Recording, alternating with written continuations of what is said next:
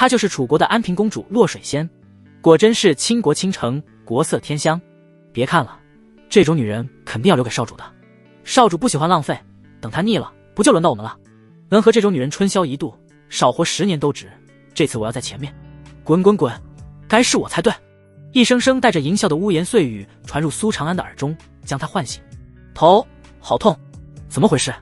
猛地，一大串长眠的记忆涌入他的脑海。原来他带着地球的记忆重生在了这方世界，因为小时候的脑容量有限，导致前世的记忆被封存，直到此刻才觉醒。这一世的父亲去世后，他便是袭了父亲的工作，成为了一名力士。工作简单枯燥，除了每日固定的巡街任务外，等有案子时，只需要混在队伍里摸摸鱼，跟着抓人就行。这次他误打误撞之下，居然找到了失踪的安平公主，这才被人抓了起来。消化完记忆后，他的内心慌的一批。这群人连安平公主都敢动，妥妥的亡命之徒。我落在他们手里，岂不是死定了？苏长安欲哭无泪，想不到刚刚觉醒记忆，就遇到了必死之局。系统，别躲了，赶紧出来救命！系统爹，系统妈，卧槽，我不会没有系统傍身吧？突然，他的精神突然一阵恍惚，脑海中出现了一册黄色的书籍，光芒四射，辉煌高贵。书册封面上赫然印着3个烫金大字：神女录。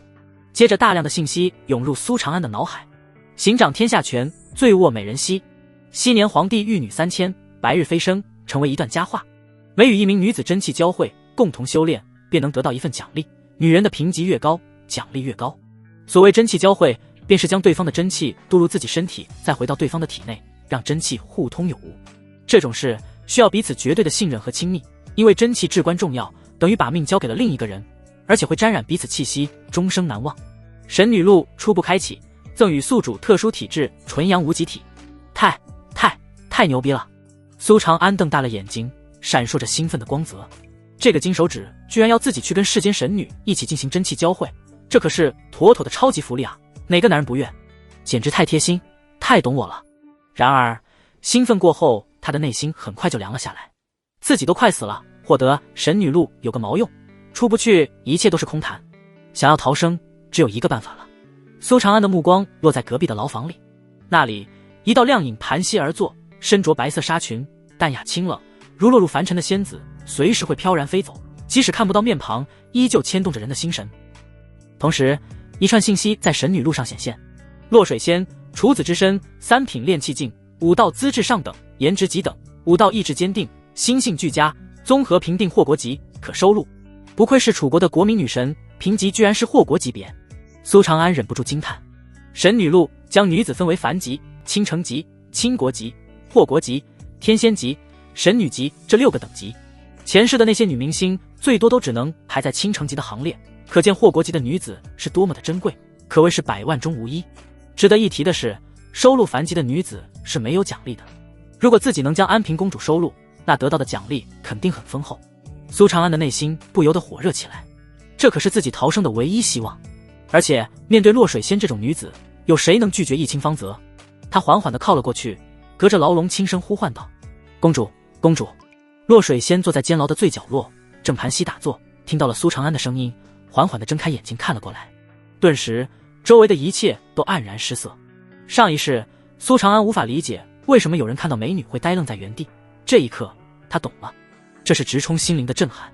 清澈明亮的瞳孔上，长长的睫毛微微颤动，弯弯的柳眉点缀，小琼鼻高挺精致，搭配上性感如花瓣的薄唇，完美的镶嵌在那张精致的瓜子脸上。白皙无瑕的皮肤上透着淡淡的粉色，宛如画中走出的仙子，只可远观不可亵玩。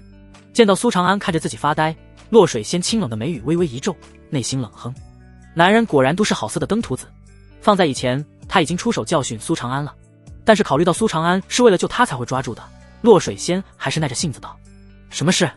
声音如清泉流淌，婉转悠扬，可惜透着拒人千里之外的清冷。苏长安没有在意他的语气，提防着四周，小声道：公主，你想不想逃出去？你有办法。洛水仙眼神一亮，紧接着道：若能帮我逃出去，我让你直接当总旗。苏长安现在只是力士，隶属于神武卫，无官无职，属于最底层的编外人员。旗上是小旗，负责管理10名力士，在上面才是总旗，管理着5名小旗，已经属于一只脚踏入了权力的门槛。在苏长安的记忆里，这个世界的总旗已经是老百姓高不可攀的大人物了，对6品以下官员都有着先斩后奏的权利。苏长安非常心动，循循善诱道：“公主身中嗜血毒，一身实力被禁锢，这才沦为阶下囚。只需要解开此毒，这区区牢狱自然困不住公主。你能解嗜血毒？”洛水先看着苏长安，一脸的不信。嗜血毒对于3品以上的武者构不成威胁，但对于3品以下的武者却非常的致命，无药可解。此毒溶于血液，无迹可寻，会压制武者气血，让武者沦为废人。唯一的解毒办法便是等3个时辰后毒药自行消散，但洛水仙每隔3个时辰便会被喂下嗜血毒，因此几乎是无解之局。苏长安不过是区区一个小力士，怎么可能解开难倒天下的嗜血毒？苏长安点了点头道：“能是能，就是需要安平公主做一点小小的牺牲。”你说？安平公主挑了挑眉，淡淡的开口。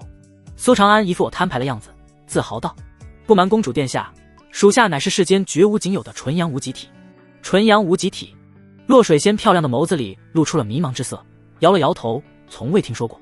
苏长安，靠了，这体质这么没有名气的吗？他只能把《神女录》中关于纯阳无极体的介绍读了出来。纯阳无极体为世间至阳之体，此等体质便如人形大补药，双方一起修炼的话，效率会很高，不仅能增进修为，还可解万毒，恢复所有伤势。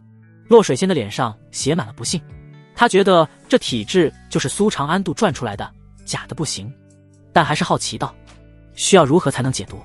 苏长安轻咳一声道：“只需你我真气交汇即可。”你找死！洛水仙眼神如刀，声音冰冷如铁。如果眼神能杀人，苏长安已经死了上百遍。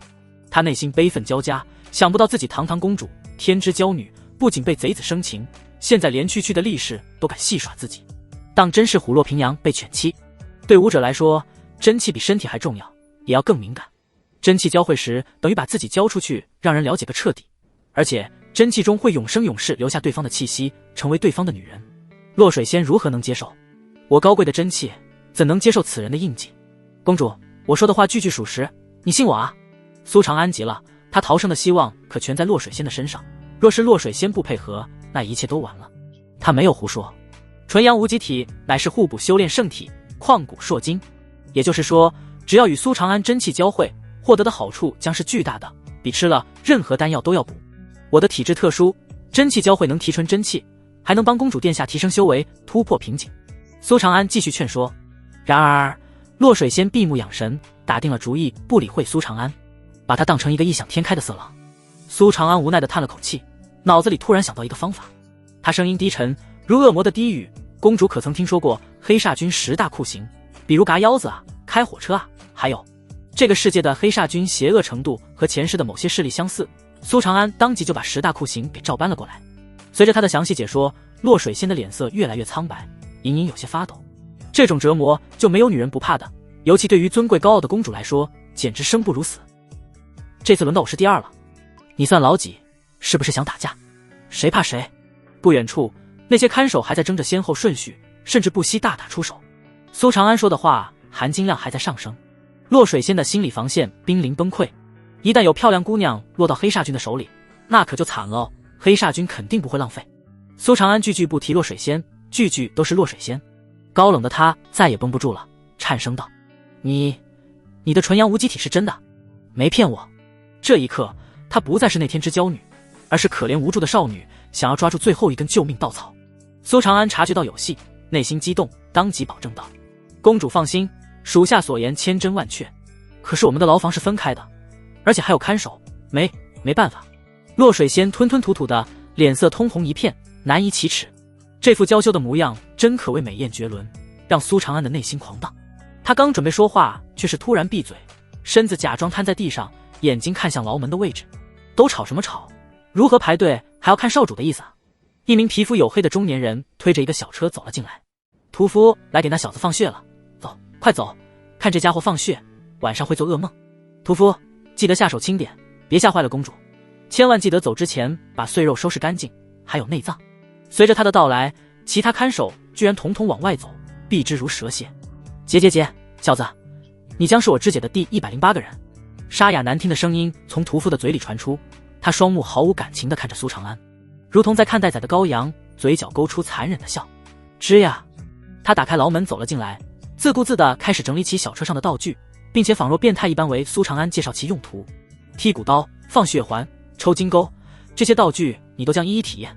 而且我保证，凭我的技术，你并不会轻易死去，而是亲眼见证自己的内脏和血肉分离，直到你的最后一滴血被榨干为止。人体是一个宝药，尤其是血液蕴含无尽的精华，人丹便是以人血为材料炼制而成，为邪修的最爱，服之可增进修为。太变态了！苏长安光是听都感到不寒而栗，生死间有着大恐惧。苏长安的肾上腺素飙升，屏住呼吸，全身紧绷，如同一条盘踞的毒蛇，等待着机会。小家伙，要开始了哦，让我看看先从哪个部位开始。屠夫兴奋地拿起一柄小刀，狞笑地走到苏长安的面前，细细地抬手摸向他的脸，打量着苏长安的模样。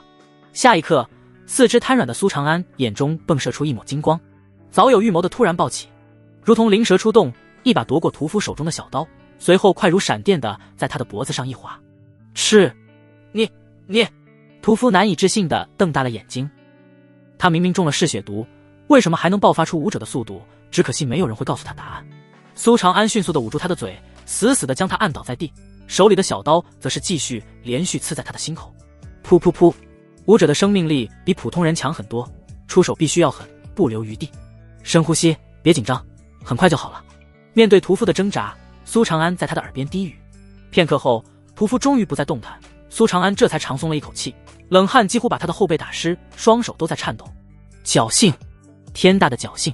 虽然纯阳无极体帮他解开了嗜血毒，但他的武道修为只是炼力境初期，而屠夫的武道修为则是炼力境中期。若非屠夫大意，一点也不设防，苏长安根本不可能杀了他。不过他死的也不冤，谁又能想到苏长安能解开嗜血毒呢？苏长安不敢耽搁，找了一把大刀，将自己和洛水仙牢房之间的柱子劈开，踏步走了进去。公主殿下，属下进来了。他走到洛水仙的身边，目光火热地看着她的面容，这绝对是他见过最漂亮的女子，哪怕前世的那些网红把美颜开到最大，都不及其半分。云想衣裳花想容，春风拂槛露花浓。若非群玉山头见，会向瑶台月下逢。情不自禁的，他将这首诗念了出来。你还会吟诗？洛水仙瞪大了眼睛，内心不由得荡漾起一丝波澜。这首诗可谓是千古绝唱，却从来没有听过，显然是苏长安所作。他居然为自己写了一首诗。苏长安催促道：我会的可多了，但现在时间紧迫，我们要抓紧了。一旦有人进入了监牢，那小命可就没了。苏长安没空培养感情，洛水仙何曾面对过这种情况，涨红了脸，不知道该如何是好。公主殿下，得罪了。关键时刻，苏长安撑起了男人的担当。公主娇躯一颤，缓缓地抬起了手，美眸定定地看着苏长安，悠悠开口道：如果你是骗我的，请结束后一刀杀了我，不要让我受到黑煞君的侮辱。苏长安自信地看着他，笑着道：公主放心，属下绝对没有骗你，试一下你就知道了。两人掌对掌，洛水仙的真气涌入苏长安的体内，宛若过滤一般再回到自己的体内，真气一进一出，循环往复，二人的脸色越来越红，宛如灵魂交融，奇妙而畅快。真气太敏感了，在彼此的身体里涌动，让洛水仙情不自禁地发出低吟。自此，武道真气烙下对方的气息。一个时辰的修炼后，苏长安和洛水仙俱是盘膝而坐。洛水仙惊讶地发现，他的真气变得纯净无比，不仅无比轻易地把嗜血毒给解了，自身的力量更是暴涨，困扰自己瓶颈居然开始松动。武道境界共分9品，1品炼力，2品炼神，3品炼气，4品明武器，5品聚三花，6品金丹，7品不朽身，8品天人，9品归一其中。每3品相当于一个大境界，属于巨大的分水岭，一卡能卡一辈子的瓶颈。洛水仙便卡在3品炼气境后期2年，迟迟无法凝练武器，想不到只因为与苏长安一同修炼，就要成了。所谓武器，代表着人的五脏，也代表着五行。肾属水，肺属金，脾属土，肝属木，心属火。凝练了武器，体内的真气便蕴含了五行属性，可透体而出，威力呈几何倍数增长，同时免疫大多数毒素。另一边，苏长安的体内同样发生了巨大的变化。纯阳无极体乃是互补修炼圣体，不仅对女子有效，对自身当然也有反馈，主打一个阴阳调和。更何况洛水仙的修为远高于苏长安，反馈的好处只多不少。苏长安的力量在以肉眼可辨的速度飞速提升，1品炼力境，主修肉身，提升的是身体素质以及力量。短时间内，苏长安已经来到了炼力境巅峰，但这还没完，他进入了一种玄而又玄的概念，仿佛回到了娘胎之中，自己变成了婴儿。人自带一股先天之气，所以婴儿的五感要强过成年人，甚至能看到成年人看不见的东西。然而，随着被世俗污染，这缕先天之气逐渐消散了。二品炼神境便是让人重返先天。片刻后，一道契机闪过，苏长安顿感神清气爽，耳聪目明。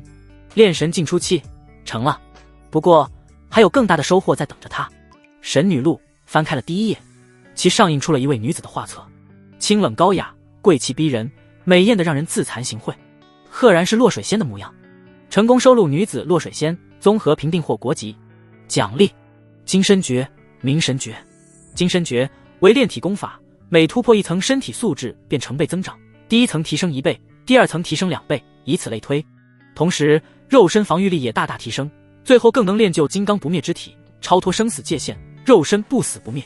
明神诀则是淬炼神识之法，神识可以理解成灵魂或者元神，是人精气神的结合，至关重要且妙用无穷。苏长安欣喜地睁开眼睛，还没来得及高兴，就和一双美艳的冷眸对上。落水仙站在原地，白衣飘飘，冰冷的气息让周围的温度都下降了几度，美眸紧紧盯着苏长安，非常复杂。他没想到自己的真气会在这种地方镌刻上一个小力士的气息，更没想到这个小力士说的居然是真的，亲自验证了纯阳无极体的玄妙，他的身心都受到了极大的冲击。恭喜公主恢复实力，咱们赶紧杀出去吧，等黑煞军的少主来了就麻烦了。苏长安感受到一股很大的压力，连忙开口。落水仙深吸一口气，冷冷道：我们之间的事，你不准说出去半个字。苏长安连连点头，公主放心，属下一定把这件事烂在肚子里。监牢之外，2名守卫正侧耳倾听牢内的动静。咦，动静怎么停了？有点奇怪啊，刚刚为什么会有女人的叫声？安平公主也在里面，你忘了，她一个公主养尊处优，肯定被屠夫的手段给吓到了。是啊，女人受到惊吓是这样的。啧，苦了那小子了。轰！监牢的大门突然炸开，一位白衣不染的女子缓步走出。落水仙，她恢复了实力。快跑！吃！落水仙抬手一指，2道金芒如闪电般射入2人的脑袋，让他俩的脑袋直接炸开。金属性，你居然突破了4品！刚刚赶来的大汉见到这一幕，直接被吓得倒吸一口凉气，转身就跑。他正是这里的头目，实力是3品炼气境巅峰，但面对4品却连抵抗的勇气都没有。落水仙身形一闪追了上去，只3招就把大汉给废了，接着便是一面倒的屠杀。很显然，落水仙恨死了这群人，在发泄着怒火。苏长安安静地当着观众，心中既激动又紧张，暗道：卧槽，这个世界的武者简直强得离谱，落水仙只是4品，但已经堪比上一世的超级英雄了，以后我武道有成，什么美国队长、钢铁侠都得靠边站，一直到杀无可杀。落水仙这才停手，深深地看了苏长安一眼，随后提着那个头目闪身消失在了夜色之中。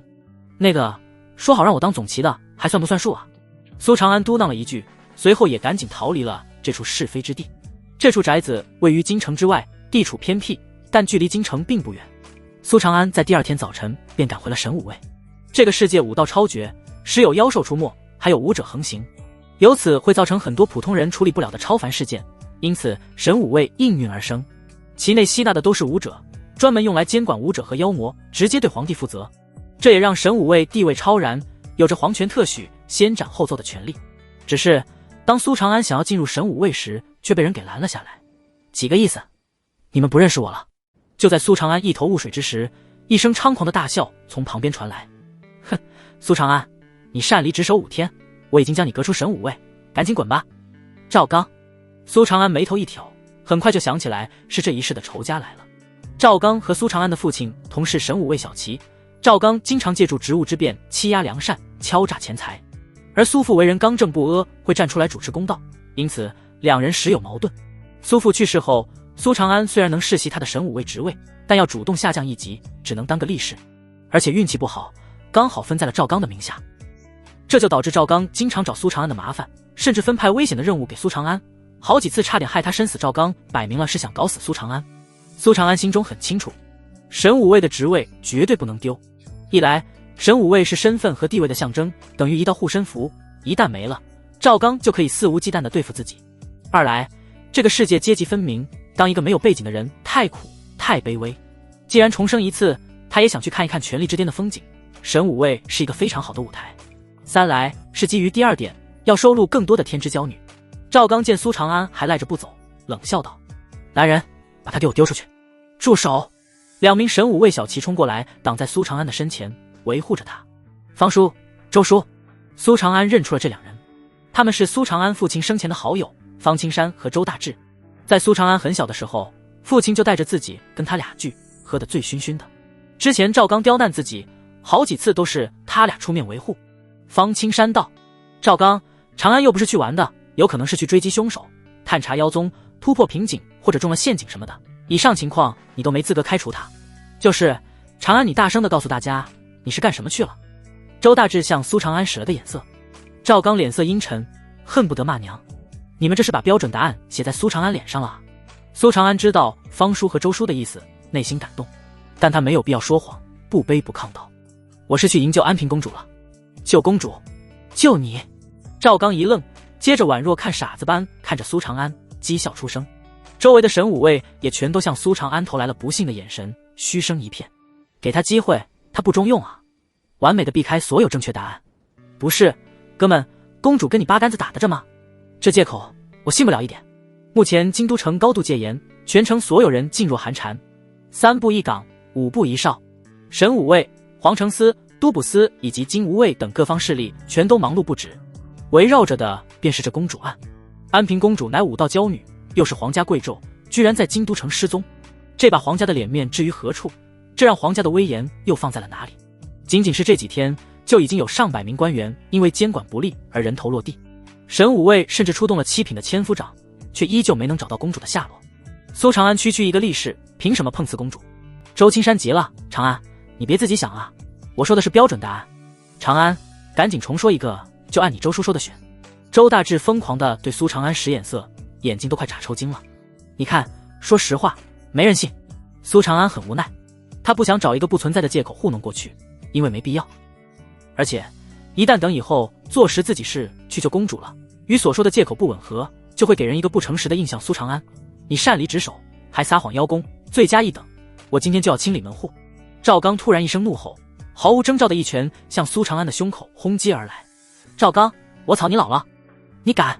谁都没想到赵刚会突然出手，周青山和方大志想救援已经来不及了。苏长安的眼中闪过一丝厉色，妈的，这狗东西是一刻都等不了，现在就想要自己的命。这一拳极为狠毒，若苏长安还只是练力进出阶的话，绝对会被直接打死。哼！他冷喝一声，运转全身的力量，同样是一拳打出。找死！赵刚见苏长安居然想跟自己对拳，满脸轻蔑，然后下一刻他就感觉自己引以为豪的力量被另一股强大的力量给碾碎了。砰！赵刚的身体噔噔噔的连退3步，眼睛瞪得大大的，充满了不敢相信的神色。其他的神武卫也都是震惊的看着苏长安，骚动起来。苏长安怎么突然就练神境了？不对劲，赵刚可是练神境中阶，居然被苏长安打退了。赵小骑士大意了，莫非苏长安以前一直在藏拙？苏长安云淡风轻的收回拳头，纯阳无极体增幅了他的战力，让他的力量远胜同阶。长安，你练神境了？方青山惊喜交加。苏长安笑着点头，遇到一点点机缘。好，好，好。方青山和周大志全都由衷的开心大笑。赵刚一张脸已经成了酱紫色，双目赤红，听到苏长安突破，简直比杀了他还难受，怒喝道：苏长安假借公主之名，以下犯上，给我把他拿下！谁敢！方青山和周大志护在苏长安身前。苏长安刚刚说的话可都记下来了，你俩包庇他，视为同罪。赵刚冷笑连连，已经稳坐钓鱼台，能说出那么没脑子的话，苏长安实在是太猪了。圣旨到！非常有辨识度的太监叫声传来，却见一名身穿红色马褂、脚蹬官靴的太监骑马而来。全场所有人脸色俱是一变，顷刻间一同下跪。神武卫中飞掠出一道身影，立于人群的最前端。苏长安下意识地瞥了一眼此人，却见他脸庞方正，鼻梁宽厚，双目如电，龙行虎步，一呼一吸间都自带一股摄人心魄的威势。最关键的是，他身着一身黑袍，其上以金丝绣着巨蟒，周围还有云纹飞舞，贵不可言。他御旨不拜，只是躬身行礼。金丝、蟒袍、云纹，他的身份呼之欲出。神武卫一把手，都指挥使。在他之后，又有数道身影飞掠而出，全都双膝跪地迎接圣旨。他们都是这一身黑袍打底，此为神武卫制服黑纹玄衣，但花纹却不尽相同。有的以银丝绣着云纹，其上有寥寥几朵祥云漂浮，这是神武卫百夫长；有的在祥云的基础上绣出一头银色猛虎，虎目圆瞪，张牙舞爪，威武不凡，让人望而生畏，此为千夫长。服装带兽，鳞爪飞扬，代表着身份显赫。神武卫职位从小到大分为例士、小旗、总旗、百夫长、千夫长、镇抚使、副指挥使、都指挥使。此刻这群大人物全都是一头雾水。皇帝已经多年不问朝政，沉迷于追求长生之路，颁布的圣旨也越来越少。究竟是发生了什么大事，居然会招来圣旨？苏长安接旨。苏长安当即回应：属下在。他内心激动，猜到是自己的奖励下来了。太监高昂着头，声音威严的诵读：奉天承运，皇帝诏曰，神武卫苏长安不惧凶险，勇闯黑煞军据点，救出安平公主有功，此勇武不凡，忠心可表，特提拔为神武卫总旗，钦此。都指挥使、千夫长、百夫长，一个个大人物此刻全都扭过头，目光如炬，惊讶地看向人群中不起眼的苏长安。一个小力士居然不声不响干出了如此大的事情，其他神武卫也都是豁然抬手，震惊地看着苏长安。离了大谱了，他居然真的去营救公主了。一想到自己刚刚还嘲讽人家，顿时感觉像个小丑。赵刚已然失去了表情管理，五官极度到扭曲，气得全身发抖。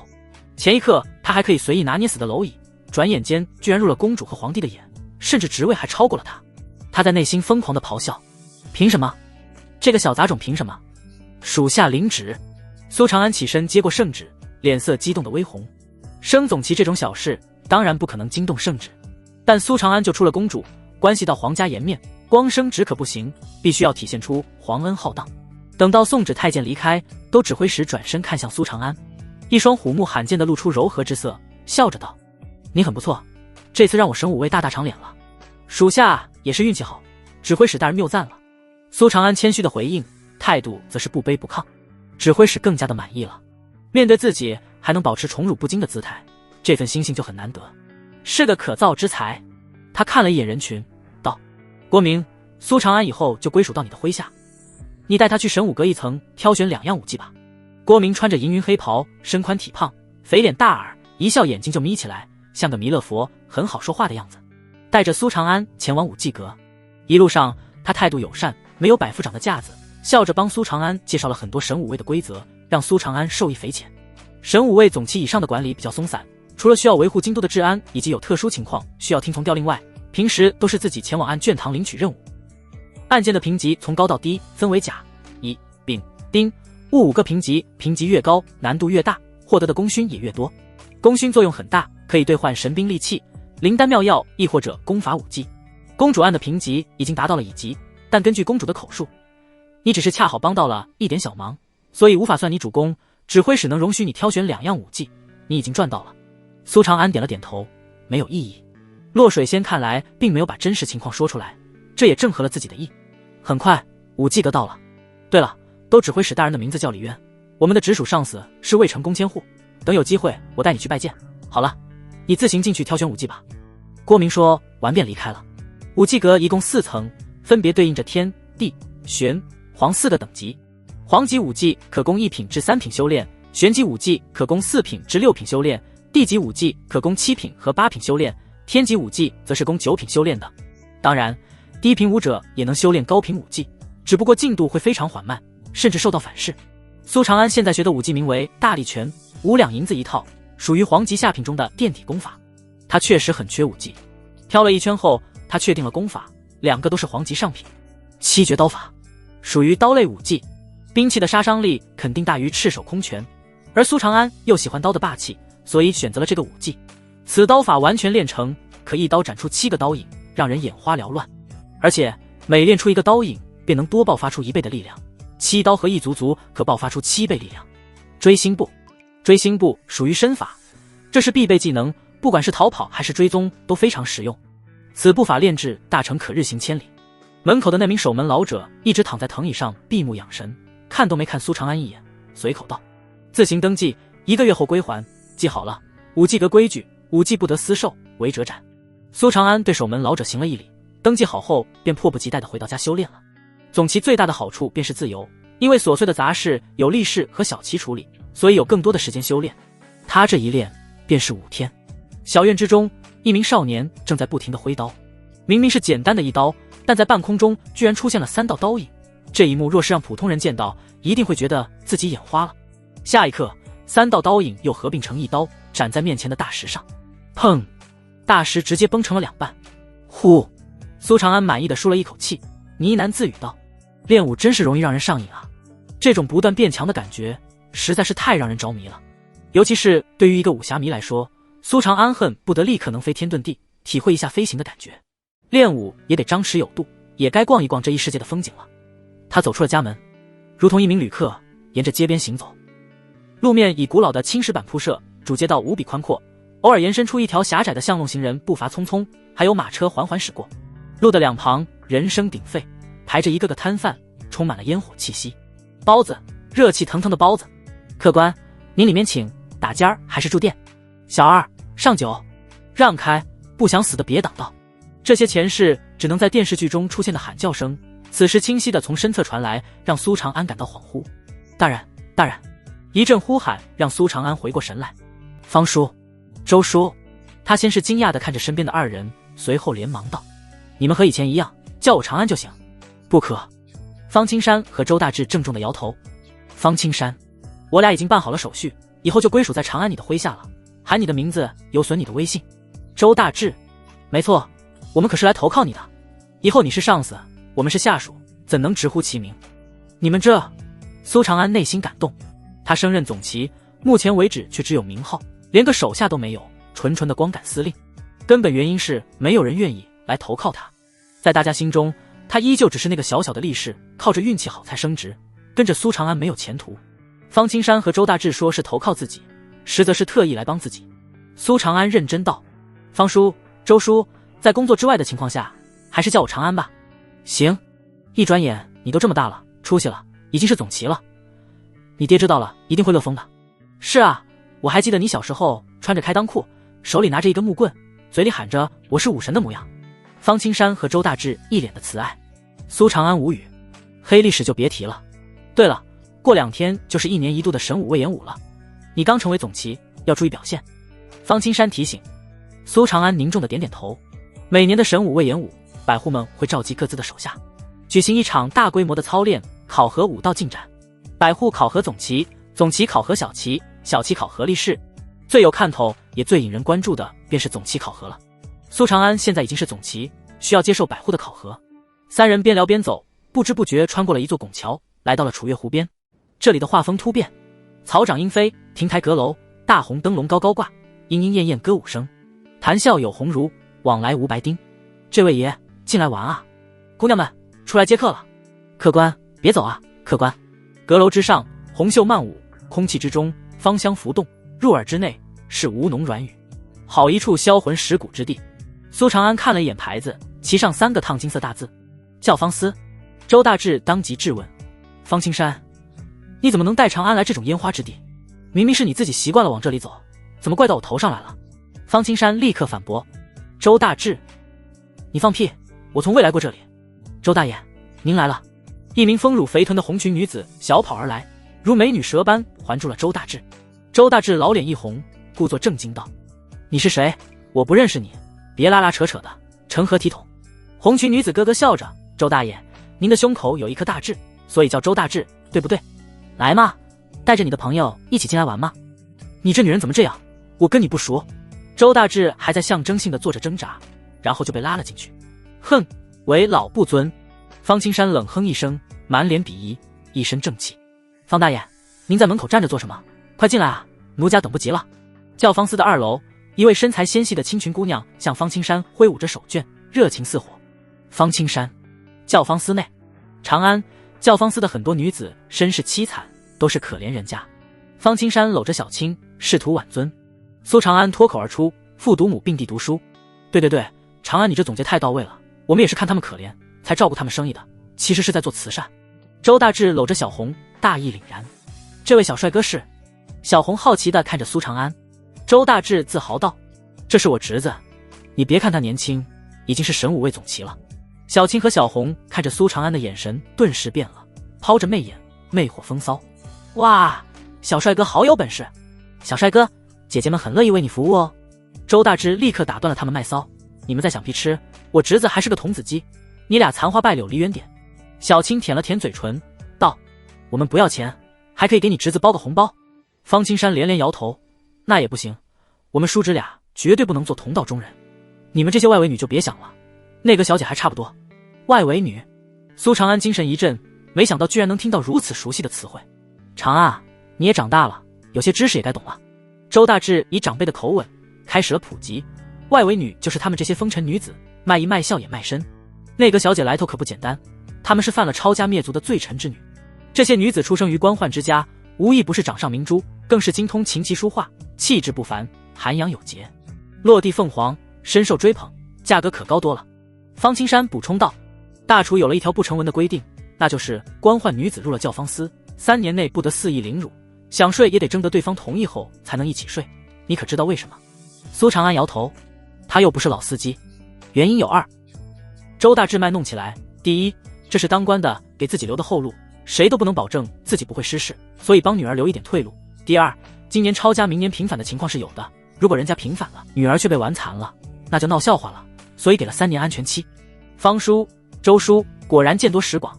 苏长安一副受益匪浅的样子：“长安，你要学的还有很多。今天你方叔和周叔给你凑钱，找一位那个小姐破了你的童子鸡。好提议，这钱我必须得掏。”方青山和周大志越说越上头，开始放飞自己。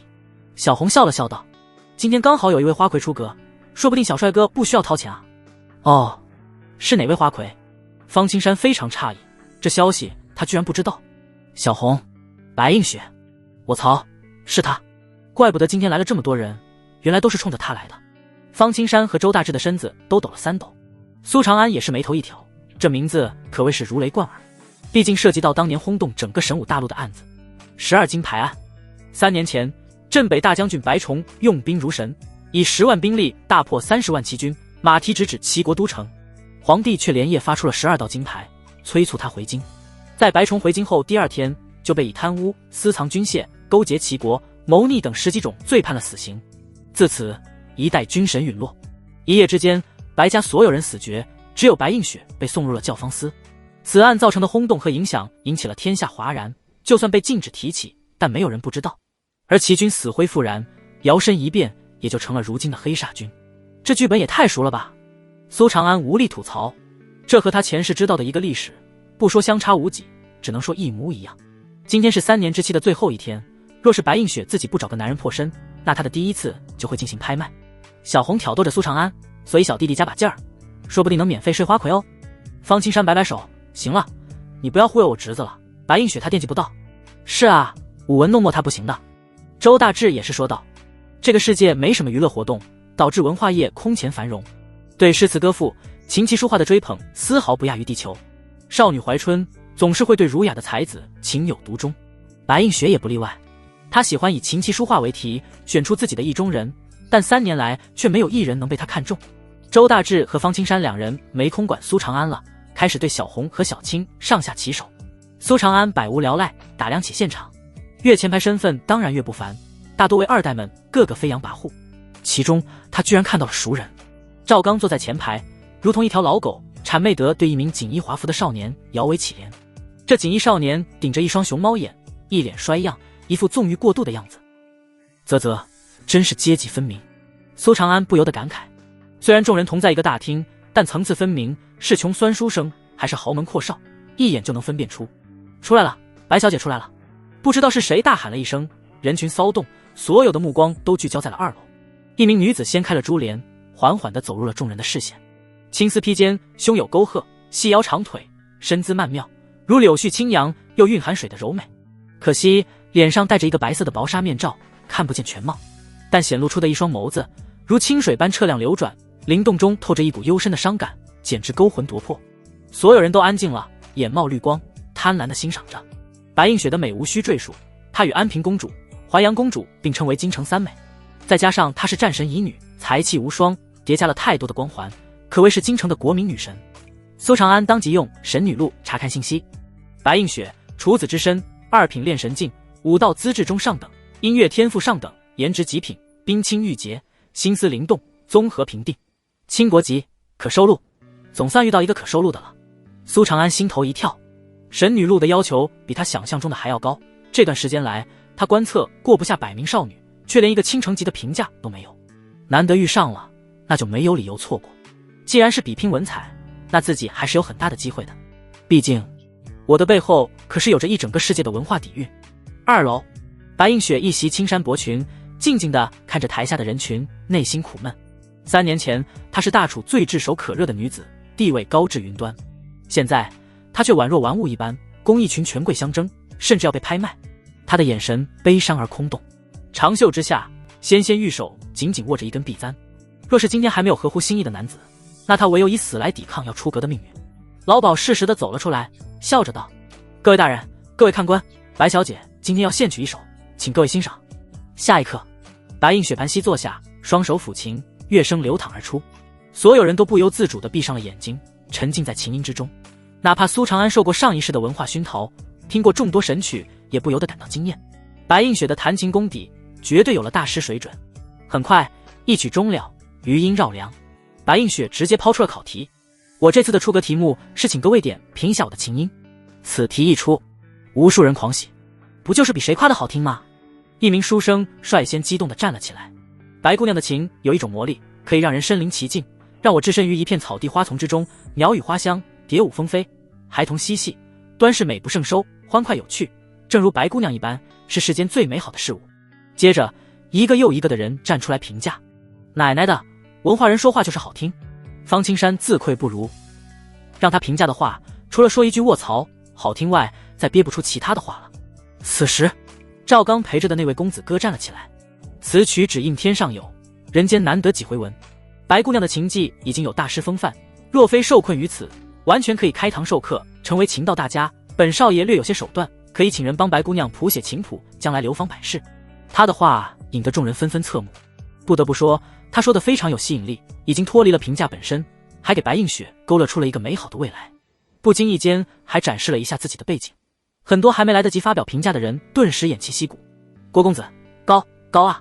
您一开口都没人好意思说话了。赵刚当即猛赞，谄媚无比：“今夜您终于可以抱得美人归了。”那是自然。公子哥得意且自信，微微一笑道：“就算他还不选我，等接下来的拍卖，我也一定是出价最高的，钱我都准备好了。”赵刚羡慕道：“那当然，放眼整个京城，有几人的财力能比得上您？白姑娘的琴有3处缺点。”突兀的一道截然相反的评价压过了所有的赞美，清晰的在大厅中回荡。是谁在胡言乱语？胆敢侮辱白姑娘，我与此人不共戴天！此人不怀好意，定是想通过贬低来吸引白姑娘的注意。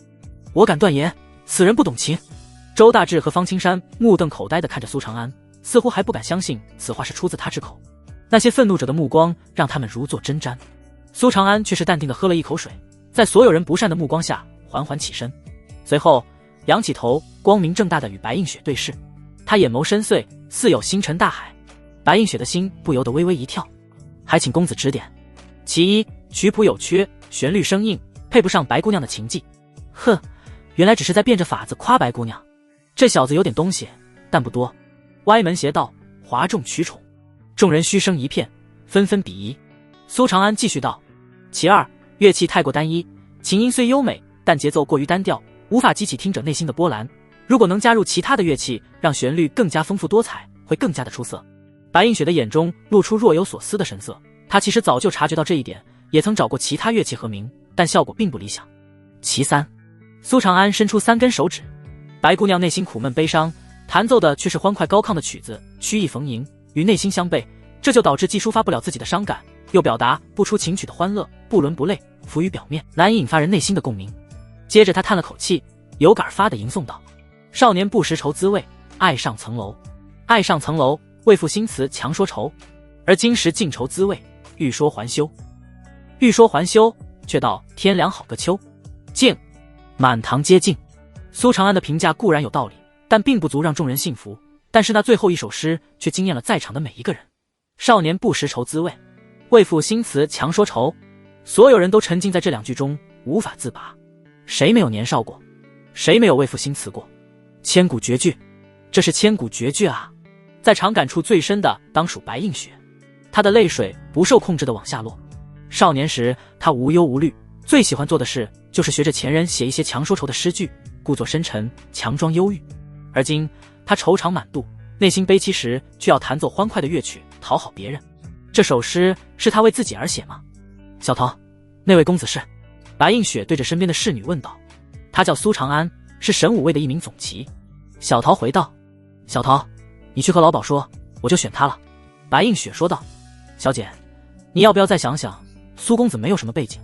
小桃语气担忧，女子若是能傍上王孙公子，将来的日子说不定还能好些，所以第一个入幕之宾尤其重要。白映雪语气坚定道。只有他合我的心意。小桃叹了口气，立刻去了。片刻后，老鸨笑着宣布道。白姑娘有请苏公子上楼。哗！虽然大家一致看好苏长安，但是当结果公布时，还是引来了一片哗然。所有人不约而同地看向苏长安，羡慕之情溢于言表。我不是做梦吧？白姑娘居然看上长安了。方青山抽了自己一巴掌。你这是什么话？长安从小就招女孩子喜欢，赶紧上楼啊！春宵一刻值千金。周大志连连推搡着苏长安，激动的声音颤抖。苏长安也很兴奋，长舒了一口气，做好情绪管理，接着就准备抬腿上楼。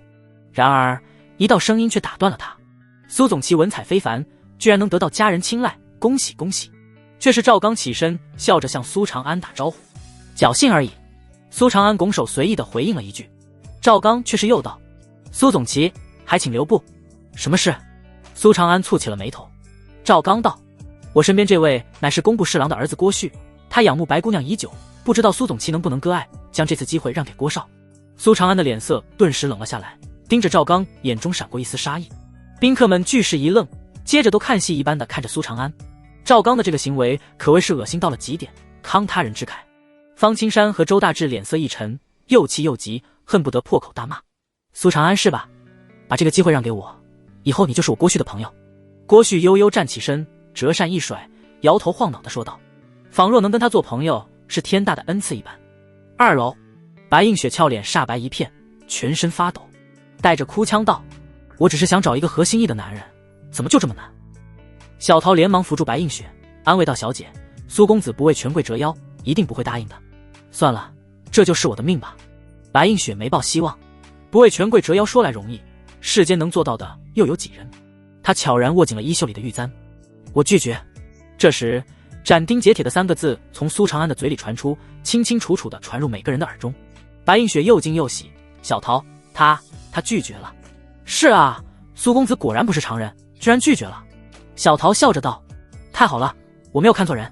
白映雪迷离地看着腰姿挺拔的苏长安，喜极而泣。大厅的众人俱是一愣，不敢相信自己的耳朵。你说什么？我给你一个重新组织语言的机会。郭旭脸色铁青地盯着苏长安，语气森冷。苏长安直视他，冷冷道。你一个只凭着父辈余音作威作福的垃圾货色，有什么资格跟我做朋友？滚！他上辈子就不是阿谀奉承的人，不然也不至于一直碌碌无为。这辈子重生一世，更不可能卑躬屈膝。而且真比背景的话，自己和安平公主乃是管鲍之交，工部侍郎算得了什么？说完，他也不理会众人的反应，径直登上了2楼。郭旭脸色因为愤怒而扭曲到一起，恨恨地看了一眼苏长安的背影，灰溜溜地走出教坊司。苏长安跟着小桃来到白映雪的闺房。房间的陈设非常简单，一张琴，一个梳妆台，3张小椅配一张4方桌，另加一张黄花梨木雕床。空气中弥漫着少女的体香，轻纱粉帐低垂，隐隐约约露出床上绣着荷花图案的锦被和软枕。白映雪已经褪去了脸上的薄纱，露出全貌，眉如远山之黛，眼似秋水剪瞳，唇若樱桃红润，秀发如瀑布般流泻，黑亮而有光泽，肤如凝脂，光滑细腻，仿佛月光下的瓷器，泛着淡淡的光晕，脸似鹅蛋，轮廓柔和，如精雕细琢的美玉。不愧是神女路中颜值评价为极品的女子，当真是让明月都黯然失色，和落水仙各有各的美。苏公子，请坐。见苏长安痴痴地盯着自己，白映雪白皙的皮肤升起了一丝红晕，轻柔地开口。红烛罗帐，才子佳人，气氛旖旎。苏长安见过白姑娘。苏长安拱了拱手，坐了下来。虽然两人对接下来要发生的事情都心照不宣，但该稳重还是得稳一手的。白映雪见苏长安虽然是神武卫的武夫，但举止得体，儒雅随和，如翩翩公子，内心不由得更加的欢喜。公子说小女子的琴谱单调生硬，难不成公子有更好的琴谱？白映雪好奇地问道。当然有。苏长安微微一笑，还请白姑娘借琴一用。前世为了泡妞，他也算是学了百家之所长，虽然都只是略懂皮毛，但显摆自己足矣。男人想要吸引女人，就要落落大方，不怕出丑。公子请用。白映雪起身让出位置，面露期待。苏长安双手抚琴，眼眸微微闭起，上一世的曲谱一一在他的脑海中闪过，那些熟悉的旋律无一不在勾动着他的回忆。前世他只是个普通人，过得不好也不差，但那如星辰般璀璨的娱乐文化还是很让人怀念的。如果可以，他真想在这个世界重新听一听上一世的歌曲。琴音渐起，伴随着苏长安的低唱，庭中梨花谢又一年丽清宵，月华洒空阶。这一世太漫长，却止步咫尺天涯间，谁仍记那梨花若雪时节？我心匪时不可转，我心匪兮不可卷。这乐曲，白映雪小嘴微张，震惊地捂住了嘴巴。他本来只是小期待，但想不到苏长安给他以巨大震撼。不仅仅是琴曲碾压了他的曲子，而且还搭配上了如此美丽的歌词。这已经不仅仅是歌词，更像是诗句。放眼整个京城，能写出此等诗句的能有几人？不知不觉，琴音消散。白姑娘，白姑娘，苏长安唤了几声，才把白映雪喊回了神。对不起，小女子沉浸在公子的琴中，失礼了。白映雪连忙起身道歉，接着敬重道：公子的琴曲已经自成一家，完全有了大师风范，之前是小女子班门弄斧了。苏长安笑着摇头道：你不用捧我，我的琴技只能算是及格，五音还不全，只是借助曲谱的特殊罢了。曲谱独树一帜，放眼京城无人能及。苏公子大才。白映雪激动的评价，不过是站在巨人的肩膀上而已。苏长安淡淡的回道。接着他又和白映雪探讨了不少乐理，每每提出新颖的想法，都让白映雪眼睛一亮，豁然开朗，仿若知己。而且他口中琴箫合奏的《笑傲江湖》，古琴合奏的《只此青绿》，琴瑟和鸣的《葬花吟》等曲子，都让白映雪心驰神往，恨不得立刻演奏出来。眼见白映雪沉迷于跟自己聊天无法自拔，苏长安开始急了。聊深入了，可不能忘了正事啊。他忍不住提醒道：嗨嗨，白姑娘，时间也不早了，要不咱们歇歇啊。白映雪的俏脸唰的一下通红一片，羞涩的低着头，扭扭捏捏了许久，这才发出一声轻嗯。一个时辰后，两人已经彻底熟络。苏长安等不及地提出了真气交汇的要求，白映雪根本没有犹豫，直接答应下来，深情道：苏郎，我的一切都是你的了，当然是愿意的。他没有多想，只当是苏长安的喜好。当即两人掌对掌，因为都还没到炼气境，体内没有真气，所以只能沟通神女路，让他引动空中的灵气在二人体内交汇。苏长安意识沉入神女路，神女路翻开了第二页，其上映出了白映雪的容貌。成功收录女子白映雪，综合评定倾国级。奖励武道天眼。武道天眼视力大幅度提高，是黑夜如白昼，交手时可看穿对手的破绽，能极快地掌控武技中的精髓。居然是眼睛类的奖励。这类技能属于天生神通，后天根本学不了，而且功能往往强大无比，非常的实用。再看武道天眼的介绍，如此强大的功能足以引起无数武者疯狂。你可真是我的福星。苏长安激动地在白映雪的额头上亲了一口。同一时间，皇宫深处，安平公主的府邸，洛水仙一身洁白素衣长裙，发丝轻垂，如月色下的仙子，素手飞舞，正写着字。很快她收起笔，轻声念出了纸上的内容：云想衣裳花想容，春风拂槛露花浓。若非群玉山头见，会向瑶台月下逢。眼神追忆，脸色似嗔似喜。这时一名宫女小跑着过来：公主，最新消息，苏大人今夜去了教坊司。洛水仙的脸色顿时一沉，语气冰冷：还有呢？宫女瑟瑟发抖，双手递出一张纸道：他还给教坊司的白映雪写了一首诗。洛水仙抬手一招，隔空将记录着那首诗的纸吸到了面前。少年不识愁滋味，爱上层楼。爱上层楼，为赋新词强说愁。而今时尽愁滋味，欲说还休。欲说还休，却道天凉好个秋。到处勾搭女子，浪费一身文采的登徒子。洛水仙冷哼一声：后来呢？后来他成为了白映雪的入幕之宾，一直没出来。宫女说完，只感觉周围的空气都降低了10几度，如置冰窖。洛水仙一拍桌子，咬牙切齿道：这个混蛋！翌日，白映雪一排如刷的眉毛微挑，美眸睁开，看着身侧的苏长安，满眼爱意，又羞又喜。苏郎，奴家来伺候你更衣。他忍着不适起身，服侍苏长安穿戴整齐，接着期待又忐忑道：苏郎，你还会来看奴家吗？苏长安道：看情况吧。白映雪的脸色唰的一下变白，不知所措。苏长安霸道道：“别人走过的道，我不会走。”白映雪很快就明白了，立刻展颜欢笑道：“苏郎，就是你不说我，也不会让别人碰我。奴家生是你的人，死是你的鬼。雪儿，给我点时间，我会想办法帮你赎身的。”苏长安温柔地搂着她，承诺道。白映雪幸福地点头：“我等着苏郎。”苏长安离开教坊司后，白映雪立刻把小桃喊了进来：“小桃，以后我的客人只有苏郎一人。”“什么？”小桃震惊地看着他：“苏大人有这么多银子吗？”白映雪虽然已飞完毕，但一碗的价格依旧高达100两银子，就这还非常抢手。教坊司也不会允许白映雪闭门不接客的。白映雪道：“银子我帮苏郎付。”“小姐，你疯了，这是你将来赎身的银子。”小桃瞪大了眼睛，感觉白映雪失了智：“你苦苦攒了3年，经不起这么造的。”白映雪道：“苏郎会为我赎身的。”“小姐，他只是区区总旗，月俸才几个银子，不可能做得到的。”小桃努力地劝说道。教坊司人尽皆知，男人的嘴骗人的鬼。教坊司的内阁姑娘都是戴罪之身，所以赎金高的离谱。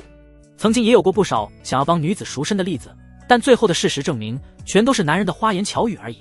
那些女子伤心欲绝之后，要么选择沦落风尘，要么就一死了之。白映雪坚定道：“那我就用命去补。”突然，她整个人一愣，又惊又喜地发现，在跟苏长安的真气交汇后，实力居然莫名的从炼神初期突破到了炼神中期。苏长安走在大街上，突然感觉自己肩上的压力沉甸甸的。既然白映雪成了自己的女人，那就得帮她赎身，必须得搞钱了。虽然关于赚钱的方法他知道很多，但是想要将它们变现非常难，一时间还真不知道该从什么方向切入。钱果然不管在哪都是好东西。上一世我穷怕了，这一世我得大赚特赚才行。他暗暗下了决心，接着把注意力放在这次双修的收获上。武道天眼自不必多说，经过彻夜的修炼，他的修为也突破到了炼神境中期。炼神境初期会提高人的五感，让人耳聪目明，而中期则是提高了人对身体的掌控力。到了这一步，他身体的协调能力以及对自身力量的掌控会达到混元如意的地步。以前一拳可能只能发挥出 80% 的力量，现在他可以发挥出 100%甚至 120% 的力量。除此之外，我的金身诀居然也练成了第一层。苏长安有些意外，更多的是惊喜，想不到双修对金身诀的修炼也有帮助。第一层金身诀让苏长安的身体素质翻了1倍。要注意，身体素质可是综合指标，不仅仅是力量，还有速度、反应力以及爆发力。这下子苏长安对明天的演武是彻底不慌了。翌日，1年1度的演武到了。神武卫演武场，宽阔的场地被分割成了20个区域，每个区域由1名百夫长掌管。每名百夫长的麾下理论上有5名总旗、25名小旗、250名力士，但实际上人数会少一些。比如苏长安的麾下就只有方青山和周大志2名小旗，外加10名力士。他们一同来到郭明管理的区域，等待片刻后，5名总旗已经全部到齐。郭明虎目一扫，朗声道：“这次演武的内容是速度和反应力，比一比谁能在飞石阵中待的时间更久。”飞石阵，这下子有好戏看了。这个阵法可是由镇抚司大人亲自设计出来的，甚至伤到过7品武者。听闻那一次，方圆千里的石头都被借用，昏天黑地，飞沙走日，宛如世界末日。这个阵法只闻其名，从未见过，还是第一次用来演武吧。小旗和力士们一个个兴奋地议论开了。毕竟百户考核的是总旗，他们不需要进入飞石阵。看别人去考试，尤其是看上司考试，总是很开心的。包括苏长安在内的5名总旗则是忍不住心头一紧。郭明笑着道：“放心，飞石阵的速度只会调整在3品范围之内，而且石头上不会附着真气，杀伤力有限。但相应的，你们也不可以使用真气，一旦用出就视为失败。只有到达3品炼气境体内才会生出真气，所以这条规则跟苏长安没有什么关系。”第一个，王渊。郭明没有给准备的时间，直接按照成为总旗的顺序开始考核。王渊身材高大，眼眶微陷，鹰钩鼻，薄嘴唇，有种阴狠倨傲之感。他镇定自若地走入了阵法之内，在他的脚下早已铺满了碎石，围成了一个半径10米的圆。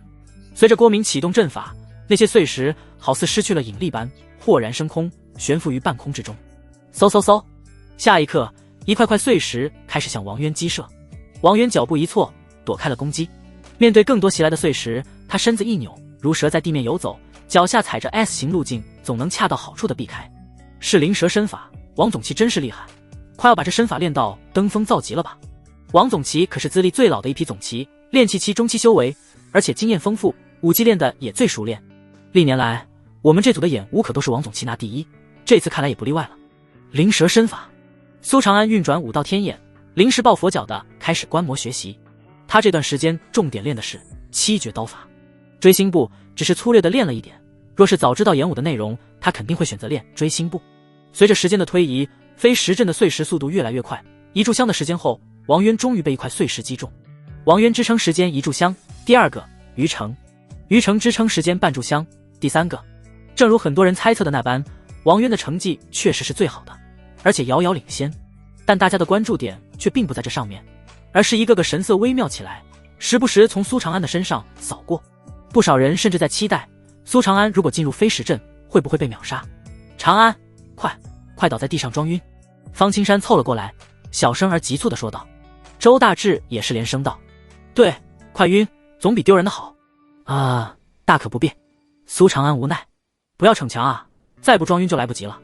你现在可是总旗，表现得太糟糕，可就没有威信了。方青山急了。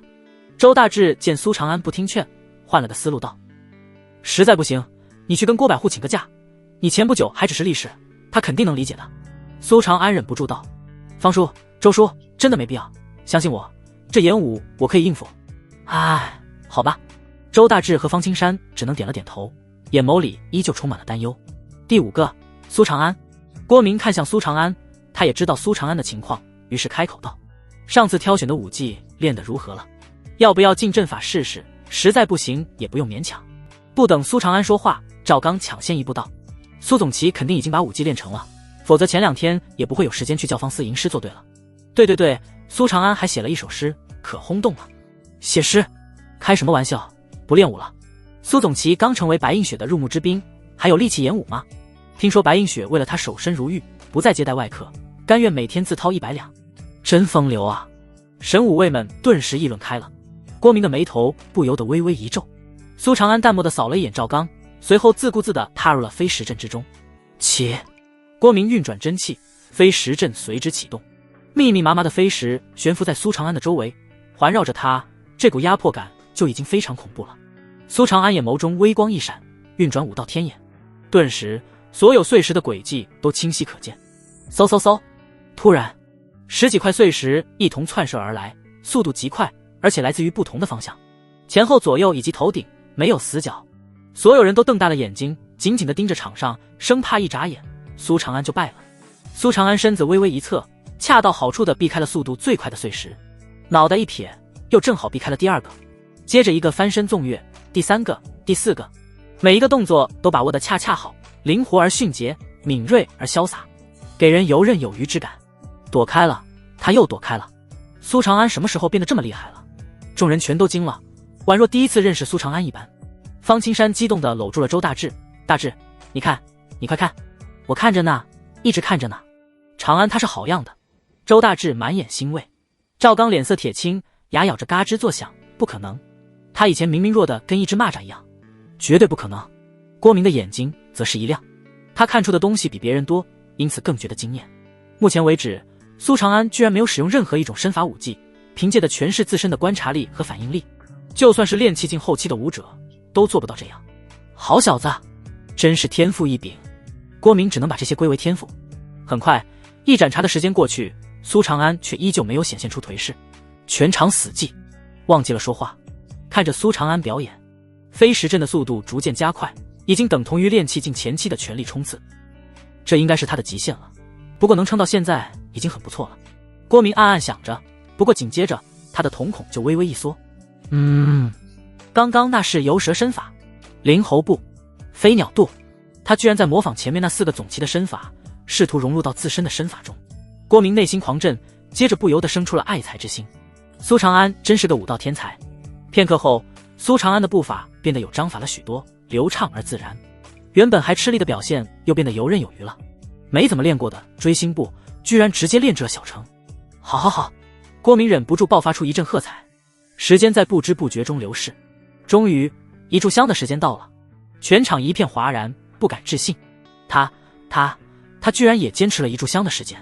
准确来讲，他已经超过了王总旗，因为他还没结束。真的假的？他前几天不还只是立誓吗？妈的，嗑药了吧？说者无心，听者有意。赵刚拳头猛然握紧，眼中露出恍然之色。没错，嗑药。苏长安刚当上总旗，不想在同僚面前丢脸，所以一定是嗑药了，燃烧了自己的潜能。赵刚的心脏激动得砰砰跳动，好似发现了真相。他阴沉沉地看了苏长安一眼，这种药副作用很大，会对身体造成不可逆的危害，而且事后还会有很长的疲惫期。演武结束，今年的第1名是苏长安。郭明笑着宣布。慢着，王渊站了出来，不服道：百户大人，我不信苏长安能赢我。赵刚随后也站出来道：我作为苏长安的老上司，对他的实力很清楚，就算放在历史里都是垫底的存在，绝对不可能有这种实力。我有理由怀疑他嗑药了。啊，苏长安真的嗑药了。赵刚说的有道理，8、9不离10了。苏长安的进步确实太快了，让人不敢相信。我也觉得有点假。质疑声逐渐多了起来。方青山怒斥道：都不要放屁了，我家大人绝对不可能嗑药。王渊，你是不是输不起？周大志气的破口大骂。苏长安，以往的演无可都是我在训你，你突然升任总旗，我还有点不习惯，不如我俩再切磋一下，你能赢我就信你。赵刚挑衅地看着苏长安，冷笑道：好啊。苏长安的声音低沉冷酷，双手默默地捏紧了拳头，眼底闪过一丝厉色。在他还是力士时，赵刚都会借助演武的名义与自己切磋，实际上出手极为狠辣，纯粹是在虐自己。他早就想报仇了，而且苏长安也知道有很多人不服自己，就像电影中的那句台词：人心中的成见是一座大山。他正好借此机会展现实力，给自己立威，把那座大山搬开。见二人都没有意见，郭明当然也不会有什么意见，而是当起了裁判，就地进行比武。苏总旗，等等我会下手轻点，毕竟你的身份不同了，总得给你留点面子。赵刚咧嘴一笑，稳操胜券地说道。他笃定苏长安嗑药了，而且算算时间，副作用肯定开始了。等等，大家一定会印象深刻，因为这会是一场一面倒的战斗。不要废话了，出手吧。苏长安面色平静，眼眸淡漠，好似并不把眼前的战斗放在眼里。他的这副做派让赵刚大为恼火。装什么玩意儿？等我完败你，看你还有没有脸继续当总旗。此刻就连其他组的一些神武卫都闻讯而来，围观这场比斗。呵！赵刚大喝，猛地抬腿踹向苏长安的膝盖，他要让苏长安跪下，丢尽脸面。可惜武到天眼之下，他的一切都无所遁形，破绽百出。苏长安站在原地不动，只随意的一脚踹出，却后发先至，精准地踢在了赵刚的膝盖处，反而让他跪在自己面前。赵刚怎么跪下了？苏长安踢出一脚，居然直接反制了赵刚。他不是嗑药了吗？怎么还有这么大的力量？很显然，人家没有嗑药。出腿动作不规范，发力点不对，弱。平淡的评价声从苏长安的嘴里传出，扎得赵刚的心刺痛。苏长安，他双目激欲喷火，嘶吼一声，从地上一跃而起，一记凌空飞踹蹬向苏长安的胸口。苏长安古朴不惊，依旧只是一脚踹出，只不过速度更快，抬得更高。砰！身在半空中的赵刚如断了线的风筝，被踹出去10米远，接着还如皮球般在地上翻滚了几圈，狼狈不堪。苏长安冷冷道：下盘不稳，跳起来空门大开，你是猪吗？这么弱？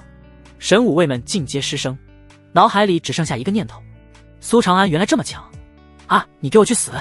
赵刚状若疯魔的冲来，吭！猛地拔出大刀，全身力量汇聚，向苏长安斩来。快，非常快！刀如疾风，如影随形，势大力沉，引动狂风呼啸，是赵刚的绝技疾风刀法。这武技可是黄阶上品武技，威力很大。苏长安能怎么破？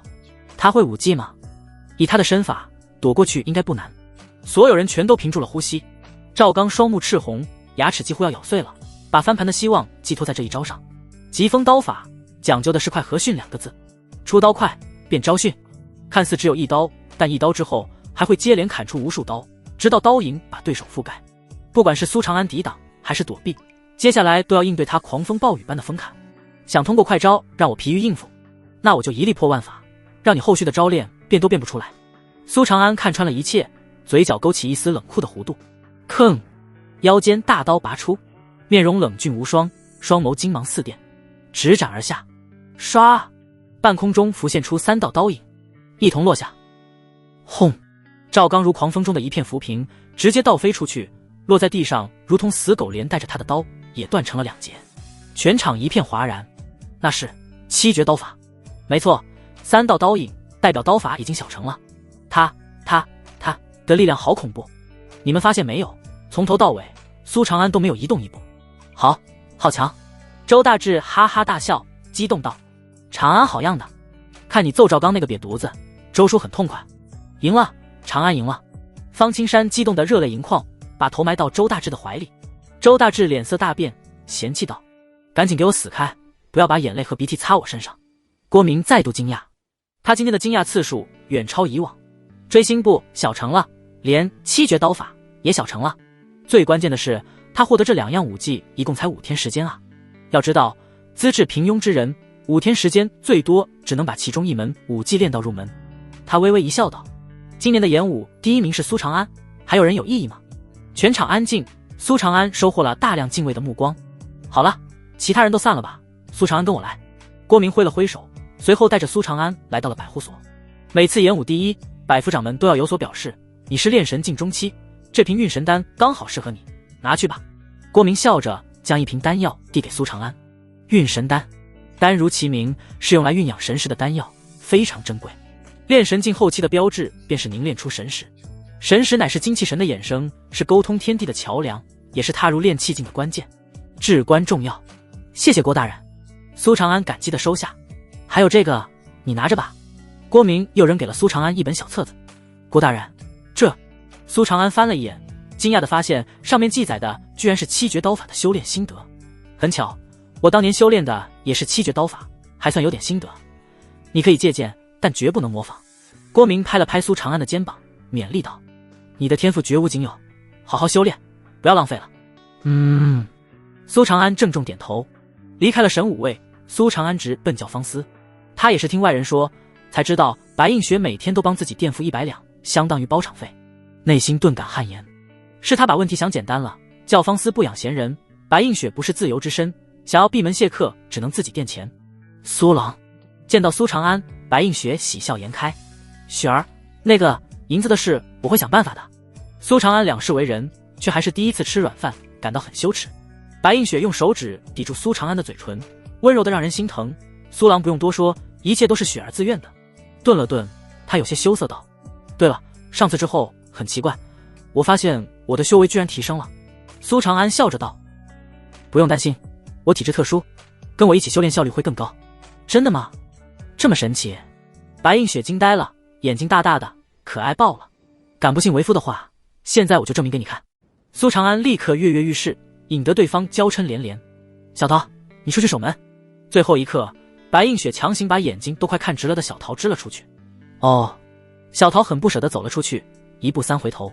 接下来的日子，苏长安变得悠闲起来，要么就宅在家里修炼，要么就是去教坊司教找白映雪谈情说爱家，一同修炼，得空了再去神武卫完成几个任务。这期间他也发现了一个问题，那就是大楚国并不像表面上这般安定祥和，稀奇古怪的案子越来越多了，尤其是人口失踪案囤积了一层又一层，几乎每天都会有人前来报备，而且妖物出没的传闻也越来越多。皇帝追求长生，冒杀忠良，国家灾祸频出，妖物横行，周边敌寇环视，耀武扬威，这些明显是国运下降的表现啊。苏长安暗自想到。转眼1个星期的时间过去，双修和运神丹双管齐下，终于让他诞生出了神识，突破到了炼神境后期。神识一成，苏长安的感知再度提高了一截。这种感知并不是指无感，而是第6感。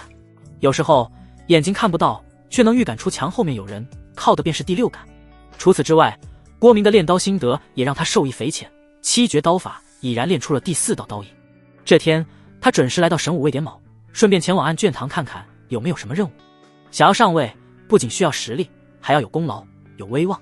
光会打有个屁用，得有势力，有背景。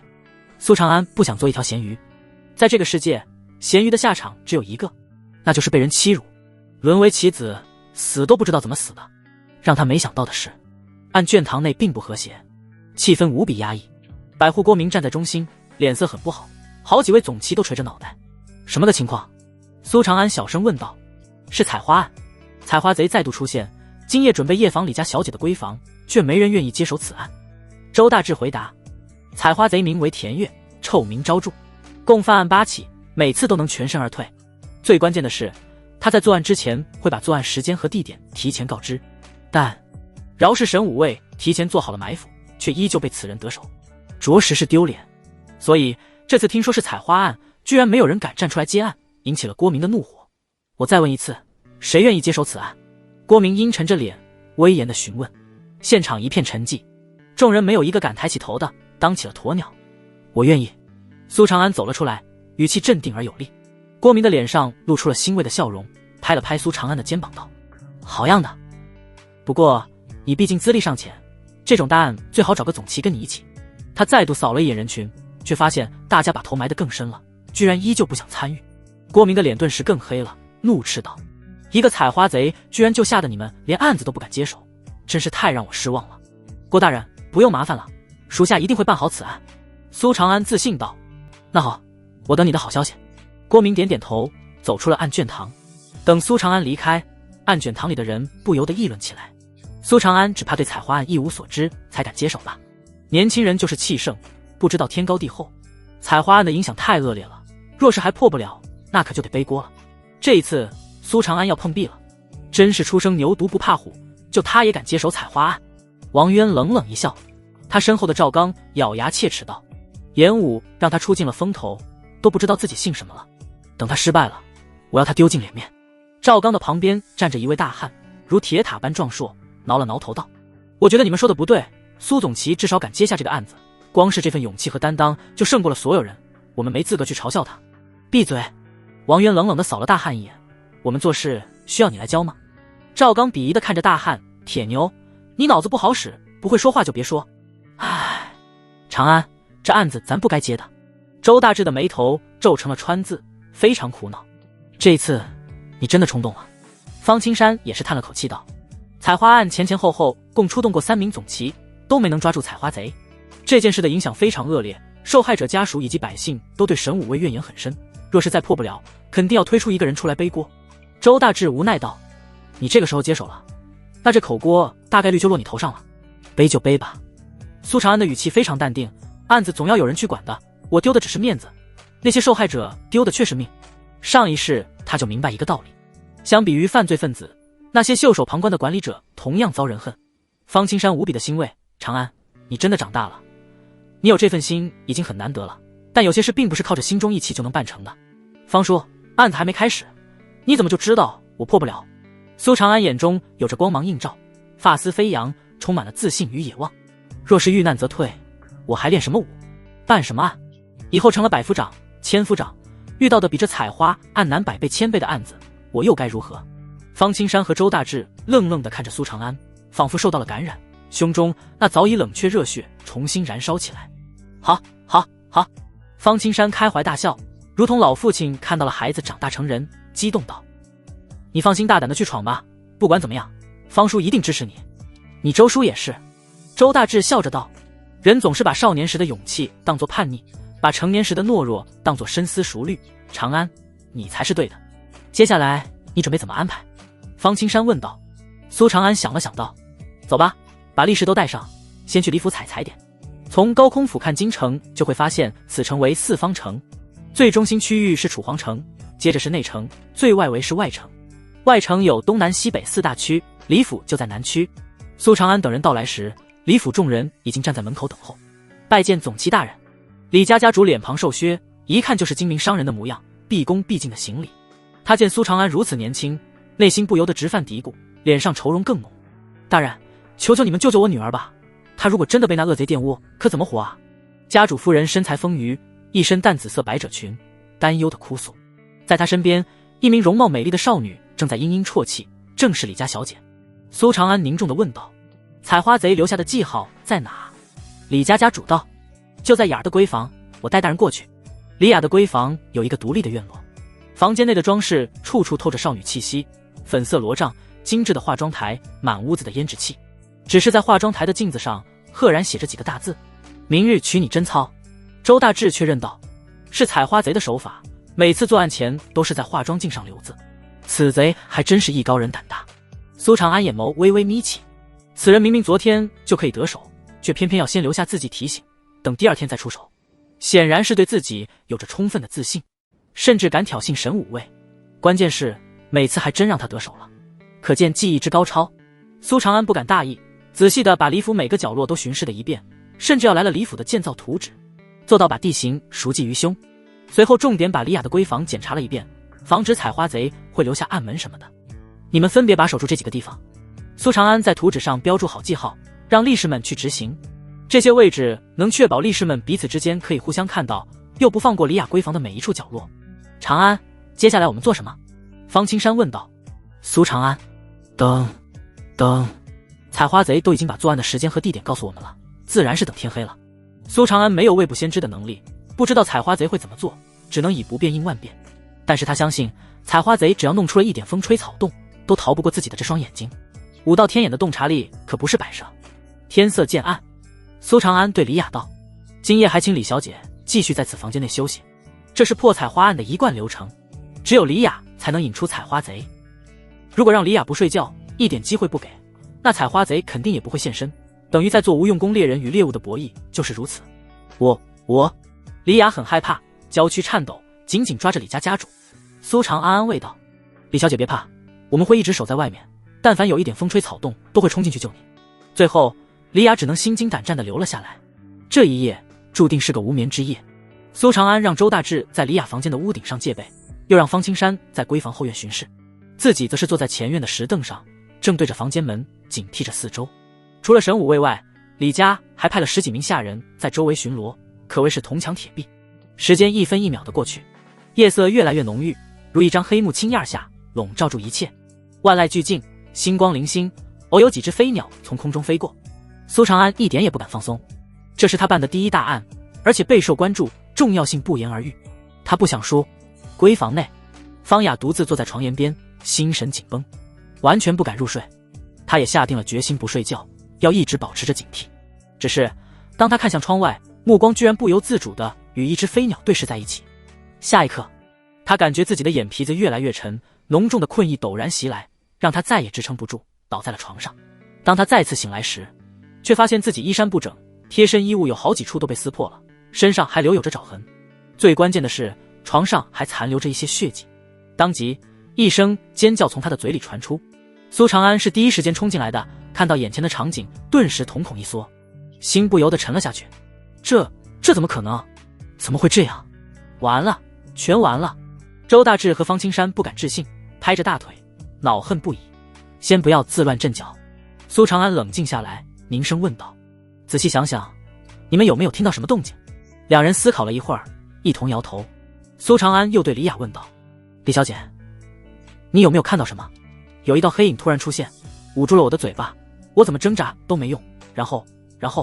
李雅娇躯颤抖，蜷缩成一团，哭泣着：“不可能！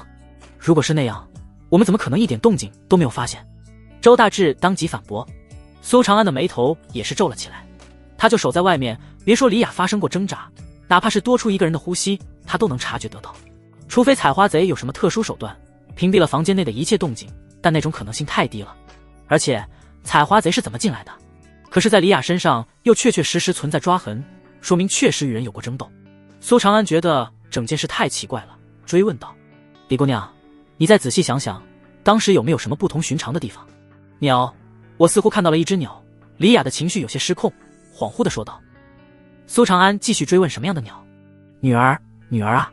方雅的母亲打断了苏长安的询问，焦急着赶过来，一把抱住李雅痛哭：“苏大人，请回吧，难道还要在这里看小女的笑话不成？”李家家主也过来了，他一脸的愤怒，对苏长安没有了好脸色。神武卫失职，让他女儿遭此大祸，心中正憋着一肚子气，没处发泄。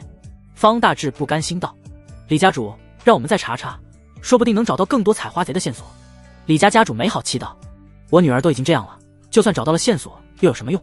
都给我走！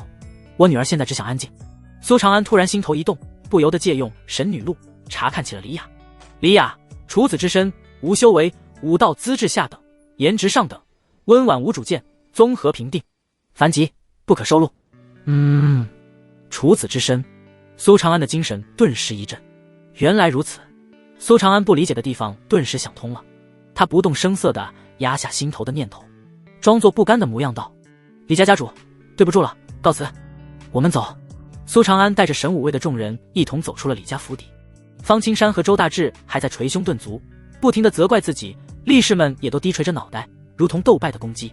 为了让这场戏演得更逼真，苏长安也没有提醒他们，直到走出了一段的距离后，他才让大家停下了脚步。他的眼中有睿智之光闪烁，胸有沟壑道：“方叔、周叔，等等你们这样。”一炷香的时间后，李家的气氛一片压抑。李家家主和李雅的母亲待在房间里唉声叹气，愁容满面，又气又恨。沈武卫真是徒有其名，我就不该相信他们。李家家主气急得拍着桌子，一想到女儿的遭遇就心如绞痛。那个小年轻一看就不靠谱，估计是靠关系成为的总旗。李雅的母亲则是一个劲儿的哭诉，说这些有什么用？我那可怜的女儿啊！我要联合其他受害者一起去投诉，状告他。李家家主气急败坏道：“哦，要状告本旗？”苏长安大迈着步子走了进来，压迫感十足。李家家主顿时像老鼠见了猫一般，吓得脸色苍白，色厉内荏道：“你难道还想杀人灭口？大人，不告了，我们不告了，饶了我们吧！”李雅的母亲则是连忙跪地求饶，本旗还不屑做那种下三滥的事。苏长安神色平静，威严道：“若是不想你女儿有事，就赶紧去后院看看，一切自现分晓。”李雅归房内，李雅把所有人都赶了出去，一个人在房间哭得死去活来。“小娘子，长夜漫漫，哭什么呢？”突然，一道戏谑的声音响起，一道身影如鬼魅般从窗户闪身而入，站在了李雅的面前。此人一身粗布短打，外着灰色短衫，脚踩黑色长靴，踏步走了进来。他皮肤黝黑，双目细小，下巴尖细，如老鼠般丑陋，脸上还带着淫秽的笑容。李雅惊怒地看着他：“你是谁？”“哈哈，我当然就是你们口中的采花贼了。”采花贼猖狂地大笑。“采花贼！”李雅一头的雾水，想不通采花贼明明已经得手了，为什么还去而复返，内心悲伤而绝望。“你不是，我不是得手了对吗？那不过是骗走沈武卫那群蠢货的障眼法。”采花贼无比自得，舔了舔嘴唇，如同饿狼。“来吧，小美人儿，接下来没人能打扰我们了，我一定让你欲仙欲死！救命！谁能来救救我？”李雅面无血色，如同小白兔般在房间内不停地闪躲。“好玩，真好玩！你越反抗，我就越兴奋。”采花贼如同猫戏老鼠般，故意放慢了脚步，陪着李雅玩追逐游戏，偶尔扯下来他的一件衣服，让李雅失声尖叫：“求求你，放了我，放了我吧！”李雅苦苦哀求，娇躯颤抖不止，美眸中满是绝望。“谁能来救救我啊？”轰！下一刻，他就见闺房的房门被人推开，月光挥洒而下，映出了一道挺拔的身影。他双眸若电，脸色俊朗冷峭，气势磅礴，如山似月。居然是刚刚离开的那位沈武卫总旗。他就如同一道光，照进了李雅的生命中，让他喜极而泣。“大人，救我！求大人救救小女子吧！”采花贼大惊失色，沈武卫的人，你们没走，雕虫小技，还想骗我？苏长安冷冷一笑，一拳轰向采花贼。采花贼冷哼一声，与他对了一拳，当即感受到了一股巨大的力量，身子倒飞出了房间之外。这小子好大的力量！采花贼心惊不已，同时他发现10名沈武卫力士以及李家的护卫们已经把这里包围，全都虎视眈眈地看着自己。“苏大人，这到底是怎么回事？”李家家主和李雅的母亲一头的雾水。苏长安冷冷一笑道：“李小姐并没有被玷污，她只是做了一个非常逼真的梦，衣服也是她自己撕开的，甚至连身上的爪痕也是她自己抓伤的。”“那是梦？”李雅惊讶地瞪大了眼睛。“不错。”苏长安点了点头，继续道：“当我们看到房间中的场景，再加上李小姐的口述，第一反应都是误以为采花贼已经得手。如此一来，李小姐的情绪崩溃，其父母也不会愿意配合沈武卫调查，并且驱赶沈武卫离开案发现场，从而导致错过很多细节，发现不了真实的情况。而等大家都离开了，也是所有人警惕性最低的时候，真正的采花贼便会出现。此刻李小姐失去了所有的保护，结果可想而知。”听了苏长安的话，李雅的父母顿时羞愧地低下了头。李雅不敢置信道：“可是我怎么会做那么奇怪的梦？可以让人做梦的手段有很多，我猜答案应该在那棵树上。”苏长安指着闺房旁边的那棵树道：“那里正对着闺房的窗户，是最容易施展手段的地方。”他的话音刚刚落下，一只飞鸟便从树里飞出，逃离出去。苏长安瞥了一眼道：“妖吗？此妖不擅长久飞，你们去抓住他。”“是。”10名力士当即追了过去。“好小子，我小瞧你了。”采花贼脸色铁青，但是并不慌张，反而冷笑地盯着苏长安道：“就算识破了又如何？就凭你也想抓我？”“对，就凭我。”苏长安眼中有着兴奋之色一闪而过，全身肌肉紧绷，身子微微弓起，坐捕猎状。他穿越至此，习得一身武道，少年勇武，总想一吐风采。他渴望着一场酣畅淋漓的战斗，来测一测自己如今的实力。除此之外，这还是他第一次出任务，第一次抓贼，内心紧张与兴奋交织，侠气肝胆，斗志昂扬。事关前途，只能成功，不许失败。采花贼不由得被苏长安的气势所慑，居然后退了一步，这让他恼羞成怒。妈的，臭小子，不知死活！轰！他一拳打出，带着凛凛威风，直奔苏长安的面门而来。吭！苏长安眼眸眯起，看准时机，抽出腰间大刀，迅速地斩向田月的拳头。然而，田月的拳头上有一层薄薄的气流环绕，有着神异的效果，不仅挡住了锋利的刀刃，更是发出一股反震之力，将苏长安震退。这便是3品炼气境才能凝聚出的武道真气。真气一成，妙用无穷，可附于身体作为护盾，亦可用于攻击，大幅度增强力量和破坏力。哈哈，原来只是区炼神境修为，也他妈敢管老子的事！采花贼嘲弄，完全没把苏长安放在眼里。他自认为摸清了苏长安的底，再度提起一拳攻向苏长安，准备结束战斗。苏长安深吸一口气，又是一刀斩出，他的身上有金色之光一闪而过。金身诀，哪怕只是第一层，也让综合的身体素质翻了1倍。采花贼不过是炼气境初期，力量并不比苏长安高多少，没用的。采花贼怪笑一声，他自诩有真气护体，赤手空拳迎向大刀。轰！刀拳相碰，两人俱是后退了3步。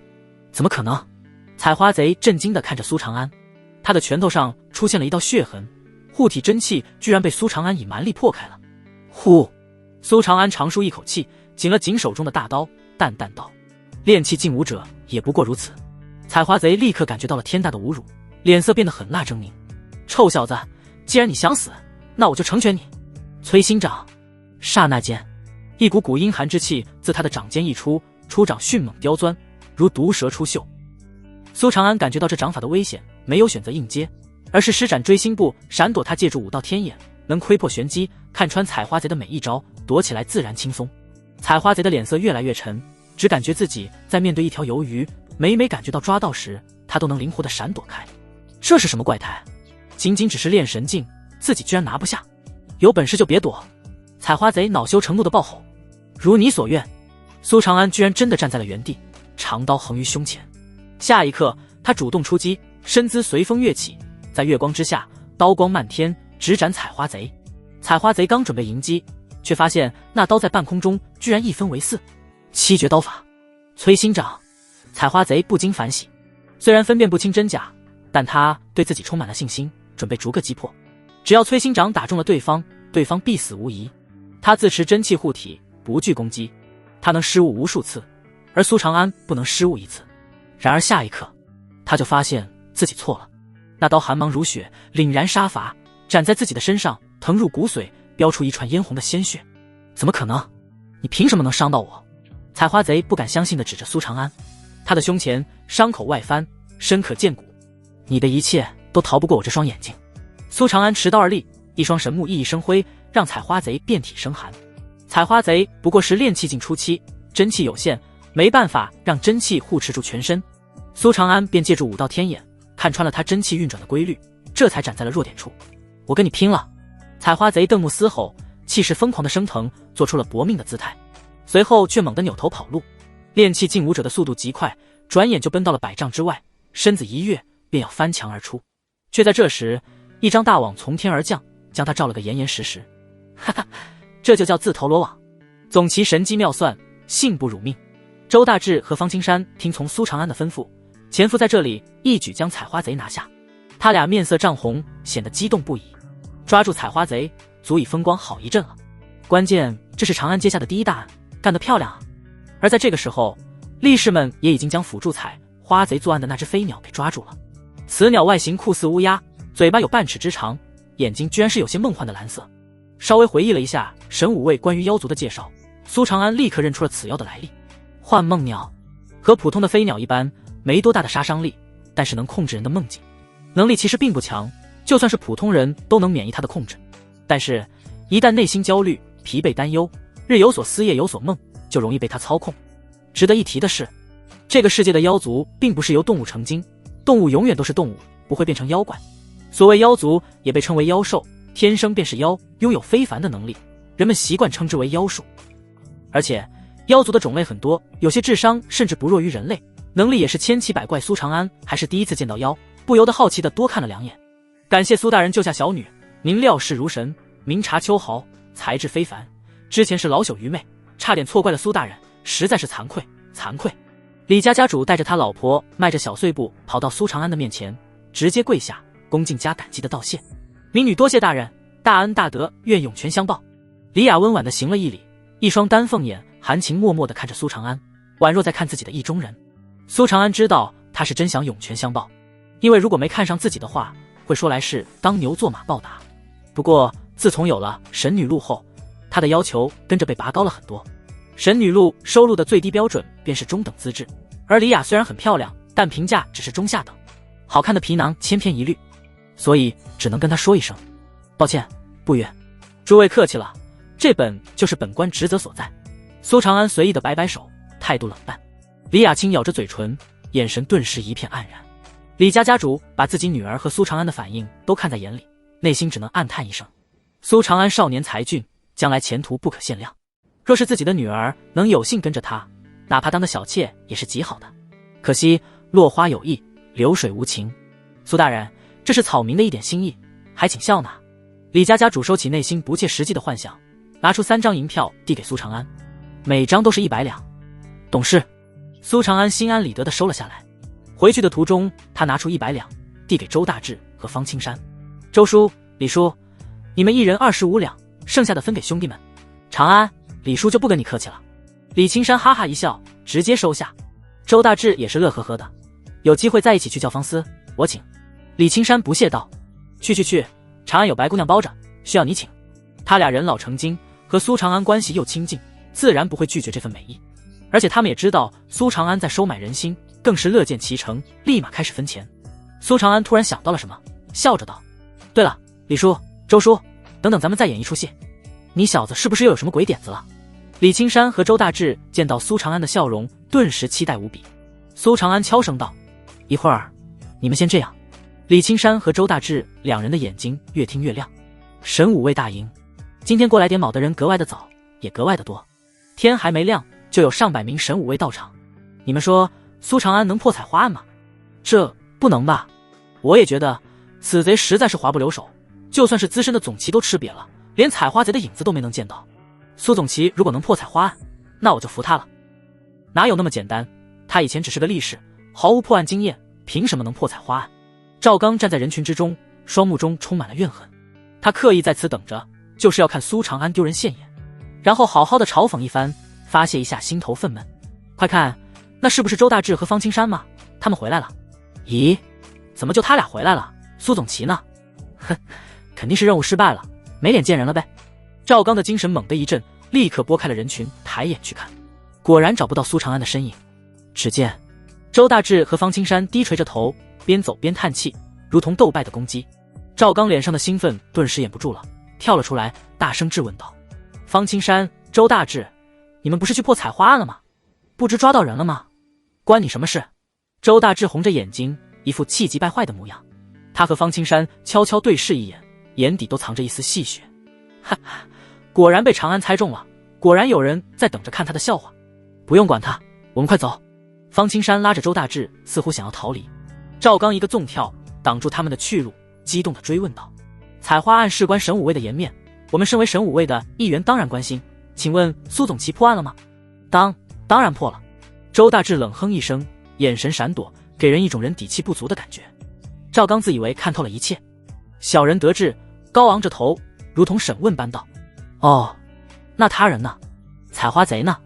方青山吞吞吐吐道：我家大人抓采花贼累了，就先押着他回家了，休息好再来。赵刚实在忍不住哈哈大笑，充满了得意和痛快。周围的人也忍俊不禁，实在是方青山的说法太离谱了，真是连说谎都不会。王渊站了出来，命令道：方青山、周大志，你俩给我说实话，采花案破没破？反正就是破了。方青山嘴唇哆嗦，闷着头，一副垂死挣扎的模样。赵刚蹙着眉头，颇为不耐地吼道：真是不到黄河心不死，给我老老实实说实话吧。周大志红着脸被激怒道：赵刚，你叫个屁！如果不信，那敢跟我打赌吗？打赌？你还敢打赌？赵刚一惊，面露诧异。周大志不屑道：切，怂货，不敢就闭嘴。赵刚，跟他赌，他肯定在虚张声势。就是，这可是采花啊，我觉得肯定没破。赵小琪有点怂啊，这都不敢赌。换我肯定跟他赌了。我也一样。神武卫们一阵阵起哄，全都是看热闹不嫌事大的。好啊，赌就赌。赵刚脑子一充血，激动起来。他也觉得周大志是失了智，打肿脸充胖子。若是你们没能破案，我要你在胸口挂个牌子，上面写苏长安不配当总旗。周大志强忍着笑道：那若是我们破案了，你要脱光上衣站在这里，胸前挂一个牌子，上面写我是卑鄙无耻之徒。好，烦请大家做个见证。赵刚笑呵呵地对周围的人拱手。你们在做什么？下一刻，一道熟悉的声音传入赵刚的耳中，让他脸上的笑容僵硬了。他艰难地扭过头，眼珠子都快要瞪出来了。苏长安，来，大家看一看，瞧一瞧了，这就是正宗的采花贼，童叟无欺。苏长安把采花贼压到最前面，就差敲着锣鼓吆喝了。采花贼，真的是采花贼！苏长安居然破了采花案，他怎么做到的？采花贼可是3品炼气境，苏长安居然能将他拿下。苏大人一表人才，少年英才，果然厉害啊！所有人都不敢置信地瞪大了眼睛，呼声连连。周大志和方青山也直接不装了，二人昂首阔步，面带得意的笑容，享受着大家的注视。大志，你刚刚的表演痕迹还是太重了，眼神还不够自然。方青山评价。周大志立刻反驳道：还说我？你说的谎也太假了，也就赵刚那大傻子没意识到你在挖坑。不可能，绝对不可能。赵刚的脸已经扭曲成了一团，悲愤交加。他反应过来了，感觉自己刚刚就是个跳梁小丑，不由得他的目光看向刚刚起哄的那群人。那群人神色如常，只是眼神瞥向另一边，无所调位。反正挂牌子又不是他们。赵刚心态爆炸，闷着头想偷偷不声不响地离开，不过没走2步就被一直盯着他的周大志和方青山拦住。咦，某些人是不是忘了什么？赵刚，你的赌注还没有兑现呢，你不会是输不起吧？好了，得饶人处且饶人，此事到此为止吧。都退下。王渊眉头一皱，威严地开口，他的口气不容置疑，不是商量，而是通知，态度霸道而倨傲。周大志和方青山顿时被压得说不出话来。苏长安眉头一皱，踏步上前冷声道：刚刚的赌局大家有目共睹，阿猫阿狗什么的就别出来搅局了。赌局成立时，王渊就在旁边看着，等赵刚输了他才假意跳出来阻止。可若这赌局是苏长安输了，只怕他不仅不会阻止，反而会落井下石。苏长安向来是人敬我1尺，我敬人1丈，人毁我1粟，我夺人3斗。对这种拉偏架的，他反感得很，当然不会客气。王渊眯着眼睛，眼神如同毒蛇般看着苏长安。苏长安，别以为破了2个案子就可以无法无天，我破案时你还穿着开裆裤呢。苏长安针锋相对，丝毫不惧，与他对视道：王渊，就算是穿开裆裤的孩子都知道言而守信，你不会不知道吧？堂堂总旗连孩子都不如，真给神武卫丢脸。你……王渊被说得哑口无言，周围这么多神武卫看着，他根本不敢光明正大的毁约，只能恨恨地盯着苏长安。苏长安厉喝道：青山、大志，给我扒了赵刚的衣服。是。周大志和方青山当即激动地按住了赵刚。片刻后，他俩完美地完成了任务。只见赵刚的脸红到发紫，黑到发亮，难看到极点，裸露的上身肉条条的，布满赘肉，皮肤黝黑，如一只丑陋的黑皮猿猴，脖子上还挂着一个牌子，上面写着我是卑鄙无耻之徒。他胸口剧烈的起伏，双目充满了血丝，被羞耻感压得喘不过气来。啧，你这身材不行啊，一定是平时作威作福惯了，荒废了武道。哎，没眼看，辣眼睛啊。苏长安嫌弃地摇了摇头。这一天，万年不变的神武卫大营多出了一道亮丽的风景线，无数从此处路过的神武卫都会不由得多看2眼，然后忍不住发笑：我要他死，我要他死！赵刚气得浑身发抖，咬牙切齿，嗓子里发出如野兽般的低吼。王渊在他旁边冷冷道：放心，他嚣张不了几天了。王大人，难道是少主？赵刚的眼中闪过一丝激动。王渊低沉道：哼，此人坏了少主的好事，早就被列入了必杀名单。将采花贼押入神武卫监牢后，郭明惊喜地把苏长安喊过去，狠狠地表扬了一番，还想搞个通报表扬，不过被苏长安给拒绝了。之后，苏长安才去按卷堂交任务。一路上，所有人对他的态度都大为改观，这不仅是因为认同了他的实力，更多的是敬畏他的手段。所谓人不狠，站不稳。苏长安让赵刚出了大丑，没有人觉得他做的不对，反而会变得敬畏他，不敢招惹他。苏总旗采花贼是3品炼气境，又有妖族相辅，任务评级为丁，不过介于采花案的特殊语影响，所以功勋升级为双丁级。你可以把功勋攒起来，也可以直接兑换自己需要的东西。跟苏长安说话的正是按卷堂的前台妹子，一笑脸颊上就露出一对小酒窝，非常可爱。她叫孔雨薇，大家都习惯叫她小薇。性格温和，长相甜美，身上散发着奶香味，软糯软糯的，属于团宠。小薇啊，叫什么苏总旗？叫我苏大哥。苏长安保留了上一世的恶习，看到可爱的小姑娘就想逗一逗。小薇甜甜的笑了笑道：苏大哥，声音真好听，真甜，忍不住想再听几遍。苏长安一副甜到心里的模样。小姑娘脸蛋红彤彤的，低声细语道：苏大哥，你是想把这次奖励攒起来，还是直接兑换东西？我想兑换兵器，要那种可以破开5道真气的兵器，刀类。苏长安说出了自己的诉求。和采花贼一战，让他见识到了5道真气的神意。如果当时他有一把能破开真气的大刀，战斗会轻松很多，兵器对实力的增幅是非常可观的。小薇抿嘴一笑：苏大哥说的是陌刀吧？陌刀。苏长安一愣。小薇解释道：陌刀是炼气阁批量炼制的一种刀具，用墨玉玄铁打造而成，可破5道真气，亦可容纳5道真气。随后他便取出一柄刀放在苏长安的面前。苏长安的眼睛猛地一亮，第一眼就喜欢上了。此刀刀身宽厚，刀背微微向上弯曲，如长月状，通体墨黑，光滑如玉，冷芒悠悠，如黑水流淌。刀刃处留有一抹寒铁之白，一看便给人锋利非凡之感。刀柄长短适中，刻有嶙峋纹路，握在手里很踏实，还有一股清凉之意，极为舒适。好刀，好刀啊！就它了。苏长安爱不释手。虽然这刀是批量生产的产物，但不能否认，它确实是一柄宝刀，是普通人望尘莫及的宝贝。从神武卫大营走出，苏长安的气质都发生了变化。只见他腰佩陌刀，身着黑云纹衣，腰缠金丝玉带，脚踩追风靴，英姿勃发，好一位英武非凡的俊俏少年。沿途百姓纷纷避让，向他投来敬畏与羡慕的目光。哈哈，长安，这次我们真是大出了风头，实在是太爽了。是啊，之前对我爱搭不理的那群人，现在都想让我帮忙引荐，想给你当差，跟着你进步呢。周大志和方青山如同6月天喝了一口冰水，从头爽到了脚。他们看着苏长安长大，又看着他一步步成功，就如同在看自己的孩子，既欣慰又自豪。苏长安沉吟了一会儿道：小齐的话暂时不急，我手底下有你俩暂时够了，可以多招几个力士，招的时候得用心点，多挑些好苗子。放心吧，肯定办得妥妥的。周大志和方青山笑着点头。理论上苏长安手下可以有5个小齐，但是秉持着宁缺毋滥的理念，他准备把名额先留着。当天夜里，苏长安盘膝而坐，双目紧闭，精神放空，正在修炼明神诀。此功法专修神识，唯有达到了炼神境后期，凝练出神识后才可修炼，所以苏长安一直拖到现在才修炼。神识神秘且神异，虚无缥缈却至关重要，可以理解成是人的灵魂。神识越强，直觉越敏锐，也就是传说中的第6感。强大到一定的程度，还可化为神念，如雷达般扫视四周，让敌人无所遁形。当然，神识的妙用还不仅于此，炼丹、炼气甚至可以作为攻击手段。提升神识的方法很少，一般只能随着实力的提升而增强，足可见得明神诀的稀有。呼吸交感，勾连天地，神识藏于脑中，化为虚无之咒。苏长安控制着神识，按照功法的介绍运转。很快，他的精神就放松下来，仿佛融入了虚空之中，在不停的升华。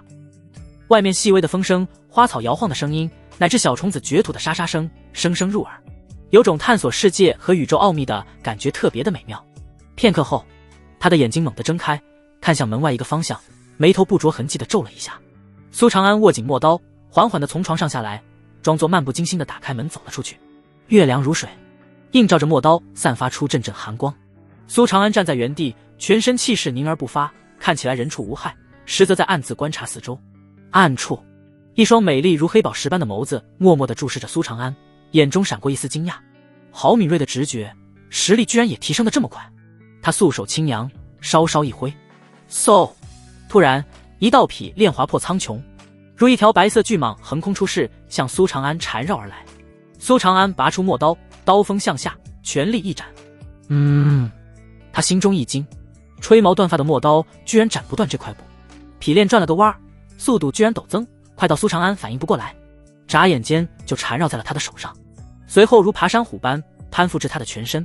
一股巨力传来，苏长安已经被拉回到屋里，捆绑在了床上，如同一个只露头的木乃伊。哪位朋友到访？咱们一定是有误会，我可以解释。冤家宜解不宜结，我乃神武卫总旗，杀了我阁下也会很麻烦的。苏长安自知实力差距巨大，果断认怂，同时把自己可能得罪过的人都在脑子里过了一遍。请动如此高手来对付自己，这得多大仇？哼，你也就这点骨气。一声娇哼传来，床边居然出现了一道熟悉的身影，熟悉的不能再熟悉的那种。一身白裙胜雪，气质高冷如月，青丝垂落，眉眼如画，倾国倾城。安平公主。苏长安顿时放松下来，笑着道：公主但有吩咐，属下不敢不从，不必这样的。少年不识愁滋味，爱上层楼。爱上层楼，为赋新词强说愁，而今时尽愁滋味，欲说还休。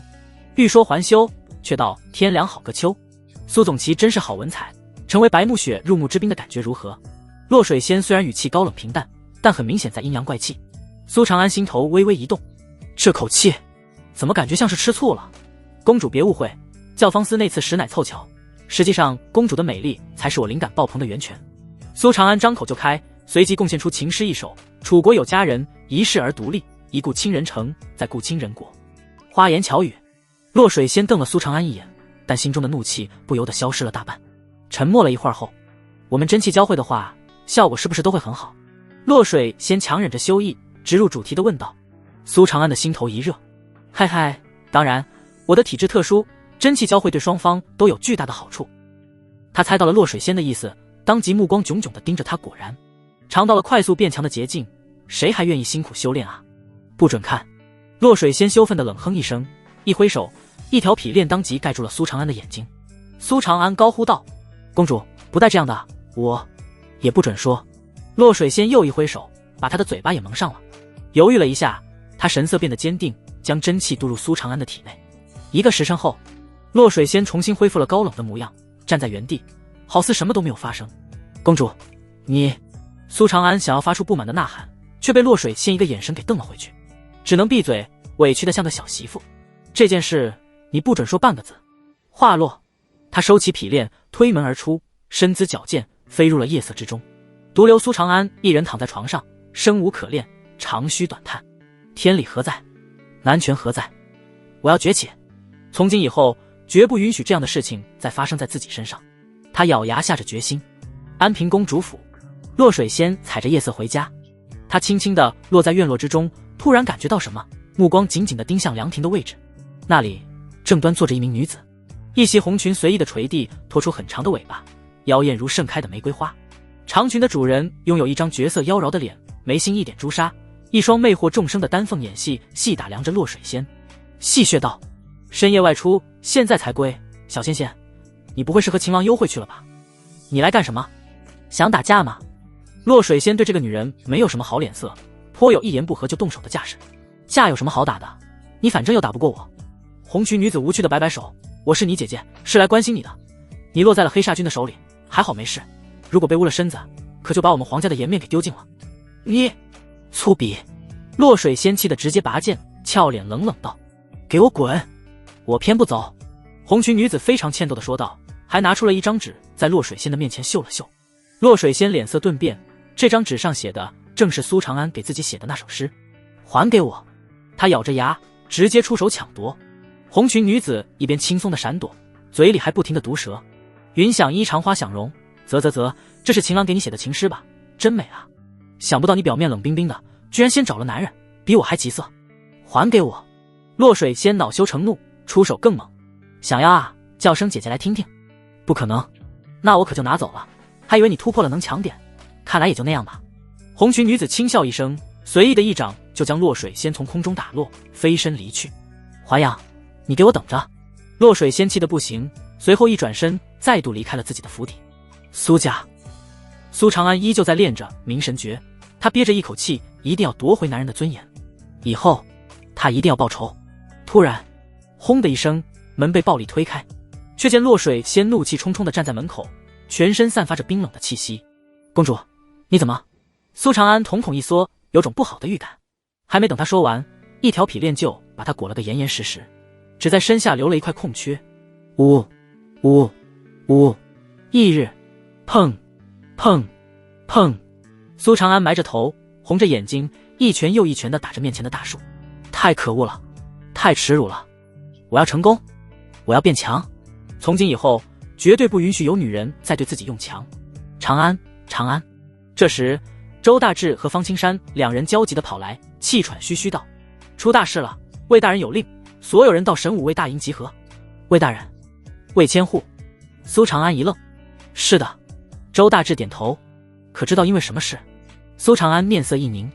周大志和方青山同时摇头，只怕事情小不了，而且目前没有人知道是为什么。走！苏长安立刻换上黑云纹衣，将陌刀缠在腰间，急速赶向神武卫大营。能让神武卫集体行动的任务非常罕见，无疑不是重大事件，而且由千户带队，只怕是惊天动地的大案了。三人来到神武卫大营，顿时被眼前的景象给惊呆了。场地上聚集了数百人，最前方一人站在高台之上，身姿挺拔如松，负手而立，一身黑云纹衣打底，上绣一头威武的银色猛虎，银色绣纹在阳光下熠熠生辉，腰间玉带锦束，显露着威严与庄重。他脸庞方正刚毅，眉如剑锋，鼻梁高挺，双目幽深如寒潭，不怒而自威。而在他的下方，3名百户当先，接着是15名总旗、75名小旗以及数百名力士。静候命令，整装待发。千户啊，真威风啊！苏长安看得热血沸腾。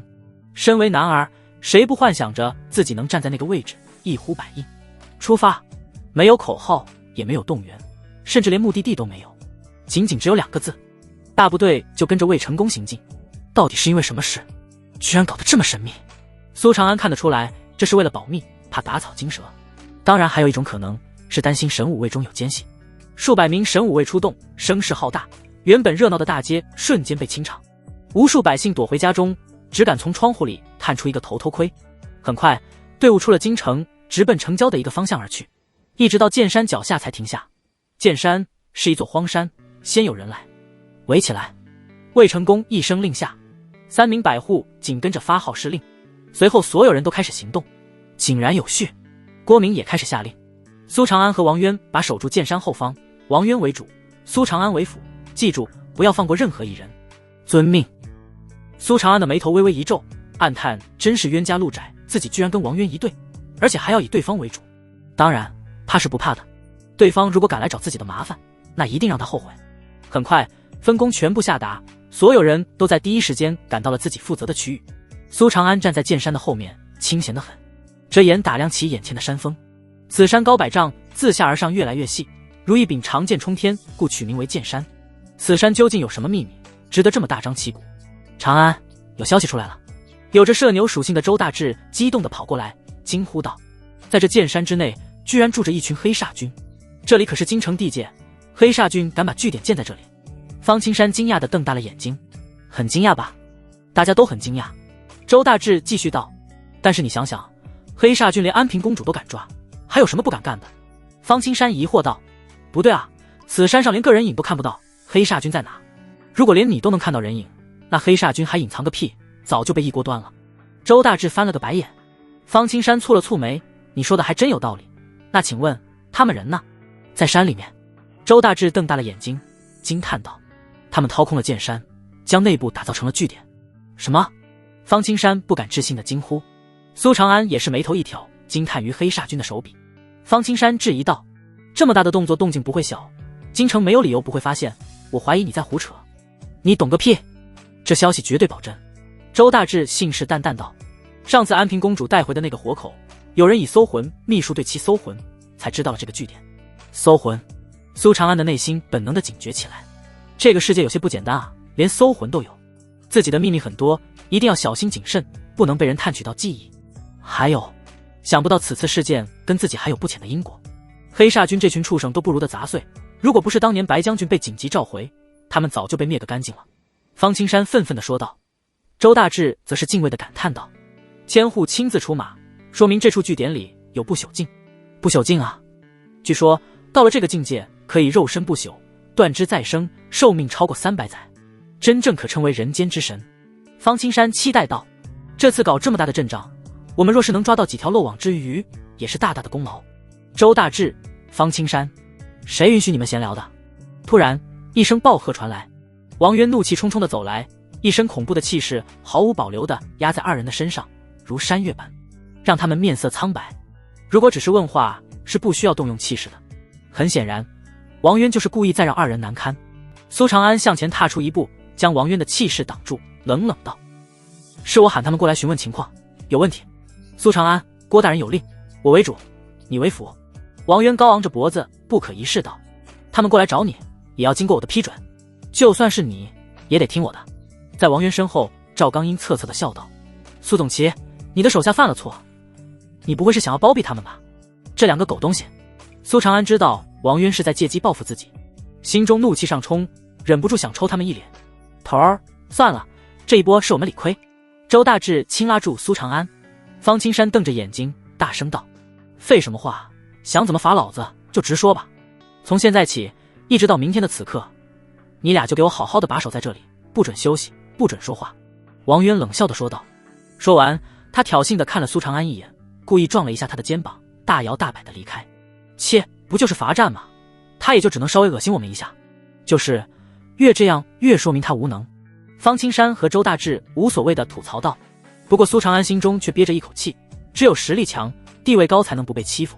他找了一处僻静之地修炼，昨晚接连2次与安平公主的双修，让他彻底来到了突破的门槛，炼气境触手可及。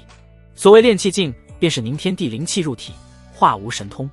神识是感知灵气的基础，要以神识勾连空气中的灵气，引导他们进入体内，汇聚于丹田之中。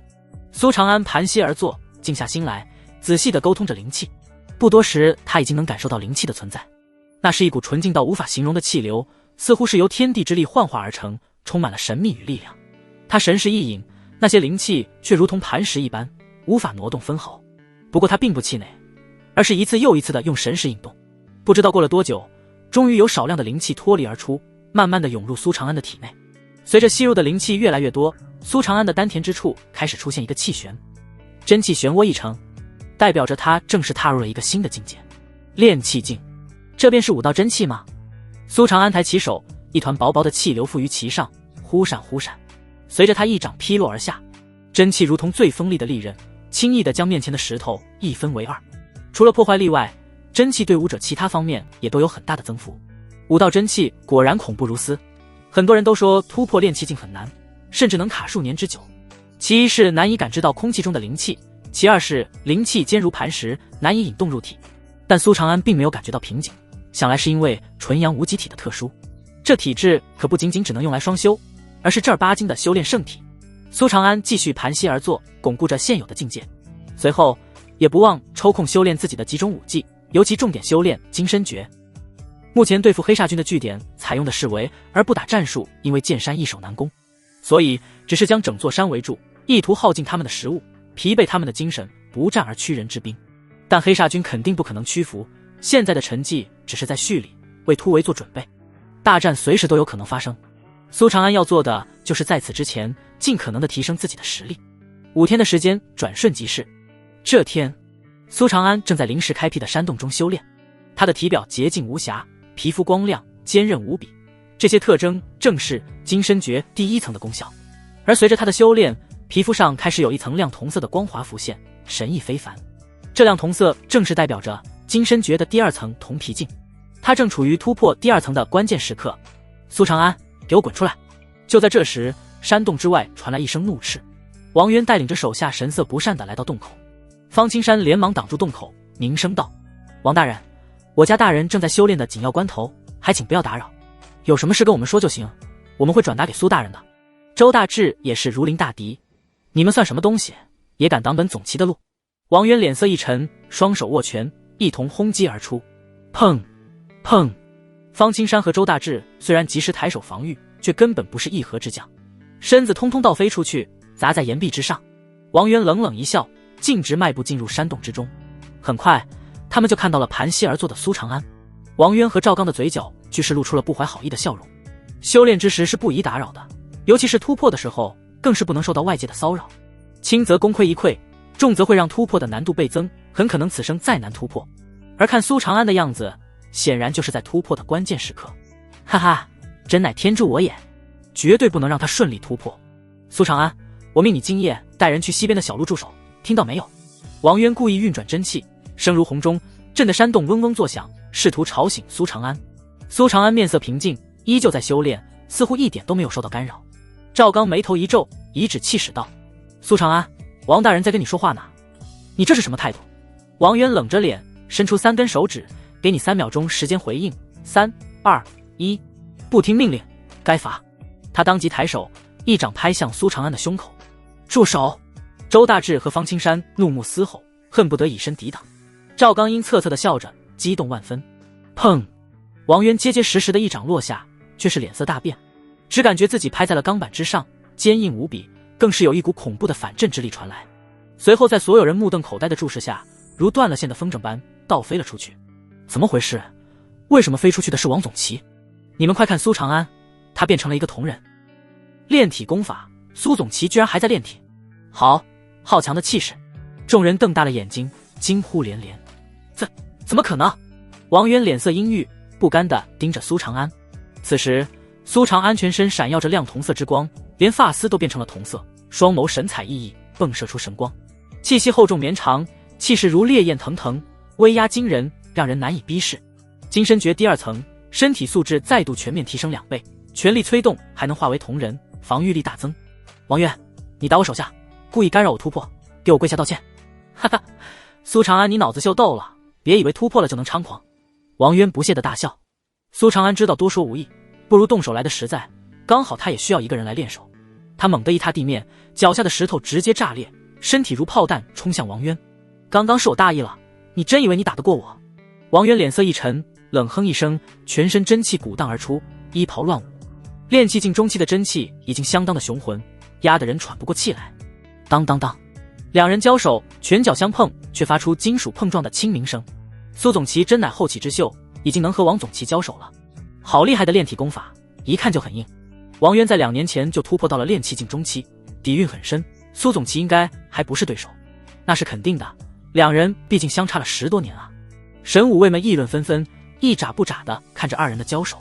赵刚极恨地看着苏长安，冷笑道：苏长安居然敢和王大人动手，简直是自取其辱。长安，小心小心啊！周大志和方青山无比担忧地注视着，不停地自语：看我打破你这个乌龟壳！王渊眼中闪过一丝厉色，双手一合，汇聚了大量的真气，接着横推而出。化骨掌！所有人的眼神顿时一凝，心头狂跳。出现了，是王总旗的化骨掌。这掌法可以将真气化为内劲，打入身体之内，中者连骨头都会融化。苏总旗的炼体功法，不知道能不能挡得住。悬，很悬，苏总旗只能躲吧。然而，让所有人没有想到的是，苏长安居然抬手，同样是一掌拍出，迎向了王渊。找死！王渊的嘴角露出残忍的笑容。不过下一刻，一股强大的气息如沉睡的雄狮般从他的体内苏醒，震人心魄。那是武道真气，居然是武道真气！苏总旗居然也突破到了炼气境，我靠，他的修炼速度也太快了吧！围观的神武卫们统统倒吸一口凉气，惊呼声此起彼伏。苏长安此等突破速度，绝对可能称得上天才2字。他居然炼气境了，这是凭什么啊？赵刚惊呆了，嫉妒到几乎质壁分离。砰！王渊的身体应声倒飞出去，砸在一棵粗壮的大树上，接着滑落在地。他刚站起来，苏长安的一只手便搭在了他的肩膀上。我说，跪下道歉。王渊只感觉一股恐怖如山的力量压在自己的肩上，不由自主的就跪了下去。全场死寂，周围的神武卫们集体失语，不敢相信自己的眼睛。这可是王渊啊，居然真的跪下了！苏长安，你敢以下犯上！王渊双目赤红，屈辱的全身颤抖，厉声嘶吼。苏长安冷笑道：以下犯上，要不要我押着你到百户大人面前评脸？王渊无话可说，只能用几欲杀人的目光盯着苏长安。苏长安分毫不让地与他对视，凝声道：道歉，对不起。王渊脸色通红，几乎要把牙齿给咬碎了，这才从喉咙里挤了3个字：滚吧！苏长安如同驱赶苍蝇般挥挥手。王渊还不能杀，一旦杀了，就是袭杀同僚，苏长安的前路也就断了。他胸有惊涛，不值得为了一个小人物而抛弃前程。苏长安，你记好了，今夜开始带人去西边的小路驻守。王渊留下这句话，便狼狈地逃离了现场。方青山走过来，感慨万千道：“长安，你这小子真是好样的！太好了，太好了！”周大志非常激动，庆幸道：“你之前整日流连于教坊司，我和你方叔可后悔了，还想着是我俩把你给带坏了。你的修为没有落下就好，不然我俩就是罪人了。”方青山也连忙告诫道：“是啊，长安，映雪姑娘确实漂亮，但天天去会伤身的。古语有云，铁杵磨成针啊。”知道了，我有分寸的。苏长安无奈地笑道。另一边，我要他死，我要他死！王渊面容扭曲，愤怒的一拳把身旁的大树打倒。赵刚恨声道：“王大人，少主那边已经准备行动了，苏长安得意不了多久了。哼，不能让他轻易死了，我要他跪在面前磕头磕到死。”王渊咬牙切齿，已经迫不及待的要看着苏长安跪下了。对，直接杀了他就是便宜他了。赵刚阴恻恻的附和。随后王渊一吹口哨，一只飞鸟从空中落下，他写了一封信塞到飞鸟的脚下，眼神狠辣的呢喃道：“去吧，让少主尽快行动。”是夜，苏长安带着自己的小队来到了西边的那条小路。这条路蜿蜒狭窄，杂草丛生，周围还分布着密林，与剑山的山腰相连，非常的隐蔽。苏长安让手下把守好几个要道，自己则是找了一处空地开始锤炼武技。大家习惯将对武技的掌握分为4级，分别是入门、小成、大成、圆满。七绝刀法已经被苏长安练出了4道刀影，还属于小成阶段。追星步也是一样。刷刷刷，密林之中，苏长安挥舞琢磨刀，强大的气息引动地上的落叶，使它化为了一个气旋，吸引着落叶环绕着他，墨刀如玉，反射着月光，寒芒激荡。明明只有一把墨刀，但在苏长安的周围却浮现出4道刀影，凝而不散，分别向着4个不同的方向展出。七绝刀法复杂多变，分出的刀影可以呼应配合，让敌人防不胜防。刀影越多，威力越强。不对，七绝刀法要的不仅仅是快。苏长安蹙着眉头，一边挥刀一边感悟着。他以为只要够快就能分出更多的刀影，但不管他如何加速挥刀，就是达不到无影交错的境界。拥有着武道天眼的他，能看穿武学的精髓，很快便意识到自己修炼的方向错了，但却摸不着头绪。苏大人真是我辈楷模啊，抓紧一切时间修炼，觉都不睡吗？怪不得这么厉害，人家是天分加勤奋。是啊，我要是有他现在的成就，已经躺平享受了。所以你一辈子连总旗都做不到。卧槽，你突然炸我心干什么？渐渐的，现场的神武卫们都受到了感染，被卷得睡不着了，通通练起了自己的武技，有些还对战起来。苏长安看到了这一幕，不由得哭笑不得，卷王竟是我自己。不过紧接着他突然福至心灵，停下了手中的动作，转而在场上巡视，看起了大家练武。手臂再抬高3寸，腰部往下坠。是，大人。不对，这一刀斩出时，你的右腿同时向前迈出1步看看。苏大人，这样做威力居然提高了3成。这套剑法以飘逸为主，你的动作太僵硬，在出剑时试着增加手腕的抖动。多谢苏大人指点。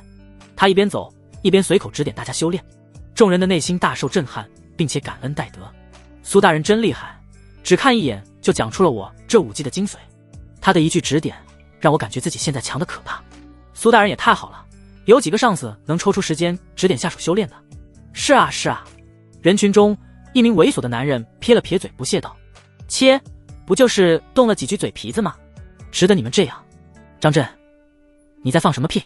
苏大人是我们的头儿，你给我放尊重点。就是你自己偷懒睡觉，错过了苏大人的指点，能怪谁？张震冷笑道：“我才不稀罕，他除了天赋比我好，哪点比我强？”众人看着他，不由得摇了摇头。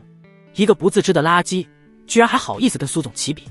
一名神武卫忍不住怒道：“恕我直言，你连苏总齐的屁都比不上。”大家算是看出来了，张震就是在嫉妒。另一边，苏长安重新回到练刀的地方，闭上了双目，似在感悟着什么。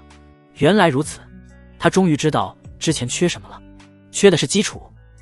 他学过的武技屈指可数，刀法更是只学了一样七绝刀法，其他的招式一点都没有接触过。刚刚他借着指点的名义，了解了10几名神武卫们的武技，哪怕只是黄级下品武技，也让他触类旁通，感悟颇多。片刻后，他豁然睁眼，眼中金芒如电，随手一斩，咻！手中的墨刀如同夜空中的一道流星，一闪而过。而在苏长安的四周居然浮现出了6道刀影，6影纵横，距离7影归亦只有1线之隔了。转眼又是2天的时间过去，苏长安除了修炼武技外，便是抽空教导自己的手下，而且这个消息还传到了王渊那边的队伍中，这就导致有不少神武卫瞒着王渊，偷偷跑过来请教苏长安。苏长安巴不得了解更多的武技，自然是来者不拒，这让他的威望越来越大，只有王渊气得暴跳如雷。这天，浓郁的夜色悄然降临，吞噬了一切光亮，天空中连月亮都隐没了，伸手不见五指，一股肃杀的氛围悄然浮现。苏长安盘膝坐在一块巨石之上，吞吐着灵气，同时靠着5道天眼凝目远眺，关注着剑山上的动静。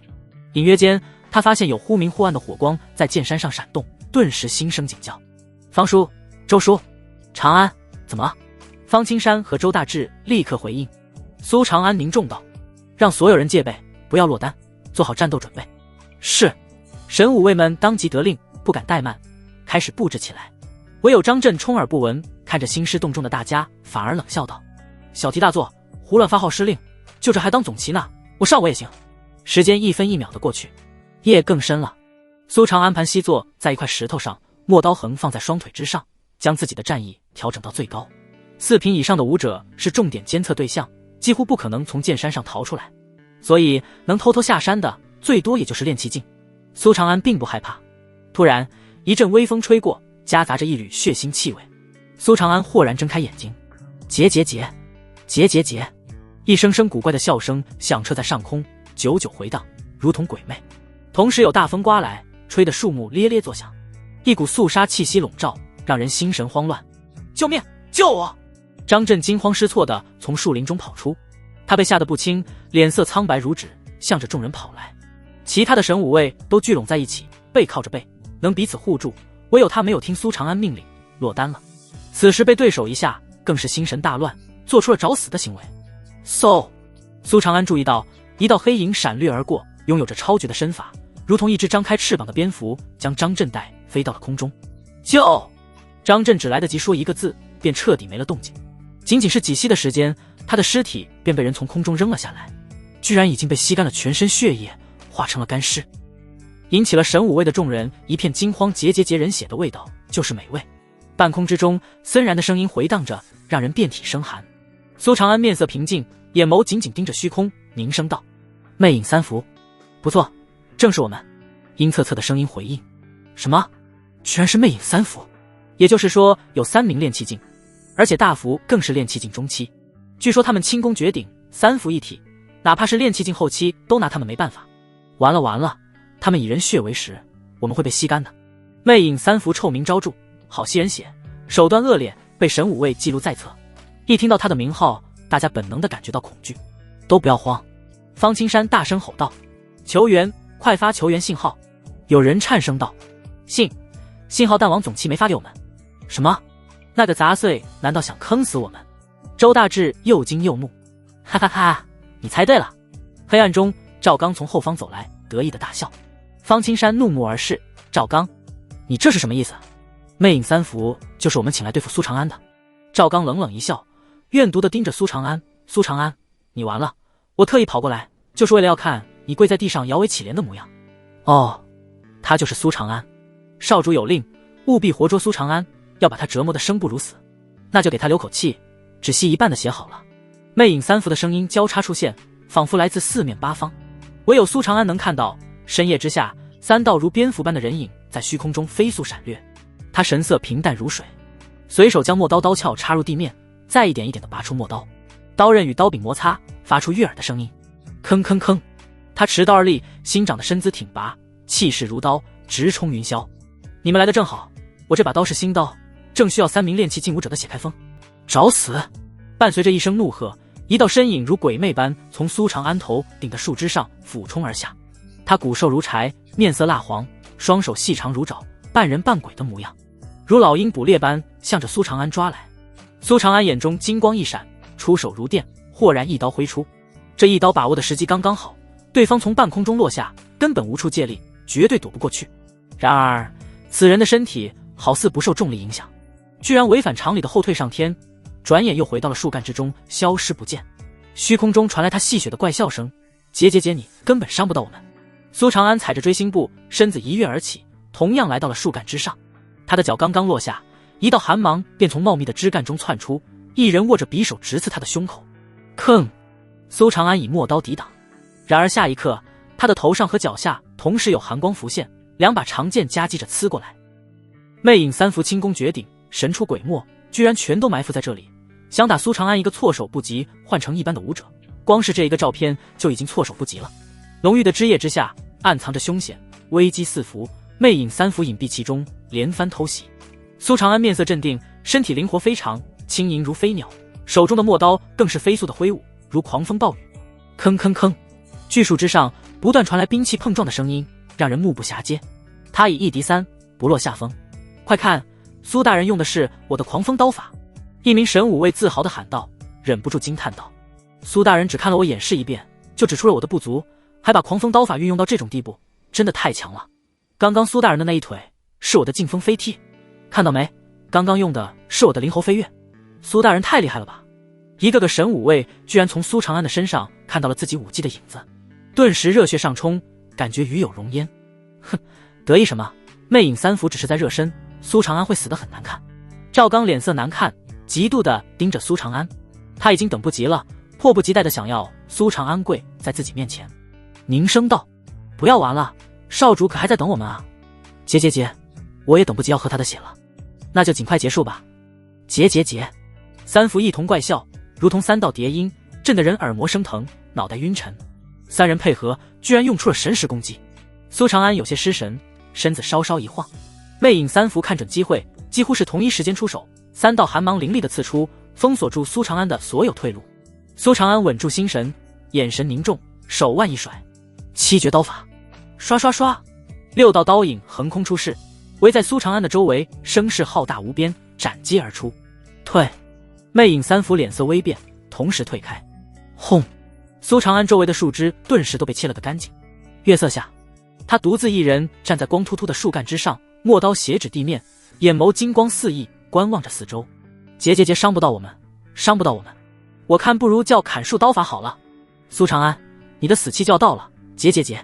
魅影三伏几乎与黑夜融为一体，只能隐约看到3个影子在黑暗中不停地窜动，速度极快。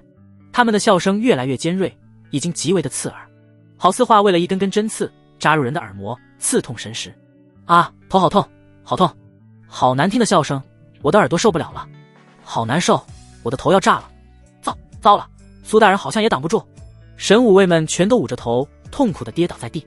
神识攻击非常的罕见，威力自然也非同凡响。魅影三伏拳都是炼气劲武者，3人联合施展的神识攻击当然不是力士们能抵挡的。苏长安的身体也微微的颤抖，眉头紧皱，似乎在苦苦支撑他修炼了明神诀，虽然还没能练成第1层，但神识也得到了一些提升，不至于太狼狈。该收网了。魅影三伏眼中寒芒爆闪，张开双臂，背后的披风鼓动，如同3只蝙蝠开始围绕着苏长安发起攻击。苏长安紧紧握着陌刀，站在最高处，宛若强弩之末，勉强抵挡着。三伏如3条漆黑的线在苏长安身上接连不断的扫过，而苏长安只能被动防御，而且速度明显在变慢。突然，苏长安脚步一滑，好似坚持不住般从树上跌落而下。哈哈，结束了！大幅的速度最快，狂笑一声飞过来，一把抓住苏长安。长安，给我放了长安！周大志和方青山目眦欲裂，厉声嘶吼。他俩强提着一口气，咬着牙，用最快的速度赶过去救人。神武卫们也全都面色焦急，呼声不断。苏大人，快放了苏大人！大家一起冲，说不定能救出苏大人。哈哈，苏长安，你也有今天！赵刚激动的大笑，全身的细胞都兴奋的在颤抖，高声提醒道：大福大人，不要让他轻易死了，少主还要好好的折磨他。放心，我只吸一半的血。大福冷冷一笑，张嘴向着苏长安的脖子咬去。他没注意到苏长安的身体已经悄然变成了亮铜色。当，大福的牙齿应声崩碎的稀烂，他瞪大了眼睛，陷入了呆滞，似乎无法接受眼前的事实。你怎么这么硬？他看向苏长安，对上的却是一双如猛虎一般的眸子，摄人心魄。随后一道亮丽的刀光横空出世，几乎要刺瞎他的双眼。他感知到危险，但身体已经来不及反应。陌刀一划，大福的那颗大好的头颅便冲天而起。这个变故在转瞬之间完成，快到所有人都没能反应过来。片刻后，神武卫们率先回过神来，顿时一片沸腾，欢呼雀跃。长安他没事，苏大人赢了，是苏大人赢了。妈呀，吓死我了，终于不用被吸干了。是啊，被男人吸干我实在是接受不了。同感，女人还差不多。总旗大人威武。大哥，大哥。二福和三福悲痛的尖叫，双目赤红的盯着苏长安，充满了恨意。我们要杀了你，替大哥报仇，就凭你们。不好意思，现在攻守一行了。苏长安微微一笑，长长的吐出一口浊气。魅影三福的轻功太好了，而且三人一体，配合默契，想逃就逃，实在是难杀。他唯有示敌以弱，以自身为饵，才有贴身的机会将其一击毙命。刚刚他是半睁半眼，内心也很紧张。好在成功了，给我死！二福和三福怒吼一声，持剑向苏长安杀来。没有了大福，他俩在苏长安面前根本不够看苏长安不闪不避，直接以同身硬接下他们的攻击，随后陌刀高高举起，6道刀影纵横，二福和三福瞬间身首异处。苏长安迅速地上前摸尸，在三人的身上一共摸出了300两，外加一本武技，玄阶中品，掠影浮光步。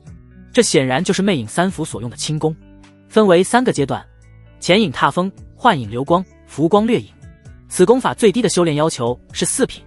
魅影三福之所以能够修炼，其实是取巧了。他们3人一体，修炼时真气互补，这才得以炼成。饶是如此，也只是达到此功法的第1个阶段而已。这武技非常强大，一旦练成，只怕速度能直追玄阶高品的轻功。苏长安理所当然地收入囊中，留给自己修炼。不可能，绝对不可能！赵刚瞪大了眼睛，双目中充满了血丝，不敢相信眼前的一切。他转过身，居然想逃跑。苏长安眉头一挑，脚踩着追星步，几个呼吸就追上了他，随后一脚踢出。砰！赵刚如同皮球一般在地上翻滚，接着被赶上来的神武卫按倒在地。赵刚，你居然勾结黑煞军，真该死啊！还想算计苏大人，简直不知死活！你笑啊，继续笑啊，怎么不笑了？赵刚，你完了！弟兄们，揍他！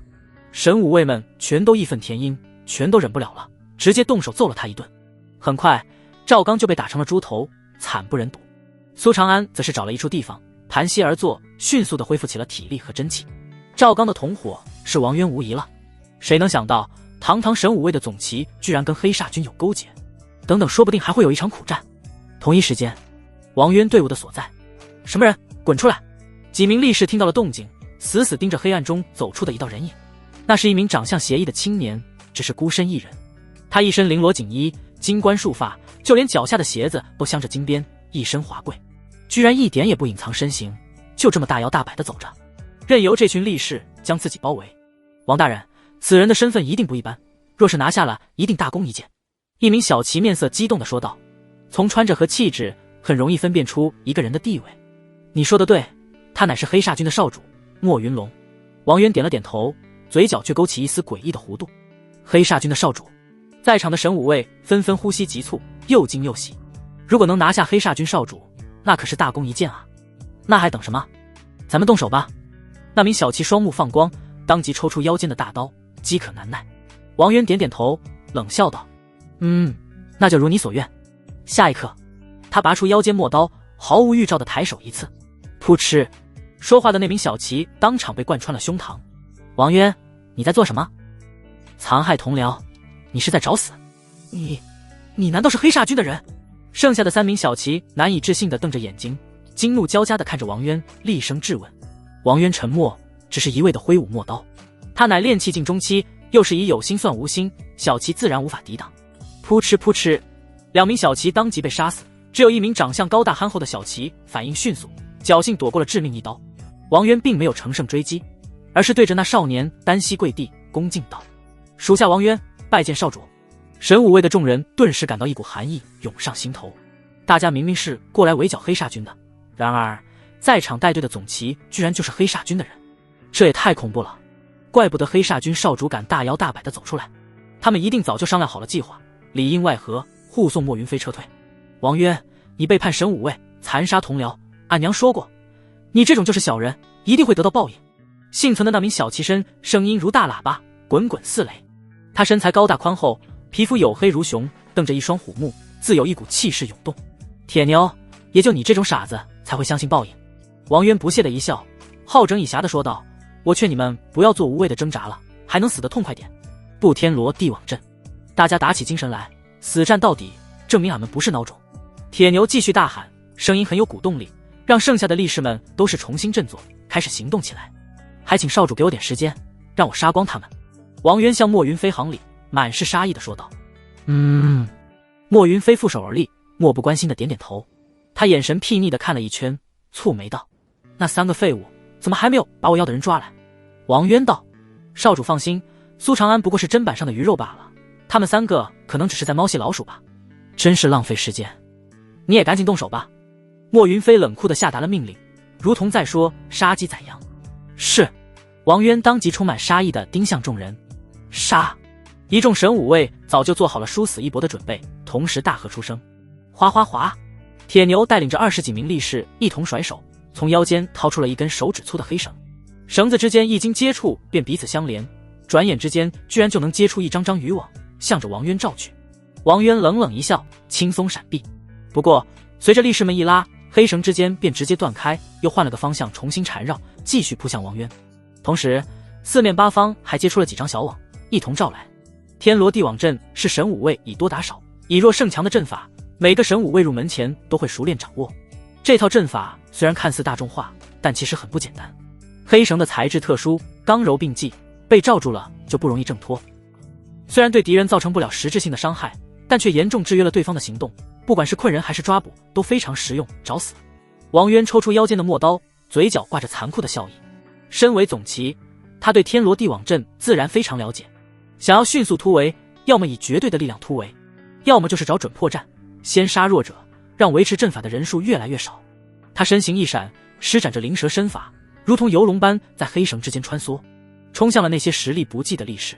扑哧扑哧，陌刀一舞，便有2名力士被王渊斩杀。注意站位，分散开，注意留网，互相救命。铁牛蛟急着大吼，他的指挥有些作用，但不多。王渊乃是炼气境中期，而且身法诡异莫测，有如一头猛虎，稍不注意就会有人被他斩杀。这么下去，天罗地网阵迟早被破。然而莫云飞却是摇了摇头，并不满意。太慢了，他看得兴致缺缺，脸上涌现出不耐烦之色。随后身形猛地爆射而出，双掌接连拍打在那些力士身上，有如疾风呼啸而过。砰砰砰，转眼间就有10几名力士被打飞，倒在地上，饮恨西北。场上还能够站着的就只剩下寥寥数人，他们满脸的惊骇，眼底忍不住涌现出绝望之色。炼气境后期，他居然是炼气境后期的武者，怎么能这么强？完了，我们肯定会都死在这里。发信号，求援，求援啊！信号弹都被王渊给收走了。王八蛋，可恶，可恶啊！铁牛咬紧了牙关，神色紧绷，憨厚如他内心也生出一股无力感。王渊当即再度跪下道：“少主天资绝世，年纪轻轻就已经是炼气境后期，是属下无能，还要劳烦少主出手。”炼气境后期的武者已经站在了4品的门槛上，战力极为的恐怖。要知道，体内诞生出1缕真气，便代表着迈入了炼气境初期；当真气数量达到10缕，则代表着成为了炼气境中期；而炼气境后期，则需要体内真气的数量达到100缕。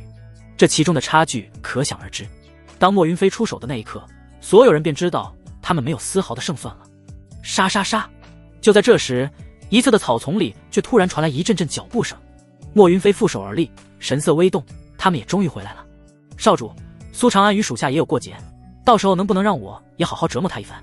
王渊非常激动，他马上就要看到苏长安狼狈的模样了。莫云飞点头，眼中闪烁着狠毒之光。可以，不要玩死他就行，我要他生不如死的活一辈子。谢少主。王渊幸灾乐祸，替苏长安默哀。下一刻，苏长安率领着神武卫们出现在众人的视线之中。他一身黑纹玄衣，眼中金芒闪烁，面如冠玉，身如苍松，发丝随风飘动，带给了所有人以震撼。苏长安，你居然没事？王渊瞪大了眼睛，简直不敢相信自己的眼睛。苏总旗，是苏总旗！哈哈，苏大人来了！苏大人，王渊投靠了黑煞军。不对，苏大人快跑！莫云飞是炼气境后期，需要叫支援。大家帮苏大人挡住他们，替苏大人争取逃生时间。神武卫们先是精神一振，接着又无比担忧的嘶吼：什么？炼气境后期？周大志和方青山等人的心头不由得一紧，身体紧绷，头皮发麻。哈哈，苏长安，天堂有路你不走，地狱无门你自来投。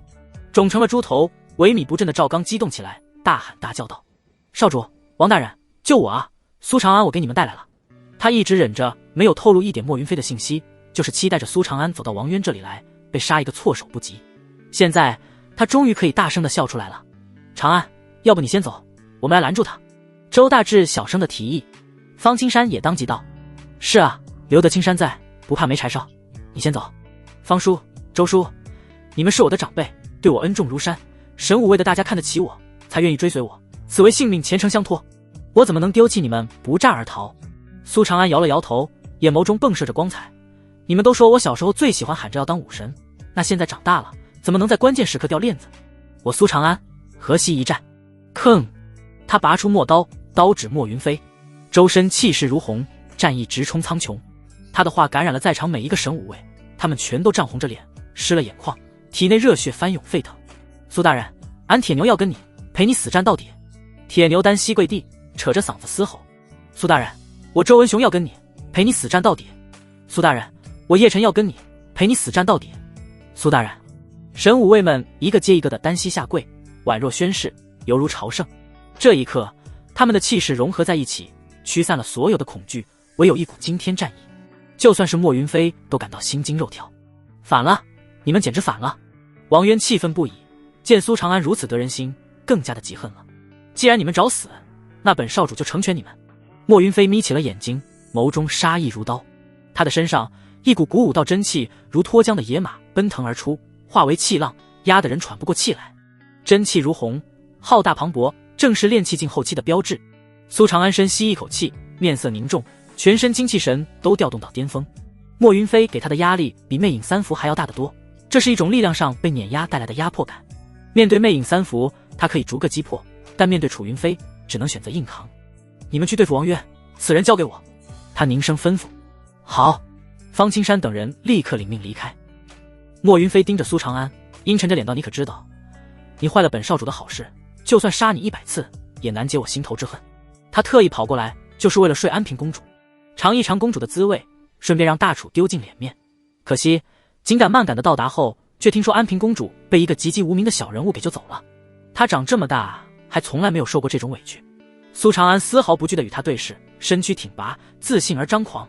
省省吧，你杀不了我，只有我杀你。你找死！莫云飞一声怒吼，身形如老鹰展翅，迅猛而凌厉，向苏长安扑杀而来。轰！极快的速度引发出音爆，轰鸣震耳。肉眼已经捕捉不到莫云飞的身影。苏长安双眸凌厉，5道天眼运转到极致，死死盯着莫云飞，全身肌肉绷紧。在这种速度下，闪躲已经是不明智的选择，因为一旦躲避，莫云龙绝对会趁势继续猛攻，将会很难躲开第2次的攻击。所以苏长安选择了硬扛。七绝刀法，他力刀指天，猛斩而下，陌刀凛凛，6道刀影横空出世，分别斩向莫云飞的不同方位。莫云飞双掌推出，快速的挥舞，只见掌影翻飞，撕裂空气，发出噼里啪啦的爆响。乱空掌，他以手掌对刀，不管是虚影还是真刀，都被他一一拍散。陌刀之锋利，可破5道真气。然而莫云飞却敢以肉掌硬抗而毫发无伤，盖因为其真气雄浑至极，无所顾忌。区区炼气境初期，也敢口出狂言。莫云飞识出了苏长安的深浅，顿时发出不屑的冷哼。他身形一闪，如捕食的猛虎，再度冲到苏长安的面前，又是一掌横推而出。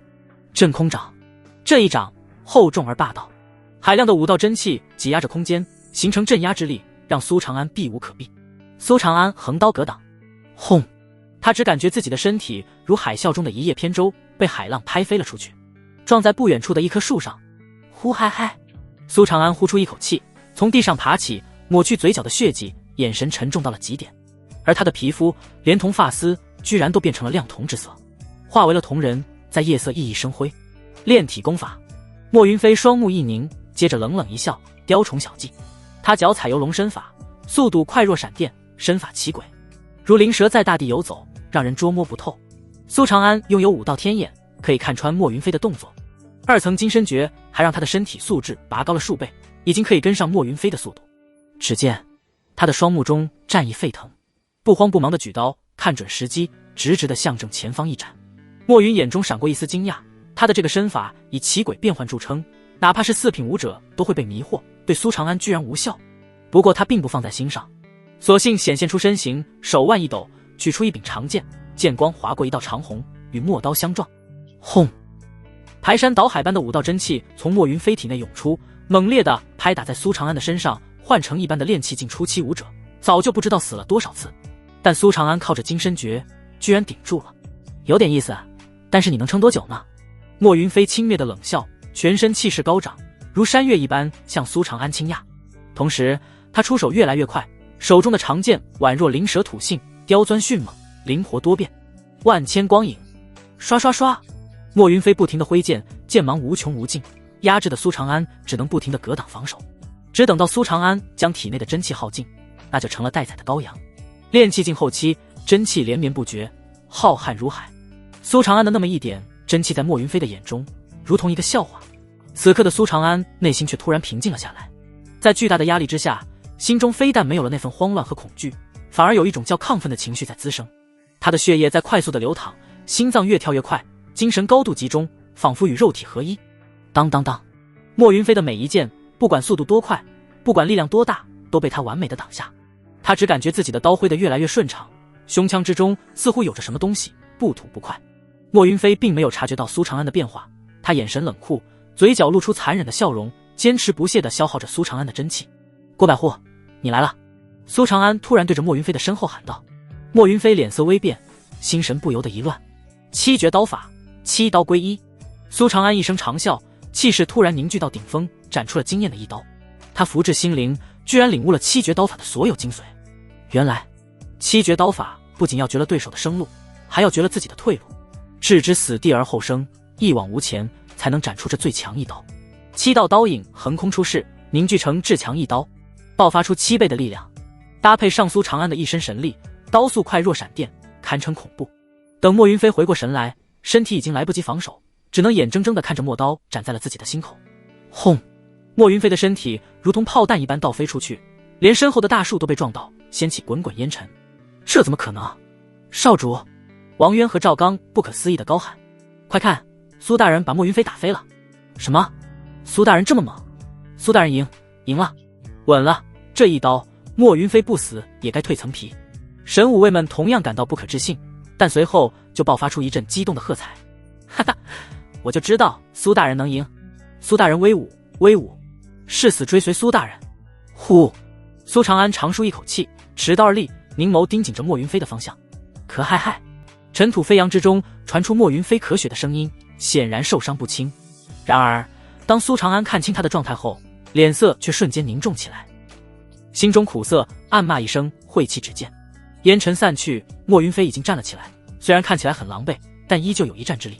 在他的心口位置，衣服破开一个大洞，露出里面的内衬，居然是一件金丝软甲。这软甲显然是个大宝贝，替他挡下了刚刚的致命一击。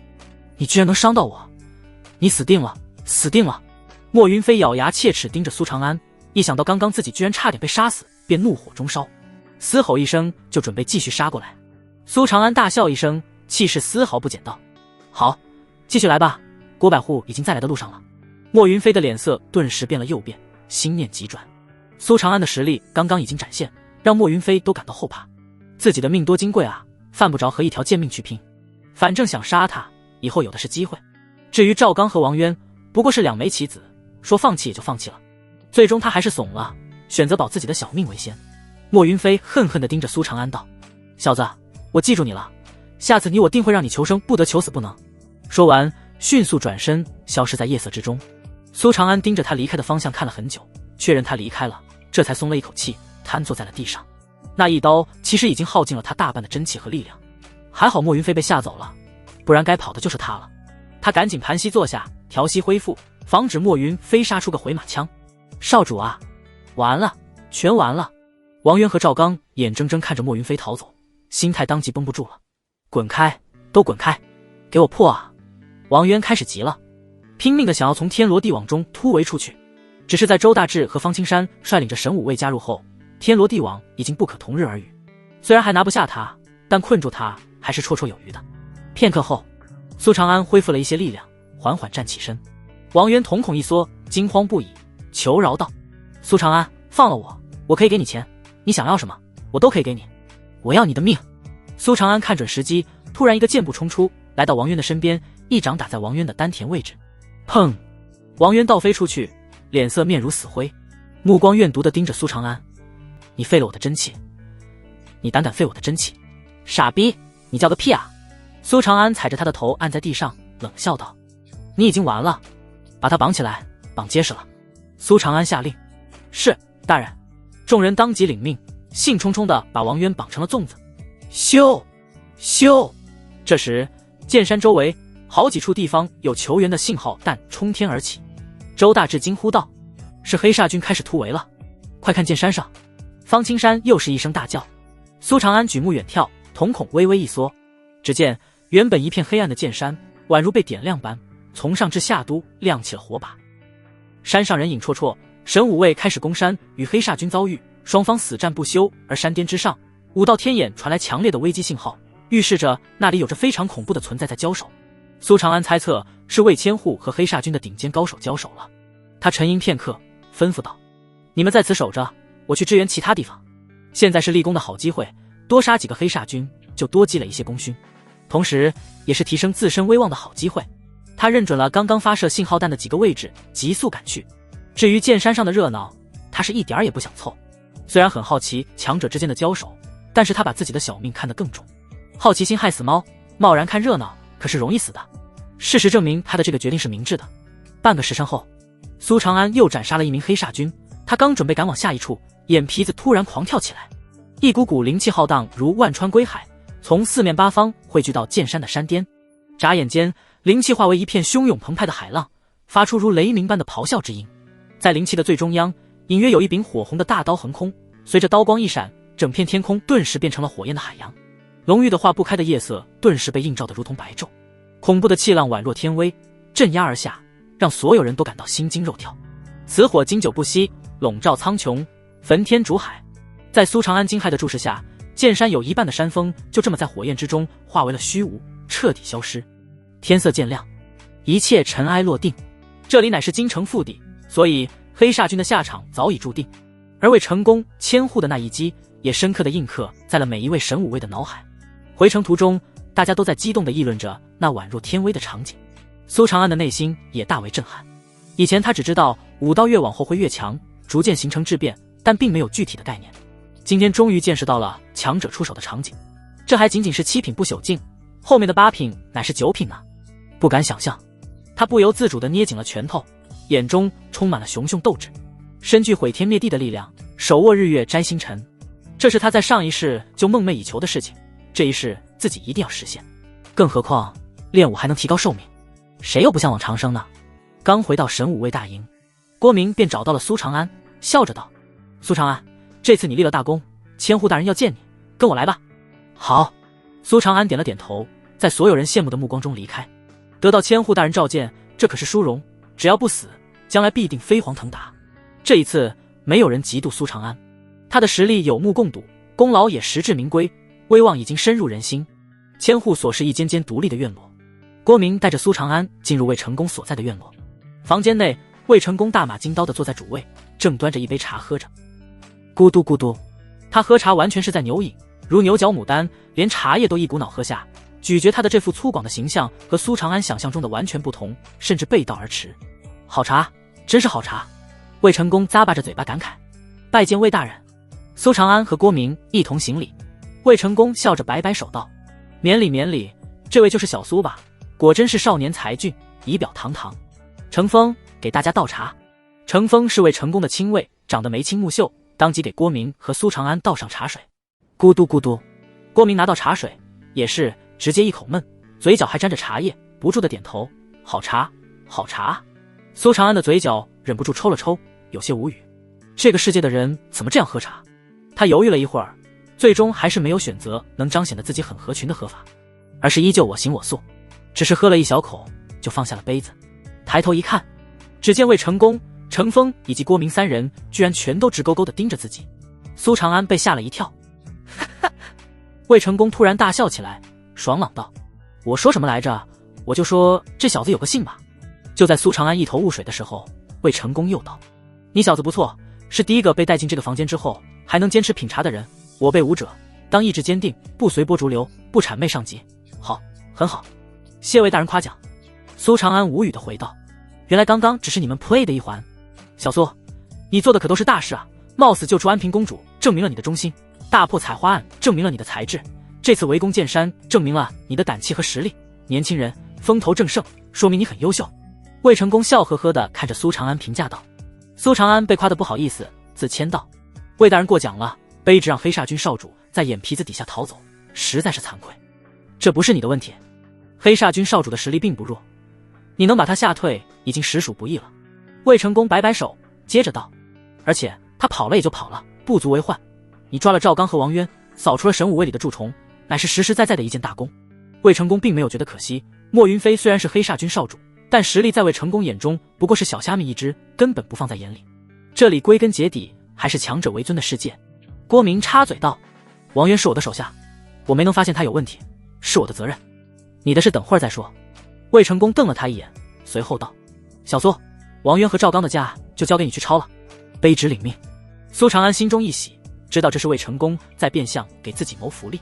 古往今来，抄家都是一项好活，油水很足的。去吧，卑职告退。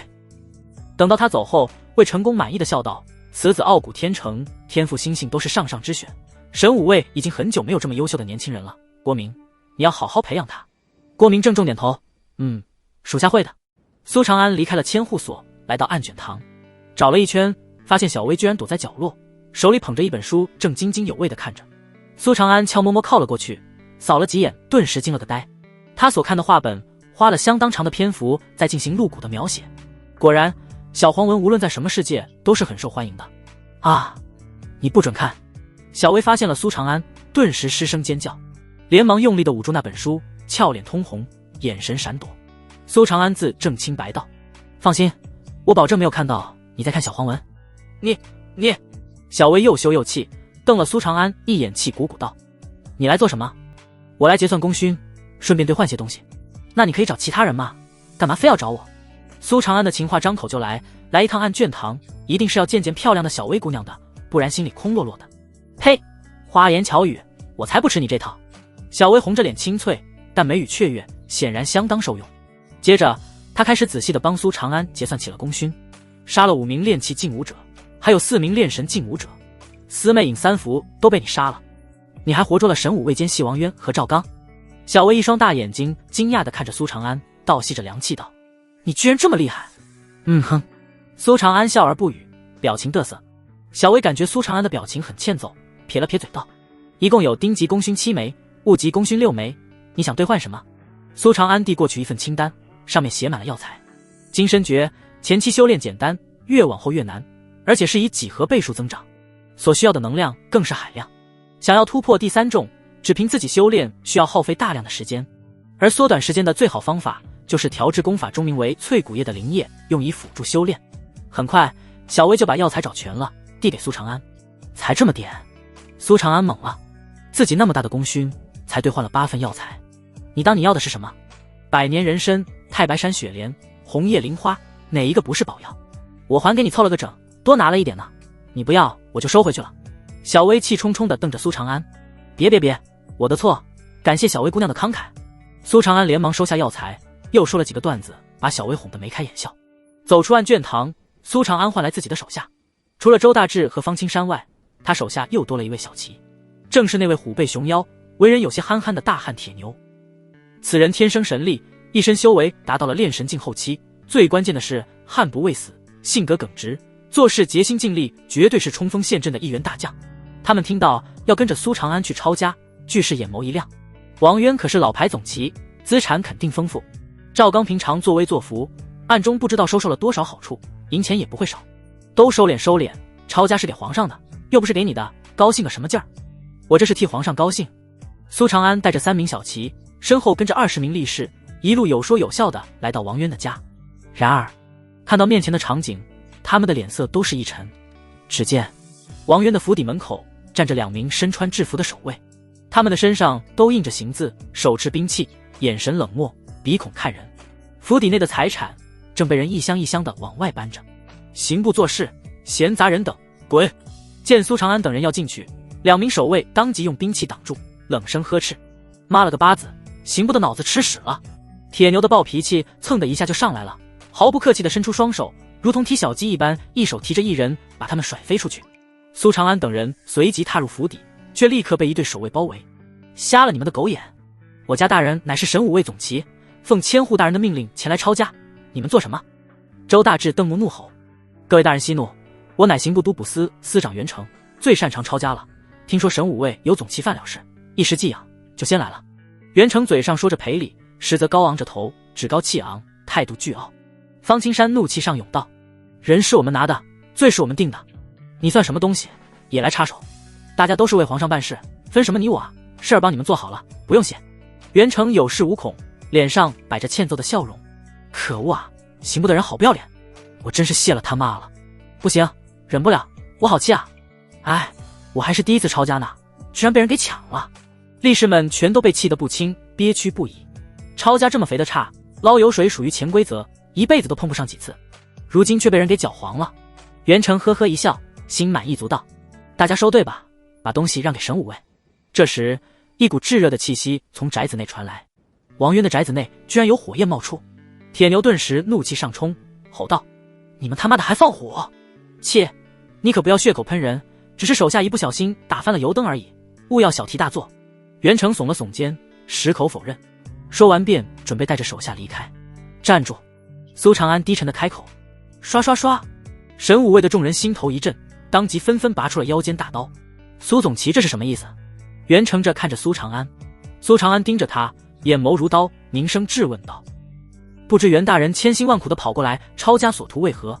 有没有拿不该拿的东西？”“当然没有，为皇上效力，我什么都不图。”袁成理直气壮地摇头，空口无凭，还请袁大人配合我们检查。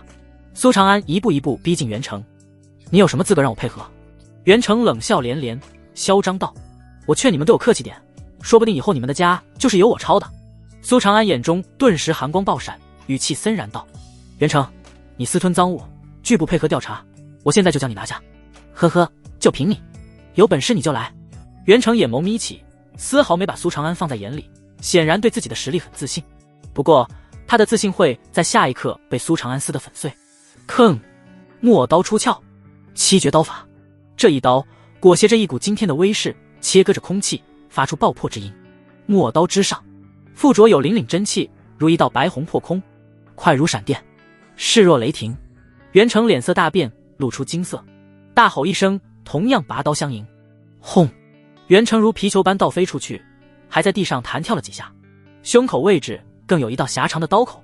他虽然挡住了陌刀，但是陌刀挥舞时的力量引动起了气流，居然依旧切割入了他的身体，无法抵挡，锋利不弱于真刀。如果有武道高手看到这一幕，一定会惊为天人。因为这一刀已经隐隐凝聚出了刀气雏形。刀气是一种极端恐怖的杀手锏，非天赋异禀者不能领悟。你怎么做到的？袁成惊惧地看着苏长安，不甘地开口：“袁大人居然败了！一刀，仅仅是一刀啊！袁大人可是炼气境中期啊，刚刚是怎么回事？”袁成的那些手下纷纷不敢置信地瞪大了眼睛。反观神武卫这边，所有人自豪地昂起了头，与有荣焉。拿下，搜身！苏长安一声令下，铁牛当即上前按住袁成，周大志和方青山负责搜身。怎么才20两？哟，这小子藏挺深啊，一定是藏在里面把衣服扒了。还没有，继续扒，还扒不扒？扒！他俩粗暴无比，很快就把袁成扒了个精光，只剩下一件白色内裤。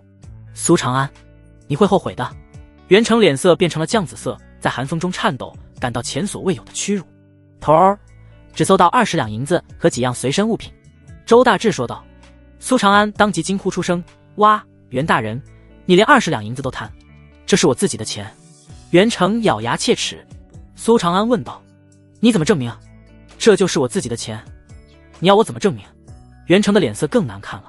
“你看看，你既然无法自证，那就是抄家实贪的，充公了。”苏长安没收了20两银子。苏长安，你给我等着！袁成穿好衣服，狼狈地离开。苏长安紧接着对手下下令道：“赶紧救火！”很快，大火被扑灭，王渊的家已经被烧得面目全非，什么都没有了。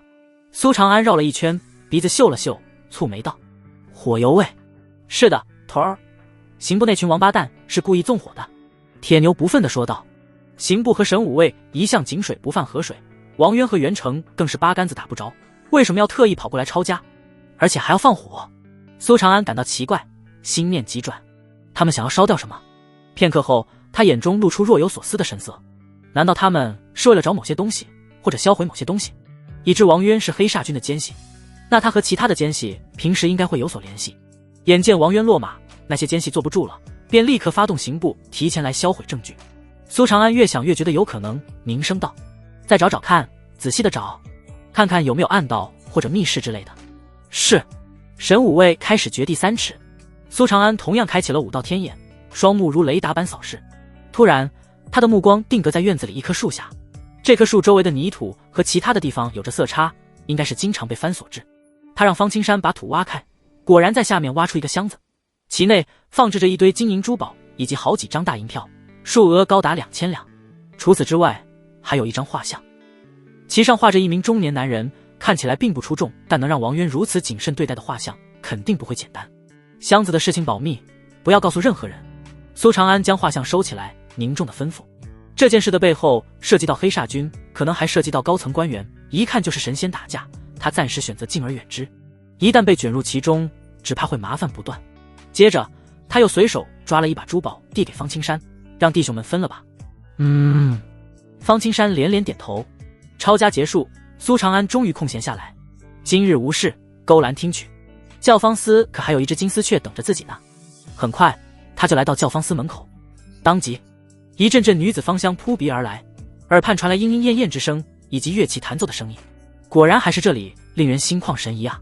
他刚准备踏入其中，却有一群女子主动迎了过来。哎呀，苏公子来了。苏公子，奴家想要跟你深入交流一些心得体会，免费哦。小女子仰慕苏公子很久了，咱们一起学习，取长补短可好？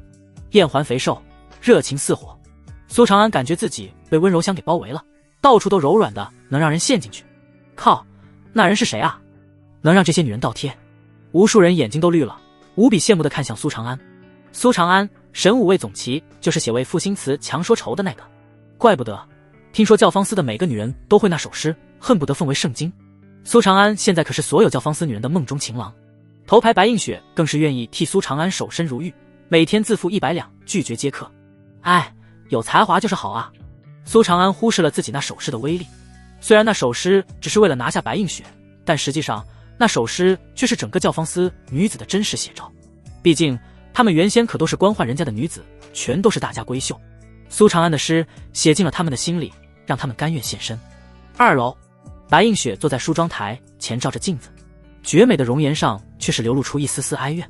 苏郎初时还每日过来与自己缠绵，然而如今已经有7天没来了，莫非他已经腻了不来了？白映雪怀疑起了自己的魅力。小姐别难过了，男人都不是好东西。小桃心疼地看着自家小姐，愤愤不平地说道。白映雪拒绝接客，每天要自己垫付100两，这7天已经白白花出去700两了。这可是700两啊，普通老百姓一辈子都赚不到的钱。还说要为小姐赎身，他拿什么赎身？你不要这么说，苏郎是神武卫总旗，一定是太忙了才没来。白映雪替苏长安辩解道。小桃叹了口气道，小姐，你攒了3年，一共也才3400两，如今已经花出去1300两了，不能再这样下去了。白映雪道，还好，那我还能再等21天。小桃顿时感到一阵揪心突然，楼下传来一阵喧闹，声音中还伴有苏公子的字样。这3个字让白映雪娇躯一颤，疯了似的扑到了走廊上向下望。当看到那道熟悉的身影时，当即喜形于色，双眼都激动地蒙上了一层水雾。小桃，你赶紧去把苏郎迎上来，别让那群狐狸精欺负苏郎了。白映雪急了，气鼓鼓地说道。苏郎是来找自己的，那群狐狸精居然想截胡，还狂吃苏郎的豆腐，太过分了。随后他连忙跑到梳妆台前，仔细检查自己的妆容，紧张又激动。有了小桃的接引，苏长安终于摆脱了众女的纠缠，来到了2楼。苏郎，白映雪如同乳燕一般扑到苏长安的怀里，闭上眼睛，贪婪地呼吸着苏长安的气息。苏长安反手抱住了她，感受着怀里似水般的柔软，笑着问道：映雪，这段时间有没有好好练我教给你的曲子？当然有啦，奴家日日勤练，就等苏郎来点评啊。说完，他走到古琴前，纤纤玉手一拨，琴音如涓涓细流流转而出，秀唇轻启，声音清脆动听，如丝绸般柔滑，委婉悦耳。庭中梨花谢，又一年。丽清霄，月华洒空阶。他的每一个音符居然全都在调上，几乎和苏长安上一世听到了原唱一模一样。苏长安不由得闭上了眼睛倾听。这一世太漫长，却止步咫尺天涯间。谁仍记那梨花若雪时节？我心匪时不可转，我心匪兮不可卷。苏长安的思绪百转千回，好似回到了上一世，在闲暇之余刷抖音的日子。身处神武大陆，可能是因为不想像前世一样碌碌无为，也可能是因为想实现心中的武侠梦想。他的精神其实一直是紧绷着的，除了练武就是在做任务，对这个新世界保持着一种兴奋、恐惧、担忧和探究的情绪，对力量非常渴望。唯有在此刻，听着熟悉的音乐，突然就有种梦回前世的感觉，他才能完全放松下来。一曲终了，苏长安睁开眼睛，眼眸中还充满了回味和眷恋。苏郎很喜欢这首曲子。白映雪敏锐地察觉到苏长安的情绪，很喜欢，不过不止这首曲子，而是很多首。苏长安笑着道。白映雪当即道：那苏郎教我吧，我想唱给苏郎听。哈哈，好。苏长安把前世的古风歌曲一个个的搬出来，说与白映雪听。他言语风趣，懂得又多，让白映雪看向他的眼神越来越痴迷。时间在不知不觉中流逝，天色渐暗。苏郎，让妾身伺候你休息吧。白映雪羞涩地说道，脸颊粉嫩玉琢，肌肤如雪。苏长安心头微微一荡，自然不会拒绝。一个时辰后，苏长安意犹未尽地停下。随着金身诀的突破，他的体质也越来越强，白映雪这种菜鸟根本经不起他折腾，只能虚弱地在他的胸膛上画着圈圈。就在这时，他感觉到一股冰冷愤怒的气息锁定了自己。接着一道声音传入自己的耳中，快点给我回家去。靠！这声音，安平公主。苏长安被吓得一个机灵，那个女人简直丧心病狂，找自己找到教坊司来了。纠结了片刻，苏长安还是选择了从心，起床回家。这么晚了，苏郎不留下来吗？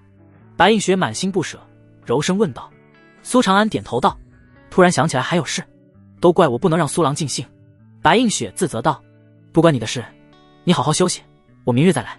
苏长安笑了笑，直接开窗跳了出去。片刻后，小桃走了进来，不经意间看到桌上放着的银票，拿起来一数，顿时惊呼起来，激动道，哇，小姐，姑爷居然留了2000两。苏郎。白映雪看着银票，又惊又喜，感动得稀里哗啦。我就知道苏郎是言而有信之人，我没有选错人，他是爱我的。小桃微微红着脸，害羞又好奇地问道，小姐，姑爷真的有那么强吗？他一直在听着动静，整颗心都帮白映雪揪着。白映雪不好意思点点头，我反正受不了。那小姐，我可以替你分担的。小桃戏若闻盈地说道。白映雪当即给了他一个白眼，你想得美。回到家，苏长安站在院子里，警惕地看向四周，淡淡地开口道，公主可以出来了。嗖，白色的匹链凌空而出，向他裹挟而来。还来这招？苏长安早有准备，真气附着在陌刀之上，横刀一斩，匹链直接被斩断。不过下一刻，又有数条匹链如白蛇般向他飞来。追星步，七绝刀法。苏长安不慌不忙，一边施展身法躲开匹链，一边挥舞着陌刀，演化出道刀影，将匹链一次又一次地斩断。院墙之上，一道白色亮影轻轻落下，长裙飘飘，如月宫中的仙子，冷着脸盯着苏长安。女人，你不要太过分了，从今往后，没有人能再对我用强，尤其是你。苏长安持刀而立，看着那女人，意气风发地高喊。剑山一行，他的修为、金身诀以及武技全方位突破，实力大涨，底气顿时就上来了。这一刻，他感觉自己太帅了。我苏长安站起来了。呵，落水先笑了。苏长安的行为在他眼中弱小的可笑，让他忍俊不禁了。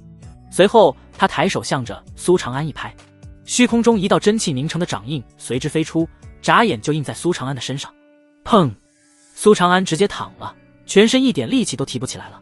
四品和3品的差距这么大。落水仙一挥手，那些匹链再度行动，把苏长安裹了个严严实实，拖回了房间。以后除了出任务外，晚上你不准在外面留宿，我随时可能找你一同修炼。落水仙的口气清冷孤傲，不容反驳，这种高高在上的态度让苏长安非常想镇压他。可恶的女人，给我等着，我一定要让你知道我的厉害。翌日，苏长安调息好真气，从床上爬起。经过一晚上的刻苦修炼，双方真气互补互助，他的真气居然增长了1缕，足足抵得上2个月苦修。纯阳无极体不愧是互补修炼圣体，确实变态。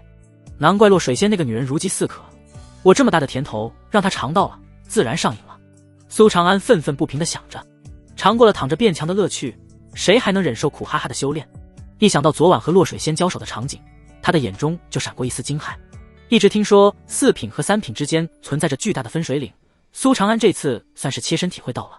真气似乎发生了某种质的变化，威力不可同日而语，而且还可以离体而出，躲都躲不了。不就是4品吗？小娘皮儿，你给我等着，等我崛起了，一定要反复镇压100遍啊，100遍！苏长安心中发狠，拿出淬骨液一口喝下，发愤图强，修炼起了金身诀。金身诀第一层被称为断体，炼成会让身体素质翻一番；第二层是铜皮，在第一层的基础上，身体素质翻2番，还能化为铜皮，大幅度增强防御力。第3层被称为铁骨，需要搭配淬骨液才能炼成。炼成后，身体素质再翻3番，铜皮铁骨一成，普通的炼气劲武者根本破不了苏长安防。淬体液入口冰凉清爽，顺着咽喉缓缓流下，沿途宛若化为涓涓细流，一点点融入身体。苏长安感觉到全身的骨头上开始有一股酥酥麻麻的感觉，随着他的修炼，这股酥麻感渐渐地化为了自己的力量，让他的骨头越来越硬。接下来的几天，苏长安的实力稳步提升，一边修炼金身诀和明神诀，一边与白映雪和洛水仙以真气交汇之法修炼，提升真气。凭借着他努力的修炼，丹田处的真气终于攒足了10缕，突破到了炼气境中期。明神诀也已经练成了第1层，神识强度翻了1倍。而且每当洛水仙来找他强行进行真气交汇时，苏长安都会坚持反抗一下，其实是接机与洛水仙练招。洛水仙看出了他的意图，也不在意，充当起了他的陪练。在交手过程中，洛水仙惊讶地发现，苏长安的刀居然在凝聚一种极为特殊的东西——刀气。什么是刀气？苏长安询问。洛水仙复杂地看着苏长安，言语中居然带着一丝羡慕。刀气是一种很玄妙的境界，气随刀起，力随气至。简而言之，虽然你的刀没有砍到对方，但依旧能伤到对方，威力甚至更强。苏长安若有所思，他想到了前几天砍倒袁成的那一刀，当时他似乎进入了一种玄妙的状态，好似能感受到刀周围环绕着一股气，并且操纵了这股气，这才导致袁成虽然挡住了自己的刀，却依旧被那股气所伤。磨练刀气最好的办法便是实战。洛水先出言提醒，顿了顿又道：你要好好记住现在的感觉，不要错过了，刀气可不断成长，有人能一刀挥出100丈刀气，斩断一座山峰。苏长安问道：刀气和武道真气哪个更强？洛水仙眼神古怪道：很愚蠢的问题，刀气的威力遥遥领先。苏长安眼睛一亮，若是练成了刀气，说不定就能镇压洛水仙，翻身做主人了。好了，不要浪费时间了，我要你助我修行。洛水仙一挥手，白色的匹链瞬间包裹住苏长安，拖入了房间之中，随后将真气渡入体内。1个时辰后，他神色饱满，心满意足地离开。苏长安也睡不着了，消化完真气交汇的修炼成果，便开始练起了刀法。7绝刀法，他隔着1米远的距离对院中的大树挥刀而出，陌刀划破虚空，强大的力量挤压着空气，形成锋利的气流，从树上斩下来了一层皮，威力弱小的可怜。刀气绝不是气流这么简单，气流会很快在空中消散，威力很弱，而刀气却凝而不散，越聚越强。苏长安一遍遍的挥刀摸索着，寻找着刀感。2个时辰后，他停止了修炼，前往神武卫大营，准备找些任务做。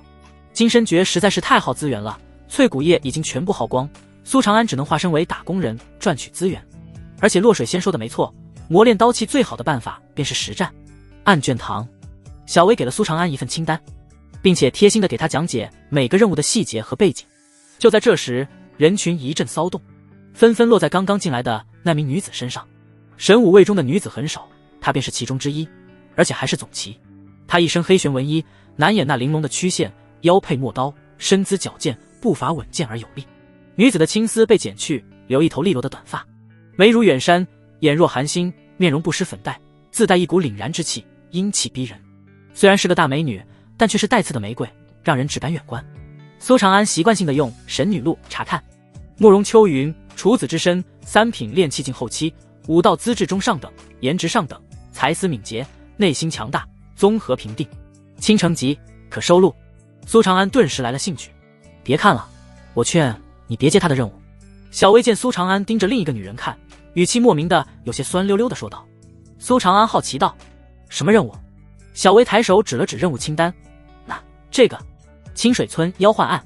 京城周围有很多的村庄，清水村便是其中一个。1个月前，清水村有人来报案，在短短几天的时间里，全村所有的女人和小孩统统消失，村长周围找到了奇怪的脚印，怀疑有妖物作祟。当时的任务等级被定位成丁级。10天前，总旗端木成带领队伍前往清水村查案，最后却只回来了一匹马，那马是端木成的坐骑，只把端木成的神武卫令牌带了回来。端木成体内已经凝聚了91道真气，几乎等同于炼气境后期的武者，却没能回来，甚至整个小队疑似全军覆没。小薇叹了口气道，也因此这任务的等级从丁级直接上升为了丙级，但却没有人敢接手。苏长安疑惑道，这任务和他有什么关系？端木成是他的表哥，两人青梅竹马。小薇故意把最后4个字咬得很重。苏长安，表哥表妹属于近亲，他们成不了。小薇。此时慕容秋云的声音悠悠传来，各位10万火急，若是有哪位同僚愿意跟我一起去清水村，事成之后，我不仅不要这次的功勋，还额外以个人名义拿出5枚丁级功勋作为悬赏。他等不起了，因为每拖1天，端木成死亡的概率就多1分。可惜敢接下这个任务的人依旧不多，毕竟端木成已经是前车之鉴，在场敢说稳胜端木成的屈指可数。慕容总旗，此案我接了。就在慕容秋云焦急之时，一道声音打破了平静，众人循声望去，顿时引发一片议论。是苏总旗。苏大人虽然接连立功，但似乎只是炼气境初期吧。境界不代表实力，苏大人可是打退过黑煞军少主，战力应该不输炼气境后期。话是这么说，但他参与此案还是有不少风险的。喂，你不怕死啊？小薇吃了一惊，连忙拉了拉苏长安的衣袖，充满了担忧。放心吧，4品以上的妖物不敢在京城周围活动，4品以下的妖物则奈何不了我。苏长安微微一笑，眼眸灿若繁星，眉宇间自信飞扬，看得小薇芳心一颤。4品以上的妖物一旦出手，就会被京城中强者感知到，因此对方不可能是4品，他就是苏长安。慕容秋云对苏长安的名字如雷贯耳。安平公主案、采花案、抓奸细王渊和赵刚，力战黑煞军少主，每一个都让人津津乐道，风头一时无两。不过他对苏长安的印象谈不上多好，因为苏长安还有一个更响亮的名号——勾栏白嫖客，一首诗名传京城，引无数风尘少女尽折腰。自此花魁倒贴，内外为免费，羡煞旁人。去教坊司的次数比回家都勤。慕容秋云最讨厌花心的男人，像苏长安这种大嫖客，他多说2句话都嫌脏。不过他能雪中送炭，慕容秋云还是成了这份情。多谢苏总旗仗义相助。苏长安笑着道，客气了，我知道你很急，现在就召集手下出发。慕容秋云很江湖的拱手道，劳烦了。喂，苏长安。小薇拉住苏长安的衣袖，关切道，一切小心。我会的。苏长安笑着回应。很快，苏长安叫来自己的队伍，与慕容秋云一同出发，两人一共带了6名小骑，30名力士。慕容秋云的副手叫林雄，实力高达炼气境初期，驾马与慕容秋云走在最前方。大人，苏总旗的实力不过跟我相当，此行是不是不够稳妥？林雄蹙眉与慕容秋云小声说道。慕容秋云淡淡的看了他一眼道，他练神境就能抓住炼气境的田悦，炼气境初期就能对战炼气境后期的莫云飞，你说你俩实力相当？好吧，我承认我比不过苏总旗，但是他也不值得大人花费那么多功勋邀请。林雄叹了口气，颇为不服的说道。慕容秋云不仅不要这次丙级任务的功勋，还额外付出5枚丁级功勋，原本是想邀请一位炼气境后期的总旗，但却被苏长安捡了个漏。他好歹也算个不错的帮手，只要能找到表哥就是值得的。慕容秋云语气坚定，郑重地吩咐道，苏总旗肯定有过人之处，把你们的情绪收一收，不准得罪。是，大人。林雄点了点头，只能暗叹苏长安运气好。一路上，苏长安骑在马上，看似在闭目养神，实则在感悟风的律动。强大的神识让他对天地之变更加敏感，悟性更上一层。只是明明距离感悟出刀气只差了一层膜，但却怎么也捅不破。他感觉自己真的需要一场酣畅淋漓的战斗。众人马不停蹄，在天黑前赶到了清水村。一排排房屋鳞次栉比，井然有序地排列成3条直线。青砖白墙在阳光的照耀下显得雅致而幽静，有些房屋的瓦片更是上好的琉璃瓦，闪烁着神采。哇，这个村子这么富有吗？周大志忍不住惊叹。清水村盛产一种名叫的青参水的东西，号称可治疗百病，延年益寿，深得百姓的追捧。慕容秋云说道。苏长安不由得问道，这么神奇的水神五味没查过吗？林雄答道：“当然查过，卷宗记载，此水只对凡人有效，于武者无益，而且功效其实与草药疗养差不多，算不得神异，便列为民间奇谈，没有过多关注。可知此水的来源？”苏长安又问道。林雄摇了摇头，这是清水村发家致富的秘密，没有人肯说。清深水应该没什么问题，它在10年前就存在了，而且一直没有出过问题。慕容秋云知道苏长安的意思，开口解释道：“没有问题就是最大的问题。”苏长安摩挲着下巴，悠悠开口。林雄疑惑道：“什么意思？”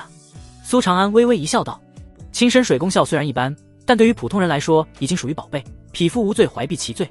你说清水村是如何保住这清深水的？”方青山恍然大悟道：“对啊，清深水这么大的利益，肯定会引来很多人的觊觎，清水村怎么可能常年平安无事？有道理，除非清水村暗地里把所有的麻烦都解决了。”慕容秋云脸色一沉，终于发现了盲点。随后他佩服地看向苏长安，由衷道：“苏大人果然才思敏捷。”哪怕是林雄在心里也忍不住叹服。苏长安3言2语就推出了重要信息，确实有2把刷子。周大志猜测道：“会不会是有人为了得到清深水，所以把全村的女人和小孩都抓起来了，以此来要挟清水村？破案了自然就知道了。走吧，进村。”苏长安一甩马绳，向着清水村而去。清水村的村正名为范有福，带领着几名村民已经在村子门口等待，见到苏长安等人，连忙迎了过来。老朽范有福见过诸位大人。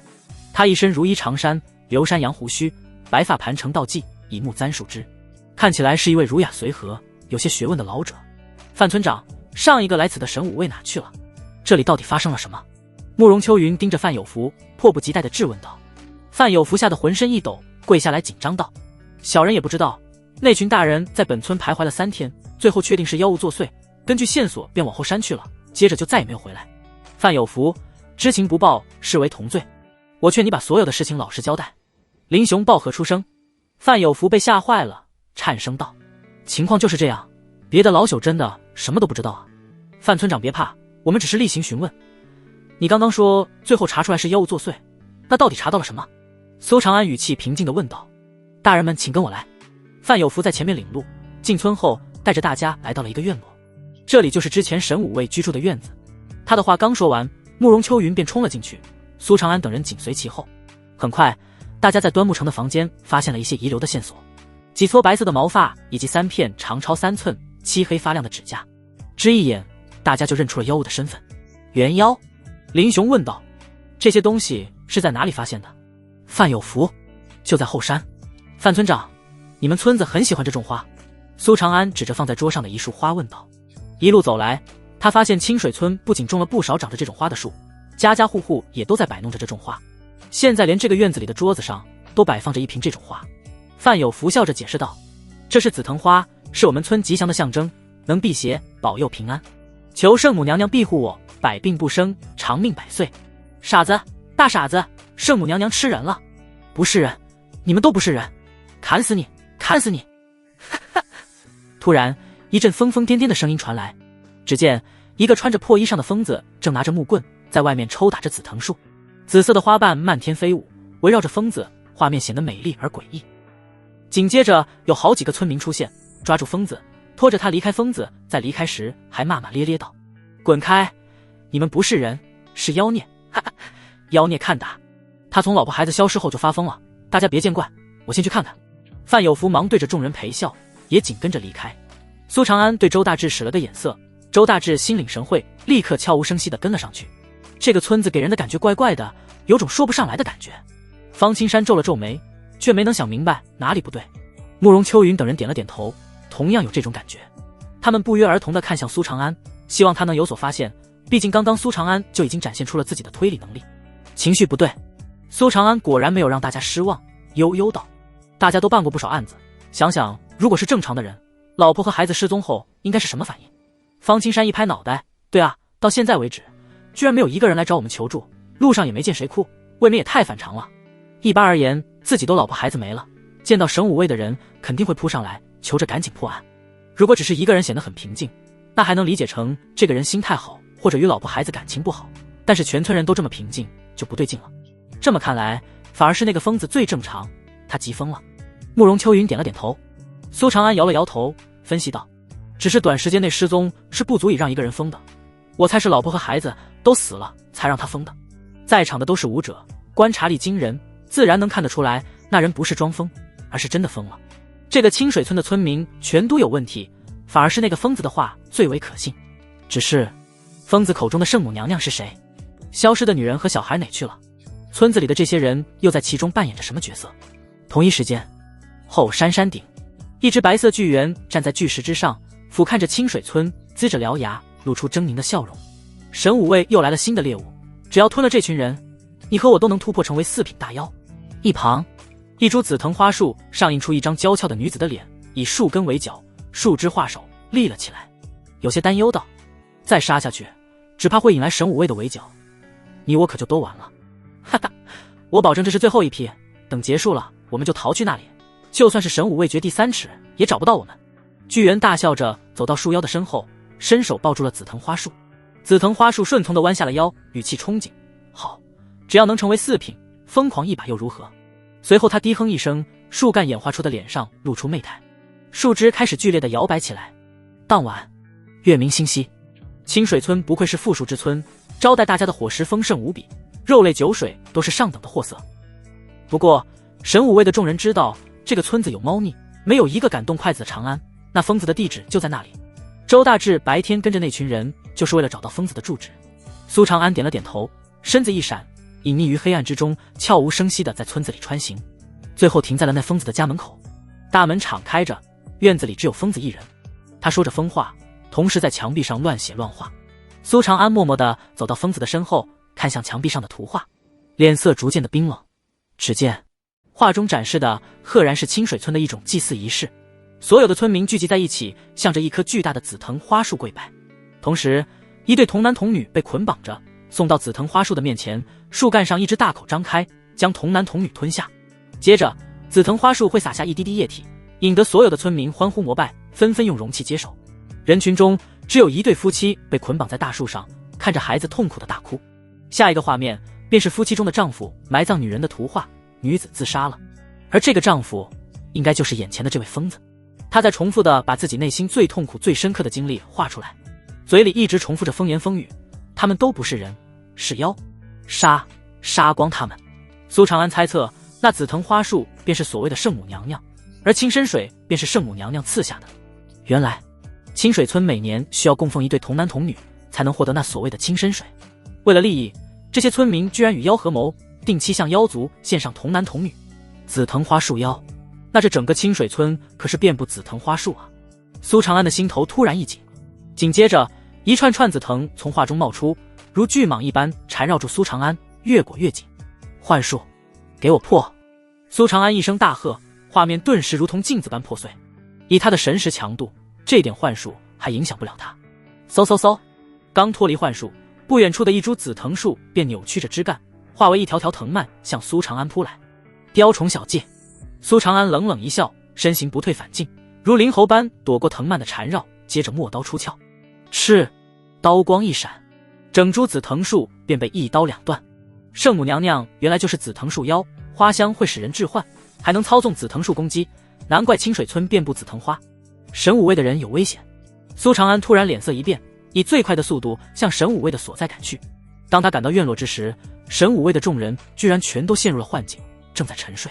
这里的紫藤花树是最多的，桌上和墙角摆放的紫藤花压根就不是装饰，而是致命的迷幻剂。一株株紫藤如蛇一般，缓缓地爬到众人的身上，将他们包裹，仿若组成了一个巨大的胃，要将众人消化。苏长安猛提一口真气，鼓大胸部，融入声音，仿若佛门的狮子吼，吼声如雷。都给我醒过来！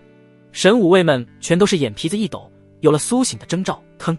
苏长安拔刀，眼眸中金光四溢，身形不停地闪动，将周围一株又一株的紫藤花树斩断。哗啦！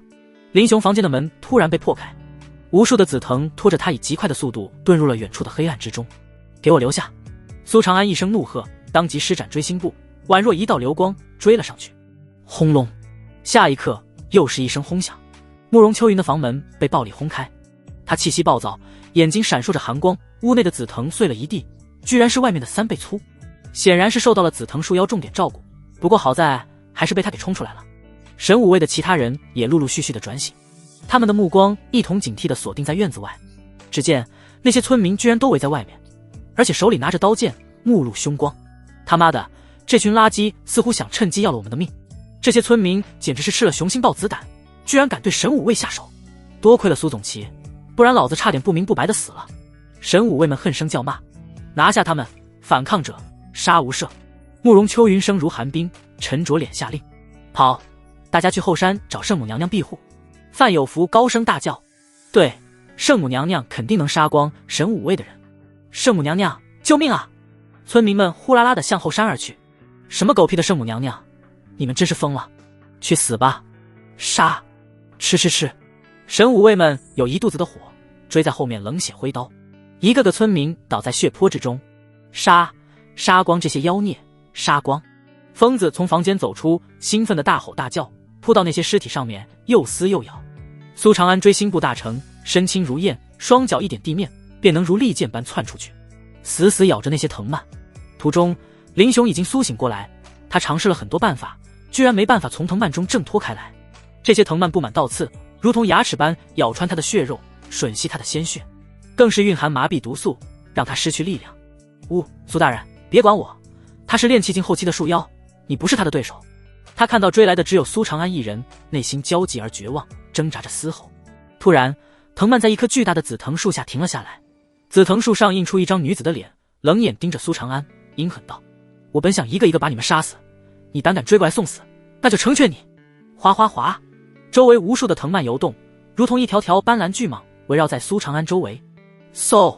半米粗的藤蔓藤蔓布满倒刺，又粗又大，速度却惊人的快，化为一道边影向苏长安的背后抽来。苏长安耳听八方，跃身闪过，轰！藤蔓砸在地上，引起大地震动，飞沙走石。紧接着又有无数条藤蔓窜射而出，如同触手缠向空中的苏长安。七绝刀法！苏长安豁然拔刀，刀光如雨，急急而落，刀锋所过，好似砍瓜切菜般，将所有的藤蔓都砍成一节一节。这怎么可能？紫藤树妖的惊惧地看着眼前的这一幕。他接触过不少人类武者，眼前之人比同阶的人类强太多了，仿佛不是人类，而是人形凶兽。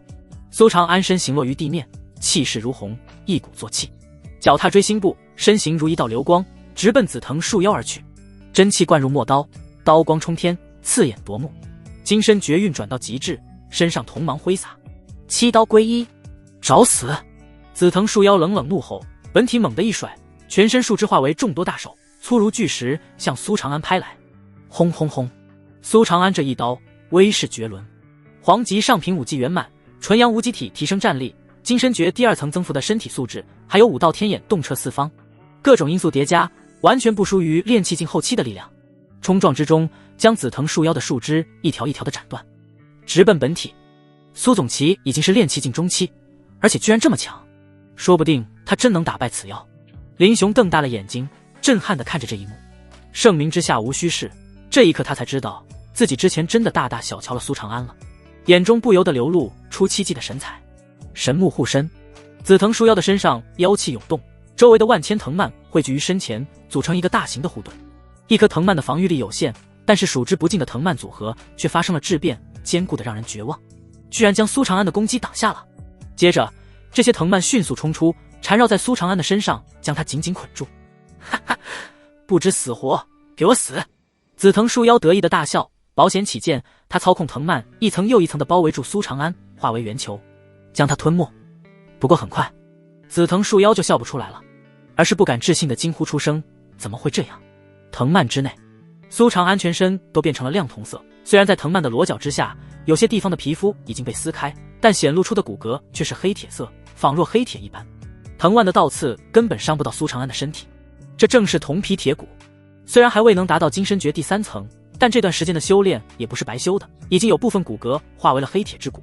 最关键的是，紫藤花的花粉蕴含着很强的毒素，哪怕是炼气境后期的武者都扛不住，但对苏长安似乎一点作用都没起到。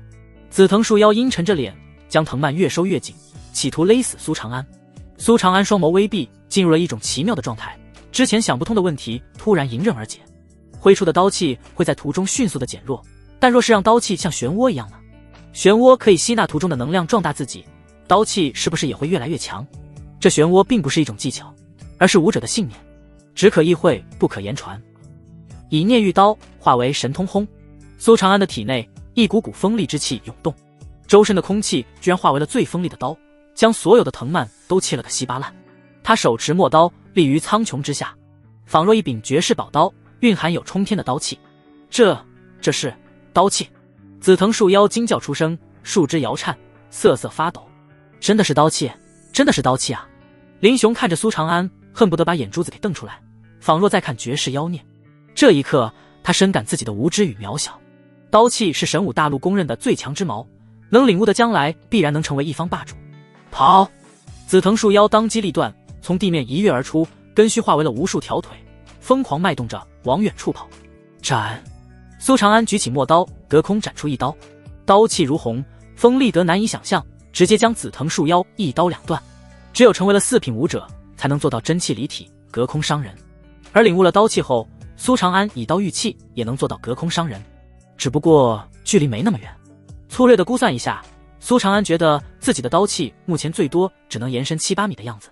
扑通，一枚青色的珠子落在苏长安的脚下，正是紫藤树妖的妖丹。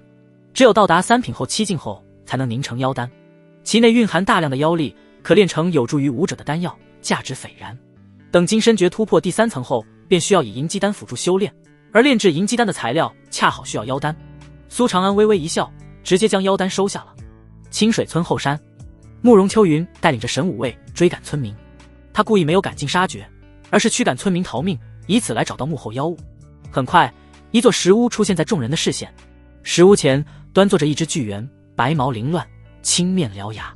他正襟危坐，似乎在学习着人类书生的坐姿，装着儒雅而沉稳，手里却拿着一条女人的手臂，正慢条斯理地啃食着。在他面前的石桌上，则整整齐齐地堆放着一根根骨头，摆放得很有章法，全都被啃得干干净净，没有一丝血肉。妖圣大人，我们的妻儿呢？范有福面色苍白，内心实则已经猜到了某种可能，颤抖着声音问道。白猿指着一处堆放着累累白骨的角落，龇牙道：“都在那，自己去找。”不，怎么会这样？孩子，我的孩子啊！不会的，圣母娘娘不是这么跟我们说的，她骗了我们。清水村的村民尽皆失语，痛苦地抱着头，状若疯魔，大张着嘴巴叫唤。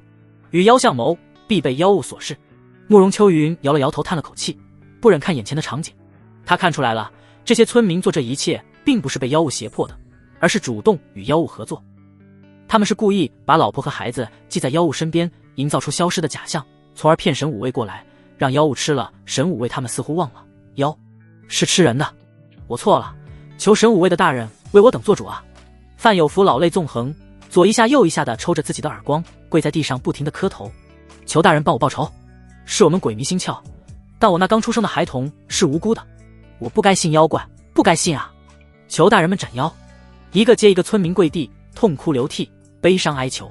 方青山偏过头去，撇了撇嘴道：“哼，真是可怜又可恨，何其愚昧，何其悲哀。”周大志摇了摇头，叹了口气：“神武卫早就告诫过你们，妖惑人心，不可信其言，你们为何不听？真是自作自受，把家人放在妖物身边为质，亏你们想得出来，现在后悔有个屁用！”神武卫们恨铁不成钢的斥责，不过他们的双眸赤红，全身气血上冲，也已是怒火中烧。就在不远处，那堆满了人类骸骨的地方，可全都是女人和小孩，有些还很小很小，却被活生生的啃食了血肉。哪怕是铁石心肠之人，见到这种场景，都会情难自抑。此妖敢吃人，该杀！神武卫听令。慕容秋云声音冰冷如铁：“此妖屠戮人族，当杀！诸位随我，诛妖！杀！杀！杀！”神武卫们早就忍不住了，此刻一同怒吼，声如雷鸣，气势冲霄。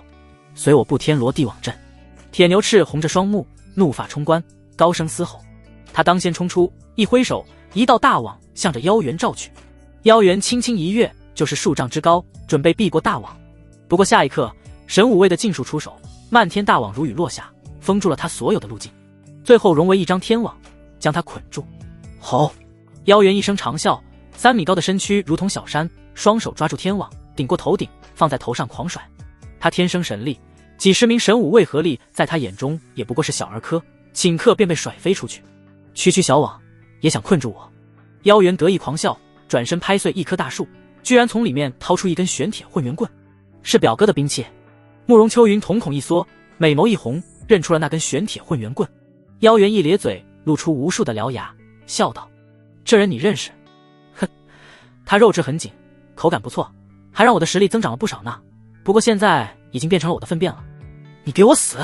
慕容秋云怒发冲冠，腰间长剑出鞘，几个箭步就冲到妖猿面前，剑光如电，迅疾而猛烈。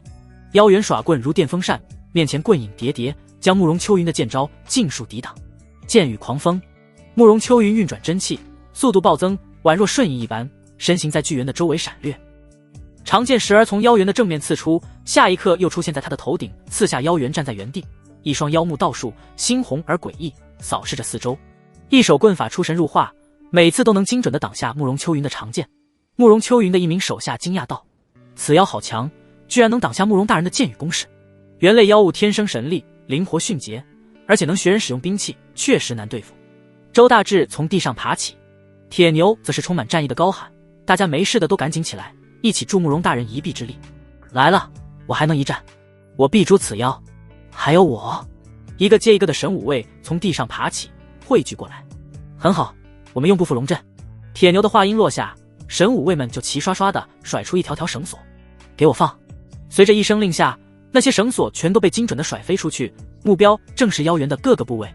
眨眼间，这些绳索便缠绕在了妖猿的身上，双手、双脚以及脖子全都被一根根绳子紧紧拉着。给我滚！妖猿怒吼，想要甩开这些绳索。大家一起拉！啊啊！神武卫们一同嘶吼，手紧紧抓住绳索，脚死死挠着地，脸部憋得通红，爆发出了所有的力量。妖猿被缚，空门大开。慕容秋云长剑指天，五道真气如滚滚河水灌入长剑之中。嗡嗡嗡，剑身轻凝，吞吐着剑芒。下一刻，他身躯化为一道流光，刺出了最强的一剑。一剑穿山，噗嗤，长剑刺入妖猿的心口，一寸一寸的没入。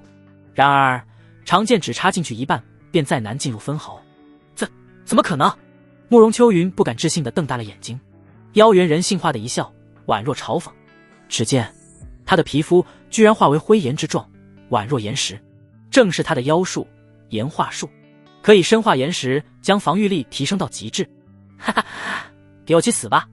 妖猿一声狂吼，四肢拉住绳索狂舞，神武卫们如同绳子上的蚂蚁，被甩得在空中飞舞，一个接一个的被甩飞出去，撞在大树以及山石之上，身受重伤。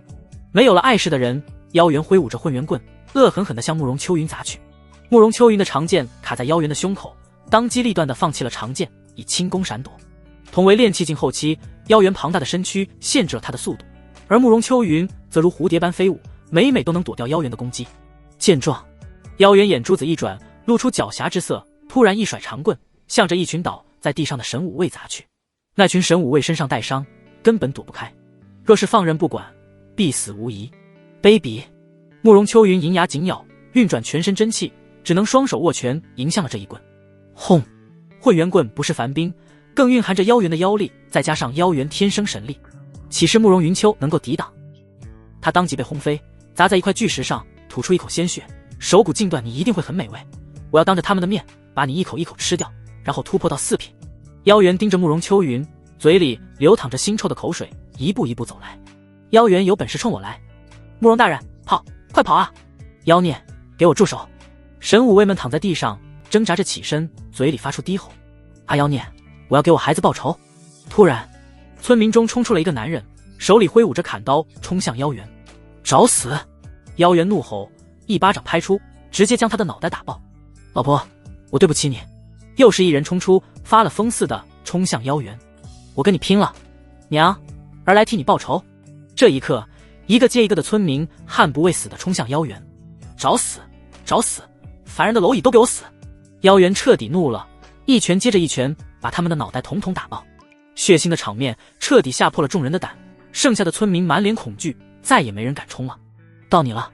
妖猿咧嘴一笑，细密的獠牙显露而出，举爪向着慕容秋云抓来。狂风夹杂着恶臭的腥味扑面而来，慕容秋云的脸上露出绝望之色，闭目等死。下一刻，一道身影从天而降，落在慕容秋云的身前，轻轻一抬手臂，居然将妖猿那巨大的爪子挡在了半空之中。还好还好，差一点就迟到了。慕容秋云愣愣地看着眼前的身影，小嘴微张，又惊又喜。苏长安，他的身躯比妖猿的爪子还要小，但是却稳如泰山，充满了力量与安全感。苏大人，是苏大人，太好了，苏总旗赶来了。长安，你终于来了，哈哈，有救了，大家都有救了。神武卫们看着那道挺拔的身影，爆发出一阵阵喝彩。慕容秋云激动道：苏长安，你来得正好，快带其他人走，我来挡住这妖猿。你还是好好坐下吧，看我如何宰了这头妖猿。苏长安平静的开口，却有一股一往无前的自信与气势。慕容秋云焦急道：不要大意，他可是炼气境后期的妖物，炼气境后期而已，我刚刚已经宰了一头。苏长安随口回应：你杀了阿紫。妖猿神色一变，一双树瞳死死盯着苏长安。苏长安起了一身鸡皮疙瘩，嫌弃道：阿紫，你们恶不恶心？妖怪还起个小名，我要活吞了你！妖猿怒吼一声，高高举起手中的玄铁混元棍，猛地一甩，如同拍打苍蝇般向苏长安迎头砸来。若是苏长安避开，那这一棍就会打在慕容秋云的身上；若是苏长安不避开，那他自己就会身受重伤。卑鄙，又来这招！慕容秋云脸色大变，苏长安道：你快躲开，不要管我。苏长安不言不语，只是高高举起陌刀，全身真气狂涌，用行动说明了答案。原来只是个炼气境中期，连给我塞牙缝都不够。妖猿残忍的大笑，长棍带动风声，凛冽呼啸。苏大人，完了完了，怎么能和妖猿比拼力量呢？苏大人可以的吗？他炼体的，说不定能挡住。妖猿卑鄙，总是靠挟制伤人。赢，一定会赢。几十名神武卫瞪大着眼睛，紧张地盯着，恨不得冲过来帮忙。轰！长棍落下，大地崩裂，掀动一大片的尘土。在所有人屏息凝神的注视下，一个巨大的身影倒飞出来，重重地砸在地上。妖猿被打退了。刚刚是刀气，头儿居然领悟出了刀气，我不是在做梦吧？不是梦，那真的是刀气。苏总旗威武，我们有救了！那些村民愣神了片刻，随后也爆发出一阵阵喝彩。那位大人打赢了妖孽，神武卫的高手来了！老婆孩子，有人来帮你们报仇了！众人喜极而泣，声音颤抖，一同高呼：杀了他，求大人斩妖！求大人斩妖啊！刀气，他居然领悟了刀气！慕容秋云愣愣地看着苏长安的背影，呼吸急促，芳心狂战。苏长安如一座高山，在阳光下熠熠生辉，带给人无尽的安全感。不可能，你怎么可能领悟出刀气？妖猿爬起来，不敢置信的嘶吼，又惊又怒。苏长安手持陌刀斜指地面，面容沉着似水，眼眸冷厉如刀，压根没有给妖猿一点喘息的机会。脚踏追星步，瞬间跃至妖猿的面前，声音低沉，宛若死神降临。那你这次可看仔细了！一刀横斩而出，赤刀光若长虹贯日，刀气如芒冲云霄。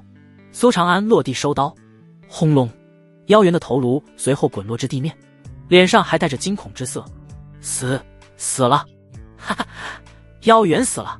苏大人真的做到了，头儿太强了，无敌！那可是刀气啊！苏总旗真乃盖世天骄！神武卫们激动地用拳头捶打地面，劫后余生的大笑。那些村民则是纷纷赶至苏长安的面前，双膝跪地，感谢着他。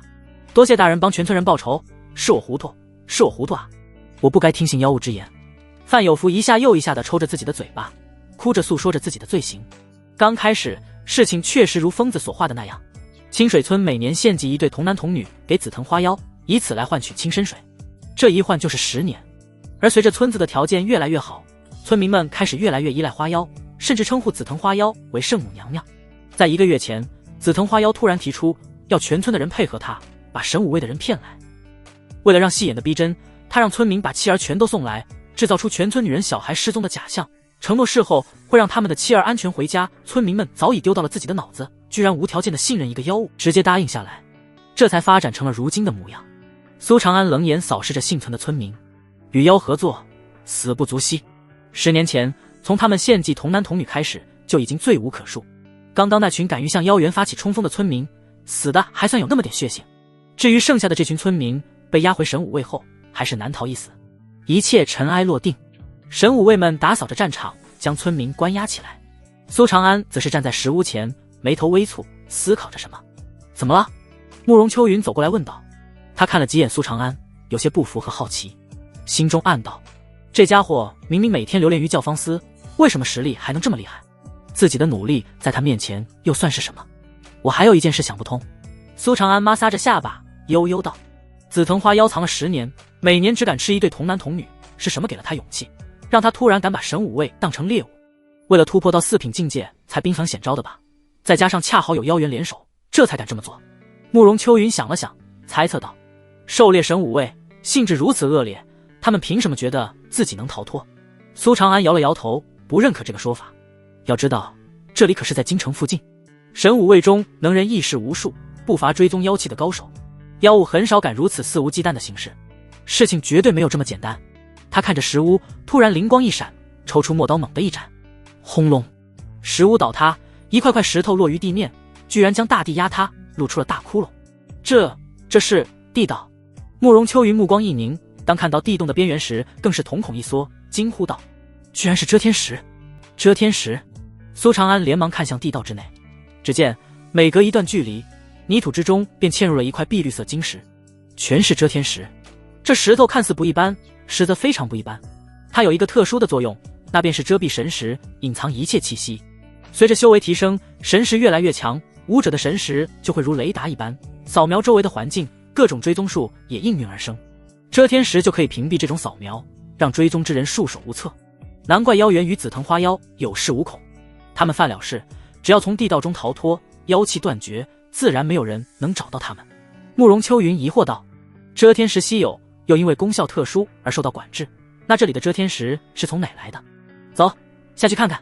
苏长安眼神一闪，当即一跃而下。地道之中伸手不见五指，但苏长安拥有5道天眼，视野如昼，丝毫不受影响。喂，你慢点，等等我。慕容秋云也下来了，他掏出火折子点燃亮光，忍不住对着苏长安喊道：地道宽敞，工程浩大。两人越看越心惊。慕容秋云吸了一口气道：每10米一个遮天石，完美的遮掩气息，当真是布置的天衣无缝。到底是谁这么大手笔？走到一半，两人停下了脚步。面方堆满了宝物，有灵药，也有兵器，还有5道功法。慕容秋云在其中还发现了端木成的衣服，显然是紫藤树妖和妖猿把这里当做了据点，战利品都存放在此。那些灵药应该是两妖为了突破至4品搜刮而来的，现在便宜了苏长安，这些灵药都归我，没意见吧？苏长安把灵药都收下后，这才对慕容秋云问道：我说有意见有用吗？慕容秋云无语，你都收完了才问我，你礼貌吗？不过他本来也没想要什么，毕竟命都是苏长安救的。两人沿着地道继续往前，地道的长度惊人，居然连通到另一个山头。而且苏长安还发现，这地道原本不止一条，只是其他的路径都被堵死了，也不知道通向何处。这地道有些蹊跷，他俩记录下来，回去后就往上报。众人在清水村休息了一晚上，第2天便押着村民返程，剩下的事就不需要苏长安操心了。回到神武卫大营，他便直接前往暗卷堂交接任务。苏长安，太好了，你没死。刚进入暗卷堂，便有熟悉的声音传来。小薇开心地看着他，苏长安不由得道：你可真会说话，下次别说了。任务顺利吗？小薇好奇道。苏长安耸了耸肩，圆满完成，但是端木成成死了。哦，那你没受伤吧？开什么玩笑，谁伤得了我？哥，吹牛。小薇抿嘴直笑，熟练地给苏长安算起了功勋。任务本身就值1枚丙级功勋，另外还有慕容秋云附送的5枚丁级功勋。随后苏长安又把这次收缴的兵器和功法都拿了出来，兑换了2枚丁级功勋。帮我再兑换5份药材吧。苏长安算了一下，再有5份淬骨液，应该就能突破至金身诀3层了。顿了一下，他又道：剩下的我想入武技阁第2层，挑选一本玄级武技。7绝刀法已经到了练无可练的地步，而且威力明显不够看了。这段时间的经历让苏长安发现了自己的一个短板，那就是缺少一个强而有力的杀招。这次若非自己恰好领悟出了刀气，那可就危险了。如果能学会一个威力强大的武技，再配上刀气，就算是4品武者，他都觉得能碰上一碰。小薇帮苏长安打包好药材，犹豫了一下道：苏长安，告诉你一个秘密。哦，说来听听。苏长安好整以暇地看着他。小薇凑过来轻声道：有些千户大人喜欢把自己的武技简化，放在武技阁中，以此来挑选有缘人。苏长安精神顿时一振，颇为意外地看了一眼小薇道：继续说，不要停。有一本叫昨日刀法的武技，你可以看看。小薇推荐。好，多谢小薇姑娘了。苏长安对小薇拱了拱手，他暗道，小薇的来历恐怕不简单，居然能知道这么隐蔽的消息，这种宝藏女孩神女路怎么会没有反应呢？苏长安不由得探查起来。孔雨薇，处子之身，无修为，颜值极等，天生绝脉，武道天赋下等，心思细腻，性格坚韧，综合评价中下等，不可收录。他居然是天生绝脉，苏长安不由得有些心疼。拥有这种体质的人几乎断绝了修武的可能。看得出来小薇是很喜欢武道的，但却没办法修武，内心肯定非常苦涩吧。你如果真想谢我，那有空给我讲讲你做任务时的经历好了。小薇心驰神往道。没问题。苏长安笑着答应，随后他便拿着凭证前往了武技阁。进入武技阁，苏长安找了一圈，终于在一处比较隐蔽的角落找到了那本昨日刀法。刀如烈阳，照耀四方，阳光所照，万物俱消。好霸道的总纲，仅仅是这个总纲就让苏长安认定了他。昨日刀法为玄阶下品武技，共有3式。第一式火焰刀，第二式烈阳舞，第三式昨日神斩。首阁老者依旧是那副懒洋洋的模样，让苏长安登记后便把武技给借走了。出了神武卫大营，苏长安直奔教坊司。他执行任务，危机四伏，精神紧绷，听着白映雪弹奏前世的歌曲，身心这才放松下来。说实话，真有点怀念前世刷手机的日子啊。苏大哥，你何必这么辛苦？白映雪帮苏长安抚平紧皱的眉头，心疼地说道。苏长安眼眸深远，那难道因为野心吧？姑爷能有什么野心？小桃嬉笑着问道。苏长安轻吐一口气道，逍遥自在，掌控自己的人生，不用卑躬屈膝，不用曲意逢迎，不用担惊受怕，算不算野心？在这个武力至上，人命如草的世界，死亡总是如影随形。清水村那群村民就是活生生的例子。苏长安渴望变强，也很享受变强的成就感。白映雪和小桃全都沉默了。苏长安所说的何尝不是所有人所想的？他俩身处教坊司，身不由己，做梦都想要掌控自己的人生。苏大哥，让奴婢帮你变强吧。白映雪一双眼睛晶莹明亮，水汪汪地看着苏长安，充满了春情。苏长安心领神会，罗帐落下，一切尽在不言中。1个时辰后，二人停止了修炼。白映雪疲惫而幸福地依偎在苏长安的怀里，用手指画着圈圈。苏长安问道，雪儿，你会写字吧？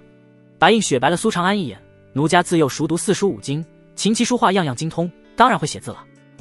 那这样吧，我来说书，你来写。苏长安笑着说道。说书？白映雪一愣，白大哥难道是准备出书吗？苏长安点了点头，没错，争取多赚些银子，也好尽早替你赎身。这是他经过深思熟虑的想法。上次见到小薇在看画本时，他就已经萌生了出书的想法。这个世界娱乐业严重匮乏，看书属于主要的娱乐方式。画本的水平全都不咋样，剧情简单，感情平淡，光靠黄河报撑着，实在是不堪入目。只要把上一世的小说搬过来，那就属于降维打击。而且苏长安还特意做过市场调研，出书是非常赚钱的。一本书的成本是300文，售价为1两银子，利润高达700文。作者得7成利，纯赚490文。只要书畅销，赚的钱简直不要太多。苏大哥，你真好。白映雪深情地看着苏长安，泪眼汪汪，感动不已。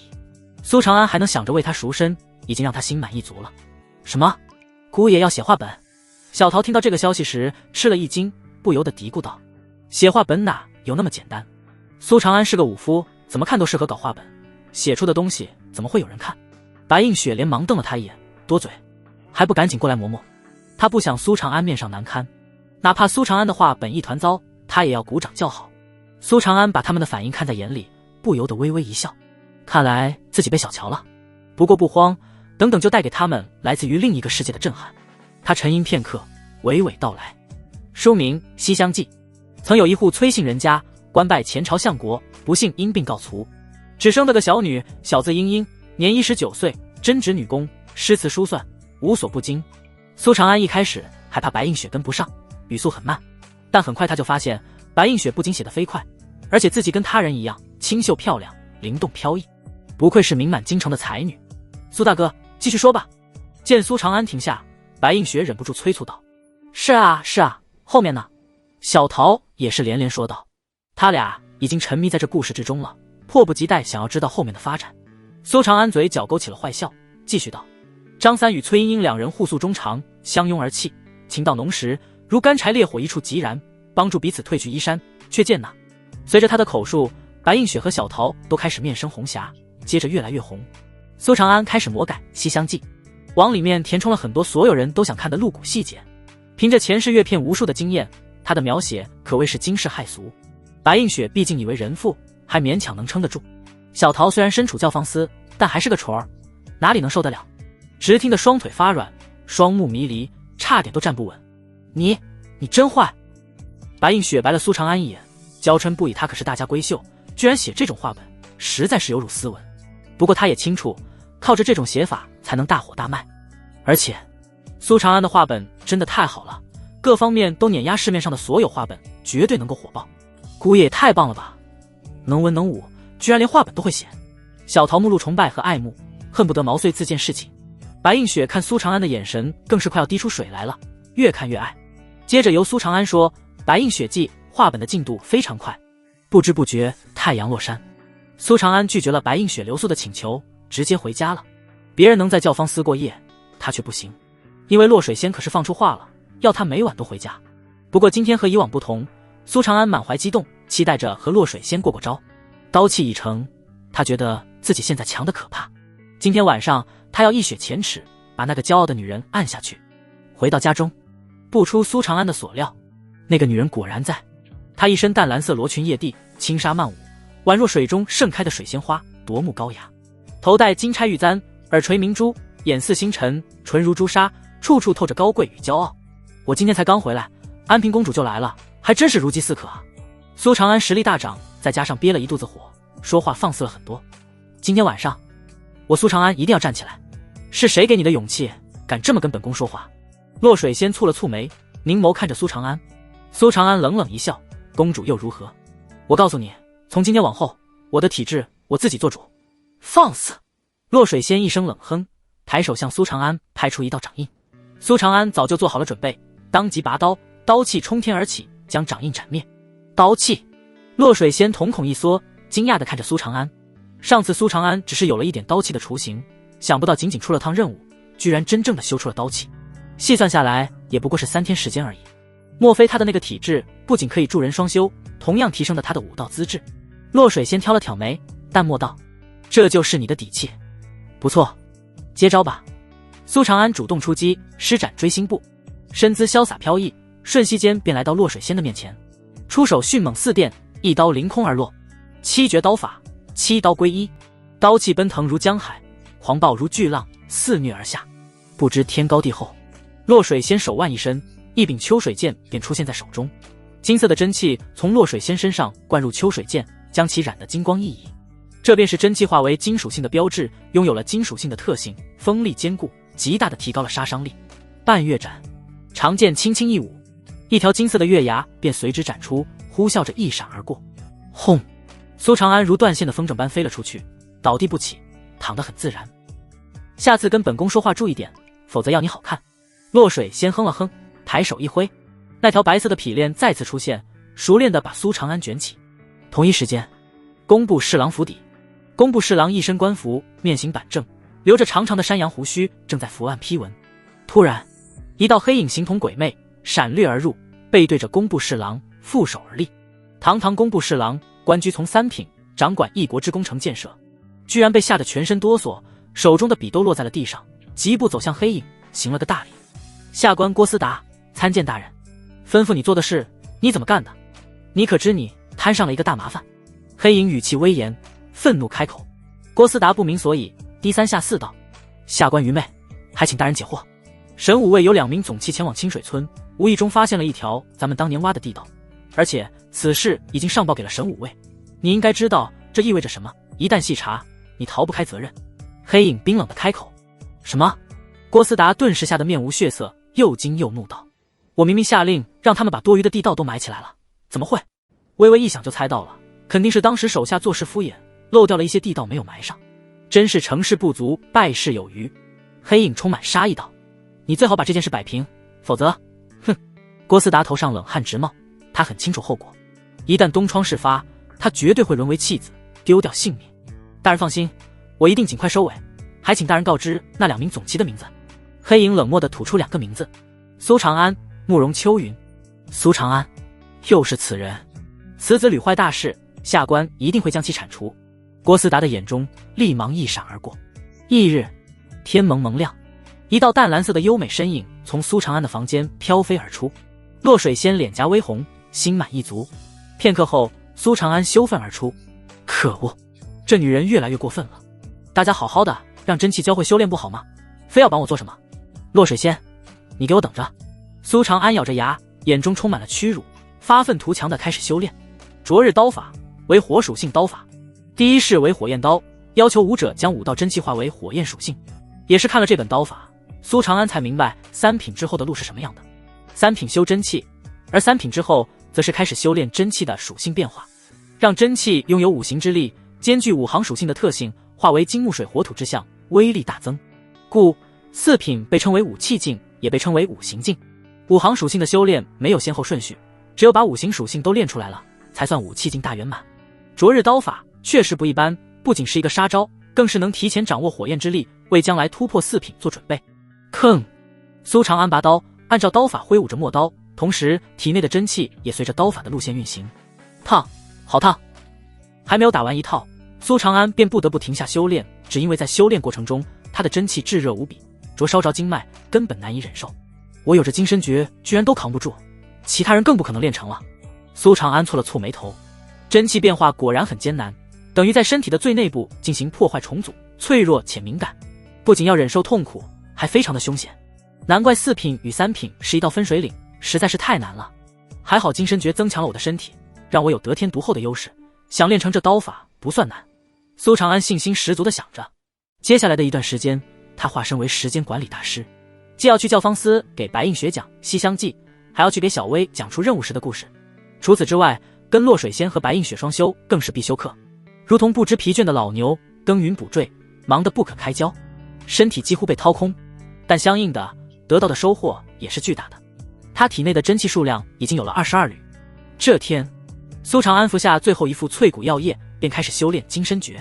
随着功法的运转，他的身体全都变成了亮铜色，而且全身的骨骼都在蠕动。若是能透视，就会发现他身体内的骨头正在逐渐变成黑铁色，直至黑铁之色覆盖每一寸骨骼。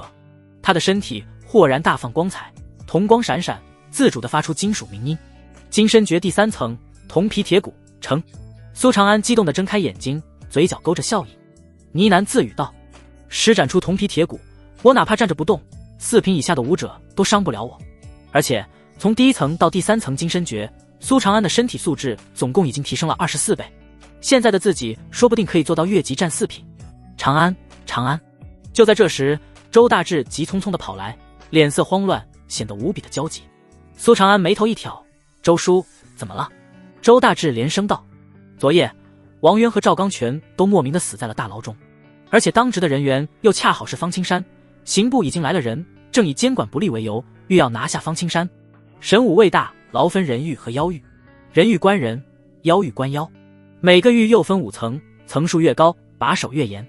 赵刚和王渊便在人狱的第2层，狱中阴暗潮湿，寒气森森，有鬼哭狼叫的哀嚎声回荡，里面的很多犯人如孤魂野鬼，不人不鬼。等苏长安赶到时，刑部的人已经把方青山拿下，绑了起来，而负责捉拿之人正是上次抢先去王渊家抄家的都捕司司长袁成。苏总旗，我们又见面了。袁成冷笑着看着苏长安，如一条毒蛇，眼底藏着恶毒，好似与苏长安有深仇大恨一般。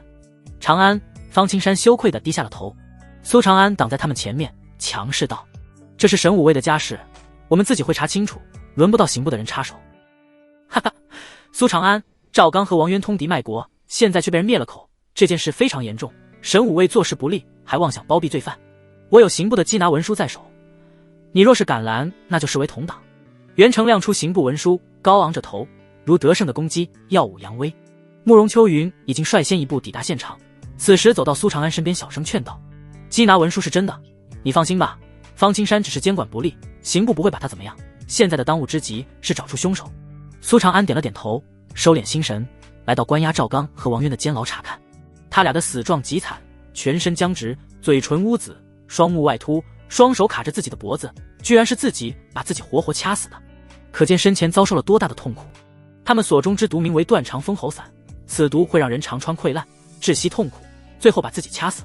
慕容秋云解释，接着道：“奇怪的是，这饭菜在送来前有专人检查过了，并没有毒，而且我刚刚也看过了，依旧没有查出有毒。”袁成冷笑道：“武者中了此毒，治疗及时还是有救的，但是昨夜当值的几人全都渎职懈怠，居然呼呼大睡。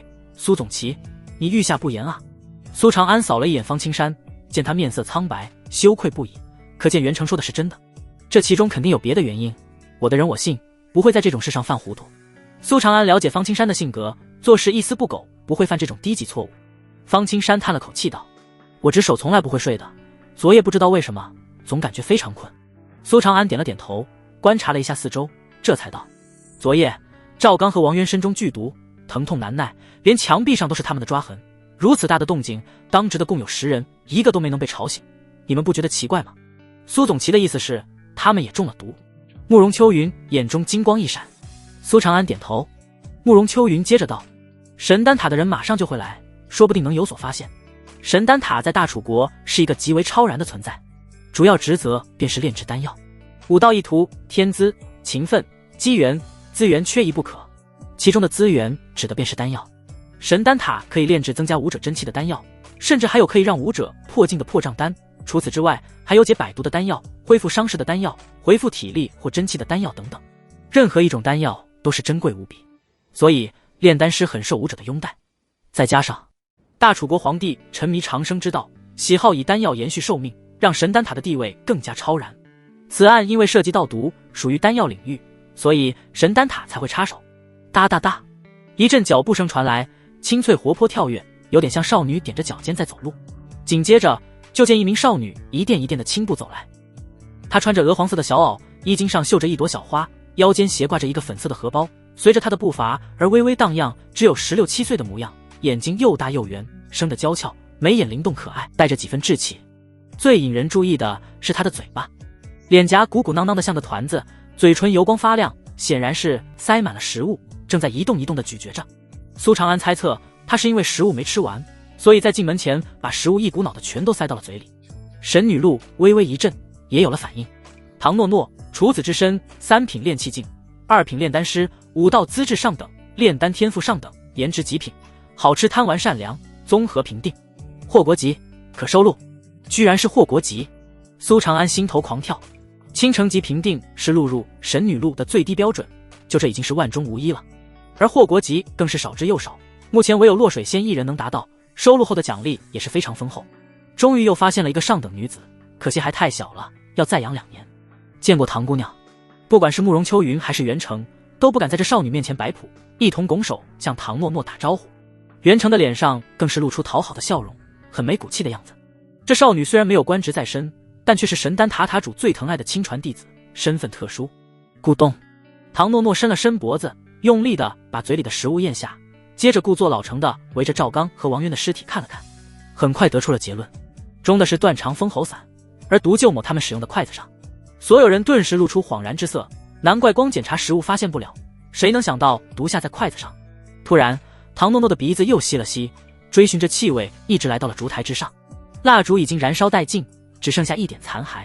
他仔细嗅了嗅，接着道：“还有这里也备下了迷神香。”迷神香，怪不得我昨晚总感觉很困，原来是因为这玩意儿。方青山一惊，咬牙说道。袁成冷冷一笑，强势道：“哼，不管什么原因，你都要跟我去刑部走一走。”苏长安盯着袁成，沉声道：“我的人如果少了一根汗毛，我会要了你的命，说不定不用多久你也落在我的手里呢。我说过，你们的家会是我来抄。”袁成大笑着离开。苏长安看着他离开，眉头微微蹙起，眼底有着寒芒闪烁。上次袁成看似去抄王渊的家，实则是去销毁证据，他的背后应该有一股势力。现在王渊和赵刚被灭口，很大的可能就是那股势力所为。他们不仅灭了口，居然还趁机发难，抓了苏长安的人，真是一举多得，手段可谓是阴险而老辣。原本苏长安想要远离这个漩涡，但从袁成的态度可以看出，对方似乎并不打算放过自己。管你是狼还是虎，敢惹我，我就灭了你。苏长安只感觉心中有一团无名之火在燃烧，他所做的一切都只是为了自保，但那群人却非要针对自己，就好像把他看成一只可以随意被捏死的蝼蚁。这种感觉让苏长安很憋屈，很愤怒。苏长安深吸一口气，压下心头的怒火，转而分析起案情。他吩咐周大志把昨晚的当值记录找来，首先重点排查厨房的杂役以及进入过大牢的人员。很快，他的目标就锁定在一个人身上，吴勇。此人是神武卫力士，给赵刚和王渊送饭的是他，而且昨晚的蜡烛也正是他负责换的。然而苏长安蹙了蹙眉，脸上并没有多少喜悦，因为太明显了，作案的人9成9就是此人。如果真是此人，只怕早已经被人灭口了。慕容秋云显然也想到了关键处，叹了口气说道：不管如何，先去看看吧。苏长安说完便立刻动身。当他们赶到吴勇的家时，他果然已经上吊自杀，连尸体都僵硬了。可见他在昨夜下完毒后没多久便选择了自尽。搜一下看看能有什么发现。苏长安下令，他自己也在仔细探查，神识如同雷达般扫描着，不放过每一个角落。唐诺诺从刚刚开始嘴巴就没有停过，他的那个小荷包只有巴掌大小，但容量似乎无穷大，总是能源源不断地掏出各种吃食。查案并不是神丹塔的职责，他来此只是负责要和毒这一块的内容，所以全程划水。当然也没人敢命令他做事。神识离体，你的神识居然这么强！一直专注于吃东西的唐诺诺突然察觉到什么，惊讶地看向苏长安。特意修炼过一段时间的神识。苏长安淡淡地说道。不知不觉间，明神诀已被修炼到了第2层，他的神识强度堪比4品武者，能做到神识离体，如雷达般扫描周围5米以内的情况。那你还挺厉害的，我天生就能神识离体，所以师父说我是天生的炼丹天才，你炼丹的话应该也不差。唐诺诺的话很纯真，在无形中却装了一大波逼。苏长安忍不住暗暗吸了一口气，天生就神识离体，你是妖孽吧？不过他对炼丹更感兴趣，既然聊到了这里，他便顺势问道：炼丹和神识有关系？金身诀到第3层后，淬骨叶已经满足不了修行，转而需要一种名为银鸡丹的丹药。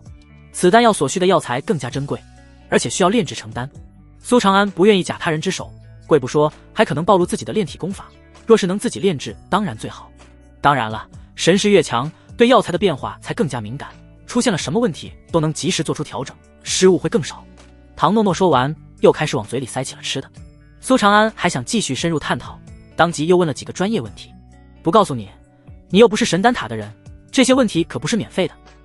唐诺诺皱了皱可爱的穷鼻，清澈的眼睛里闪烁着天真的精明，一副我很聪明，你休想套我的话的模样，蠢萌蠢萌的。苏长安笑了笑，实则心里已经有了计较。长安，你看这个。周大志把一个铁桶搬了过来，里面烧了不少东西，只剩下一片灰烬。苏长安的脸色顿时凝重起来。吴勇在死前居然烧了东西，为什么烧掉？这其中很可能会有重要线索。他小心翼翼地在里面翻找，其中大多数都已经化为了炭末，好在还有一小部分虽然碳化了，但还算一个整体。苏长安运用5道天眼，终于勉强认出了一些字迹：欠3000，还鸿运赌。周大志不假思索道：鸿运赌方，这可是京城排行前3的赌方。欠3000，看来这吴勇是个赌徒，欠了鸿运赌方债。慕容秋云了然，欠下高额赌债，受制于人，被幕后之人要挟，在神武卫下毒，然后畏罪自杀。苏长安眼中金光一闪，一个闭环完美形成了。他当即吩咐道：周叔，你去暗访鸿运赌方，偷偷地跟踪着赌方老板，看看这赌方的背后究竟是谁。还是我去吧，我修为更高，不容易暴露。慕容秋云自告奋勇道。苏长安拱了拱手道：有劳了，万事小心。慕容秋云点了点头，干净利索，雷厉风行地离开了。没事了吧？那我走了。唐诺诺打了个哈欠，颇为无趣地说道：唐姑娘。苏长安喊住了唐诺诺，笑着道：今天多亏了有唐姑娘，一眼就找出了下毒所在，帮了大忙。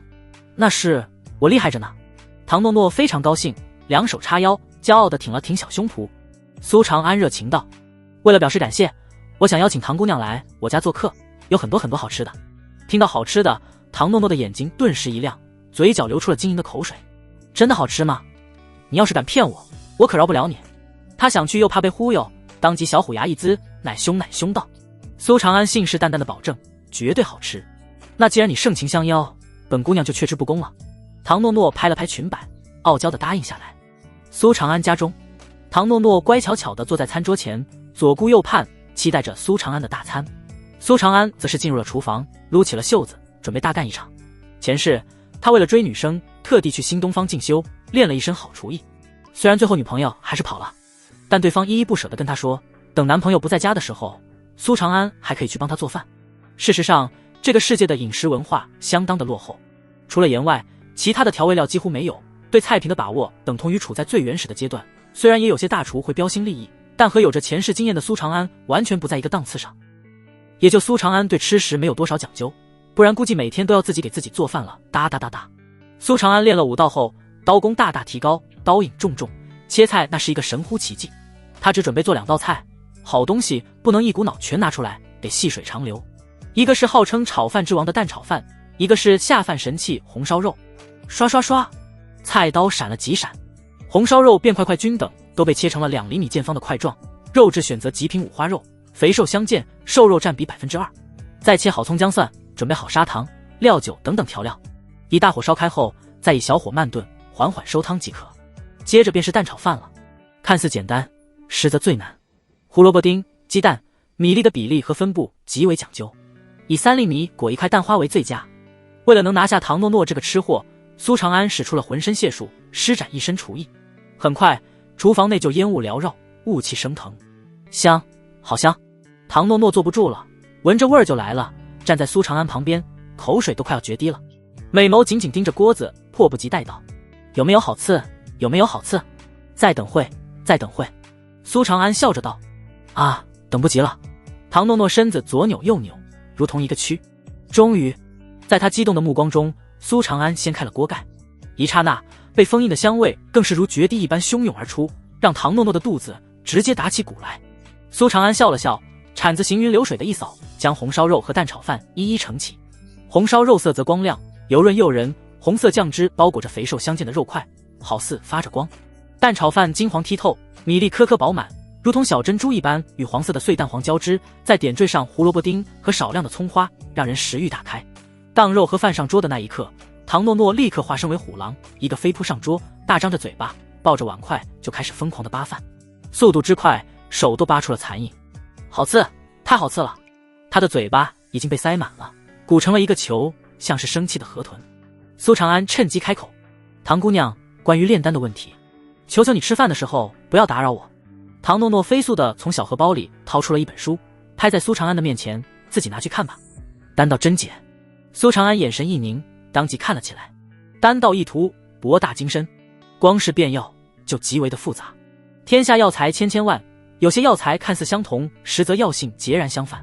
要认出各种药材，并且熟知每个药材的药性以及药理，何其之难。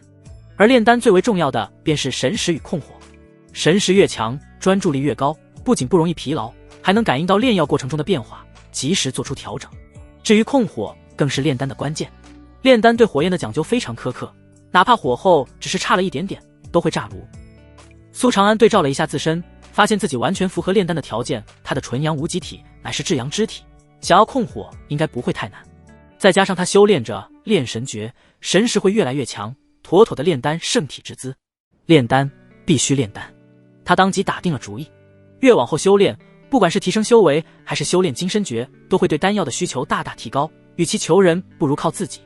苏长安迅速地把书中记载的控火之术以及几种丹方记了下来，内心跃跃欲试，直接现场开搞。之前调制淬骨液，买了一个丹炉，从妖园那里又缴获了不少灵药，完全够用了。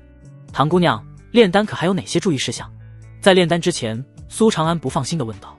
唐诺诺忙着炫饭，蹙眉想了一会儿，记得当初师傅说了好多的注意事项，有些炼丹师炼丹前似乎能做一个时辰的准备。太复杂了，还是不说了吧，浪费我干饭的时间。敷衍道：“神识和控火达标就行，其他一切随意。”哦，苏长安信以为真，便搬了个小马扎，坐在丹炉前面，生上柴火。他选择一品入门丹药增力丹，此丹药专给炼力劲武者使用，可以增强力量，更快地突破境界。第一步，往丹炉中倒水，烧至沸腾。第二步，先投入木灵花，化入水中后，立刻投入火灵草。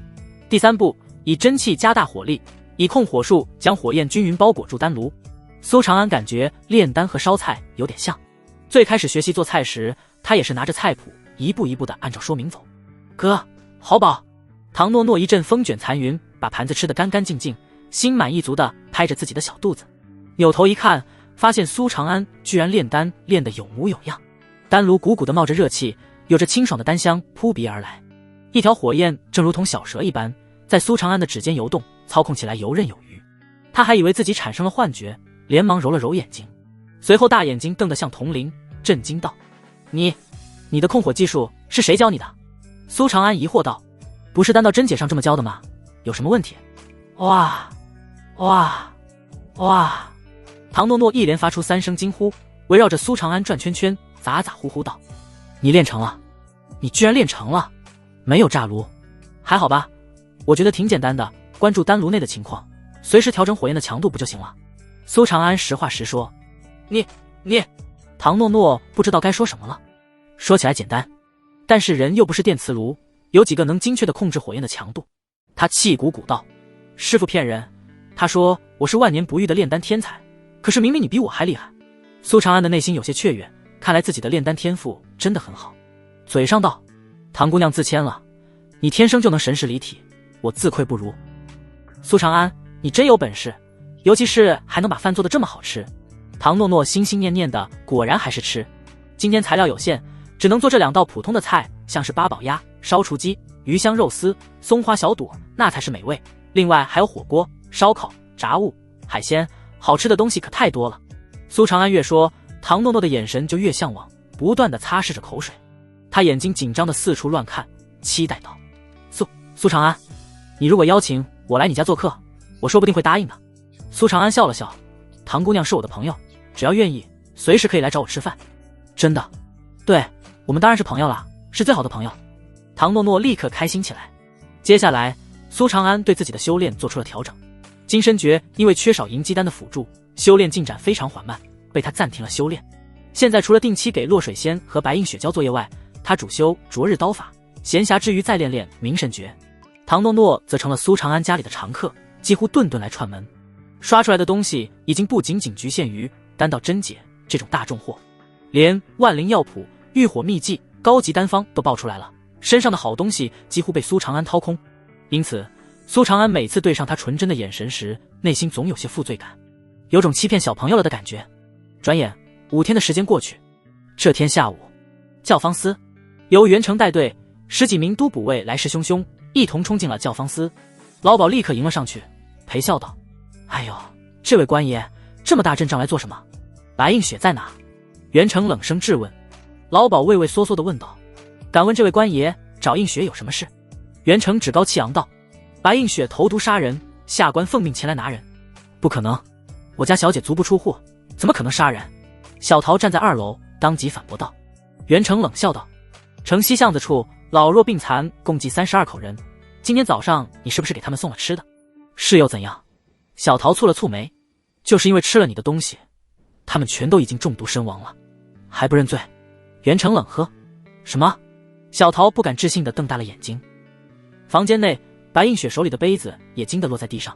小桃急了，忠心护主道：“那食物是我一个人送的，有毒也是我放的，跟我家小姐无关，要抓就抓我。”袁成哈哈大笑，戏谑道：“这个你说了可不算，把这主仆2人给我带走。”当即都捕卫们凶神恶煞地冲向2楼。“不用你们动手，我会自己走。”白映雪保持着冷静，避开他们的爪子，主动被刑部带走。整个教坊司顿时炸开了锅。城西巷子那里可都是当年白崇将军麾下受了伤的老兵啊，映雪天天给他们送吃的，怎么可能下毒害他们？被诬陷关入刑部大牢的人还少吗？说你有罪就是有罪。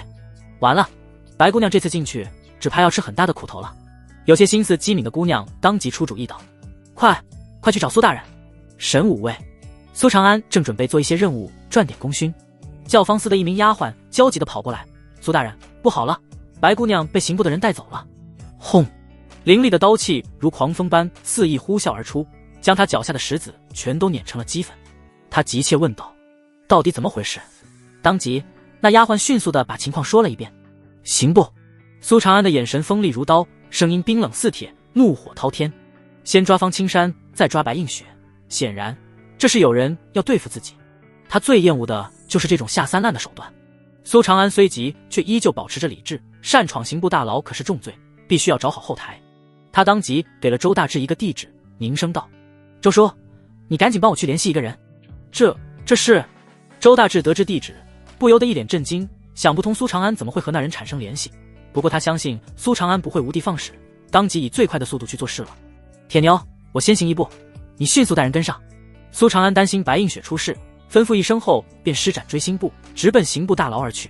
铁牛见有人要针对苏长安，早就怒了，大喝道：“哥几个，今天我们要随苏大人一起闯一闯那刑部大牢。”铁牛，怎么了？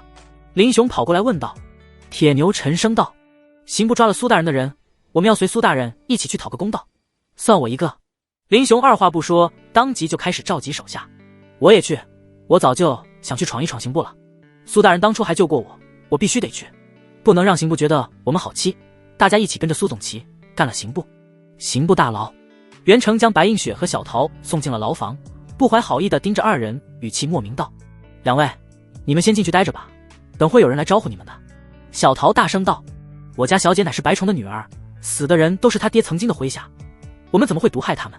动点脑子都知道不可能。”这句话他说了无数遍，但都捕卫没有一个人听小桃，不用白费力气了。欲加之罪，何患无辞？这是有人故意陷害。白映雪经历过他爹的事情，已经把官场中的龌龊看透。小姐，那现在怎么办啊？小桃担心地说道。白映雪张了张嘴，欲言又止，只能在内心祈祷着，苏郎一定会来救我的。啪！此时不远处，袁成手持鞭子抽打在一名犯人身上。那犯人一身囚服，披头散发，四肢被绑在十字架上，全身被抽得皮开肉绽，血肉模糊。说：“是不是苏长安指使你投毒的？只要你承认了，我可以保你相安无事，否则后面还有一大堆酷刑等着你，定会让你求生不得求死不能。”袁成眼眸阴毒，阴恻恻地说道。犯人有气无力，但声音依旧坚定道：“袁成，这些下三滥的手段不要对老子用，老子可不怕。还有我告诉你，你迟早会后悔的。”找死！袁成阴沉着脸，再度挥舞起鞭子抽打。那似乎是方小琪的声音。白映雪捂着嘴巴，颤声开口：“方青山跟着苏长安去过教方司，故而他们见过几面，彼此是认识的。”他连忙大声道：“袁成，你住手！方小琪乃是神武卫，你们还有王法吗？居然敢屈打成招！哈哈，在这里我就是王法。”袁成冷冷一笑，张狂无比。方青山此时也注意到白映雪，又惊又怒道：“你居然把白姑娘抓来了！我说过，你们的家会由我来抄。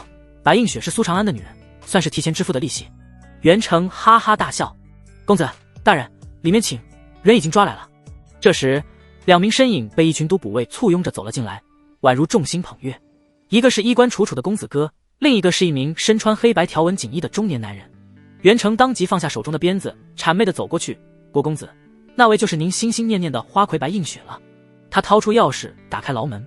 方青山目眦欲裂，挣扎着道：“郭旭，你想干什么？”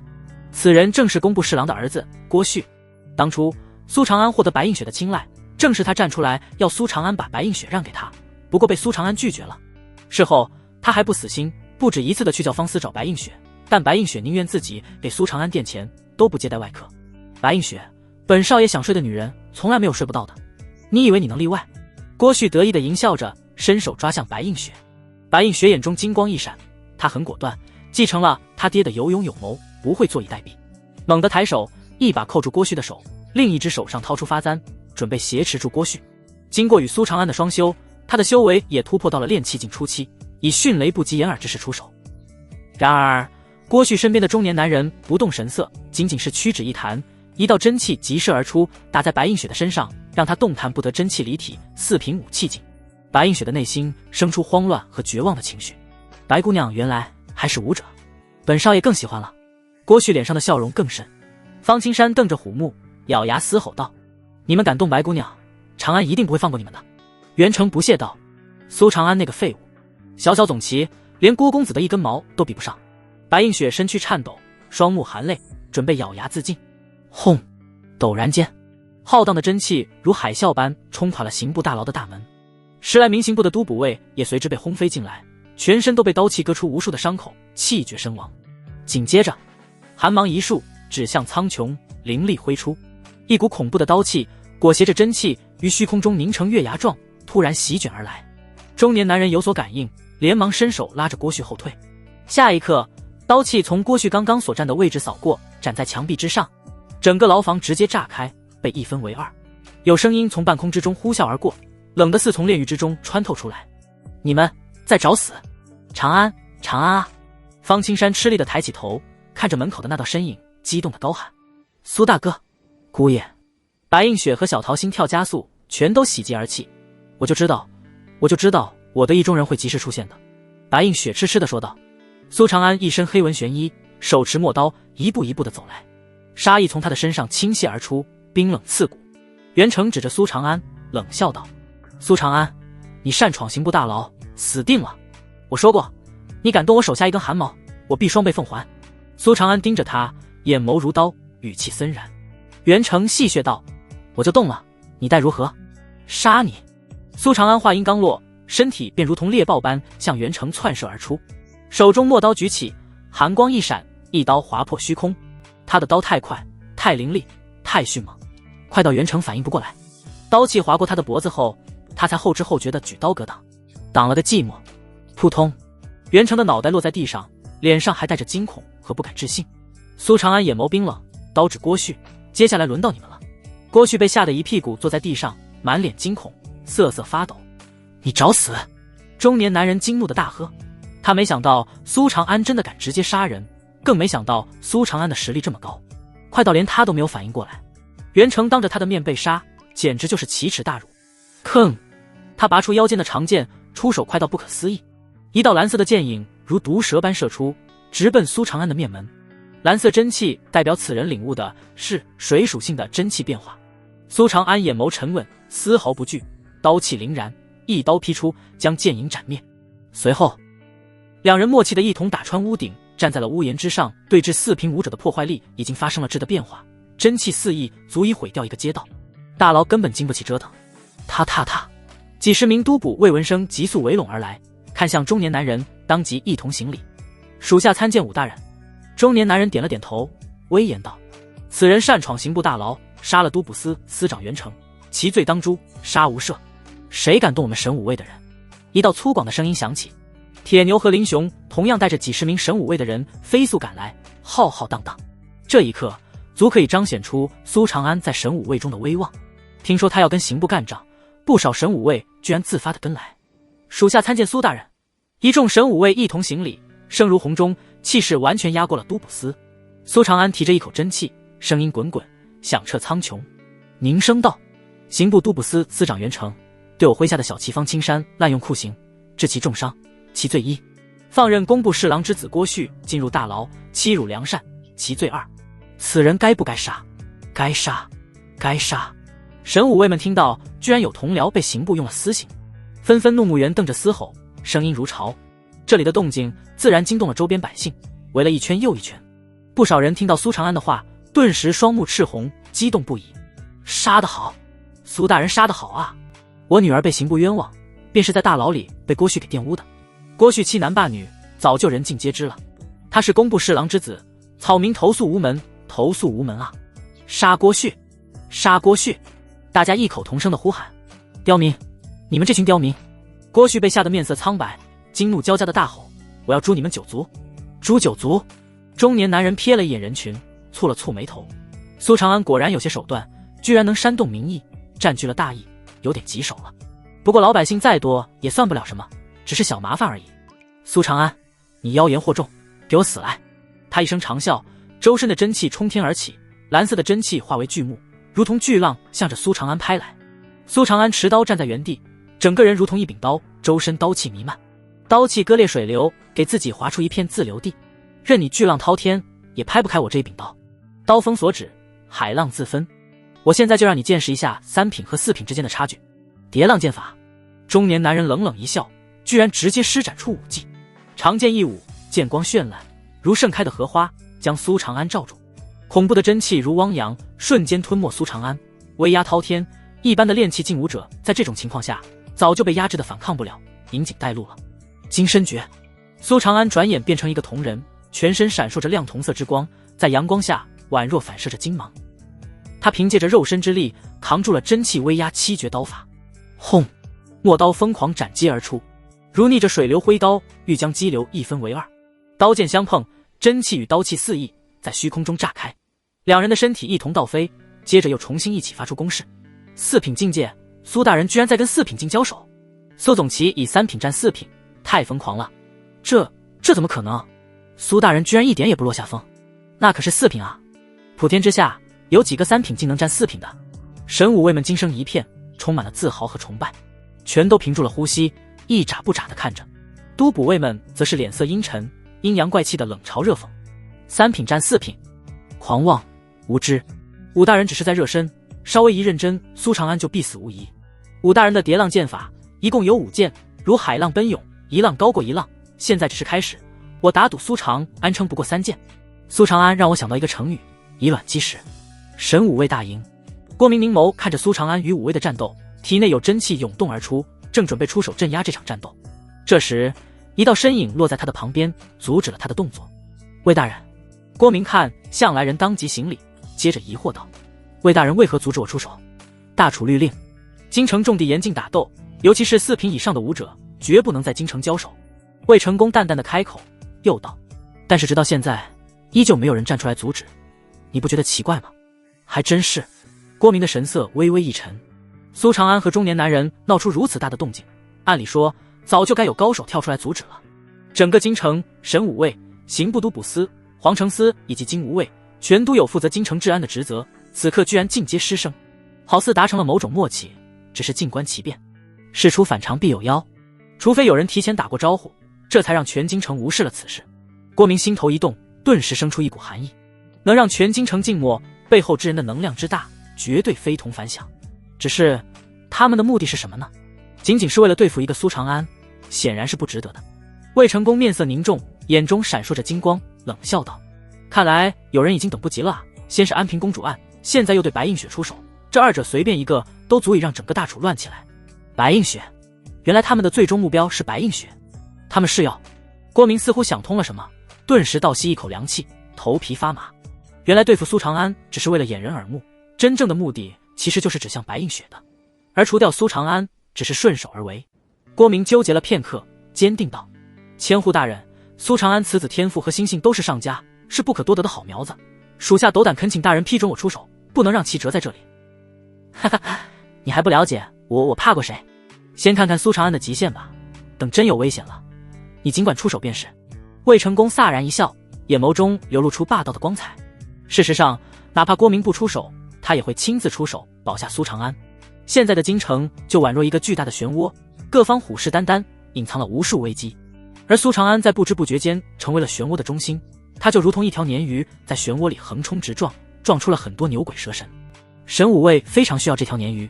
武威的叠浪剑法，每一剑的威力都会倍增，3品是不可能挡得住的。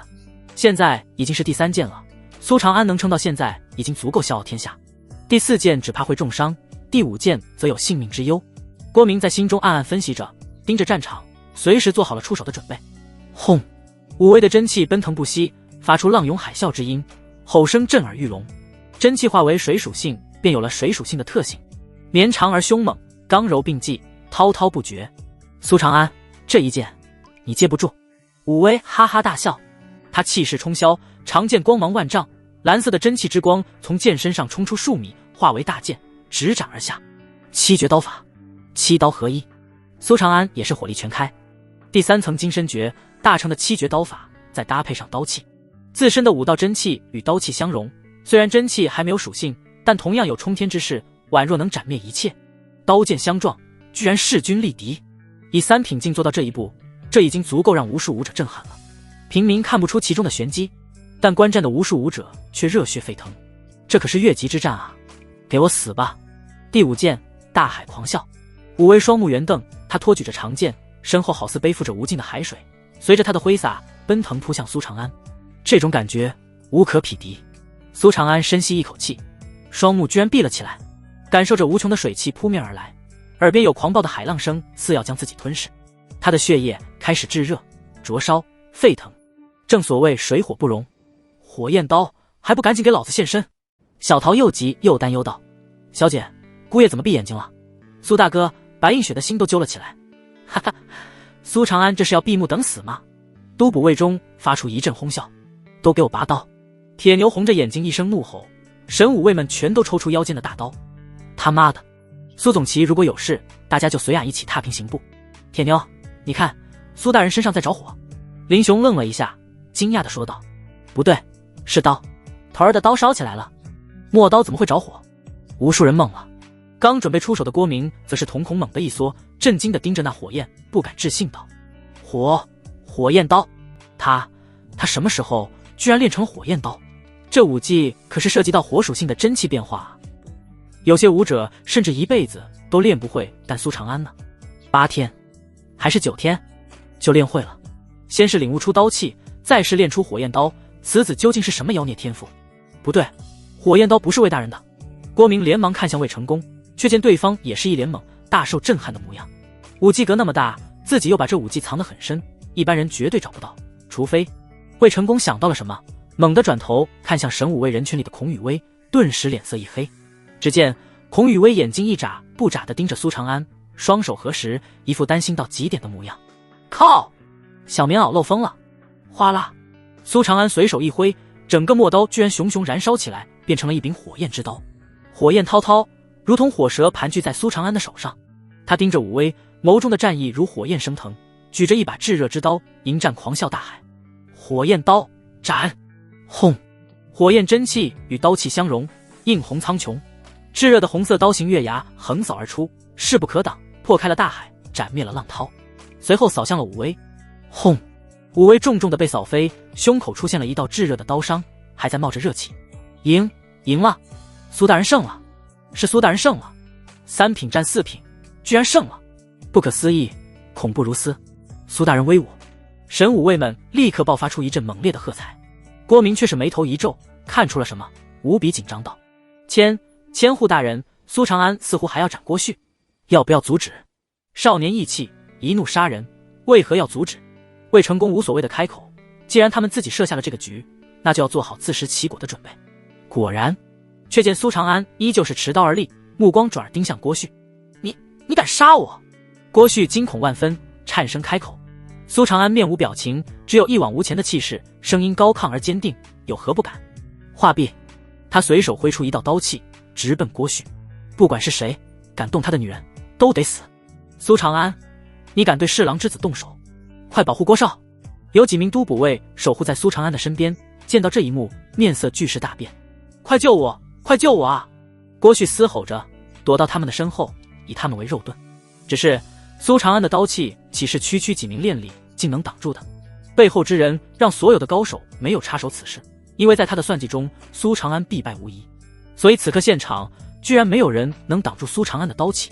扑哧扑哧，刀气锋利如利刃，一扫而过。那几名都捕卫的身子巨势一颤，身体直接被切成了2半。随后刀气丝毫不减，斩在郭旭的身体上。砰！血洒长空，郭旭直接被震得倒飞出去，落地躺尸。全场死寂，所有人都震撼地看着这一幕，说不出话来。那可是工部侍郎，堂堂正3品大官的儿子，居然真的被斩了儿子。旭儿！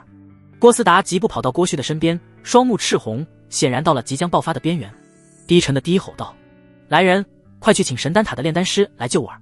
苏长安微微一愣，不由得凝目看去，原来郭旭的内衬居然是一件软甲，保住了他最后一口气，让他还没死透。他眉头一皱，有些不爽了。上次黑煞军少主莫云飞也是因为有件护甲，才让苏长安的攻击无效。他的心里默默长了个心眼儿，有权有势的人很可能有护身宝物，以后得注意这一点。仅仅是片刻功夫，2名神丹塔的炼丹师便应邀而来，急速狂奔。只是还没等他们出手诊断，唐诺诺便挡在他们面前，脆声声道：不准你们救坏人！他双手叉腰，嘴里还含着苏长安给他做的棒棒糖，模样酷酷的。见过师姑！2名炼丹师明明比唐诺诺大不少，却还是恭敬地对他行礼，称呼他为师姑。没办法，谁让唐诺诺是塔主的亲传弟子，辈分摆在那。他俩站在原地，一点都没有了去救治郭旭的心思。郭思达已是怒火中烧，但在唐诺诺面前只能强压下怒火，丝毫不敢放肆，反而好言好语道：唐姑娘，我儿危在旦夕，还请神丹塔施以援手，事后我必有重谢。不救不救！唐诺诺连连摇头。郭思达咬牙追问：为什么？我不是说了，因为你们是坏人呀！唐诺诺眨着无辜的大眼睛回答。这时下人焦急地呼喊道：大人，不好了，少爷他快撑不住了！郭思达急得快疯了，恳切道：唐姑娘，你绝对是误会了，我儿子为人和善正直，不是坏人。不，你骗不了我，长安哥哥要杀的人肯定是坏人。唐诺诺眼睛亮晶晶的，闪烁着智慧的光芒，一副我很机智的样子。郭思达气到浑身发抖。这时下人又对着郭思达悲呼：“大人，少爷太咽气了。”郭思达的脸色有一瞬间的扭曲，死死盯向苏长安，如遇责人而噬的猛虎。都捕司的人眼睛都瞎了吗？苏长安擅闯刑部大牢，杀了我儿，按律法当斩，给我拿下！谁敢！铁牛一吼，带着神武卫虎视眈眈地与都捕司对峙。郭思达杀气腾腾，咬牙道：“神武卫无视大楚律法，你们是要谋反吗？”安平公主道。这时一名宫女高调的声音传来，所有人的脸色都是一变，恭敬地待在原地行礼。片刻后，就见落水仙缓步走来，她裙裾如云般轻曳，其上绣着金丝凤纹，发髻高挽，缀以珍珠与宝石，宛若星辰点缀夜空。她微昂着头，脚步沉稳威严，带着不容亵渎的气质。身后跟着2排女亲卫，威势压得全场喘不过气来。苏长安松了一口气。在知道白映雪出事后，他便让周大志去请了落水仙帮忙，好在自己的面子还是管用的，不枉管鲍之交一场。求公主替微臣做主啊！郭思达先发制人，老泪纵横，当即开始卖惨：“你们的事我都已经知道了。”落水仙无情地打断了他的话，直接道：“郭旭与刑部勾结，祸害百姓，罪行累累，死有余辜。”郭思达不依不饶道：“公主殿下，就算如此，我儿也该交由刑部审判。苏长安属于是滥用私刑。”郭思达，你的儿子官居几品？落水仙威严地问道。犬子并无官职。郭思达如实回答。落水仙冷哼一声，不怒自威：“苏长安身为神武卫总旗，有监察百官、护卫百姓之责，对6品以下官员有先斩后奏之权。你儿子既没有官职在身，苏长安杀之便符合法理。”苏长安顿时在心中喝彩。漂亮，这种话由不同的人说出来，分量是不同的。郭旭嚣张这么多年，就算没有官职又如何？神武卫谁敢动他？个个怕的是他的背景。普通人说出这种话，别人只会一笑置之，骂他天真。但是此话出自安平公主之口，便没有人敢站出来反驳。此乃金口玉言。公主，苏长安可没有拿出任何的证据。郭思达脸色难看，还在做着最后的挣扎。落水仙瞥了他一眼，眼眸冰冷似铁，质问道：“那本宫现在就命令神武卫去找证据给你如何？”“不用了，是下官失言了。”郭思达心头一颤，连忙认怂。他儿子做的事情他再清楚不过了，真的要证据，神武卫分分钟就能给他罗列出几10条。他顿时面如死灰，毫无办法了。就在所有人都以为尘埃落定之时，一道出自太监之口的尖锐叫声传来：“太子驾到！”众人愣了一下，惊疑不定。按道今天是什么日子？大人物一个接一个登场。随后就见一名身穿华贵锦袍的男人走了进来，他脚步稳健，但速度很快，沉着而矫健。一身华贵的锦袍绣着金边，尊贵又不失内敛，脸上有着岁月风霜打磨的痕迹，看起来面容温和，很好相处。参见太子殿下。众人再度行礼。太子让大家免礼，随后对着落水仙笑着道：“小妹，这位苏长安搭救过你的性命，你帮他无可厚非，但断案可不是这么断的。”落水仙眉头一挑，暗藏讥讽道：“6个觉得我说的不对，莫非你要替工部侍郎的儿子作保？”“非也非也，对于这种倚仗权势为所欲为之徒，孤向来是深恶痛绝的。这次就算苏长安不杀他，孤也定要杀他的头。”太子一副大义凛然的模样，随后高高在上的训斥道：“郭思达，你身为工部侍郎，却没能以身作则，纵容儿子犯下如此多的过错，可知罪？”“微臣知罪。”郭思达当即跪伏在地。太子威严道：“既然知罪，那孤就要你自检自讨，向所有被你儿子伤害过的百姓赔礼赔罪，直到取得宽恕为止。”臣领旨。郭思达当场就开始执行起了太子的命令，不仅对受害的老百姓鞠躬，还赔偿银两。这一幕被很多百姓看到，顿时让太子收获了不少民心。落水仙冷眼旁观，对太子的这一套只感觉到恶心，蹙眉淡淡的问道：“那你是什么意思？断案不能只断一半，苏长安杀郭旭之事翻篇了，但白映雪毒杀32口人的命案可还在？”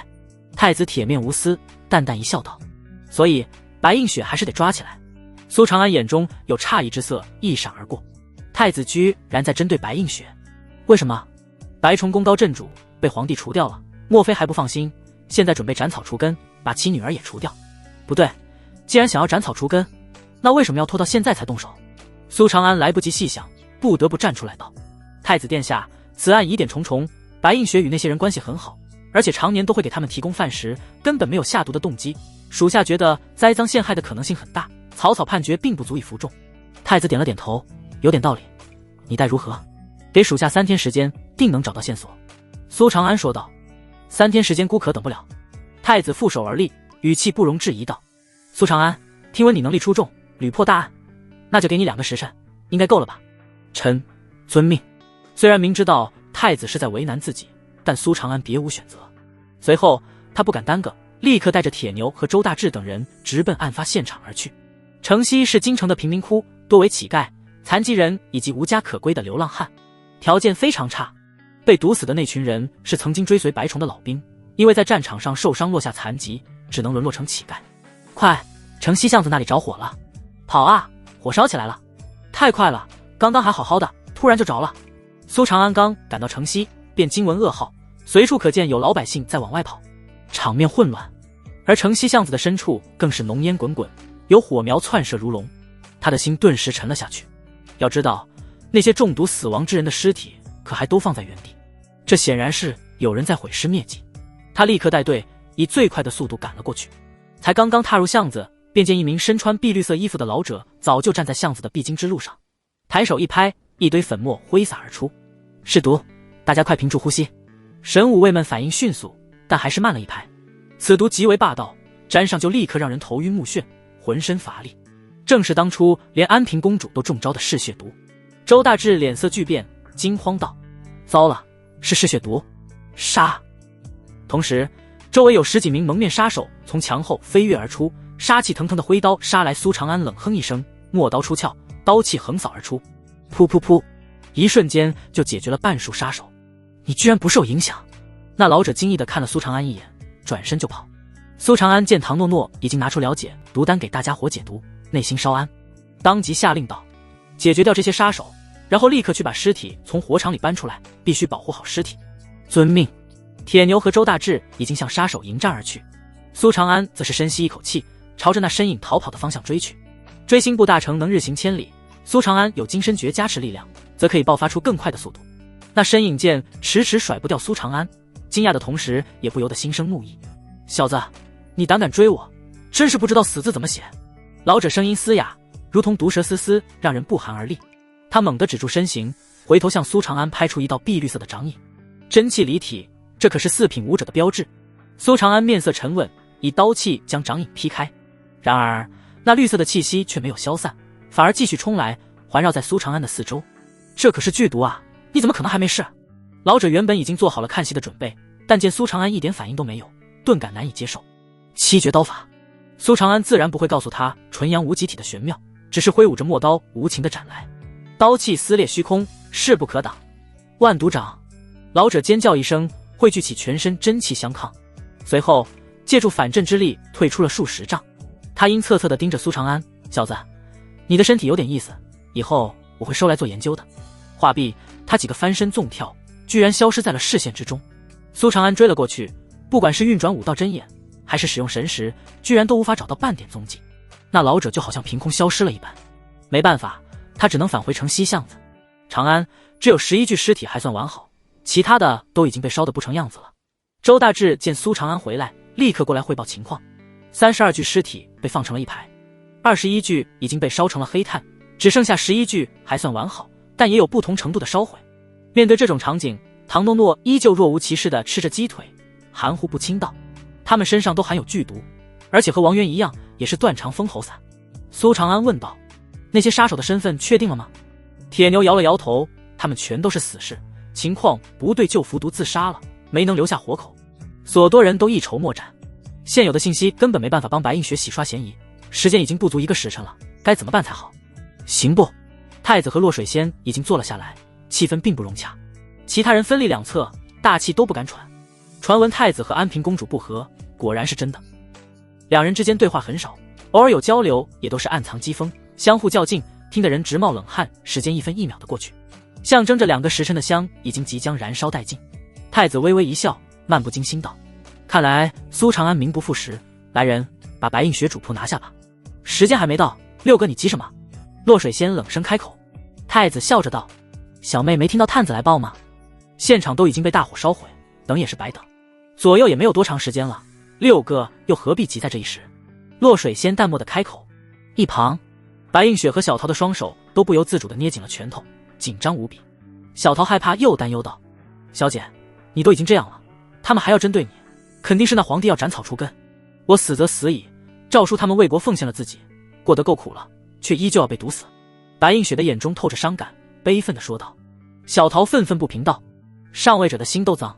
顿了顿，他又道：小姐，我相信姑爷一定会还你清白的。我也信他。白映雪眼眸坚定，轻声开口。他贝齿紧紧咬着唇，已经下定决心，一旦自己被下令抓捕，他就立刻自杀，绝对不能再次受辱。与此同时，却有一双阴狠的眸子冷冷地盯着白映雪。五位，你注意盯着白映雪，一定不要让她自杀，我要替五儿好好的报仇。郭思达悄声对着武威吩咐。他暂时拿苏长安没办法，便只能从苏长安身边的人入手，间接报仇。武威点了点头，郭大人放心，属下保证完成任务。完了，2个时辰快到了，苏长安还没回来，看来是没戏了。废话，此案牵扯这么大，怎么可能在2个时辰内破？可惜了，苏大人杀了郭旭，如此好官却被刁难了。我听说城西巷子那边燃起了大火，什么证据都没了。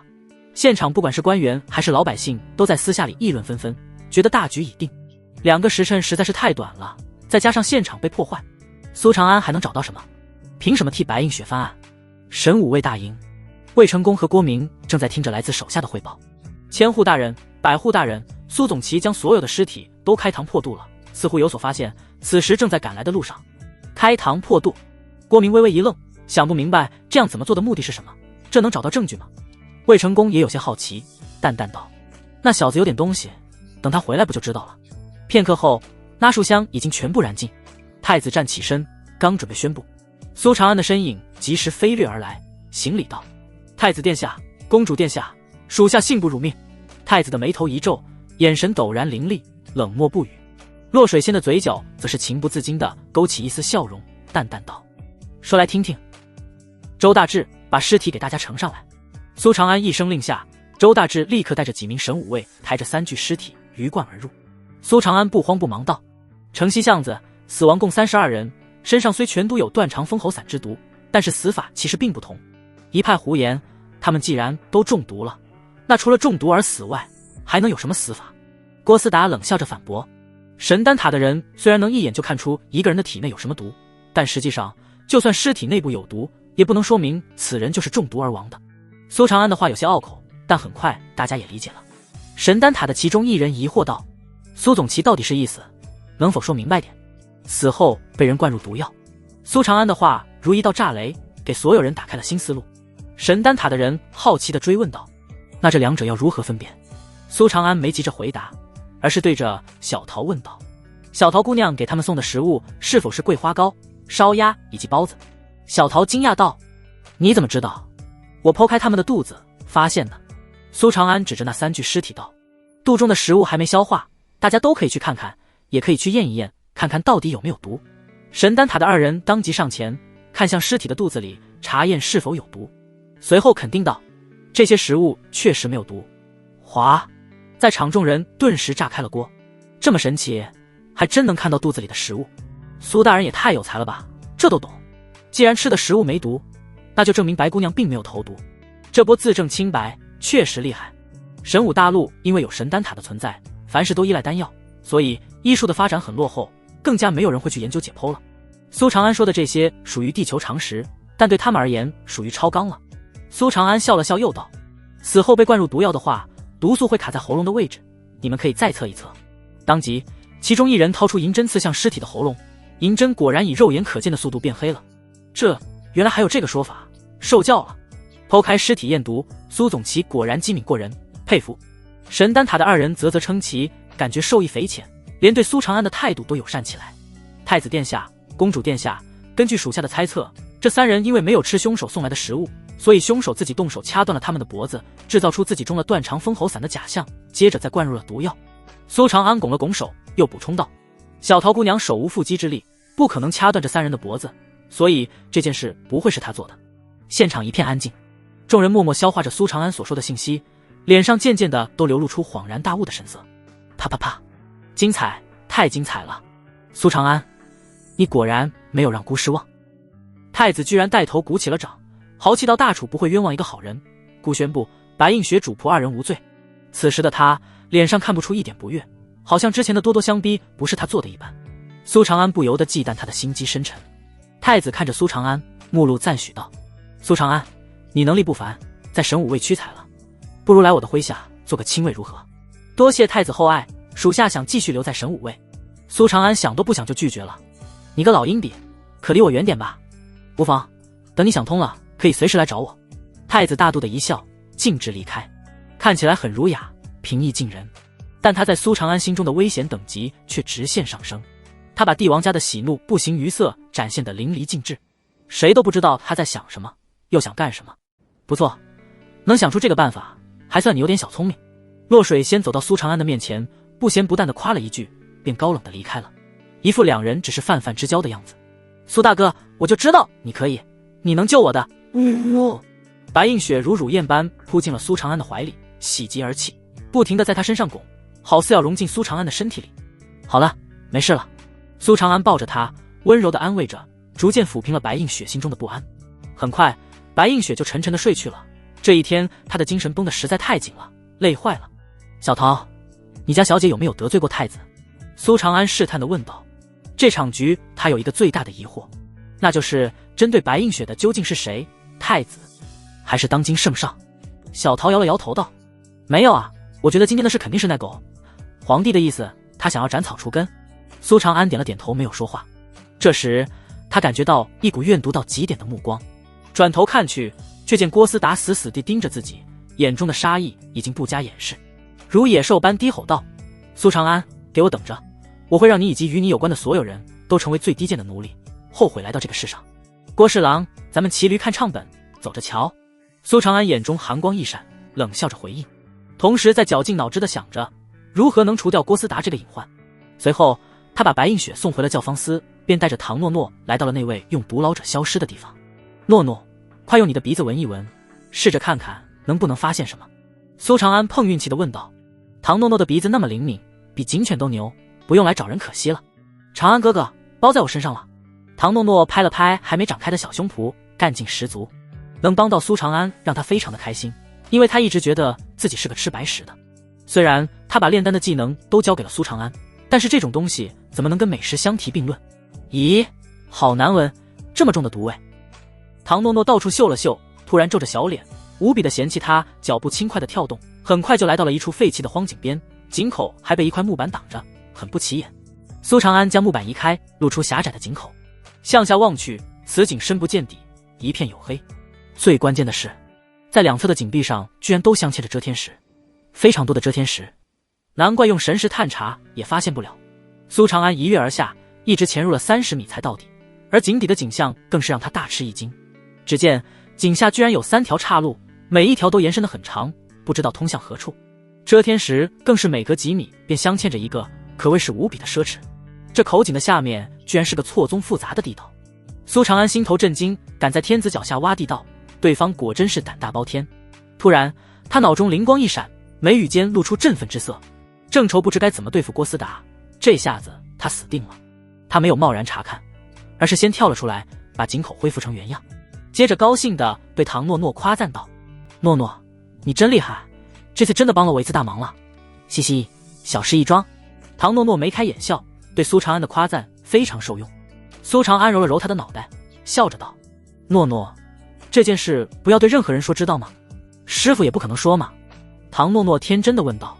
苏长安摇了摇头，暂时不能。“哦，那好吧。”唐诺诺点头应下。苏长安笑着道：“走，去我家吃大餐。”“耶，太好了！”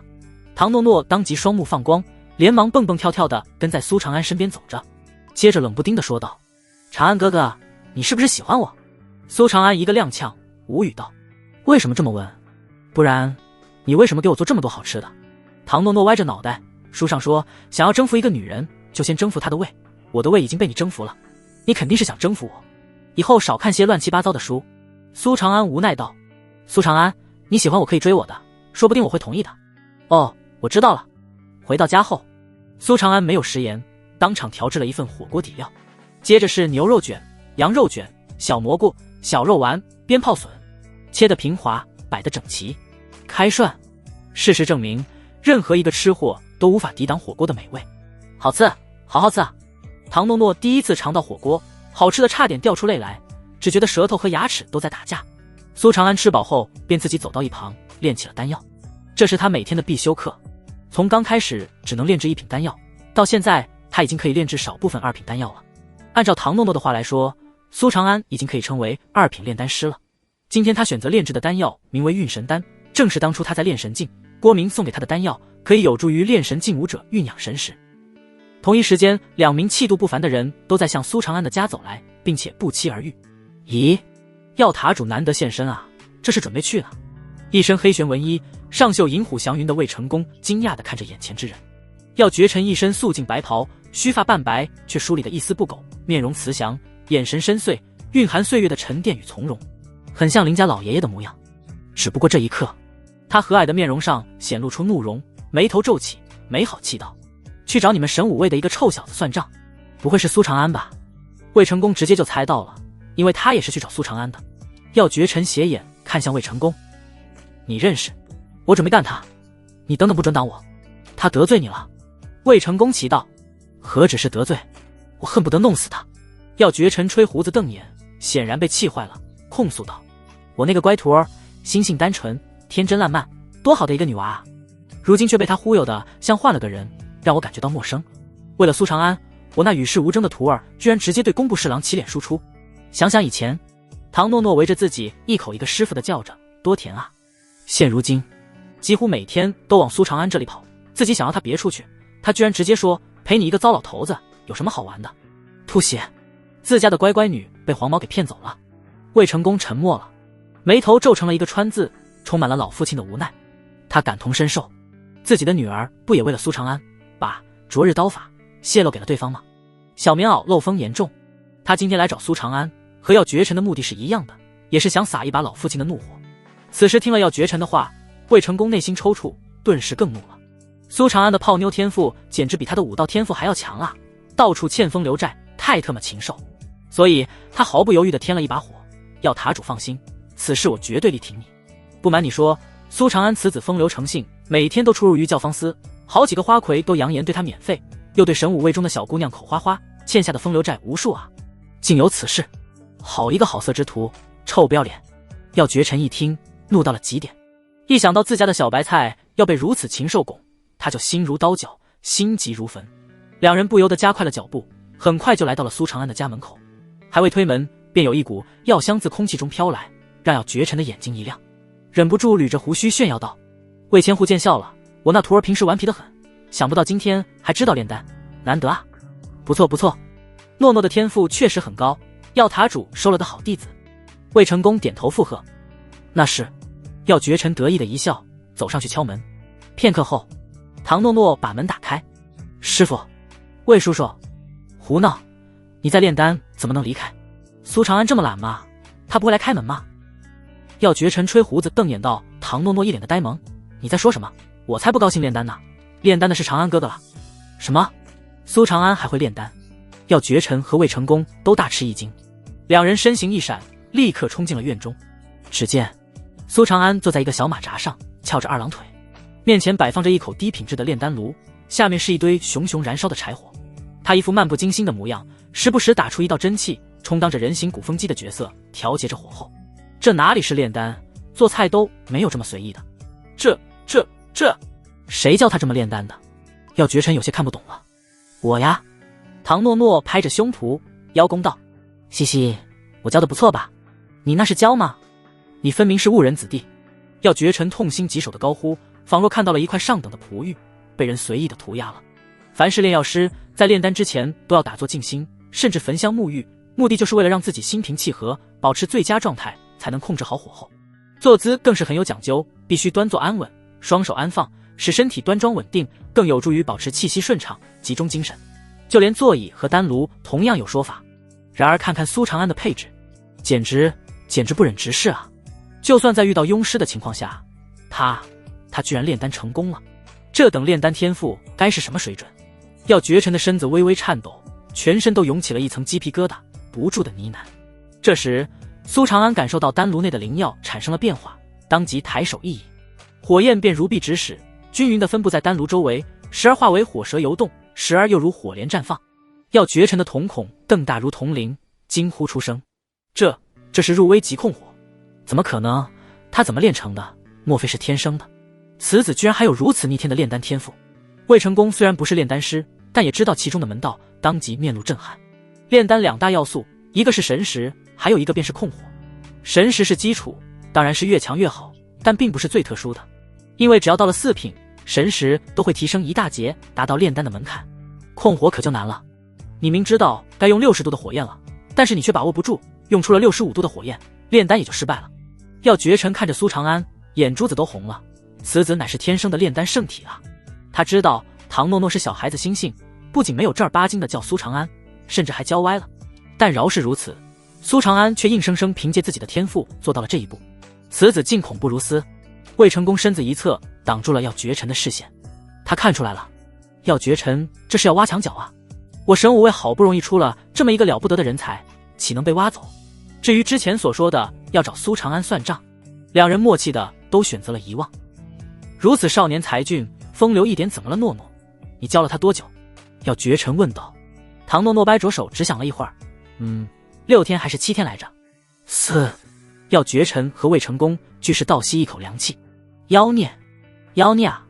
药绝尘彻底绷不住了，搓了搓手，脸上堆着笑容道：老魏老哥，跟你商量个事呗。别说，没得商量。魏成功直接拒收对方消息。药绝尘怒指着他，手指颤抖。你也看到了此子的炼丹天赋，留在神武卫就是暴殄天物。你这样会遭雷劈的。那你是不知他的武道天赋。魏成功摇了摇头，凝声道：此子3天就将黄级上品武技练到小成，花半个月就领悟了刀气，7天就练成了玄级武技火焰刀，在3品境就能打败4品境界。你以为这些是因为他用心练武的缘故？不是，其实他修炼的时间并不多，大多数时间都是在教坊司浪。唐诺诺忍不住插嘴，好奇地问道：教坊司是什么地方？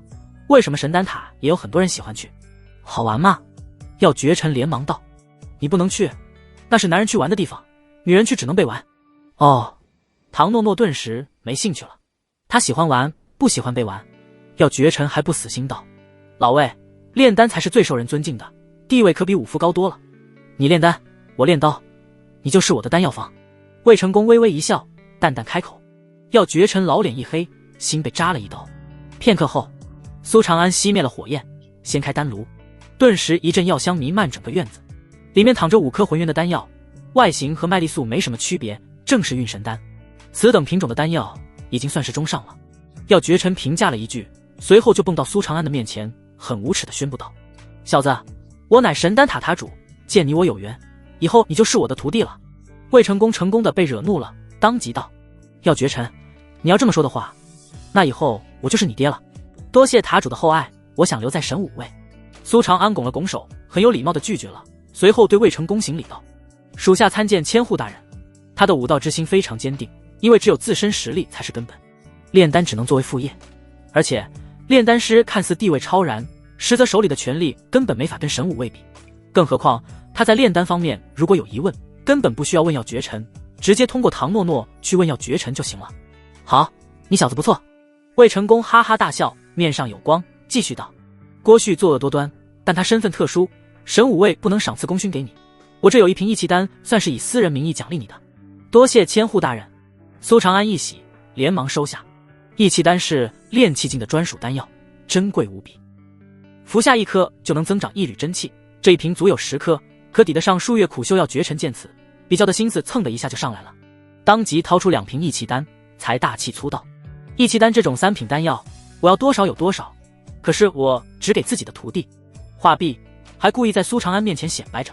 苏长安不为所动，师傅，给我。唐诺诺伸出小手，乖徒儿，拿去。药绝尘宠溺一笑，大气的送给他。长安哥哥，给你。唐诺诺转头就把丹药送给了苏长安，然后还眨着大眼睛，一副快夸我的模样。我是不是机智得一批？他跟着苏长安学会了很多口语习惯。一旁的魏成功笑得嘴巴都合不拢了。药绝尘的老脸黑如锅底，最后还是没舍得冲爱徒发飙，直接腾空离去。人如其名，一骑绝尘，他怕继续留着会被气死。苏长安，你风头太盛，接下来尽量低调一些，少露面，好好修炼，注意安全。魏成功拍了拍苏长安的肩膀，语重心长道。苏长安点头，属下知道。他欲言又止，想问白映雪为什么会被太子针对，但还是忍住了。魏成功看出了他的心思，淡淡道：“有些事不要深究，知道太多并不是好事，做好本职工作就没人能针对你。”苏长安若有所思地点点头。还有，女人只会影响武者拔刀的速度，少勾搭女人。魏成功离开前又叮嘱的一句，那锐利的眼神让苏长安有些莫名其妙，就好像自己勾搭了他的女儿一样。苏长安没放在心上，拥有纯阳无极体的他，其实一般人能理解的存在。女人不仅不会影响我拔刀的速度，还会让我变得更强。唐诺诺也开口道：“长安哥哥，我也得走了，师傅好像有些不开心，我得去哄哄他。”去吧。苏长安笑了笑，这小丫头也没有那么没心没肺嘛。谁知唐诺诺又接着道：“等哄好了，我就又可以给长安哥哥要来更多的丹药了。”苏长安，你可真是个小机灵鬼。送走唐诺诺后，苏长安回到练功房，取出一枚义气丹服下，开始修炼。接下来的几天，他深居简出，不是在家里练武，就是在白映雪那听小曲儿，只是偶尔出一些小任务。正所谓木秀于林峰必摧之，他想靠时间的流逝来淡化自己身上的视线。转眼半个月的时间过去，3瓶义气丹已经全都转化成了苏长安的真气，再加上双修的成果，苏长安的体内已经有了78缕真气。除此之外，他的炼丹技术也飞速提升，绝大多数2品丹药都已经可以炼制出来了。这段时间，京城内的文坛却因为一本书引发了一些轰动，此书正是《西厢记》。他一经出世，便横扫画本市场，火遍了整个京城，上至达官贵人，下至平民百姓，全都对他爱不释手。这就导致此书一旦出现在市场上，就会被抢购一空，各大书店直接卖脱销了，甚至大家以拥有此书为荣，哪怕向别人借书看过了，也要特意去买一本，就为了能拿出来显摆。其作者一名自然也备受关注，可惜他非常的低调，没有人知道他是谁。教坊司，1、2、3、4，小姐，姑爷发了，咱们发了，足足4800两啊！小桃一边数着银票，一边激动地说道：“还行吧？”苏长安笑了笑，他虽然喜欢钱，但对银子不会过分痴迷，够花就行。小桃咋呼呼道：“姑爷，你太谦虚了，这才半个月呢，就赚到了小姐3年都没能攒到的家底。”小桃，这种事就没必要拿来说了。白映雪瞪了他一眼，这样对比会显得自己很无能啊喂。现在是这本书最火的阶段，等热度过去了，该买的人也都买了，收益就会很快下降。苏长安前世见多识广，自然把市场看得很通透。想要持续赚大钱的话，最好的办法其实是连载，只有一直更新下去，才能一直保持热度，然后一直卖钱。对了，雪儿，你的赎金需要多少？苏长安问道。白映雪咬了咬唇，神色黯然道：“20万两。”小桃也抿嘴不说话了。面对这种天文数字，任谁都会感到绝望。4000多两在20万两面前，完全就是杯水车薪。白映雪强忍着心痛，颤声道：“苏郎，你不用管我的，这些钱你可以拿去做更有意义的事情，比如购买武道资源。”行了，不就是20万两吗？看把你们吓的。苏长安飒然一笑，揉着白映雪的脑袋调笑道：“而且你忘了，我能跟你双修，可比任何武道资源都管用。”白映雪的俏脸顿时一红，又羞又喜，坚定道：“只要苏郎需要，奴家随时愿意助你修行。”小桃叹了口气道：“姑爷，在赎身之前，小姐每天还要给教坊司100两，咱们这些钱都不够撑2个月的。小瞧我了不是？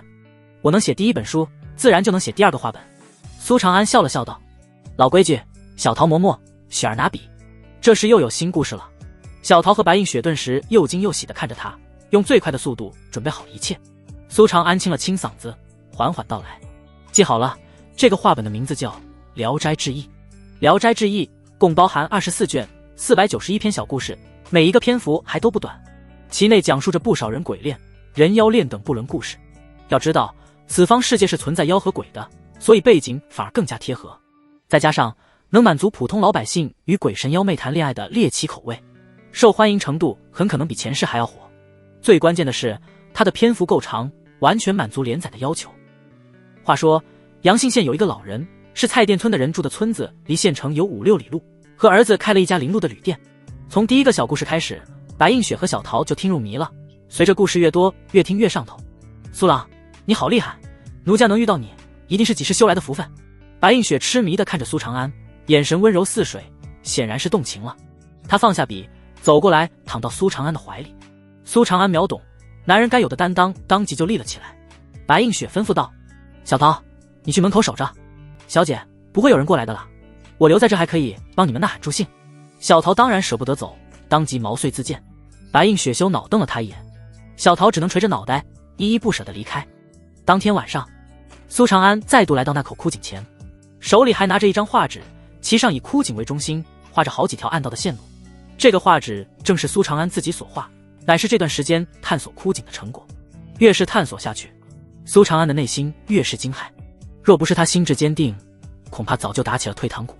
在这条枯井之下，密道纵横交错，一直通向京城之外的好几处地方。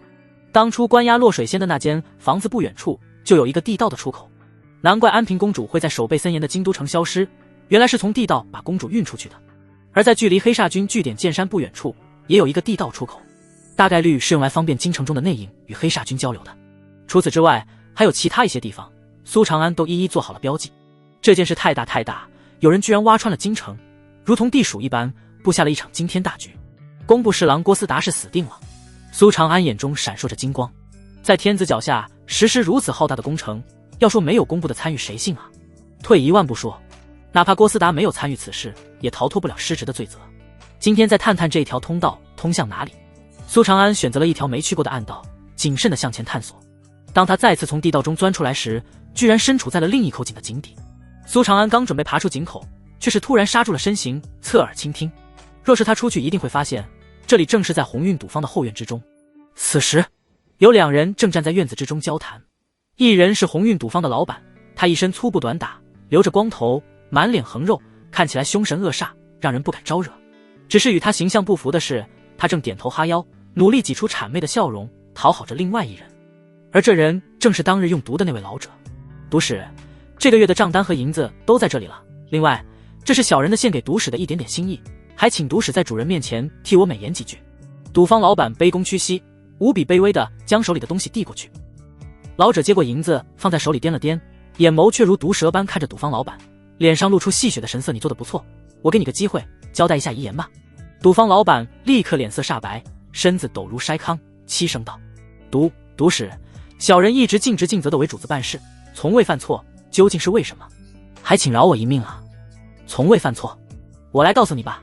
老者冷冷一笑，你做的事没能处理干净，吸引了神武卫的注意，甚至废物到连身后跟着个小尾巴还不自知。怎么会？赌坊老板脸色大变，眼神绝望，毫无征兆的，他的身子突兀的一僵，脸色犟紫，双目外凸，双手死死地掐着自己的脖子，表情痛苦。饶！赌坊老板哀求着看着老者，只可惜对方看都没看他一眼，而是声音低沉道：小尾巴还不出来吗？嗖！墙后面一道破空声传来，一名身穿夜行衣的身影窜射而出，如飞鸟般想要逃离。夜行衣非常紧致，勾勒出紧绷的身材，曲线玲珑曼妙，胸前两座山峰挺翘耸立。苏长安已经悄无声息地从井中探出了头，一眼就猜到了那对山峰的主人是谁。慕容秋云，那娘们儿真轴啊，居然还在偷偷调查鸿运赌坊。苏长安惊讶地想到，半个月前的投毒案已经告一段落，苏长安都忘了慕容秋云还在调查鸿运赌坊这件事了，想不到他自己还在默默坚持。他应该是想要找出鸿运赌坊背后真正的主人，可是哪有这么简单？你走不了。毒使阴恻恻的一笑，抬手一掌向他拍出一道碧绿色的掌风。慕容秋云面色凝重，不得不停下身形。他只是练气境，面对四平武者的攻击只能全力抵挡。他运转全身真气，浩荡磅礴，腰间长剑出鞘，高指天际，如一条银色长河，反射着寒芒。斩！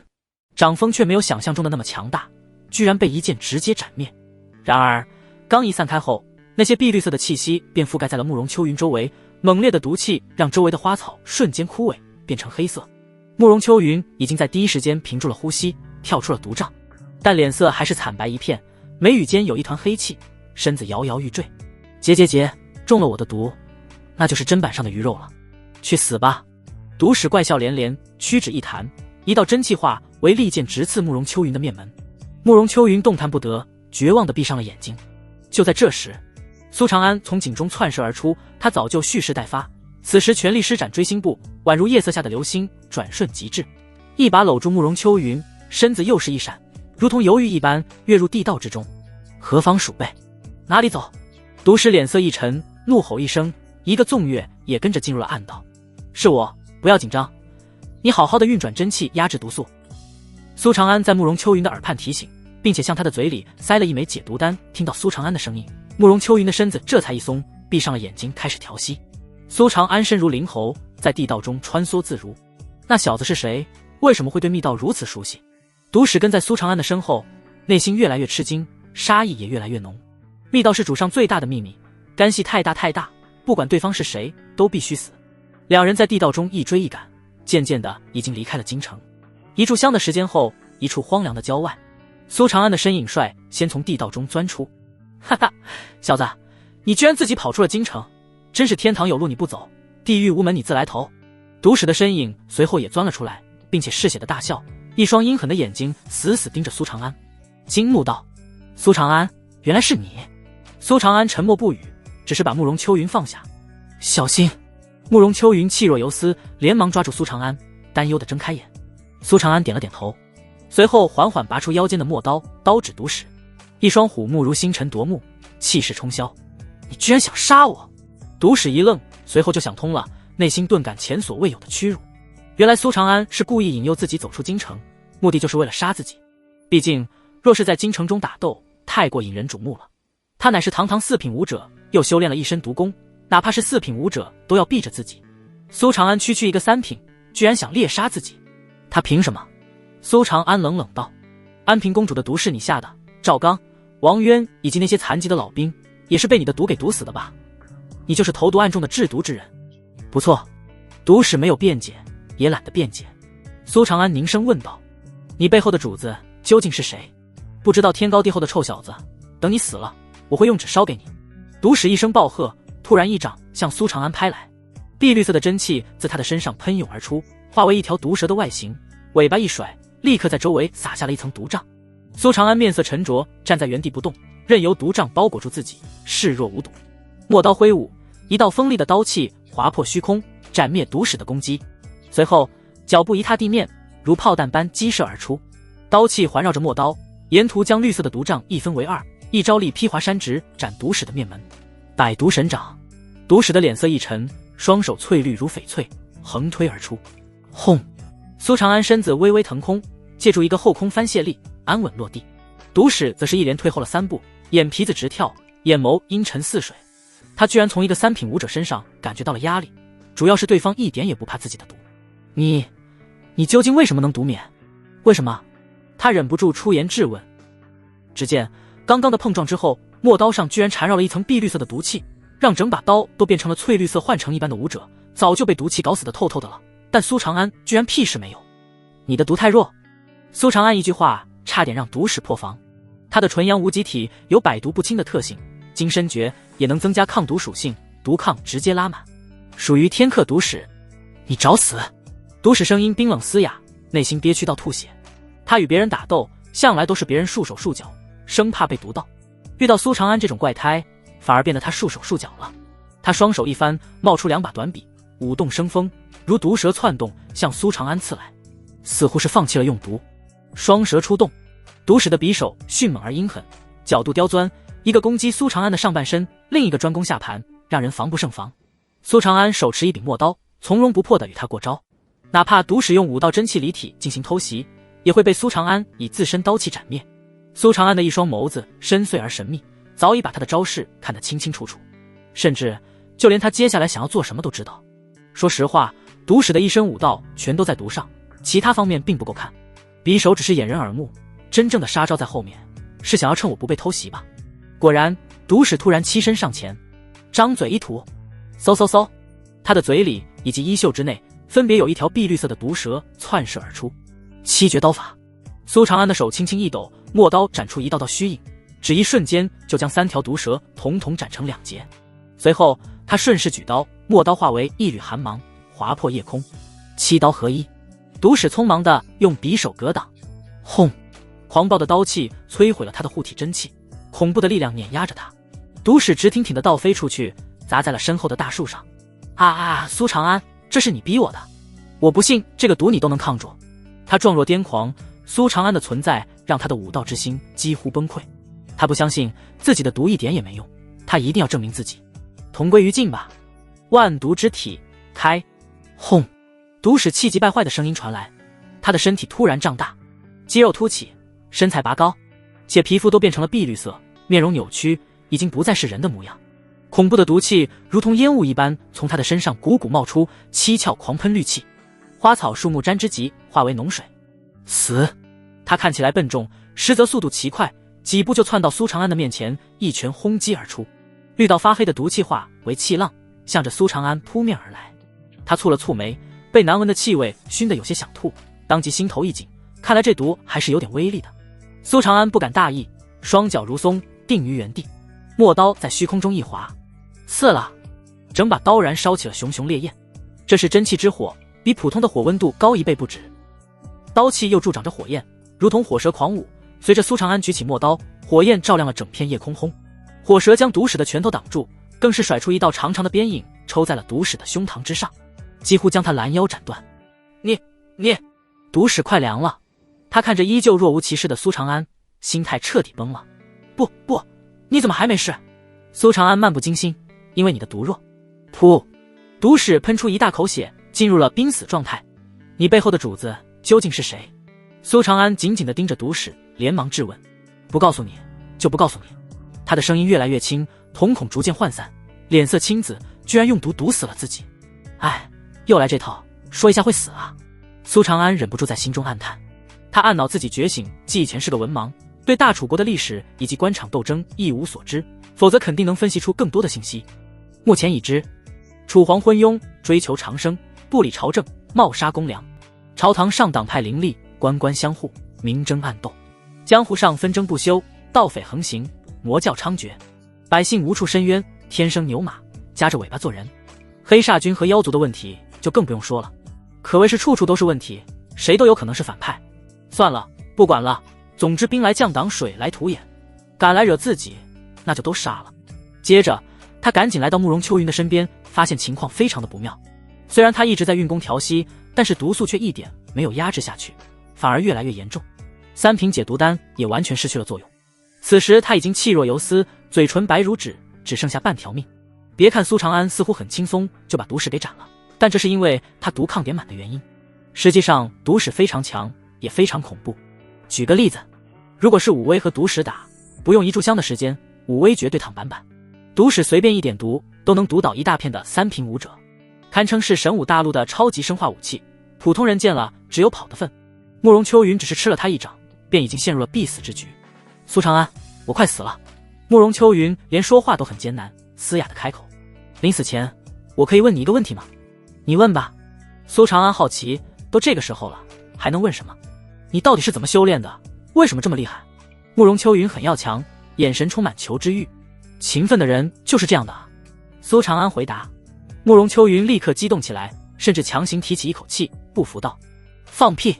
你一点都不勤奋，我知道你几乎每天都去教坊司。苏长安轻咳一声，我只是努力的方式和别人不一样。慕容秋云鄙夷道：找女人也算努力，你看说了你又不信。苏长安无奈的摊摊手，继续道：也罢，事到如今我不装了，摊牌了。其实我的体质特殊，你只要同意跟我真气交汇，不仅能解身上的毒，还能实力大增。真气交汇？慕容秋云瞪大了眼睛，难以置信地看着苏长安，还以为自己听错了。你这个色魔，还想趁热？他气得都回光返照了，直接坐起了身，俏脸通红，怒斥苏长安。如果不是身体不允许，他已经一巴掌扇过来了。我以前真是瞎了眼，居然没看出来你是这种人，难怪每天去叫方司，垃圾败类。怎么还人身攻击了？我真不是在骗你。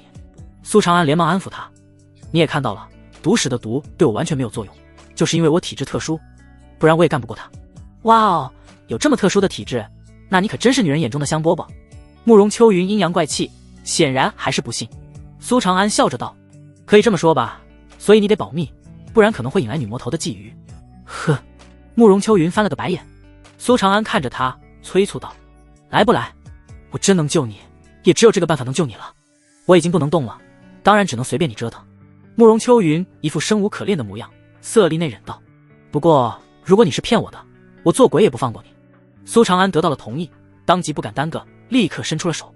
苏长安将真气渡入慕容秋云的体内，勾连他的真气一同在双方体内互相游走交融。1个时辰的修炼后，慕容秋云的伤势已经完全的恢复了，脸色变得红润有光泽，精气神十足，如同沙漠中即将枯死的绿植突然得到了水分，重新焕发出光彩。他盘膝而坐，闭目调息。这一次修炼过后，苏长安体内的真气也直接长满了，达到了100缕，彻底站在了炼气期后期，而且还有灵力很大的溢出。接下来只要将体内的真气转化成一种5行属性，就能迈入4品。有着修炼火焰刀的经验，他对火属性的感悟已经很深了，相信这一步他很快就能达到了。最关键的是，神女录翻开到了第3页，这一页印出了慕容秋云的样貌。成功收录女子慕容秋云，综合评定倾城级，奖励混沌夺天功，居然是功法，哈哈，来得太及时了。苏长安激动地笑了。5到1品至3品，练力境、练神境、练气境，其实全都是自我开发潜能的过程，并没有特定的功法。而到了4品，真气转化为属性，吸纳天地灵气的需求大增，就需要有修炼功法相辅了。本来苏长安还在纠结功法该怎么选，这下子好了，直接到位了。混沌夺天功，5神级功法，可修炼至9品归一境。此功法练出的真气最雄厚，也最霸道，修炼到最高可化为混沌之力，同接水雨争锋，妥妥的同阶无敌的功法。突然他感觉到身侧传来一股浓郁的灵气波动，慕容秋云宛如一个无底洞，正在疯狂地吸纳周围的灵气。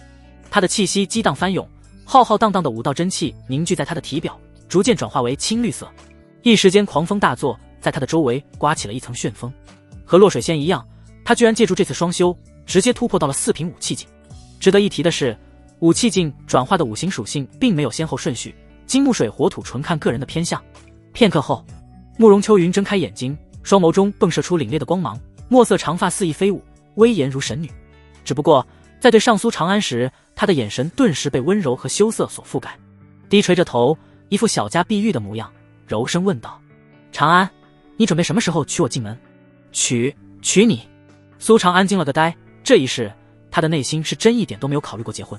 神女录可还有那么多页没翻啊，而且不就是真气交汇吗？又不会怀孕。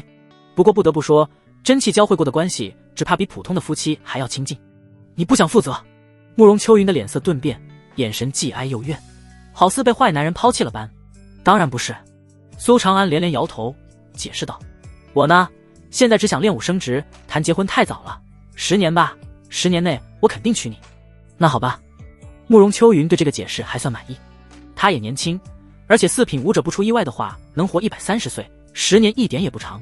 随后两人来到毒使的尸体旁，开始摸尸，从他的身上搜到了10几张银票，共值18000两。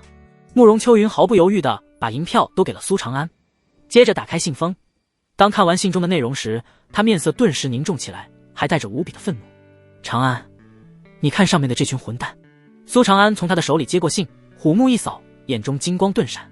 这上面记载的居然是在赌场欠钱的人员信息，而且很多还是当朝的官员，上到4品大员，下至神武卫力士，全都有。可以预见，名单上的这群人因为欠下巨额债务，只能如吴勇那般受到鸿运赌方的操控，关键时刻被刺，让人防不胜防。他吸了一口气，凝声道：鸿运赌场的背后之人，这是想要通过赌方控制一群官员为自己做事啊。长安，这个人是我的上司。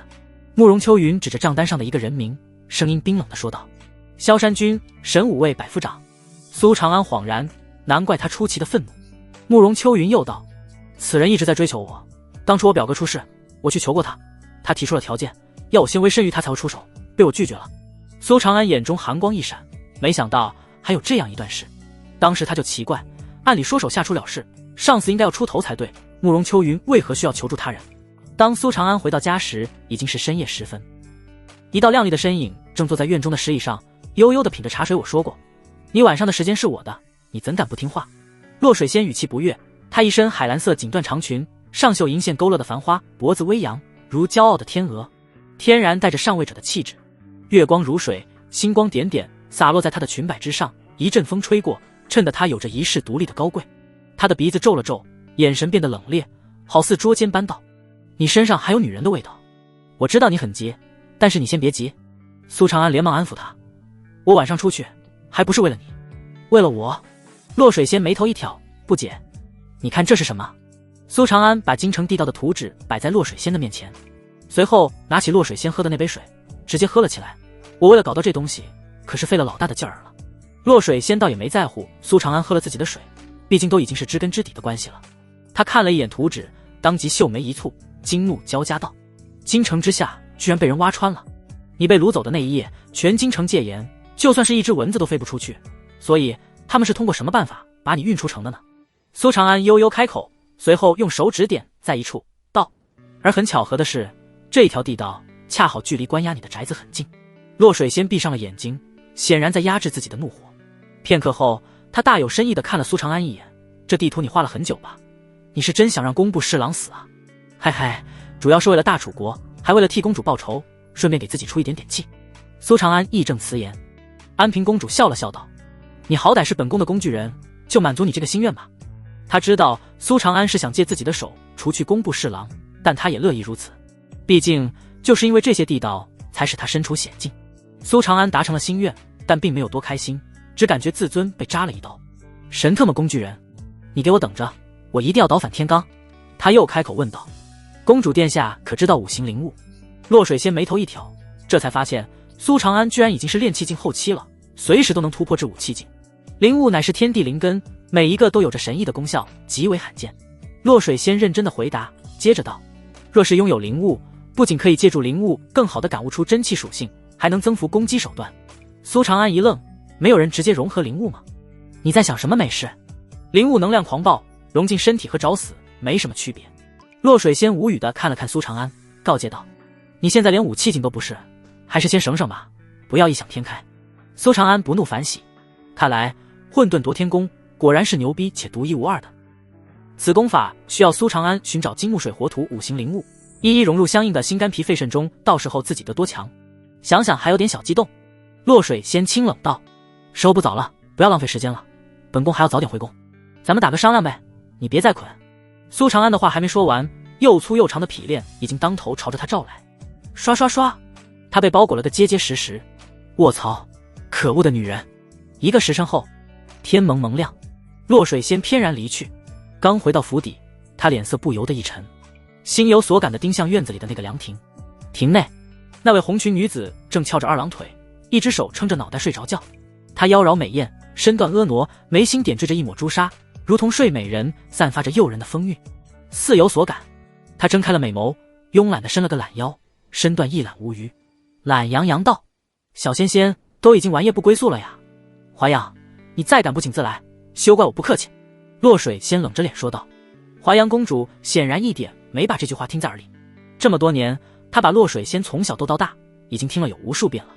你的小情郎又给你写诗了，文采不错嘛，真让人羡慕。华阳公主把摊放在石桌上的宣纸拿在手里挥了挥，打趣道：上次她把那首诗抢走后，洛水仙又重新写了下来，并且还把苏长安送给自己的另一首诗也写了下来。楚国有佳人，一世而独立，一顾倾人城，再顾倾人国。华阳不顾洛水仙越来越黑的脸色，继续挑逗道：介不介意跟姐姐说说，男人是个什么滋味？吭！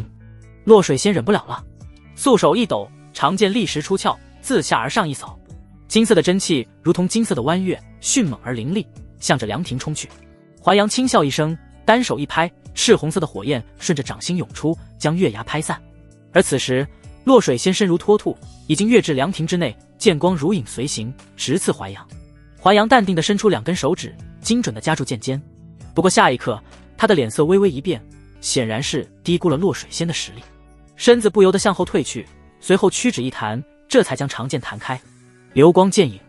洛水仙的势不饶人，金色的真气奔腾浩荡，凝于长剑之上，剑影叠叠，笼罩着淮阳，光芒几乎刺得人睁不开眼睛。赤炎火莲，淮阳双手合十，如观音虚心合掌，接着缓缓张开，一团妖异的火焰随之浮现，初时只是花骨朵，将无数的剑影挡住，接着缓缓地绽放，如莲花盛开。刹那间，恐怖的真气四溢，火焰奔腾如长龙，涌向洛水仙。洛水仙身子轻盈地向后一跃，纤纤玉指在长剑上一抹，高高举起，一柄金色的巨剑虚影直冲云霄。斩！他眼神犀利如刀，金光涌现，发丝飞扬，如九天玄女。一个斩字落下，巨剑虚影随之斩出，剿灭火龙，落在火莲之上轰。火莲不动如山，反而涌现出一个个火球，落在洛水仙身上，让他有些狼狈，不得不退开。小仙仙怪不得这么狂，原来是进步了，可是还差得远啊！淮阳公主收起火莲，云淡风轻地笑道：“战利品我就收走了。”她把凉亭中的琴诗再度收下，脚步轻踩地面，如一只惊鸿向着天际而去。洛水仙看着她的背影，眼眸中有些恼怒，但还有一丝雀跃，对自己刚刚的表现非常满意。淮阳公主比她大了4岁，两人一个妖娆妩媚，一个清冷孤傲，彼此都看不惯对方。但因为淮阳胜在年长，所以处处压制了她，尤其喜欢用武道欺负她。以前在淮阳面前，她连一点还手的余地都没有，今天能让她吃个小亏，已经算是史无前例了。洛水先舔了舔嘴唇，眼神如火，不枉自己这段时间以来的努力。如果不是天色亮了，她会忍不住再去找苏长安双修一番。另一边，淮阳公主落在一处屋檐之上，面露疑惑：才1个月，我那妹妹的实力居然提升了这么多。她有些无法理解，洛水仙明明是有男人了，不是应该会荒废武道吗？怎么反而变强了？两人做了20年的姐妹，对彼此都了如指掌。但淮阳突然感觉有些看不懂洛水仙了，问题很可能出在那个男人身上。他排除了一切可能，只剩下那个未知的男人了。沉思片刻，他的眼中闪烁着睿智的光彩，呢喃自语道：“小仙仙脱困回来后就有男人了，所以其男朋友大概率就是救她的那个男人，英雄救美的故事嘛。”一想到洛水仙的实力会超过自己，淮阳的心就有些不淡定了。不行，自己必须想办法去探一探那个男人的底。苏长安还不知道自己已经被另一位公主给惦记上了，他一大早就和慕容秋云来到神武卫大营，直奔千户所找魏成功，把昨晚的情况说了一遍。不过苏长安把功劳都让给了慕容秋云，称自己只是起到了辅助作用。毕竟以3品击杀4品实在是太扎眼了，而且也无法解释自己为何能百毒不侵，很可能会暴露自己的特殊体质。为了避免不必要的麻烦，还是低调些为好。程峰作为魏成功的副手，自然也在一旁。当他看到图纸时，惊讶的合不拢嘴。这么多密道铺展开，还要屏蔽神识感知，那花费的遮天石堪称海量，而遮天石每次动用都需要登记在册，动用这么多，工部必然会有所记录，早该查到才对。你忘了3年前的12金牌案了？魏成功脸色平静，眼眸深邃，淡淡道：“工部、刑部、兵部等各方全都站出来，指认白崇密谋造反，吞没了3万块遮天石、1000万两白银以及兵甲无数，但至今这些都没有找到，也永远找不到了。大人的意思是他们谎报？”程峰瞪大了眼睛，惊骇的不敢说下去。苏长安也秒懂了，感情自己的那位便宜老丈人还是魏屏障大师。3年前不仅被诬陷造反，还有无数的锅扣在了他的头上。有了这份地道地图，工部渎职的罪名是跑不掉了，我会立刻进宫面圣。魏成功面色郑重，接着又道：“至于这份名单，不宜打草惊蛇，苏长安和慕容秋云听令，属下在。”苏长安和慕容秋云同时拱手：“你们私下里偷偷调查这群人，尽可能的收集他们犯罪的证据，遇事可先斩后奏。”遵命。欠赌场钱并不算违规，只有掌握切实的犯罪证据才能实施抓捕。慕容秋云，你立下大功，又是4品武者，我现在提拔你为副百夫长。魏成功将百夫长的令牌递给慕容秋云：“谢千户大人。”慕容秋云惊喜地接过令牌，虽然前面有个副字，但职权并不比百夫长差多少，等突破到了5品，就自动晋级成百夫长。对了，千户大人可识得此人？苏长安心头一动，把很早之前从王渊家地下挖出的那张画像给拿了出来。魏成功眉头一挑，一眼就认出了此人，道：“他叫鲁墨，擅长奇门遁甲、机关建设，楚皇城便是他的祖上负责修建的。5年前，圣上为求长生，还请他在楚皇城中建了一座长生台。”程峰补充道：“此人自此以后便销声匿迹了。”苏长安敏锐地捕捉到一些关联，内心顿时翻天覆地，细思极恐。京城地下被挖穿肯定不是一朝一夕的事情，如果是5年前就开始挖呢？想要挖穿地下，不仅要有高超的技术，更要对京城非常熟悉才行，所以大概率就是这个鲁墨的手笔。而5年前刚好又是他被圣上请来搭建长生台的时候，那这个地道会不会与圣上有关？黑煞军找鲁墨又想要做什么？他突然感觉大楚国的水很深很深。片刻后，魏成功前往皇宫，慕容秋云挽着苏长安的手臂从千户所里出来，沿途说说笑笑，看着苏长安的眼神充满了温柔。这一幕引起了不小的轰动，让无数神武卫不敢相信自己的眼睛。我一定是昨晚没睡醒，居然看到了慕容总旗的小女人姿态。靠，这世界怎么突然就颠了？苏总旗逆了天了，居然把慕容秋云那座冰山给拿下了，不合理啊！慕容秋云不是最讨厌光教方司的男人吗？可苏长安几乎就住在教坊司啊，情圣，这才是情圣啊！苏总旗不声不响干了件大事啊！神武卫大营都炸开了锅。众人看向苏长安的眼神既是佩服又是羡慕，有些好事者如方青山、周大志、林雄等人还贱兮兮地凑过来恭喜，向两人要喜糖。然而下一刻，众人的脖子猛地一缩，如同老鼠见了猫，脸上的笑容消失，退怯向后。只见就在前方不远处缓步走来一位中年男人，他身着黑云纹衣，上绣银色祥云，身形魁梧，薄唇轻抿，脸色阴鸷，双眸幽深冰冷，身上散发着愤怒的情绪，如同一匹恶狼，阴狠之意毫不掩饰，直透人心。正是慕容秋云的上司，萧山君，老牌的神武卫百夫长。慕容秋云，谁允许你越过，直接去找千户大人的？一声怒喝从他的嘴里传来。慕容秋云冷冷道：我是总旗，特殊情况可直接找千户大人，并不需要得到你的批准。萧山君扫了一眼慕容秋云和苏长安握着的手，极度的面目全非。为了追慕容秋云，他花了大量的心思，软硬兼施，各种手段齐上，连舔狗都当过，依旧没能拿下对方。然而苏长安横空出世，才和慕容秋云认识了多久，就拿下了。他觉得自己脑袋上多了一顶沉甸甸的绿帽子，内心杀机暴涨。苏长安，慕容秋云是我的女人，放开你的脏手，滚！萧山君眼神如刀，无比强势地说道。苏长安当然不会惯着他，反手搂住慕容秋云道：不，慕容秋云是我的女人，找死！萧山君一声怒吼，冷厉的眼眸猛地一瞪苏长安，有金光射出，无形的威压瞬间对着苏长安当头压下。轰！苏长安只感觉神识大震，好似受到了重锤，几乎要被轰散。他闷哼一声，身体颤抖，向后连退数步。这是精神攻击，无声无息间以神识之力镇压对手。三花境的武者神识已然蜕变，强大非常。若非苏长安把明神诀修炼到了第2层，神识远超常人，只怕已经被震散了神识，变成了白痴。他妈的，萧山君这个王八蛋居然按下黑手，想置我于死地！苏长安既惊又怒，内心杀意狂涌，发誓一定要斩杀此人，报今日之仇。萧山君见苏长安居然扛住了自己的精神攻击，眼底闪过一丝可惜。他没有就此罢手，就算要不了苏长安的命，也要让他不好过才行。你一个小总旗，见到我还不跪下说话？萧山君冷哼一声，脚步向苏长安猛地一踏，强大的气势宛如高山，落在了苏长安的肩头。让我跪，你算老几？苏长安咬着牙狂吼一声，身姿越发的挺拔，威武不屈，傲骨天成。他眼中燃烧着熊熊烈火，毫不畏惧地与萧山君对视，内心也憋着一股气，要与他斗到底。萧山君，你想干什么？慕容秋云俏脸一片冰冷，厉喝一声，当即也爆发出全身的气势，与萧山君抗衡。方青山、周大志和铁牛等人也纷纷站了出来，脸上毫不畏惧，释放出自己的气势，帮苏长安抵抗。我神武卫可没有见上司下跪的规定。萧山君，你以大欺小，等千户大人回来，我们一定集体参你一本，大家一起来帮苏大人。找死！萧山君眼中寒芒爆闪，气势再度拔高，连体内的真气都开始动用，化为无形的威压。轰！除了苏长安外，其他人尽数被震退。咔咔咔！苏长安双目赤红，双腿的骨头几乎要裂开，但他的身子依旧笔直的挺立。他的身体已经尽数化为了亮铜色，金身诀施展到极致，反射着夺目的光辉，给我跪下去！萧山君还在发力，除了身体在承受威压外，精神层次的威压同样很重。苏长安仿佛是巨浪中的一叶扁舟，但他的意志偏偏就是屹立不倒。我不可能跪！明神诀突然自发运转到极致，苏长安福至心灵。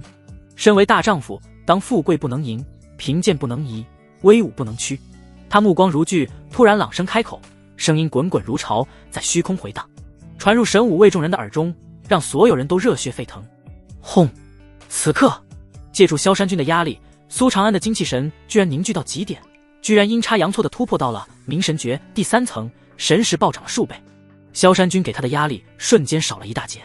神识的突破一般武者感觉不出来，但萧山君自然不属于一般武者，他顿时跟吃了屎一样难受，差点气到吐血，也更加忌惮苏长安的天赋，当即克制不住内心的杀意，哪怕冒着被惩罚的风险，也要格杀了苏长安。他缓缓抬起手，就要向苏长安拍出一掌。好一个富贵不能淫，贫贱不能移，威武不能屈！伴随着粗狂的声音落下，一道恐怖的拳影激射而来，引得虚空震荡，直奔萧山君而去。萧山君只能收手，拍出一掌与拳影相撞，但这拳影摧枯拉朽，以碾压的姿态直接震散了萧山君的招式，并且将他给轰飞出去。萧山君，你真是越活越回去了。郭明迈着脚步走来，目光不善地盯着萧山君。萧山君倒打一耙，冷声道：郭明，他们以下犯上，我出手教训又如何？少放狗屁了！谁给你的胆子敢动我的人？郭明心如明镜，冷冷地开口。他眯着眼睛，平时看起来像个弥勒佛似的，此时却散发出非常危险的气息，凌厉而霸道。犯错就要认，挨打要立正，接我3拳不过分吧？话毕，他的身形已经豁然出现在萧山君的面前，而原地还留着一道非常清晰的残影。轰！他一拳打出，有如苍龙怒吼，震耳欲聋。萧山君竭力抵挡，却还是被打退了3步。第2拳，郭明的整条手臂都被火焰包裹，如流星当空，急速坠落。看起来声势也并不浩大，却让萧山君全身汗毛倒竖。他嘶吼一声，金木水火土5行真气突然浮现在周身，头顶还浮现出氤氲神异的3花虚影，武器3花一同幻化而出，这代表着他已经爆发出了所有的力量。轰！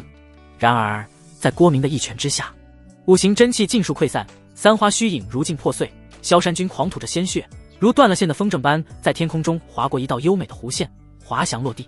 他躺在地上，难以置信地看着郭明，惊骇欲绝。苏长安也瞪大了眼睛，内心又惊又喜。郭明，不对，我的上司居然这么强！第3拳会直接把你打死，我先留着，再有下次你就死吧。郭明语气淡漠，杀意凛然，如驱赶苍蝇般挥手，滚吧！萧山君连个屁都不敢放，有如丧家之犬，灰溜溜地跑了。多谢郭大人相助。苏长安对郭明道谢。郭明摆了摆手道：客气什么，你是我的手下，他动你就是在打我的脸，我当然得出手了。苏长安好奇道：大人，你不是练刀法的吗？怎么拳法也这么厉害？谁跟你说只能练一种的？郭明笑眯眯地看着苏长安，说教道：兵器是很多初学者的首选，因为能增幅实力，但是不练拳只练兵得化，是不可能练至最巅峰的。所谓拳法定根基，拳通刀自神，你可以试试藏锋于自身，练一练拳法。藏锋于身。苏长安似懂非懂的点点头。事实上，他在内心深处也想练一套拳脚功夫。兵器虽强，但毕竟是外物，一旦手里没有兵器，就等于没了牙的老虎，战力大减。练一练拳脚，才能补齐自身短板。哦，还有，男人风流点没什么，但千万记得要好好练武，不要浪费了你的天赋啊。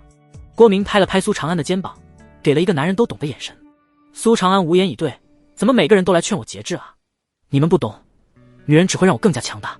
郭明突然想起了什么，又道：还有半个月就是月圆节了，每年的月圆节，文胜阁都会举行一场诗会，到时候你记得负责诗会的治安。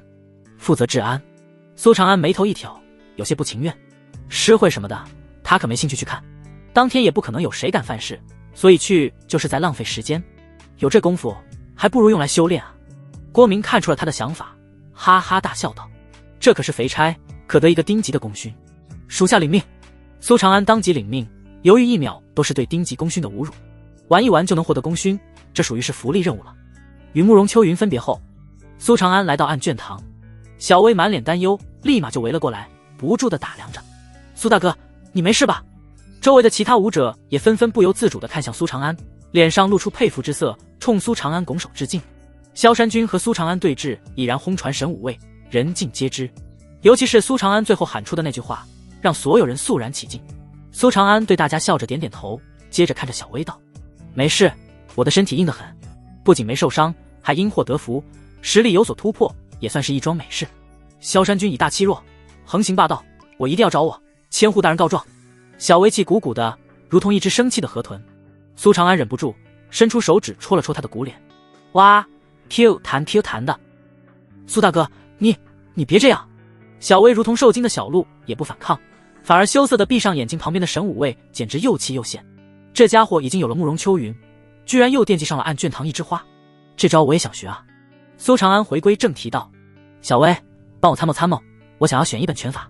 他发现小薇虽然无法修武，但不知道为什么在武道方面的见解非常专业，懂得特别多。太好了，拳为万技之源，先助拳魂，百兵自通，我正想劝苏大哥练一练拳法。小薇微微一喜，接着拿出一个名单，我建议苏大哥从这些拳法中选。他如数家珍，居然把每个武技的特点和优劣都详细说了出来。苏长安并没有考虑太久，直接选择了大力金刚拳。他喜欢走刚猛路线，而且又有金身诀，增强身体素质，最适合一力破万法了。见苏长安选好了，小薇又建议道：“苏大哥练出了刀气，就这么放下刀法，难免可惜。我再推荐一本《养刀诀》给你。养刀诀是一门秘术，没有品级，却堪比天级，因为它会随着修炼者的实力而提升。当然，门槛也非常高，需要领悟了刀气才能修炼。其核心在于平时不拔刀，积攒刀气，酝养刀气。一旦拔刀，便是厚积薄发，石破天惊，简直是为苏长安量身打造的。小薇，辛苦你了。”苏长安自然不会傻傻的觉得这是巧合，显然这小妮子不知道在什么时候已经帮自己做好了武学规划。武技阁中的武技何其之多，想找到一本适合自己的武技有如大海捞针。小薇已经不止一次帮自己筛选武技了，这可是一项极为繁琐的工作。苏长安深感美人恩重，便戏法般从怀里掏出一本书递给小薇：“啊，送你的。”“什么啊？”小薇好奇的接过，随后眼睛一亮，激动道：“哇，这是一鸣的新画本。可是明明书店还没有啊！我和一鸣是不分彼此的好兄弟，以后他的画本你都能提前看。”苏长安笑着对他眨眨眼：“太好了，你真厉害！”小薇惊喜的一笑，双眼弯成了月牙。片刻后，苏长安已经带着大力金刚拳以及养刀诀回到了家里。“萧山君，你给我等着！”苏长安的眼中闪过一丝寒光。此人2次对自己出手，第一次以神识化为攻击，若非苏长安练有明神诀，此时已经变成了白痴。第2次用真气威压，企图让自己下跪，践踏自己的尊严。此仇只要一想起，苏长安就怒火中烧，觉都睡不香。随后他调整好心态，先翻开了养刀诀。以心为炉，以意为火，以刀气为食，将刀之锋芒内敛于刀鞘，宛如潜龙在渊，暗潮汹涌，不出则已，一鸣惊人。苏长安细细品味着功法的总纲，接着闭上眼睛，盘膝而坐，将墨刀横放于自己的腿上，开始按照特定的方法修炼起来。1个时辰后，他睁开眼，忍不住感叹养刀诀的神奇。他的真气和刀气已经融入了墨刀之中，这些真气流动之间，好似化为了墨刀的经脉，让墨刀成为了身体的一部分。此刻，哪怕是墨刀上一丝细小的纹路，苏长安都了如指掌。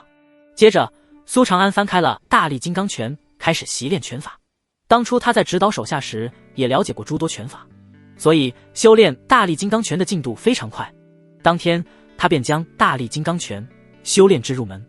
1天后，已是小成，又花了5天时间达到了大成。这天，一封信送到了苏长安的手里，让他停下了修炼的步伐。信是唐诺诺寄来的：“长安哥哥，这么久了，你都不来看我，是不是忘了我啊？哦，师傅要我突破了4品才能出去，我好无聊啊！如果你提着红烧肉、水煮鱼、蛋炒饭和鱼香肉丝来给我吃，说不定我就原谅你了啊！”看完了信，苏长安忍不住笑了，差点忘了自己的鱼塘里养着的这条鱼还等着投喂啊！刚好自己想要突破4品，还差一枚护心丹，需要去神丹塔找一找。他当即走出门，去往菜市场购买食材，接着进入厨房，进行了一通猛如虎的操作，一道道精致美味的菜品便相继出锅了。随后提着刚做好的饭菜，向着神丹塔而去。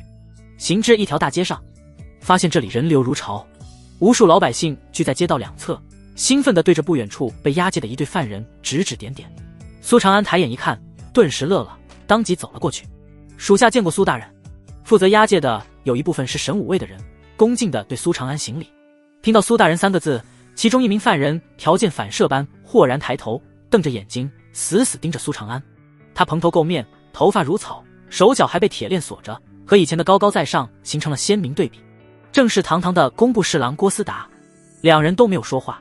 郭思达身后的那些女性家眷却纷纷自发地跪在苏长安的面前，毛遂自荐：“苏大人，奴婢是郭旭的姐姐，我爹和我弟得罪了您，奴婢愿意给苏大人当牛做马，只求您消气。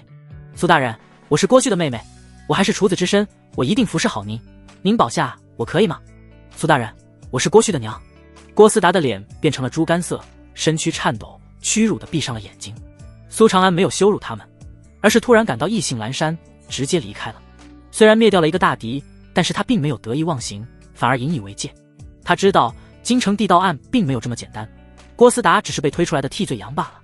成王败寇，不外如是，实力不够便会沦为弃子。苏长安默默地捏紧了拳头，这一刻他对实力的渴望更强了。神丹塔位于楚皇城的边缘，塔分7层，是京城的地标之一。在塔的前面是一个巨大的交易广场，主要进行着丹药以及灵药的交易。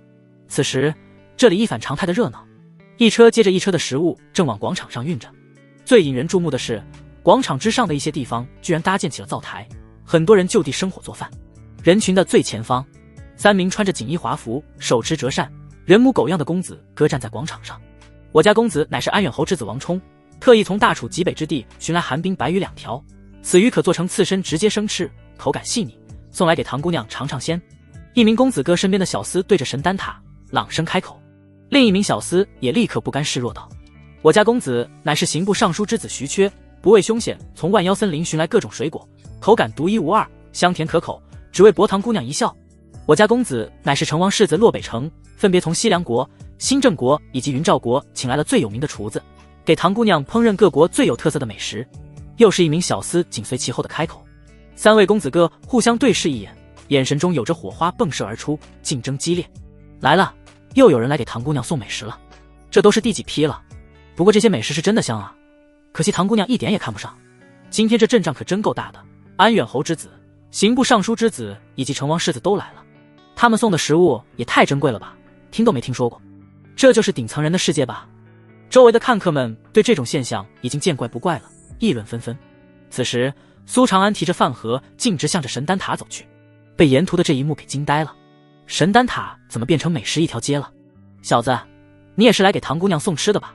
一名大腹便便的胖厨子正在颠勺，油勺一甩，锅中立马火焰腾腾，看起来技术含量很高。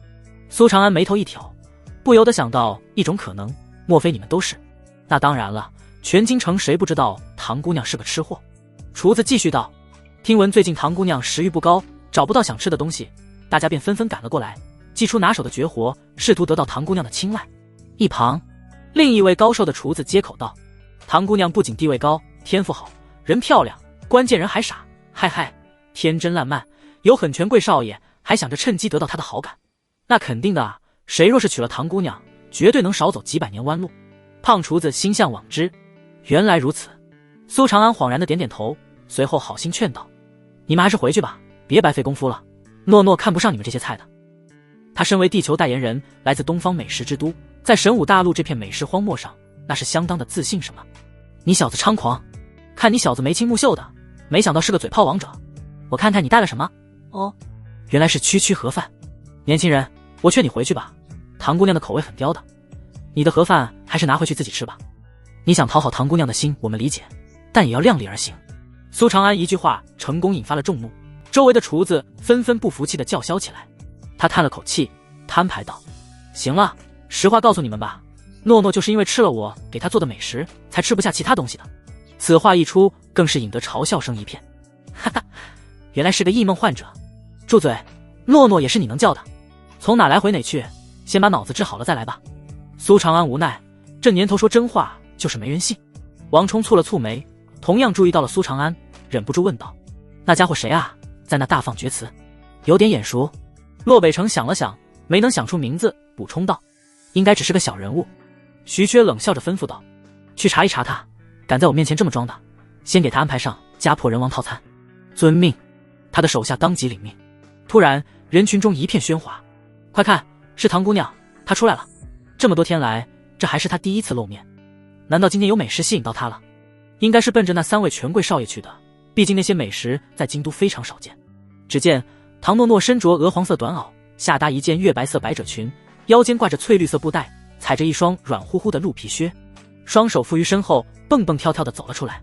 边走，他的穷鼻还微微抽动，如同一只觅食的小雀。是长安哥哥来了吗？我闻到了他饭菜的味道。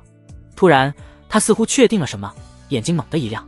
3名权贵公子立刻整理了一番自己的衣衫，手持折扇，做出谦谦公子状。来了，唐姑娘向我走来了，一定是看上了我的寒冰白鱼。王冲心情激动。徐缺微微一笑，放屁，唐姑娘明明是在看我，这些水果出自万妖森林，唐姑娘还没尝过。洛北城则是在催促几国的厨师赶紧做菜。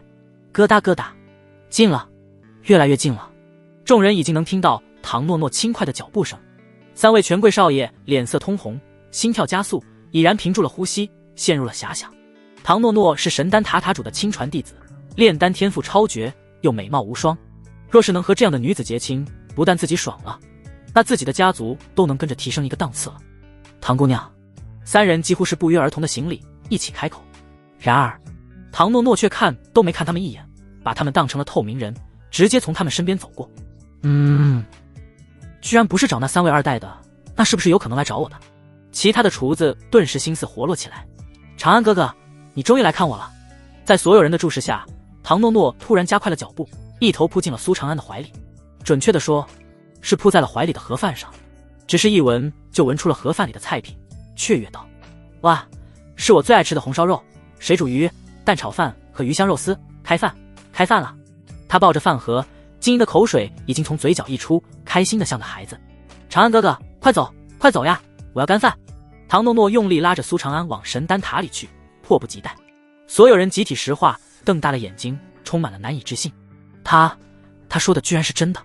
他做什么菜了，能让唐姑娘这样？好像有水煮鱼，这是个什么鱼种？我以为他在吹牛，原来人家是真牛。小丑竟是我们自己。3位权贵少爷的脸色更是阴沉似水，自己居然被一个乡巴佬比下去了，这是他们难以接受的。洛北城突然眉头一挑，惊呼道：长安哥哥！苏长安，他是苏长安。什么？苏长安？原来他就是苏长安。王冲和徐缺也都是一惊。郭旭和他们是同一批纨绔子弟，已经被苏长安宰了，而其爹工部侍郎也在今天被抄家了。如此凄惨的下场，似乎就是从郭旭得罪苏长安开始的。此人有些邪门，自家的长辈还告诫过他们，尽量不要与此人起冲突。但眼看着苏长安和唐诺诺就要进入神丹塔，徐缺实在是不甘心，忍不住开口道：唐姑娘，请听我一言。什么？唐诺诺好奇道。徐缺义正辞严道：苏长安乃是好色之徒，人品卑劣，养着叫方四的花魁不说，还和神武卫慕容秋云出双入对，现在又来招惹你，唐姑娘千万不要被他给骗了。唐诺诺歪着脑袋想了想，这么多女孩子喜欢，这不是恰恰说明长安哥哥很好，很抢手吗？唐姑娘，徐缺人傻了，你太烦了，浪费时间。唐诺诺不耐烦地打断，拉着苏长安就进入了神丹塔。饭菜放久了可是会影响口感的，多耽个1秒他都心疼。塔外，徐缺的手下弱弱地问道：少爷，咱们还要给苏长安安排家破人亡套餐吗？徐缺憋着火，怒骂道：安排你妈！再让他得意一阵子，一个没有背景的乡巴佬，迟早让他知道得罪我们权贵的下场。唐诺诺带着苏长安来到他的闺房，和苏长安想象中的不同，整个房间古朴单调，如同苦修士一般，毫无少女心。除了一张床、一个丹炉、一套桌以外，只剩下散落的满地的书籍。苏长安不由得有些心疼唐诺诺，他都能想象到他小时候的生活是多么的枯燥乏味。神丹塔那群大老粗显然不知道该怎么带娃，没有给唐诺诺一个像样的童年，而唐诺诺自己则是已经化身成干饭人，没心没肺的大口大口吃了起来。好刺，太好刺了！3个人的分量很快就被他一个人给消灭了。他心满意足地躺了下来，舒服地拍着圆滚滚的小肚子，笑得很开心。接着突然认真地开口：长安哥哥，我肚子被你弄大了，你得对我负责哦。可嗨！苏长安暴汗，无语道：诺诺，这种话可别乱说啊，很容易让别人误会的。唐诺诺娇声道：本来就是嘛，你把我口味养刁了，吃别的东西都没胃口了。如果你追我的话，我同意的可能性更大了哦。好，我知道了。苏长安笑着点头，这小丫头傻得可爱，明明想学女人的矜持，但说的话实则暴露了自己。唐诺诺当即高兴道：追女孩子可是得陪她逛街的，长安哥哥会陪我吗？苏长安笑道：当然了，今天就可以。耶，太好了，走吧，我带你在神丹塔逛逛。唐诺诺拉着苏长安前往神丹塔的市集转悠起来。神丹塔虽然地位特殊，但和楚皇城的冷清不同，神丹塔非常的热闹与繁华，周围有3条街道，4个集市，每一个人流都很旺。盖因为神丹塔是京城最大的丹药生产地，购买丹药以及贩卖灵药的人都会来神丹塔做交易，又随着时间的推移，衍生出了丹药以外的交易，渐渐成了如今的规模。这些集市，唐诺诺已经跟自己家一样熟了，不过今天却格外的开心，大概是因为有苏长安陪在身边吧。突然，前方的一个摊位吸引了2人的注意。这个摊位的人多到离谱，背里3层外3层的包围着，时不时还传来喝彩声。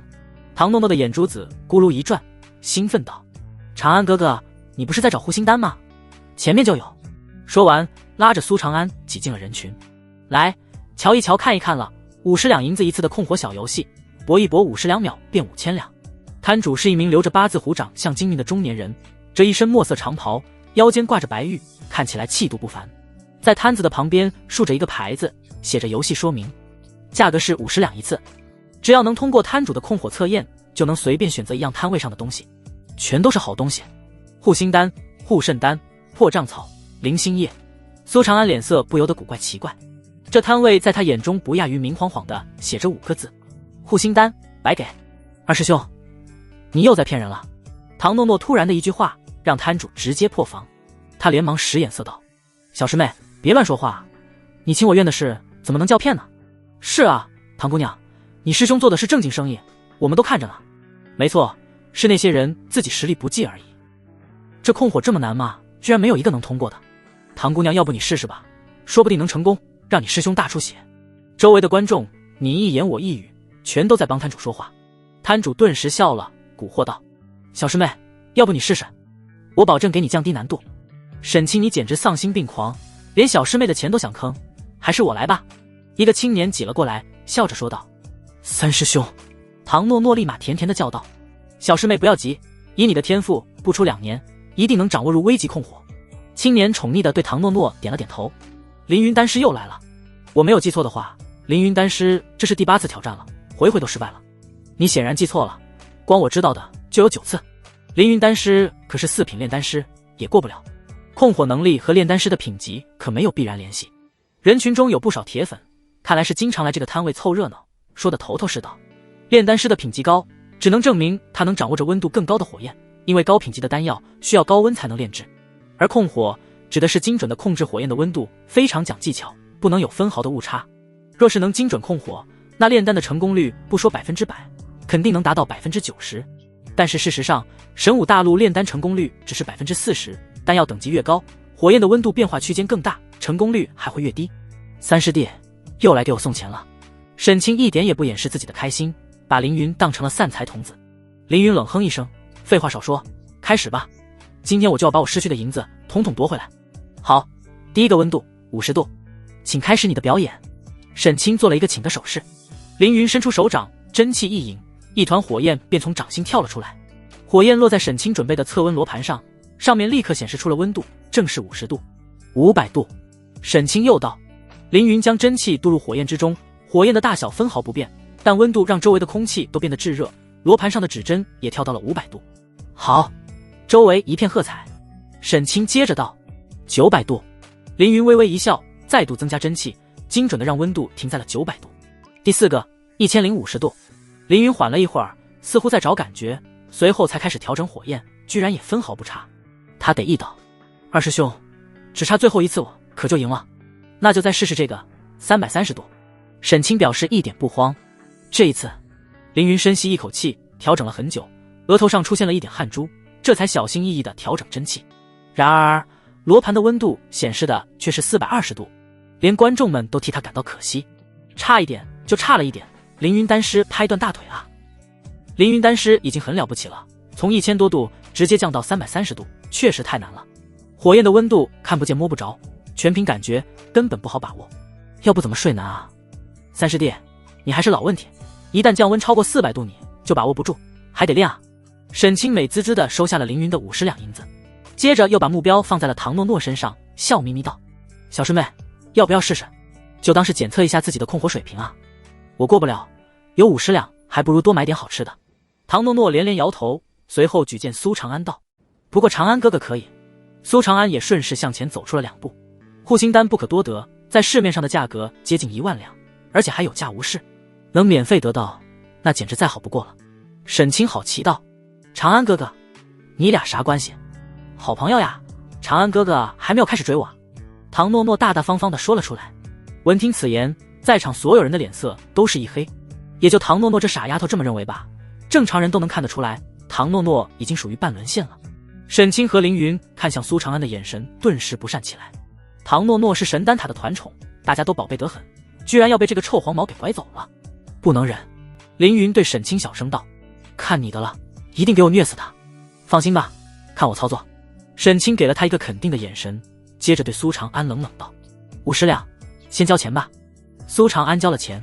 第一题500度。沈清直接报数。苏长安拔出陌刀，凌空一划，引出一道火焰长弧。这一幕很壮观，很惊艳，但也引来了无数的议论。需要以刀引火，看来他还没有4品，那也需要掌握玄阶武技才行。3品境界能做到这一步，已经是天才了。他不是炼丹师吧？怎么可能会控火？年轻人想要在美女面前出风头可以理解，唐姑娘那么的看好他，一定要施霸，让他在唐姑娘的心里扣分。兄台，你的这个想法我很欣赏。苏长安划出的火焰精准地落在罗盘上，温度赫然是500度。沈清的眉头一挑，露出一丝意外，看来这小子有2把刷子。接着出题道：430度。苏长安面色不改，真气一动，立刻把火焰的温度下降到了430度，分毫不差。850度。沈清凝重起来，继续说道。紧随其后的罗盘温度就达到了850度。沈清脸色一沉，继续开口：30度。他的话音刚落，火焰的温度已经变成了30度。这……他豁然抬头看着苏长安，眼眸中充满了震惊。凌云同样瞪大了双眸，露出不可思议之色。周围的人更是纷纷倒吸一口凉气，谁都看得出来，沈清在有意刁难苏长安。火焰的温度忽高忽低，变化幅度时而大时而小，比凌云都难了数倍不止。然而苏长安不仅全部做到了，而且中途没有停顿半分，属于秒回，又快又准。1001度。沈清深吸一口气，开始玩赖了。在高温的情况下，还要精确到个位数，这个难度可想而知。不过当他看到罗盘上的数字时，瞳孔倏然一缩，其上的数字赫然已经是1001度。成功了，那小子居然又成功了。我有点难受，让他装到了。这是何等的控火技术，未免也太逆天了。他如果去炼丹，想炸炉都难啊。不可能，我不信，他是摊主请来的托吧。我宁愿相信是罗盘坏了。众人一片哗然，不敢相信。唯有唐诺诺一点也不意外，他对苏长安充满了信心。沈清凝重地问道：小师妹，他到底是谁？在下苏长安。苏长安抱拳道。凌云惊讶道：苏长安，救出安平公主的那个神武卫总旗。苏长安，正是。苏长安点头。凌云惊了个呆，你不去当神武卫，炼什么丹啊？嘻嘻，那当然是我教的好啦，足足有1、2、3、4，反正好几天啊。唐诺诺立马邀功。你教的？还只教了几天？凌云绷不住了，手脚冰凉，感受到了这个世界深深的恶意。在天赋面前，努力真的一文不值吗？唐诺诺激动道：二师兄，愿赌服输哦，该兑现了。我是你亲师兄，输了你很开心吗？沈清忍不住问道。你输了，我很难过。唐诺诺的话让沈清得到一点安慰，但他紧接着又道：不过长安哥哥赢了我更开心。沈清的心被扎了一刀，怪自己多此一问，没好气地对苏长安问道：你想要什么？苏长安道：护心丹。心属火，火焰真气会归于心脏，所以需要护心丹。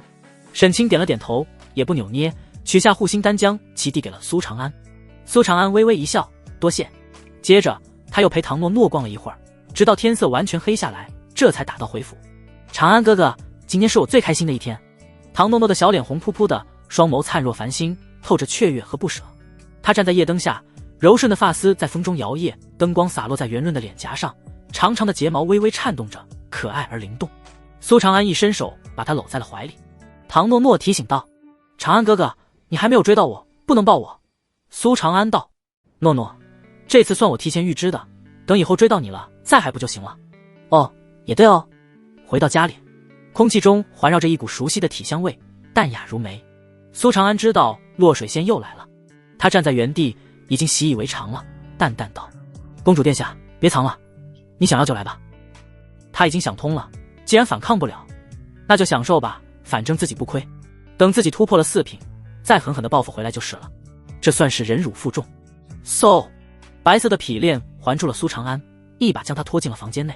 浓郁的夜色下，苏长安和洛水仙都没有发现，一道红色的身影悄无声息地浮现在屋顶上。淮阳公主眉头微蹙，双眸中露出困惑之色。她猜对了，但似乎又没有完全猜对。洛水仙和苏长安的关系似乎不是正常的男女关系。为了一探究竟，她悄然从屋顶落下，然后偷偷从门缝里看去。待看清楚其内的情况后，他的瞳孔迅速放大，娇躯剧烈地颤抖起来。只见洛水先绑好苏长安，坐在其旁边，运转灵力，借由苏长安过滤后回归己身，将其当成了工具人。小仙仙居然是这样的人，怎么会如此疯狂？淮阳公主倒吸了一口凉气，简直不敢相信自己的眼睛，不明白洛水仙为什么要这么做，居然已经发展到与男人灵力交汇了。而且为什么还要把人家绑起来？太过分了。虽然这么想着，但他依旧瞪大着眼睛，看的那是一个认真加仔细。渐渐的，他的呼吸也不由得急促起来，脸色潮红。一个时辰悄然而逝，怎么还没结束？淮阳公主身体有些热，大受震撼。终于，又片刻后，一切归于平静。洛水先盘膝坐在床上，眉宇间很慵懒，顾不及回味，直接开始吸收体内的能量。他的周身一股股真气环绕而出，先是夺目的金属性放射出光芒，而在金色之中，一丝微弱的湛蓝色的光华若隐若现，笼罩着她绝美的容颜，圣洁如月下仙子。湛蓝色的真气渐渐凝实，化为水波流淌，好似有着生命般围绕着她游动，非常神异。水属性真气，小仙仙居然即将要领悟出第二个属性了。淮阳公主看到这个场景，内心的压力陡增，洛水仙已经快要追上她了。怎么会这样？难道灵力交汇可以增进修为？淮阳公主心念百转，自问自答，显然不可能，问题应该是出在苏长安的身上。他莫非是人形宝药不成？我上是不是也行？他心痒难耐，恨不得冲进去一探究竟。片刻后，洛水仙收功而立，穿戴整齐，重新变回了清冷高贵的公主。淮阳公主连忙躲了起来，接着就看到洛水仙走出了房门，飞身而去。淮阳看着房间，眼神闪烁，纠结了片刻，还是竭力地压制住了去深入研究苏长安的冲动，同样转身离开。第一，他不确定洛水仙的这种修炼方式对他是不是有效；第二，就算有效，他还没随便到直接就和苏长安做这种事，还得再观察观察，反正大体情况他已经掌握了，来日方长。房间内，苏长安从床上爬起，也是收获颇丰，当即趁热打铁，开始修炼起来。他丹田内的真气早已积攒了100道，而想要突破到4品武气境，就是要将这100道真气渡入脏腑，转化成相应的属性，肾属水，肺属金，脾属土，肝属木，心属火。毫无疑问，苏长安选择的第一个属性是火，因此要将真气渡入心脉之内。有着火焰刀的基础，这种事难不倒他，但依旧不能大意，因为心脏太脆弱了，稍有不慎就会被灼伤，甚至会有性命之忧。不等了，这种当工具人的日子我受够了，必须得重振南纲，4品就在今夜给我破。苏长安眼中闪过一丝坚定，将护心丹一口吞下，随后控制真气涌入心脉之中。呼呼呼，这些真气刚一进入心脉，立刻化为了熊熊烈火，奔腾翻涌。转瞬之间，一团团真火便包裹住心脏。若是有人能透视，就会吃惊地发现，苏长安的心脏已然变成了火焰心脏。这颗心脏烈如骄阳，在更为有力地跳动，而随着心脏跳动而流淌的血液，更是炙热的仿若沸腾，流遍全身，让身体充满了力量。痛，好似喝下了滚烫的沸水，灼烧体内的痛。苏长安汗如雨下，身躯微微颤抖，却依旧在咬牙坚持。现在已经转化了60道真气，还差40道就完成了，不能停，不能功亏一篑。他沉住气，在内心不停地告诫着自己。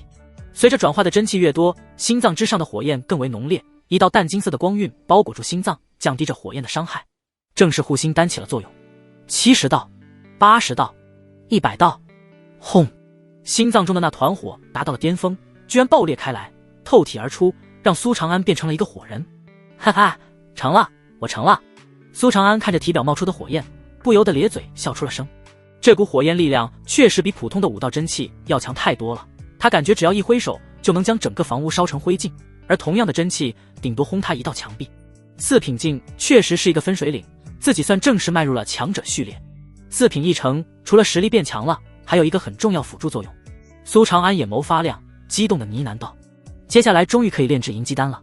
金身诀第4层名为银鸡，催动到极致，全身皮肤会变成亮银色，水火不侵，诸邪退避，神兵利器都难破。只有4品的火焰真气才能炼制出银鸡丹，所以金身诀已经停滞不前很久了。除此之外，我也能修炼掠影浮光步了。这个武技是杀了魅影3符获得的，是一种非常强的身法，只有4品才能修炼。可以说，步入4品只是开始，接下来会是苏长安实力增长的爆发期。洛水仙，距离我在上你在下的日子越来越近了。苏长安的眼中金光一闪，心情激荡不已。继续修炼，接下来的日子，苏长安变得忙碌起来，双休都要排队，一天足足进行3次，上午陪白映雪，下午陪慕容秋云，晚上则是轮到洛水仙。而且在晚上，洛水仙的身后还总会偷偷跟着一位忠实的观众，每日必来，认真且仔细的观摩，学到了很多知识点。苏长安并没有急着暴露自己的实力，因为他能感觉到自己还不是洛水仙的对手。他在积蓄力量，等有了把握，再给洛水仙一个惊喜。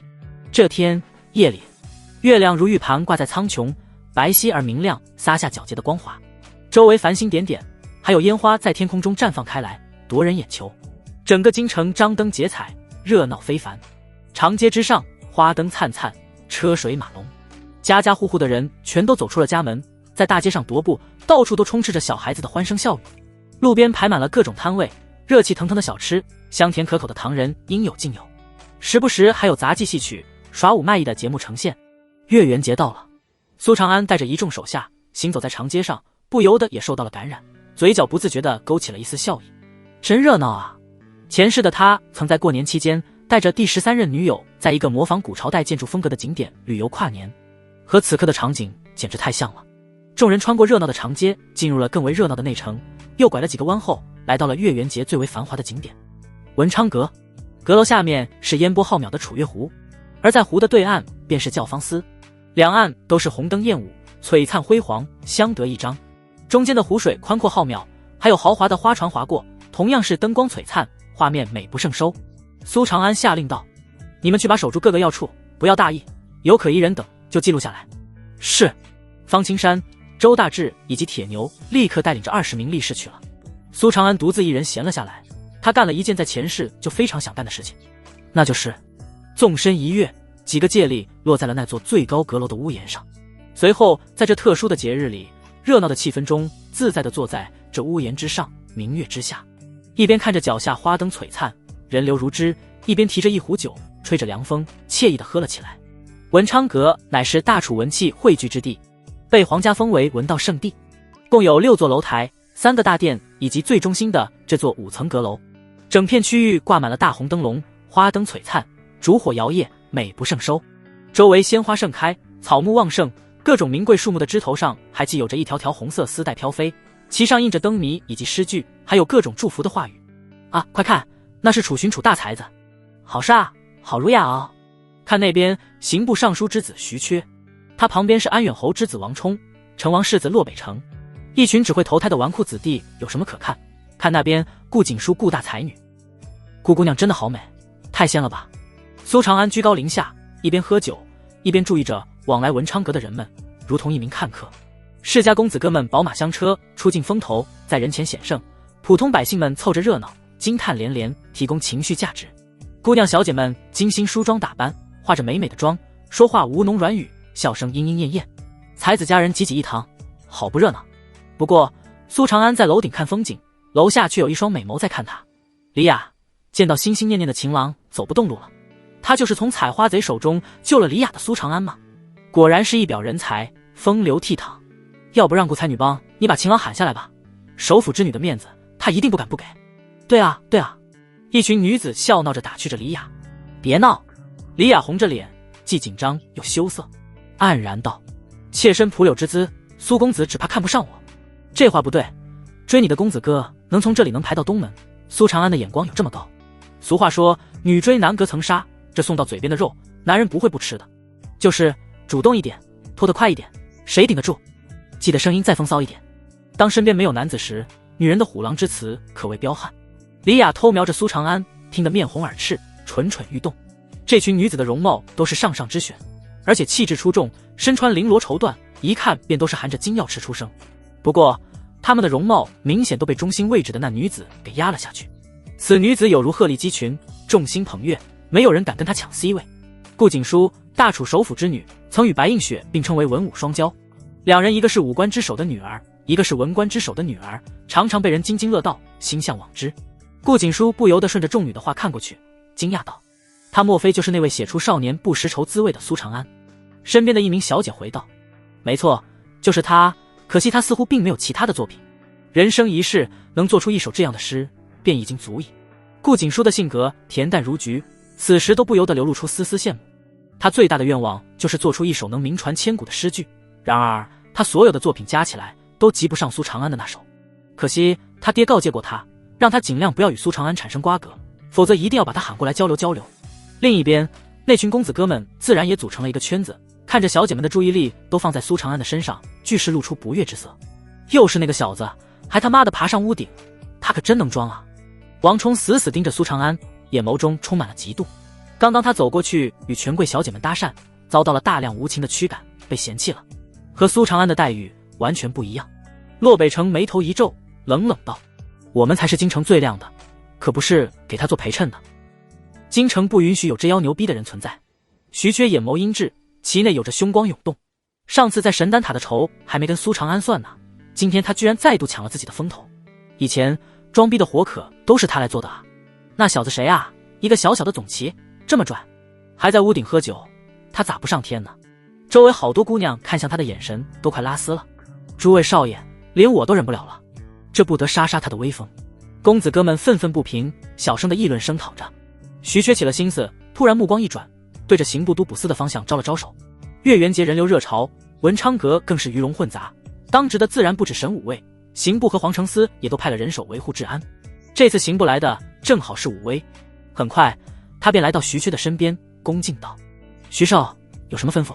徐缺冷声道：“上次你被苏长安打败了，你如果再战，可有信心打败他？”“那当然是必须的。3品和4品的差距如同天堑，上次只是属下大意了，若是再战，他必败无疑。”武威语气不甘，非常的不服气，随后又自信满满道：“而且属下最近也将一本4品武技炼制了小成，他将没有丝毫的胜算。”徐缺满意的笑道：“很好，我要你再去挑战他一次，当众击败他，羞辱他，属下一定不辱使命。”武威眼睛一亮，他早就想报仇了。徐缺点了点头，随后走出了人群，朗声开口：“各位，且听我一言。”全都保持安静。刑部尚书之子徐少有话要说，不准交头接耳，把嘴给闭上。都停下，好好听徐少讲话。刑部都捕司的人立刻向下传达徐缺的话，让人群很快的安静下来，派头很足。徐缺负手而立，享受着众人注视的目光，笑着道：“今日是难得的盛会，本少爷突发奇想，准备请神武卫的苏总旗和刑部的武司长进行一场比斗，给大家助兴。”“什么？比武？这个真可以有？苏总旗？就是那个杀了郭旭的苏大人吗？”“武司长上次输给了苏总旗，刑部这是准备报仇。我支持苏大人，武司长就是权贵的走狗。你是不是傻？这种话心里想想就行，你居然敢喊出来，找死啊！”老百姓们顿时炸开了锅，激动地议论起来，就连大家闺秀的圈子也热闹起来，充满了期待。徐缺这是嫉妒苏长安了，想要让对方出丑。你们说谁会赢？我猜是武威。李雅忍不住道：“上次武威不是已经输给苏大人了吗？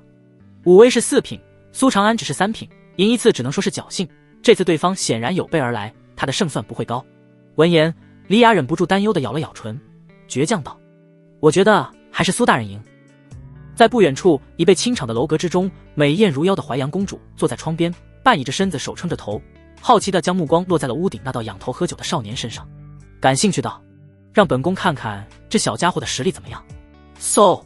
武威脚步一踩地面，如同离弦之箭，窜射到了苏长安的面前，拽道：“苏长安，我武威再来向你讨教。”苏长安喝了一口酒，兴致缺缺道：“滚吧，手下败将没有资格再让我动手，他可不是来给人表演节目的，而且一个纨绔子弟算什么东西，凭什么听他的？给他脸了。苏长安，你是怕了吧？上次只是你运气好，所以现在不敢动手了吧？”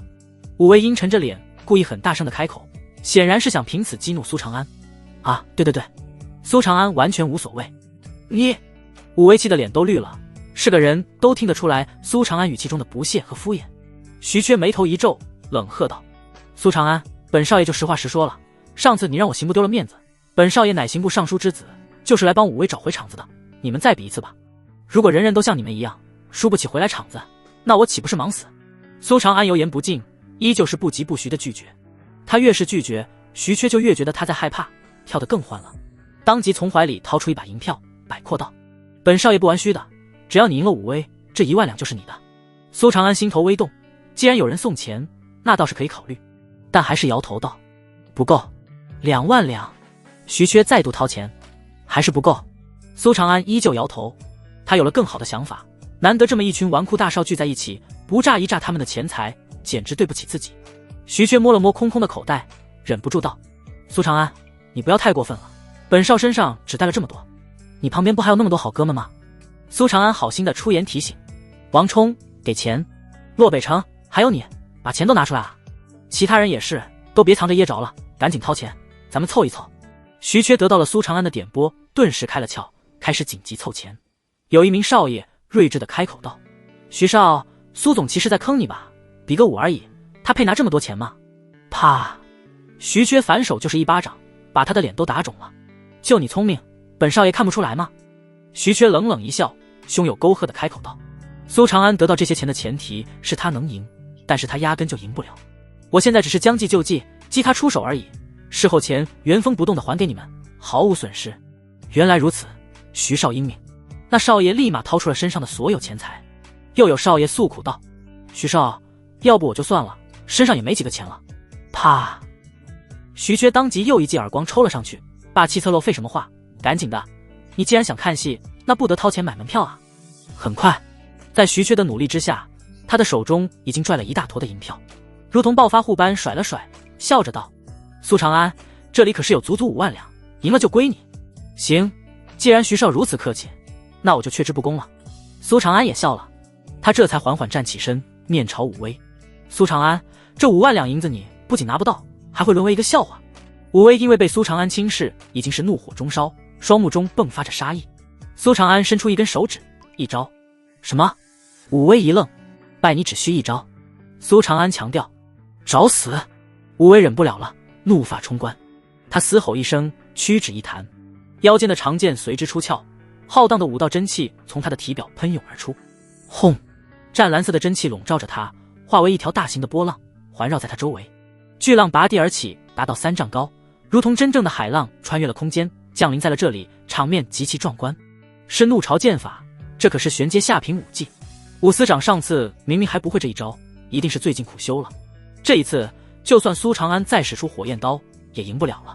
刑部的众人激动地议论开了，至于那些老百姓们，早就震惊地说不出话来了。4品武者，真气转化成5行，凭空显化金木水火土之景象，席卷天地，声势何等的浩大，在普通人眼中不亚于神仙手段。苏长安还不拔刀？武威兄威赫赫，声如洪钟，在虚空中滚滚回荡。苏长安淡淡道：“你还不配我拔出这一刀。”他修炼养刀诀，已经酝养了半个月的墨刀，连他自己都不知道此刀一出会是何等景象，自然不能为了区区武威而拔刀。哈哈，想不到短短几日不见，你已经认不清自己了。武威怒极反笑，3番4次的被苏长安轻视，几乎让他恨欲狂，咬牙切齿道：“那你就去死吧！”他踏浪而起，宛若水神降世，手中的长剑寒芒如雪，直指苏长安。哗啦哗啦，海浪发出咆哮，卷起的浪花居然变成了一柄柄长剑，随着水流飞速地向苏长安刺来。这些剑并不是幻象，而是武威的真气所化，这便是怒潮剑法。剑如怒潮，无穷无尽。苏长安站在原地，面不改色地直视着这滔天巨浪，也不见有什么动作，身体突然绽放出一道夺目的铜光，他宛如一轮大日，全身铜光闪闪。当当当，无数的怒潮剑刺在他身上发出金属撞击的声响，居然根本伤不到苏长安半分。苏长安猛地握拳，真气涌动，包裹在拳头上，化为一团熊熊燃烧的烈焰，宛若手中拽着一团火，对着怒潮中的武威轰击而出。大力金刚拳，金刚怒目，火焰拳头爆长至1人高，铜色的拳头包裹着烈火，砸入了海浪之中。轰！这一拳之下，3丈高的海浪直接溃散。武威如同断了线的风筝，在空中划过一道优美的弧线，落在众人的脚下，接着又在地上划出了10几米远，撞在一个柱子上才停下。四品，你居然入4品了！武威瞪大了眼睛，充满了不甘，不愿意接受这个事实。苏长安居高临下的看着他，淡淡道：“败于我手者，莫要心存幻念，往后余生将再难看到我的背影。”噗！太他妈装了！武威气急攻心，喷出一口老血，晕厥过去。纯阳无极体，金身诀3层，外加5道天眼，任何一个配置都是高配，让苏长安在3品时就能打败4品。如今他迈入4品，武威已经不配做他的对手。哗！良久的沉默后，全场一片沸腾。哈哈，太好了，是苏大人赢了，好帅！苏大人太帅了，苏大人好霸气啊！我要给苏大人生孩子。小浪提子不知羞，要生也是我生。很多权贵小姐们的双眸也是猛地亮起，小嘴微张，做出吃惊的模样，莺莺燕燕的交流起来。4品，苏长安居然步入了4品，他才20岁出头吧？这份天赋已经世所罕见了，前途无量，长得还帅，看上的赶紧下手，让家族长辈去提亲。他好勇哦，真的一点不怕那群纨绔少爷。有本事有心气的人就是这样的。权贵少爷们则是被干沉默了，苦着脸，跟死了妈一样。废物，废物啊！徐缺的脸色黑如猪肝，气得全身发抖，冲过去对着昏厥的武威直接踩上犄角。你昏过去一了百了，丢人的是本少爷啊！自己亲自给对手搭了个大大的平台，让对方装了波大的，而自己还顺带着表演了一次小丑，想想就气得肝疼。拿来吧你！苏长安抬手一吸，徐缺手中的那一大摞钞票就被他吸了过来，美滋滋的收下。5万两已经属于巨款了，足可以买5枚护心丹，多来几次他都可以帮白映雪赎身了。噗嗤！不远处的阁楼中传来一声动人心魄的娇笑，淮阳公主抿嘴轻笑，双眸感兴趣地盯着苏长安。想不到这个小男人还挺腹黑，故意挖了个大坑。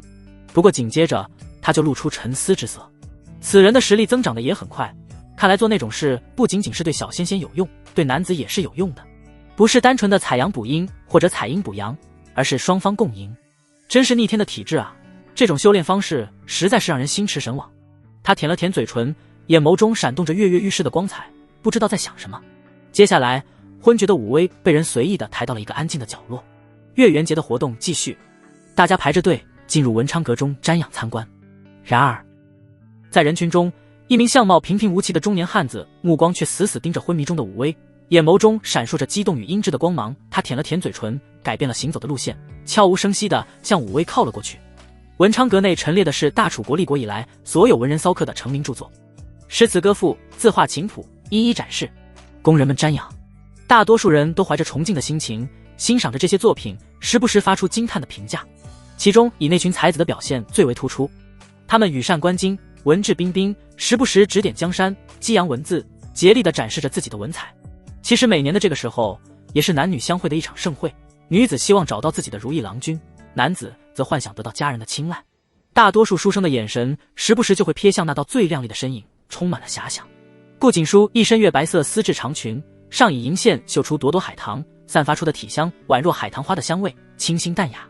他莲步轻移，步伐摇曳生姿，偶尔嘴角露出一丝笑意，足以迷倒众生。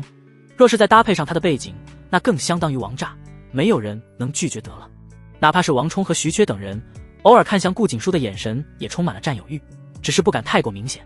徐少，我们难道就这么算了？那可是5万两啊，不能白白便宜了那小子。现场那么多妹子看着呢，咱们丢了一波大脸啊！不能算了吧，看到他出风头，比杀了我还难受啊！权贵少爷们走在一起，全都阴沉着脸，心里堵得慌。向来只有他们欺负别人的份，可从没有吃过这么大的亏。放心，当然不会算了，我也有计划。徐缺冷冷一笑，胸有成竹道：武的不行，咱们就来文的。等登顶文昌阁会进行诗会，我要跟他斗诗。这恐怕不行吧？我听闻苏长安做的那首诗可不一般，有流芳千古之姿。是啊，连我都觉得好，苏长安还是有点东西的。可别又输了。有不少人对这个计划感到怀疑。呵呵，徐缺微微一笑道：你们不懂，那首诗只是苏长安侥幸写下来的，除此之外他还有什么作品吗？众人蹙眉思索，发现苏长安确实再无任何作品，也从未听说过此子有什么其他才华展现的事迹。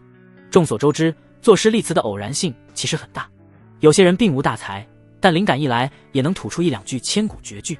看来苏长安就是属于这种。徐缺又看向王冲和洛北城道：王少、洛少，你们的人准备的怎么样了？王冲和洛北城淡淡一笑，分别看向追随在自己身后的书生，吩咐道：你们自己说吧。王少，小生呕心沥血，在3个月前就开始准备，终于创作出了这首此生最满意的诗词，此次诗会必拔头筹。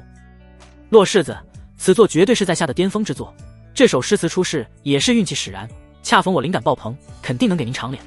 那2名书生立刻信誓旦旦的表态，眉宇间充满了自信。徐缺介绍道：他们一个是蜀城的第一才子袁景成，一个是人送外号同州小诗仙的李牧尘，都是有真才实学之人，是王少和洛世子请来的幕僚。大家心知肚明，所谓幕僚实际上就是工具人，帮公子哥写诗，让公子哥出风头用的。徐少过奖了。袁景成和李牧尘谦虚的摆摆手，挺直了腰杆，脸上难掩傲气。在徐缺的身后，一位翩翩书生见迟迟没有介绍到自己，便主动走了出来，非常自信道：在下不才，也为徐少创作了一篇佳作，就等着在文昌阁的诗会上拿出来啊。徐缺笑着道：这位大家都认识吧？不用我介绍了吧？有人开口道：楚寻楚大才子，名满京都，自然无人不知。3位书生彼此对视一眼，都从对方的眼中看到了不服气，虽然他们现在同属于一个阵营，但还是要分出一个高下的，谁都不愿意弱于人。三位少爷这是准备在今年的诗会上大放异彩啊，定然能吸引很多权贵小姐的注意，抱得美人归。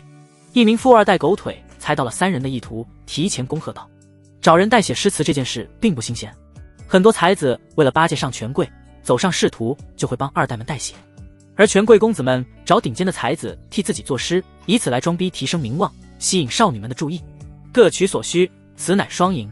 徐缺一甩折扇，风骚道：不瞒诸位，此次诗会的题目我也早就知道了，这三位大才子所做的诗证是按题所出，前后花了3月之久，我都不知道怎么书。妙妙啊！此计划环环相扣，那苏长安必败无疑。没错，一时的灵感代表不了什么，还是徐少有主意啊。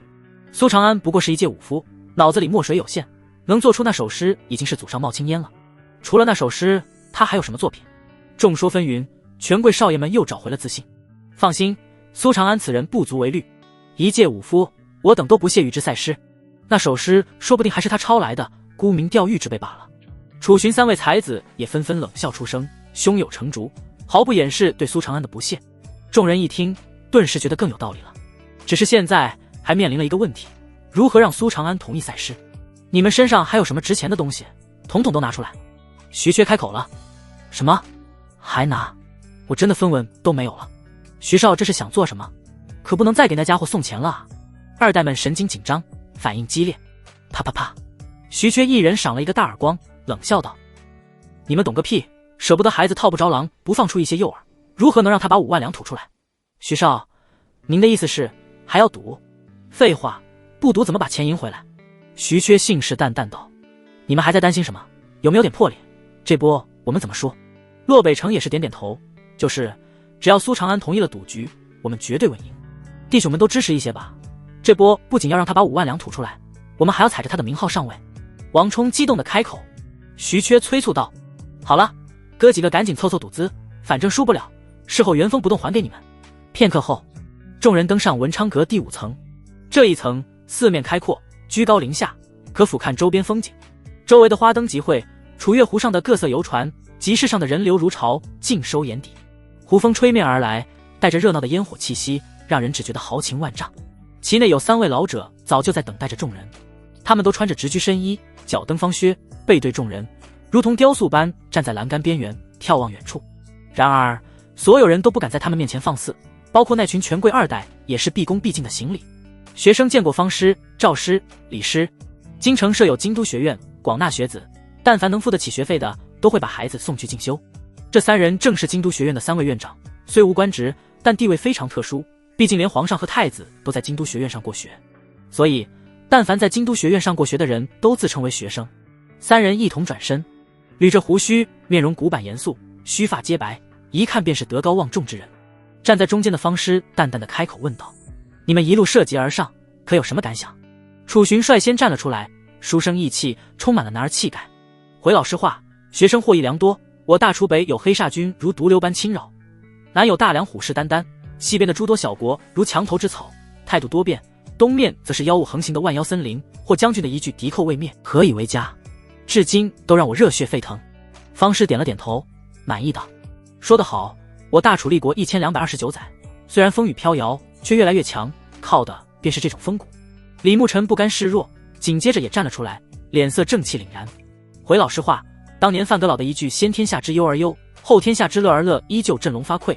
国在前，个人在后，学生少时习武，后发现武只能扫除少部分不平事，便改从文，现已有功名在身，若将来为官，定然要将这句话贯彻到底，让百姓安居乐业。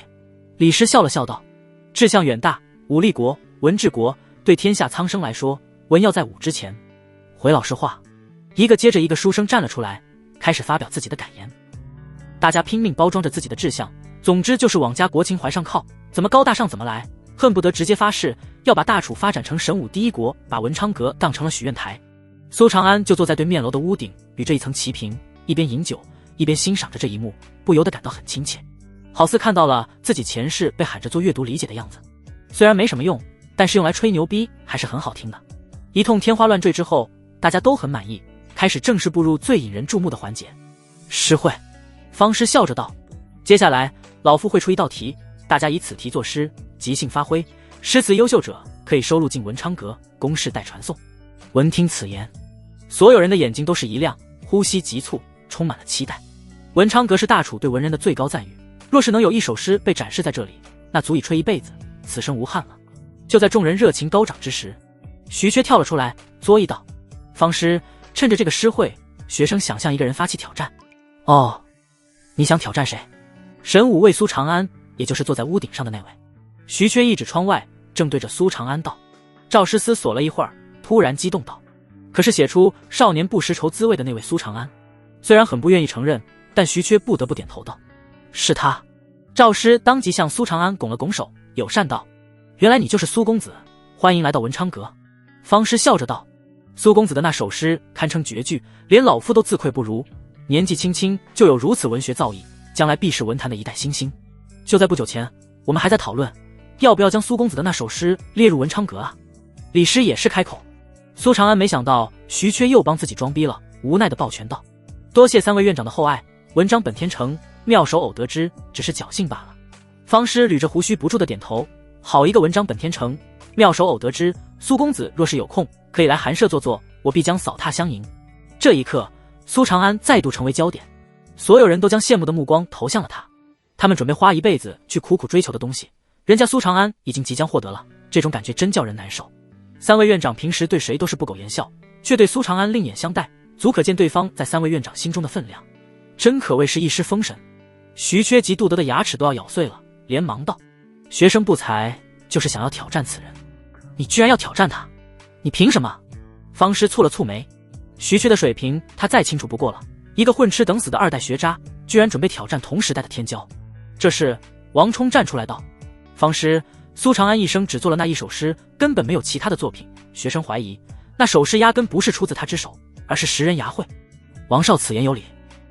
为了证明苏长安不过是沽名钓誉之辈，小生也要与徐少一起挑战他。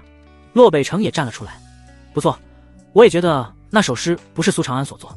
苏长安不过是一介武夫，怎么可能会作诗？肯定有猫腻。”大家一起揭穿苏长安真面目。一个个书生议论纷纷，不约而同地提出了质疑。方师看向苏长安问道：“苏公子，你意下如何？既然你们执意找虐，那就让你们再感受一下来自另一个世界文化的降维打击吧。”徐缺，你既然还想挑战我，那规矩应该懂吧？苏长安似笑非笑地看向徐缺。苏长安，你看好了。徐缺双手抓满了珠宝翠玉，意气风发道：“你赢了，那这些都是你的，但如果你输了，我要你把5万两还回来。”没银子了，我不喜欢这些。苏长安皱了皱眉，这些东西他还得想办法变现，烦。徐缺面色一红，硬着头皮道：“赌局不是看你要什么，而是看我有什么。行吧，有总比没有好。”苏长安想了想，便答应下来。现场顿时沸腾起来，无数人激动不已。答应了，苏长安答应了。什么？他终于要做出第二首诗了。第一首诗那么惊艳，这第二首若是砸了，那就丢人了。难了，好事哪有那么容易？这第二首诗定然达不到第一首的高度。顾锦书的美眸盯着苏长安，亮若晨星，期待道：“不知道这第二首会是什么水准？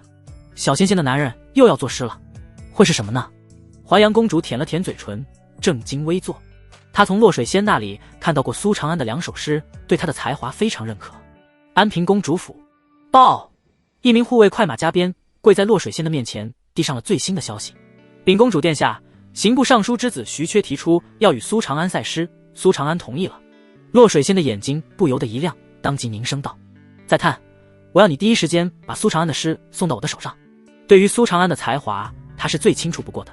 送他的那2首诗，随便拿一个出去，都足以名动天下。”教坊司，众人口口相传，如海浪般将消息推了过来。大小姐，神武卫的苏大人又要作诗了。什么？苏大人终于又要作诗了？一定又是一个绝句。可惜了，我嫌文昌阁太拥挤没去，早知道说什么也要去见证啊。快，想办法让人在第一时间把诗传过来。有人激动道：“苏大人就在文昌阁的屋顶上，你们看，那个最高处喝酒的人影就是他，那是苏大人。怪不得，我说怎么有人敢那般张狂？纵酒狂歌，苏大人好帅啊！2楼窗边，小姐小姐，你听到了吗？姑爷要作诗了，还有那道人影，就是姑爷。”小桃指着湖对岸那个屋顶上的人影，激动的开口，白映雪痴痴道：“我知道，我知道，我早就认出来了。文昌阁中，徐缺见苏长安同意了，内心狂喜，微微一笑，图穷匕现，道：“方师，学生想要在诗会的规则上再加一条。”方师，你说说看。徐缺道：“不如我们这次也效仿古人，来个7步吟诗，7步之内做不出来诗，便算输了。”他早就知道了这次诗会的题目，甚至连答案都已经准备好了，所以这个坑就是特意为苏长安挖的。他不信苏长安能7步做出诗来，就算能想出来，7步之内做出的能是好诗吗？自己这局妥妥稳赢了。方师活了大半辈子，一眼就看出了徐缺什么心思。他不在乎徐缺的身份，而是很有原则的询问道：“苏公子，你怎么看？若是不愿意，可以不用理会，我无所谓。”苏长安随意的说道。李师还以为苏长安听错了，忍不住提醒道：“苏公子，你确定？他说的可是7步成诗？”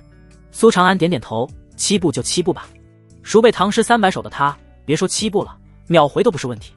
徐缺立马得意道：“哈哈，大家都听到了，是他自己同意的。”一名权贵小姐不由得道：“苏公子糊涂啊，现在题目还不知道是什么，他凭什么认为自己在7步内就能做出诗？很难怎么办？恃才傲物，这是才子的通病。”是啊，徐缺明显都准备好了，就等着苏长安入坑啊。若是输给了徐缺，那苏长安的才子之名真的就要成为笑话了。权贵小姐们的内心其实是偏向于苏长安的，此时不由得恨铁不成钢的讨论起来。顾景书也蹙了蹙眉，觉得苏长安有些拖大。徐缺催促道：“不要浪费时间了，还请方师出题。”方师叹了口气，月圆节最引人瞩目的地方当属月亮，此次诗会便是以月为题。苏长安，你先说吧。徐缺冷笑着开口，他也是心思缜密，居然是一点时间都不准备给苏长安，生怕自己先说，让苏长安有了更多的思考时间。权贵二代们顿时精神大振，激动地应和起来。对，苏长安名气大，必须先来。已经开始计时了哦，就别浪费时间了。这么短的时间，他不可能创作出什么好作品。徐少这次赢定了，还是徐少有本事啊，我们的银子就要回来了。苏长安笑了笑道：“我若是先说，这场诗会就该结束了，因为你们的诗将不好意思拿出手。”哈哈，苏长安，不要吹牛了，我不信你还能吟诵出一首绝句。徐缺大笑不已。有胆大的官家小姐忍不住打趣道：“苏公子，你说的是真是假？奴家可不信哦。”是啊，我还想在诗会上献丑呢，难道你的诗能让我们自闭不成？苏公子，奴家自问还有些才学，可不会那么容易被打击哦。奴家很期待苏公子让我们开眼呢。权贵小姐们此时统统笑语嫣然，莺莺燕燕地说着：“看来苏公子已经胸有成竹了，那就请公子吟诗，让我们见识一下。”顾景书深深地看着苏长安，行了一礼，迫不及待地开口：“好，诸位听好了。”苏长安哈哈一笑，从屋顶上站起，高高举起酒壶向嘴里灌着，酒水哗哗流淌，如从天淌下的飞瀑落入他的嘴里。苏长安貌似微醉地晃了晃身子，突然一指明月，悠悠开口：“明月几时有？把酒问青天。不知天上宫阙，今夕是何年？我欲乘风归去，又恐琼楼玉宇，高处不胜寒。起舞弄清影，何似在人间？”轰！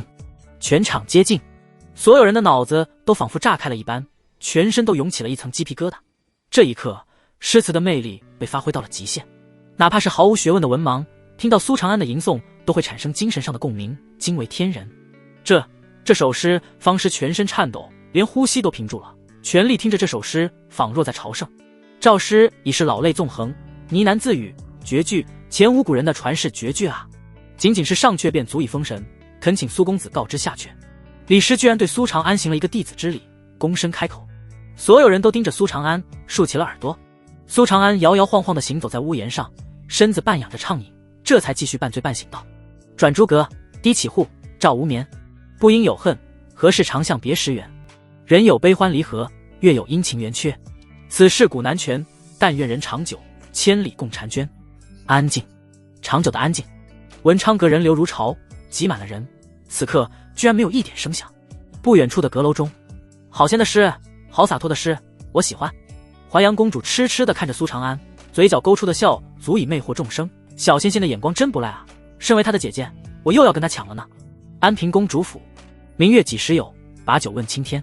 洛水仙捧着刚送来的诗词，轻声地念诵着，心潮也随之激荡起来，眼眸中满是震撼与欢喜。教坊司，随着一句句的诗句被传过来，现场已经炸开了锅。我欲乘风归去，高处不胜寒。天哪，这真的是人能写出来的诗句吗？苏大人真乃谪仙也。人有悲欢离合，月有阴晴圆月，写得太美了，也太好了，炸裂，太炸裂！这里面随便一句都足以传颂万代。我最喜欢最后一句：爹娘，月圆节我不在你们身边，你再跟我一起看月亮吗？小桃和白映雪则是已经说不出话来，捂着嘴巴，激动得直掉眼泪。现场，月色下，苏长安身姿如玉，如诗仙将士，潇洒不羁。那群权贵小姐全都微张着嘴巴，如同花痴一般盯着苏长安。顾景书咬着唇，美眸复杂地看着苏长安，默默地将自己写的诗句给捏在了手心，真的不好意思拿出来了。方师长深吸一口气，惊叹地评价道：此诗之后，世上再无人敢写月。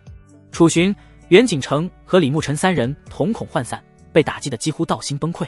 他们自知一辈子都达不到这首诗的高度，甚至连仰视的勇气都没有。所有的书生全都被干沉默了，回头看看自己的作品，羞愧欲死。方师，这是我们做的诗。徐缺虽然觉得苏长安的诗很好，但是他毕竟是个学渣，分辨不出诗词之间的差距，居然把自己以及洛北城和王充的诗一起递了上去，搏一搏。楚寻、袁景成和李牧尘看到这一幕，羞愤欲死。这是他们的诗啊，你勇气可嘉。方师觉得徐缺太勇了，无知者无畏，眼眸敷衍的一扫，很快就看完了3首诗。刚刚遭受了苏长安诗句的洗礼，再看这3首垃圾诗，差距大到让方师感到难受，无比嫌弃道：此乃3坨屎。随后朗声宣布道：此局苏长安胜。有人有异议吗？众人全都摇头，这种单方面的碾压根本不会存在半点质疑。我又输了。徐缺瞪大了眼睛，如遭雷击。其他的那些权贵少爷也都哭丧着脸，看着自己的那些珠宝翠玉，欲言又止。拿来吧你。苏长安一点也不客气，抬手一吸，那对珠宝翠玉便全都被他收入囊中，感谢来自徐缺老铁的馈赠。正如苏长安所说，水调歌头一出，诗会上再没有人敢作诗了，直接提前结束。但是氛围却前所未有的浓烈，所有人兴高采烈地讨论着，水调歌头，逐字逐句地分析着。方师、赵师以及李师3人讨论得尤为激烈，3位老头吹胡子瞪眼，激烈的辩论几乎要大打出手。方师，我觉得诗中何事长向别时圆最能表达作者的思乡之情。李师，错了，诗的最后千里共婵娟才是思乡之情点睛之笔。赵师，不对，思乡之情只是一小部分，更多的是作者的洒脱和对生活的热爱。放屁，那你说诗的开头明月几时有，如何理解？走，咱们去问问苏公子，看看他创作时到底是什么情感。苏长安内心表示自己只是想装逼，没有夹杂任何的情感，信口胡诌了几句前世的阅读理解标准答案，就让3位老头如获至宝，打发回去了。苏大人，苏大人，又有脆生生的呼唤传来。苏长安无奈，再度从屋顶一跃而下。出名了就这点不好，没有私人空间了，一批接着一批的妹子来找自己搭讪，要签名。但淡道：笔拿来吧，是签胸口还是签屁股上？不是，是我家小姐找你。妹子的脸刷一下通红，眼睛偷偷地打量着苏长安，心想怎么还有人要牵在屁股上，好不害臊，真是为难苏大人了。苏长安眉头一挑：你家小姐是首府之女顾景书。行，你带路吧。苏长安当即来了兴趣，妹子点了点头，带着苏长安走向了一条小路，路过一个青石台阶后，进入了文昌阁的后庭。不远处，一道亮影站在湖边，浅绿色的长裙随风摇曳，腰肢盈盈一握，如河边的垂柳，柔弱无骨，好似风一吹就会被吹走一般。苏长安独自一人走了过去，神女路也开始有了反应。顾景书，处子之身，无修为，武道资质中上等，文学素养上等，颜值极等，天生蛇骨，综合评定，倾国籍，可收录。天生蛇骨，苏长安的心头微微一动，有这种体质的人，身体会如棉花糖一般柔软，而且好似蛇一般没有骨头，可缠绕在人的身上，任何动作都能施展，其中的滋味不足为外人道，只有成为了他的男人能懂。看来月圆节还是很有必要举行的，让很多足不出户的大小姐现身，这才能遇到更多的极品女子。苏长安行到近处，轻咳一声，本意是想提醒对方自己来了，然而顾景书也不知道在想什么，非常的入神。苏长安的一声咳嗽让他受惊了，娇躯一颤，脚一扭，伴随着一声惊呼，便跌入了湖水之中。顾姑娘，苏长安没想到会这样，连忙也跟着跳入水中，一把搂住顾景书。救命！顾景书显然不通水性，立刻反手抱住苏长安，如同八爪章鱼般缠了上来。苏长安的心神顿时荡漾起来。卧槽，这感觉不愧是天生蛇骨，真好似没有骨头一般，仿佛能融到自己的身体里去。哗啦，他抱着顾景书从水中飞跃而出，却见顾景书如秋水般的双眸明亮清澈，如小鹿般带着劫后余生的惊慌，湿漉漉的发丝紧贴在白皙的脸庞上，显得楚楚动人。晶莹的水珠顺着他的脖颈流淌，点缀着诱人的锁骨。被水浸湿的脖裙紧紧贴着娇躯，勾勒出动人心魄的曲线。谢谢苏大人。他俏脸通红，心跳飞快，不过很快就调整好心态，端庄大气地对苏长安行礼。不好意思，是在下让顾姑娘受惊了。苏长安抱拳拱手，接着道：夜风很冷，为了避免顾姑娘着凉，还是让我来帮你把衣服烘干吧。顾景书面露好奇，不知会怎么烘干，有劳了。苏长安当即抬手，手心贴在顾景书的后背，真气化为火属性涌动。顾景书芳心狂颤，只觉长安衣袖里的小手凝成了一团，心乱如麻。从小到大，他的手都没有被男人碰过。爹让我不要与此人走得太近，因为他的处境并不太妙，但是见他才华横溢，潇洒肆意的模样，自己还是没能忍住想要说几句话，却没想到一见面就来了个贴贴。最终还是苏长安率先打破了沉默，问道：不知道顾姑娘邀请我来有什么事？苏公子才华横溢，让小女子钦佩，曾经我遇到过一副上联，却一直思索不出下联，故而想请苏公子一试。顾景书声音很好听，轻柔舒缓，很有大家闺秀的范儿。对联。苏长安蹙了蹙眉，这可就要靠些运气了。诗词他背过很多，但对对联只了解过一些绝对，水平有限，不一定能对得上。若对不上来，那可就尴尬了。但现在这个情况直接认怂，显然并不可取。他只能故作平静地开口道：顾姑娘请说。上联是绿水本无忧，阴风骤面。顾景书悠悠开口，期待地看向苏长安。上联一出，苏长安顿时长舒了一口气，微微一笑，看着顾景书的眼睛道：此联我见对出来了，青山原不老，为雪白头。青山原不老，为雪白头，好厉害，这么快。顾景书的眼睛一亮，惊叹呢喃。不过紧接着他脸颊又唰的一下通红，眼神闪躲，不敢看苏长安的眼睛，心里如小鹿乱撞，又羞又喜。苏长安被他的反应搞得有些懵，不过很快就反应了过来。他记得这对联似乎可以用作表白的，青山不老，为雪白头，这正是至死不渝，白头偕老的意思啊。这小妞估计脑补成自己是为了他特意写出来的下联吧。苏公子，谢谢你的下联，这个送给你。顾景书害羞地低着头，把腰间的香囊塞到苏长安的手里，然后如小蝴蝶般小跑开了。啊，这香囊乃是贴身之物，可不是能随便送人的啊。自己在无意之中攻略了这位首府之女。苏长安情不自禁地闻了闻香囊，其上还沾着顾景书的体香，如桂花般浓郁诱人。他站在湖边，安静地吹了会儿湖风，嘴角微微上斜，内心振奋欢喜，只觉这一世的生活比上一世精彩太多了。大人，苏大人。突然铁牛带着2名力士急匆匆地找了过来，面露焦急。出事了，大人。他声音无比的凝重，惊怒道：刑部的武威死了。武威死了。苏长安愣了一下，还以为自己听错了。怎么死的？他蹙眉问道。他对自己出手的力道非常清楚，武威顶多躺3-5天，不可能有生命之忧。铁牛沉声道：被人吸干了精血而死，大人还是自己去看吧。苏长安当即跟着铁牛来到了案发现场，地点在文昌阁一处偏僻的角落，除了武威外，还有2名负责照顾他的护卫也死了，全都是变成了干尸，被人吸干了血液。这种死法苏长安并不陌生，魅影3伏吸食人血也是如此，属于邪修的惯用手段。世界本就是一个巨大的循环，正所谓吃什么补什么，动物、妖物、灵药、水果全都能吃，有些吃了甚至还有妙用。那人呢？人乃万物之灵长，堪称一个宝药，武者更是大补。苏长安最开始时就是差点被炼成人丹。直接吸食血液其实和吞服人丹有异曲同工之处，但人丹属于奢侈品，还会经过不少加工程序，效果更佳。而直接吸食血液有很大的副作用，武道之路注定走不出长远。挣扎痕迹很浅，说明凶手是趁着武威昏迷之时动手，而2名护卫因为实力太低，也完全没能做出反抗。苏长安的眼眸低垂，面色凝重地分析着，对方只敢在武威昏迷时动手，说明最多是4品。他一跃而起，再度落在屋顶上，目光扫视着四周的人群。为了防止引起恐慌，武威的死的消息被封锁了，并没有传播。苏长安笃定对方并没有走，因为武威和自己决斗并且被自己打晕，这属于偶然性事件，对方不可能提前知道，所以他潜伏入文昌阁定然是别有所图，只是敢巧杀了武威。武道天眼开。苏长安的双眸深邃如夜空，有光芒闪动，宛若星辰大海。他凝眸观察着四周，眼睛迅速地在人群中扫视着。突然，混在人群中的一道身影吸引了他的注意。此人其貌不扬，衣着朴素，长着大胡子，看起来像是步入中年的农民，并不起眼。但是武道天眼却能看到他的身上散发着浓郁的血色之光，这血光代表着的正是他还未来的及消化的武威之血。找到了！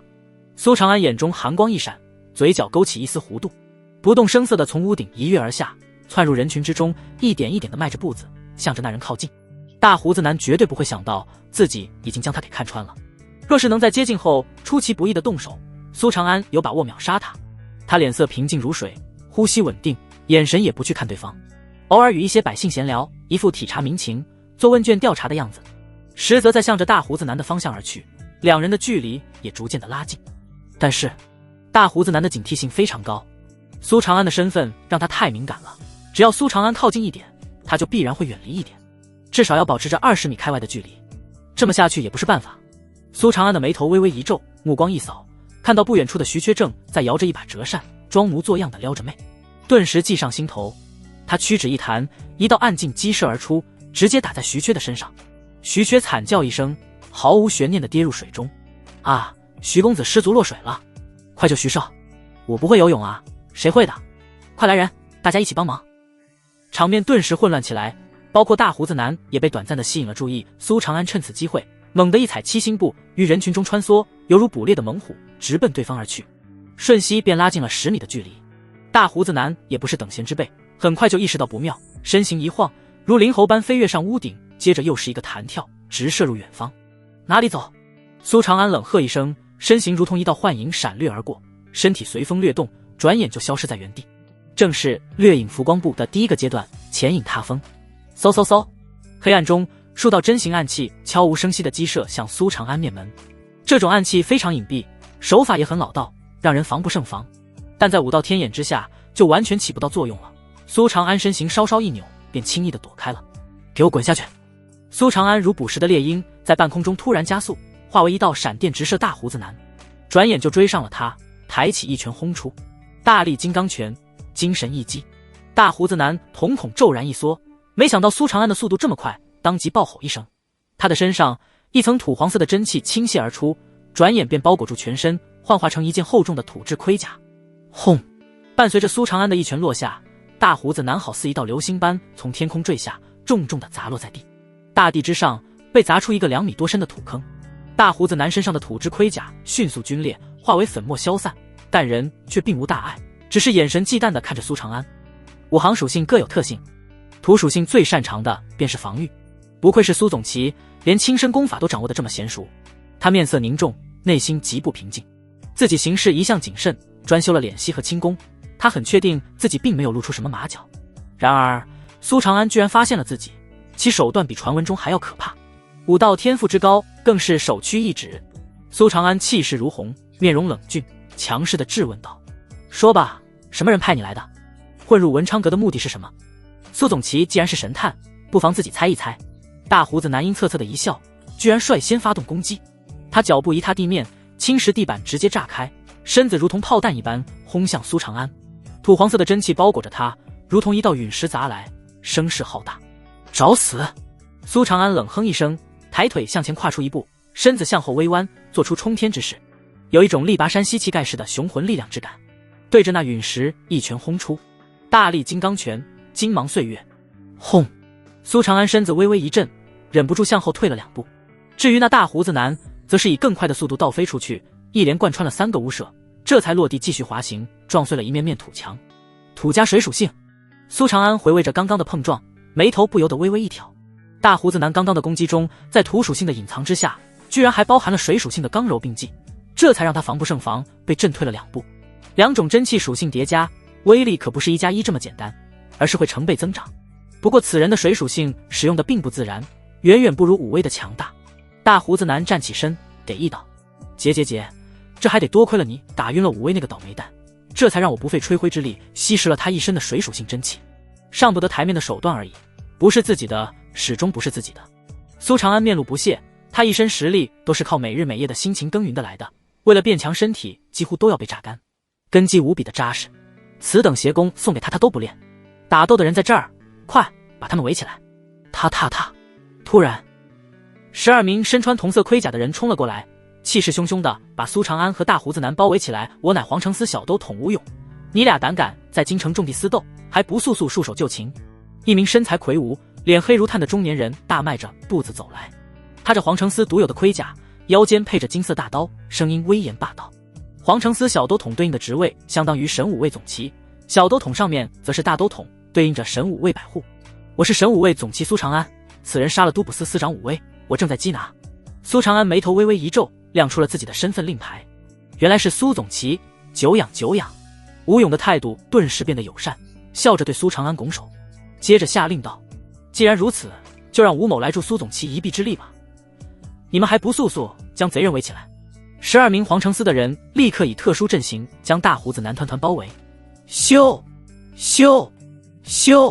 却在这时，刺耳的声音从四面八方传来，只见一串串血红色的火花窜射入苍穹，随后炸开，化为血色的榔头。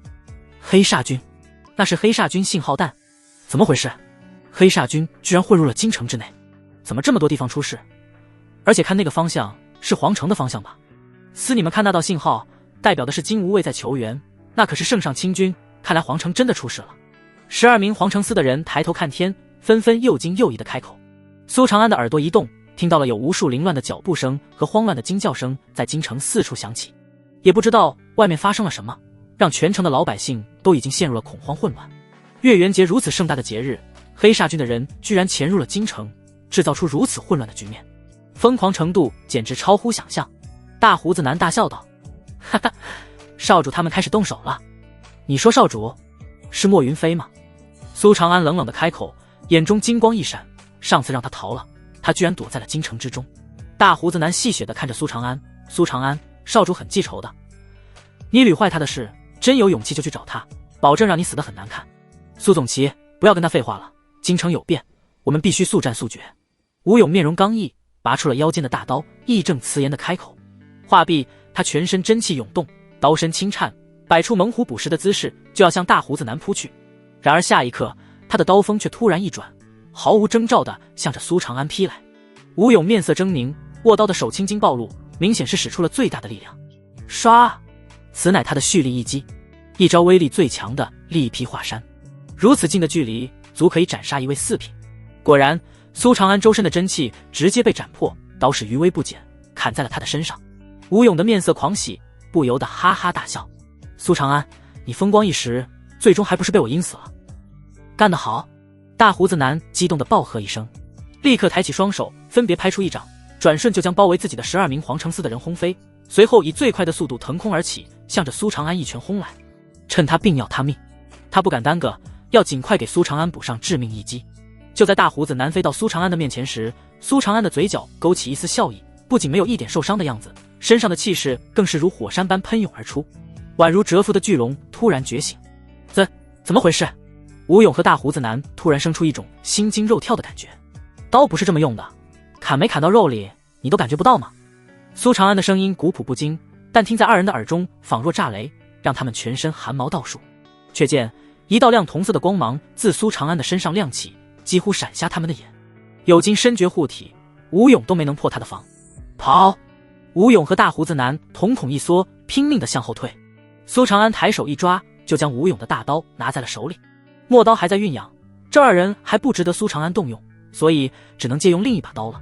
看好了，刀是这么用的。苏长安声如雷鸣，只是随意的抬手挥出一刀，漫天的刀气几乎要将空间割裂，更是有滔天的火焰澎湃，宛若一条火龙，瞬间就将二人吞噬。恐怖的异象转瞬即逝，而吴勇和大胡子男也跟着异象一同尸骨无存。黄承思的那些人直接看傻了，震惊于苏长安的强大。片刻后回过神来，纷纷顾不得伤势，对着苏长安单膝跪地，开口撇清关系，生怕受到牵连。还请苏大人明察，吴勇狗贼叛变，我等并不知情。是啊，求苏大人明察，我们其实也是受害者。苏长安问道：你们刚刚负责的是什么活？其中一人回道：回苏大人，我们负责驻守京城的一处地道。苏长安点了点头，顿时知道黑煞军是如何混进来的了。地道看似由黄承思负责驻守，但黄承思中有奸细，自然轻而易举就将黑煞军放进来了。这偌大的京城，当真是被渗透的厉害啊！你们自行离去吧，把这里的情况如实上报。苏长安摆了摆手，是，多谢苏大人救命之恩。皇城司的人当即彼此搀扶着离开。苏长安则是跳上屋顶，遥望楚皇城的方向，眼眸深邃。那里金銮飞檐，雕梁画栋，威严而高贵，本是一处禁地，哪怕是苏长安都从来没有靠近过。然而此刻却有大火腾空，浓烟滚滚，无数散发着强大气息的黑影在夜空中闪烁交战，血光冲天，陷入了前所未有的混乱。仅仅是这片刻功夫，苏长安已经感知到数股强大的气息往楚皇城的方向飞去，或是神武卫，或是皇城司都去镇压叛乱。除此之外，还有黑煞军的小喽啰在城中故意制造混乱，杀人放火，也有一些本就不安分的凶徒刚好趁乱作案，浑水摸鱼京城之中的百姓乱作一团。苏长安心头一动，脸色倏然大变，当即以最快的速度向着文昌阁赶去。大胡子男潜伏在文昌阁目的未知，但以黑煞军丧心病狂的程度，苏长安大胆的猜测，他们大概率是要在文昌阁大肆杀戮。文昌阁中有3位院长，还有很多权贵子女，一旦他们死了，那绝对是一场大地震。而除了大胡子男外，极可能还有其他人潜伏在文昌阁。护卫文昌阁乃是苏长安的本职工作，若是惹出了大乱子，那苏长安难辞其咎。靠，自己这等同于中了调虎离山之计。苏长安脸色微沉，身形如风，在空中急速闪掠。文昌阁，京城的动乱同样让这里人心惶惶，惊慌声一片。大家不要慌，有神武卫和刑部的人守在这里，不会有事的。大家都去文昌阁的最顶楼避难吧，不要拥挤，稳住，都稳住。那3位院长德高望重，正在控制着场面。铁牛声音洪亮粗犷，如同广播滚滚，都给俺安静，不要怕，俺们一定会保护好你们的。不想留在这里的，可以从侧门出去。他身材高大壮硕，加上一众神武卫们也在维持治安，一时间让场面安稳下来。徐缺质问道：苏长安呢？他是不是跑了？请不要乱说，大人前去追击杀害武卫的凶手了，很快就会回来。方青山回答：武卫居然死了，那好歹也是都捕司司长，正儿八经的4品武者啊。权贵们听到这个消息，内心顿时一突，忐忑不已。事情比他们想象中的还要严重。徐缺趾高气昂地怒斥道：苏长安追什么追，他就应该寸步不离地守护在这里，我一定要让我爹参他一本。许公子，我家大人做事还轮不到你来指手画脚，再敢胡言乱语，小心我们不客气。周大志眼神凌厉地盯着徐缺，徐缺顿时怒了，一个护卫也敢对自己叫嚣。不过他扯了扯嘴皮，最终还是忍了一手。现在情况特殊，他不得不把自己的架子收起来。这时暗处一人走到他的身边，偷偷扯了扯他的衣服，做了一个手势。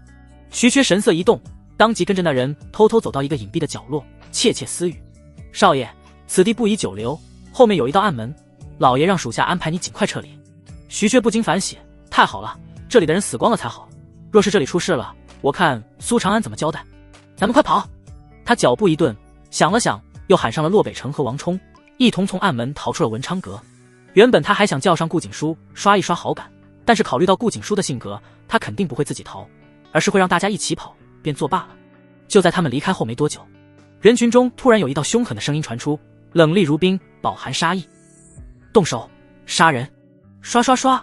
混杂在人群的各个角落里，突然有那么一群人一跃而出，从腰间抽出细薄的短刀，对着身边的人一阵乱砍。啊，杀人了！救命！救我啊！呜，娘，你在哪？让开，滚啊！不要挡路，让我跑！神武卫的大人们，快来，快来啊！场面顿时混乱到极点，老百姓们如同被区区赶的绵羊，四散奔逃，惨叫声此起彼伏。快，那边有杀手，这边也有。这些杀手故意分散在每一处，让神武卫和刑部的人疲于奔命，根本没办法短时间镇压。大家分头行动，但不要落单，2两一组，互相有个照应。方青山当即下令，周大志也是迅速地做出了安排。铁牛，你守着文昌阁的门，保护大家登楼。我去对付左侧的杀手，青山去对付右侧的。刑部的都捕司加上神武卫，一共有30多人，其中练气精6人，已经足以应对一些突发状况。经过短暂的手忙脚乱后，场面逐渐被稳住，有不少杀手也已经伏诛。但是那些心思敏感的人却难高兴了起来，因为他们能猜到，刚刚只是暴风雨前的一点小风浪罢了。果然，还不等大家喘口气，从文昌阁外面再度涌进来几十名手持大刀的杀手。他们已经在外面杀了一波了，身上沾满了血，散发出摄人心魄的气势，虎目金芒，竟然至少都是练神境的武者。然而最糟糕的是，有一道身影踏空而来，身如鬼魅，瞬息之间已经在文昌阁中穿梭了好几个来回。砰砰砰！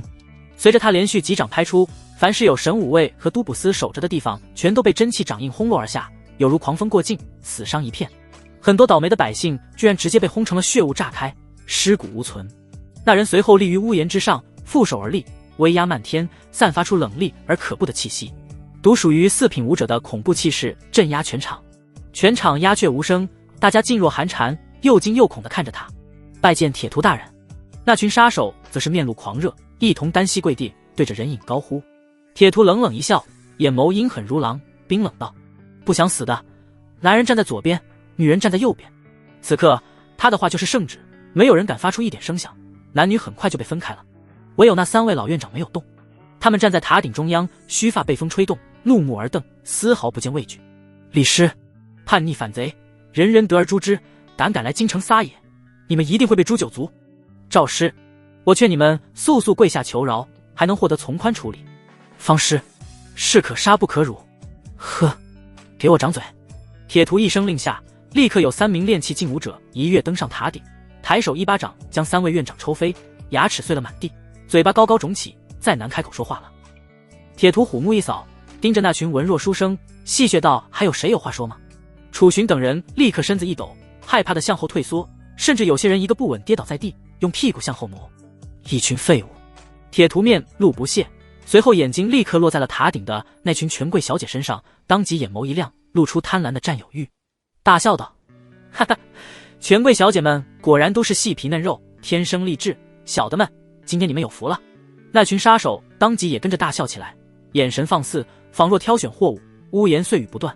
权贵小姐们的滋味我还没有尝过呢，今天要吃个饱了。等等都轻一点，这群小姐养尊处优惯了，别这么快就玩死了。哇，我看上那个了，太清纯了，都别跟我抢。我喜欢左边那个，丰满的才有意思。你们看最漂亮那个，她可是首府之女，京城有名的才女顾锦书。哇塞，能和这女人春风一度，让我少活10年都愿意。别想了，肯定要让铁屠大人先上。顾锦书等权贵小姐此刻全都如受到惊吓的小猫，瑟瑟发抖，连呼吸都小心翼翼。他们的眼睛求助似的看向不远处的那群才子书生、少爷公子。平日里那些男子对他们大献殷勤，口口声声说愿意替他赴死，此刻却都当起了鸵鸟，装成了路人。有些恨不得拿他们当挡箭牌，主动把他们推出去。人群中，一名穿着灰色朴素服装的老者看到塔顶的场景，不由得又悲又怒的叹息。一群贪生怕死之辈，我大楚的脸都被他们给丢尽了。他留着花白的山羊胡须，身形佝偻，背上背着一卷用灰布包裹的长条状物品，眼眸镇定自若，一点也不见慌乱。不仅如此，他还悄无声息地挪动脚步，凭借着人群的遮挡，一点一点地来到了铁屠的身后。紧接着，他伸出布满褶皱的手，握住了背后长条状物品，浑浊的眼神秒变凌厉，身上的气势陡然惊天而起。由一名弱不禁风的老者瞬间变成了身经百战的将军，他的气势如龙似虎，仿若有金戈铁马之音凭空炸响，摄人心魄。噗噗噗，灰布直接炸开，显露出里面的黑铁斩马刀。老者双目金光似电，猛地一踏地面向着铁屠的背影跃去。月色下，他宛若一头矫健的雄狮，挥舞着利爪直扑猎物。扑哧，斩马刀一挥，自铁屠腰间扫过，发出爆音。然而老者的瞳孔却是猛地一缩，身经百战如他在第一时间就发现了问题没有出现血迹，所以在第一时间便本能地转过身，横刀格挡。轰！铁屠的一拳饱含磅礴的真气，宛若巨浪向着老者拍打而来，将他轰飞。老者在虚空中几个纵跳，落入文昌阁的塔内，微喘着粗气，脸色凝重而忌惮。铁屠远比他想象中的要强，若非他身经百战，反应迅速，刚刚自己已然重伤冯伯伯。顾锦书认出了老者，当即激动地叫出了声：太好了，真是冯老将军！冯老可是久经沙场，咱们有救了。学生楚寻多谢冯老将军救命之恩。冯爷爷，是我啊，救命啊！不管是百姓还是权贵，都是面露喜色，劫后余生。然而冯老将可没给他们好脸色，对着那群阔少冷哼道：一群没中的怂货，枉为男儿。此事结束后，都给我滚去军队里操练1个月。冯伯伯，你怎么来了？顾锦书惊喜道：这次黑煞军出动了足足5名顶级武者，以及超过30名4品以上武者，奇袭京城，让全城大乱。你爹不放心你，让我特意赶来暗中保护你。冯老将笑着回道，同时松了一口气道：还好老夫来了。顾景书担忧道。可是你……冯老将连忙抬手打断了他的话，双眸如电，身上的气势居然再度陡增数倍，直逼五品境界，盯着铁图威严道：老夫不欺小辈，给你们3息时间滚，否则就领死吧。哈哈，冯南希，你先是偷袭不成，现在又虚张声势，是来搞笑的吗？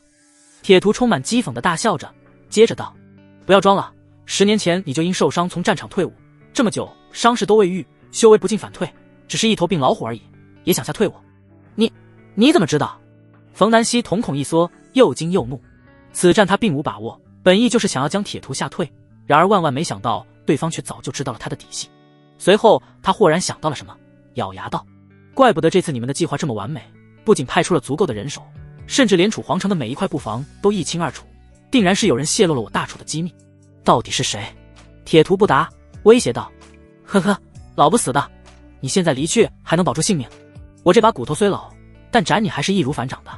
冯南希勇武不凡，手提斩马刀，再度一跃而出。铁图伸出双手，不紧不慢地给自己套上黑铁拳套，随后一踏地面，自下而上施展出生龙拳，直挺挺地与冯南希碰撞。轰！虚空震荡，空气炸裂，恐怖的力量化为气波冲击四方。砰砰砰！两人的交手迅速而猛烈，普通人肉眼已经跟不上，只能听到空气中在不停地爆破。没有人能看出来铁图其实在使诈，他的每一拳看似打向冯南希，实则同时把文昌阁的塔囊括了进去。若是冯南希闪躲，那塔中必然会有一群人被轰死。铁图在故意逼迫冯南希跟自己硬碰硬。冯南希久伤不愈，早已成了顽疾，根本吃不消如此高强度的作战。果然，仅仅是片刻功夫，冯南希的动作就明显慢了下来，甚至大口大口地喘起了粗气。老不死的，你是大楚的一员老将，我铁图今日杀你，足以扬名了。铁图哈哈一笑，双拳之上燃烧起熊熊的烈焰，随后更是有金色的光芒涌动，将火焰映照成了金色。炙热的火焰本就强大，此刻却散发出锋利的气息，无孔不入，割裂一切。金属性真气与火属性真气。冯南希倒吸一口凉气，一个是五行中攻击力最强的真气属性，一个是破坏力最强的真气属性，两者叠加，效果远大于1+1。他没想过后退，咬着牙高高扬起斩马刀，瞪着双目继续硬接铁图的双拳。恐怖的火焰锐利如枪，瞬间碾压了冯南希的真气，将他整个人覆盖。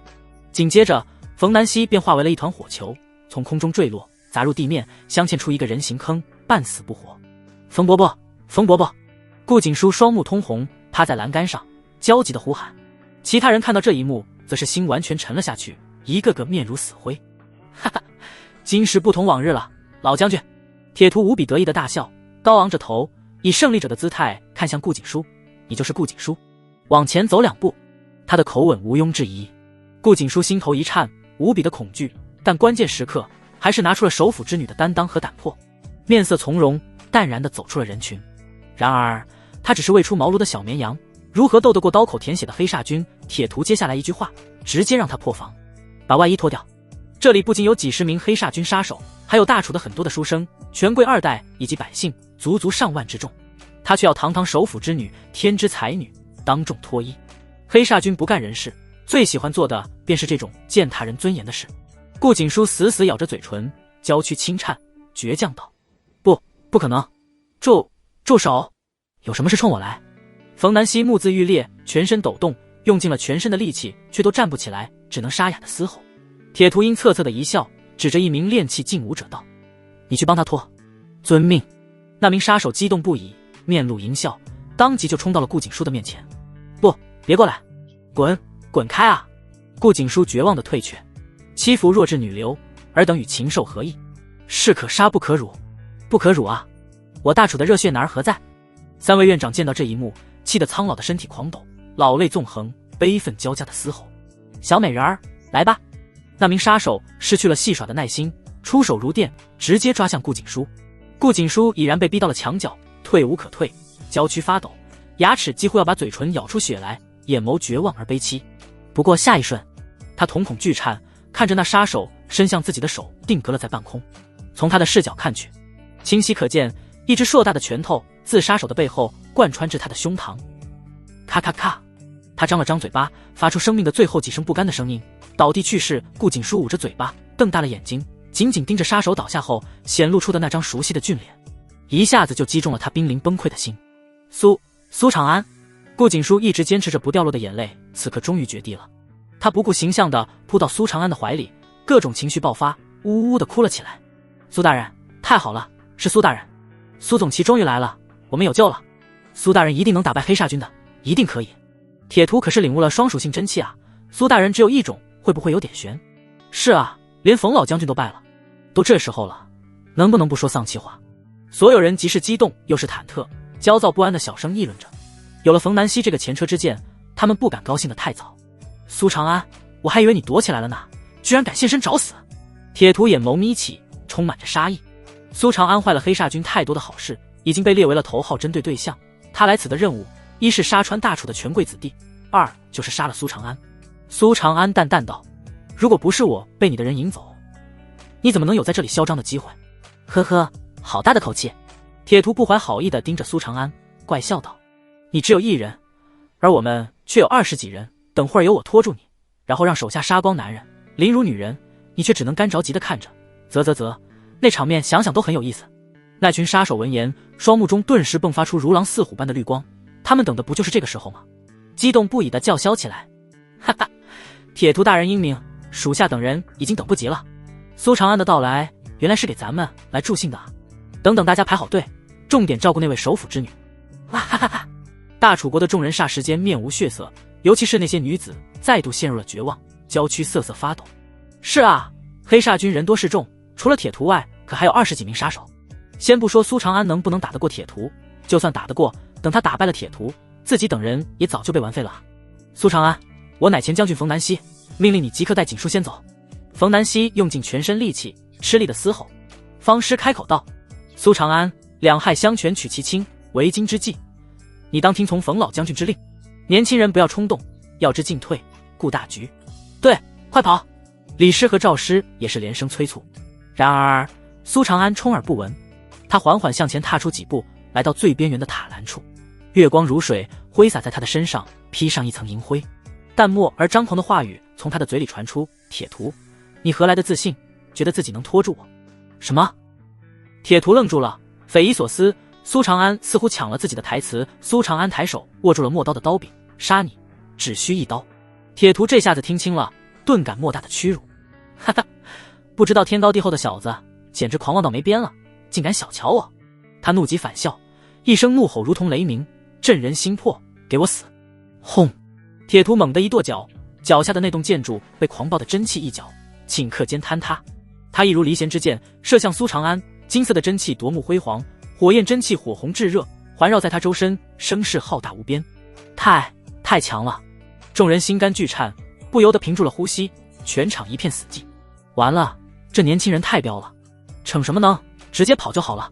方师和冯南希的心都提了起来，焦急担忧，苏长安靠什么能挡住对方啊？苏长安面沉如水，双眸金光熠熠，宛若黑夜中的两团火，精、气、神在这一刻达到顶峰。吭嗡嗡，半个多月没有出鞘的陌刀开始自发地发出轻吟，逐渐地被他拔出。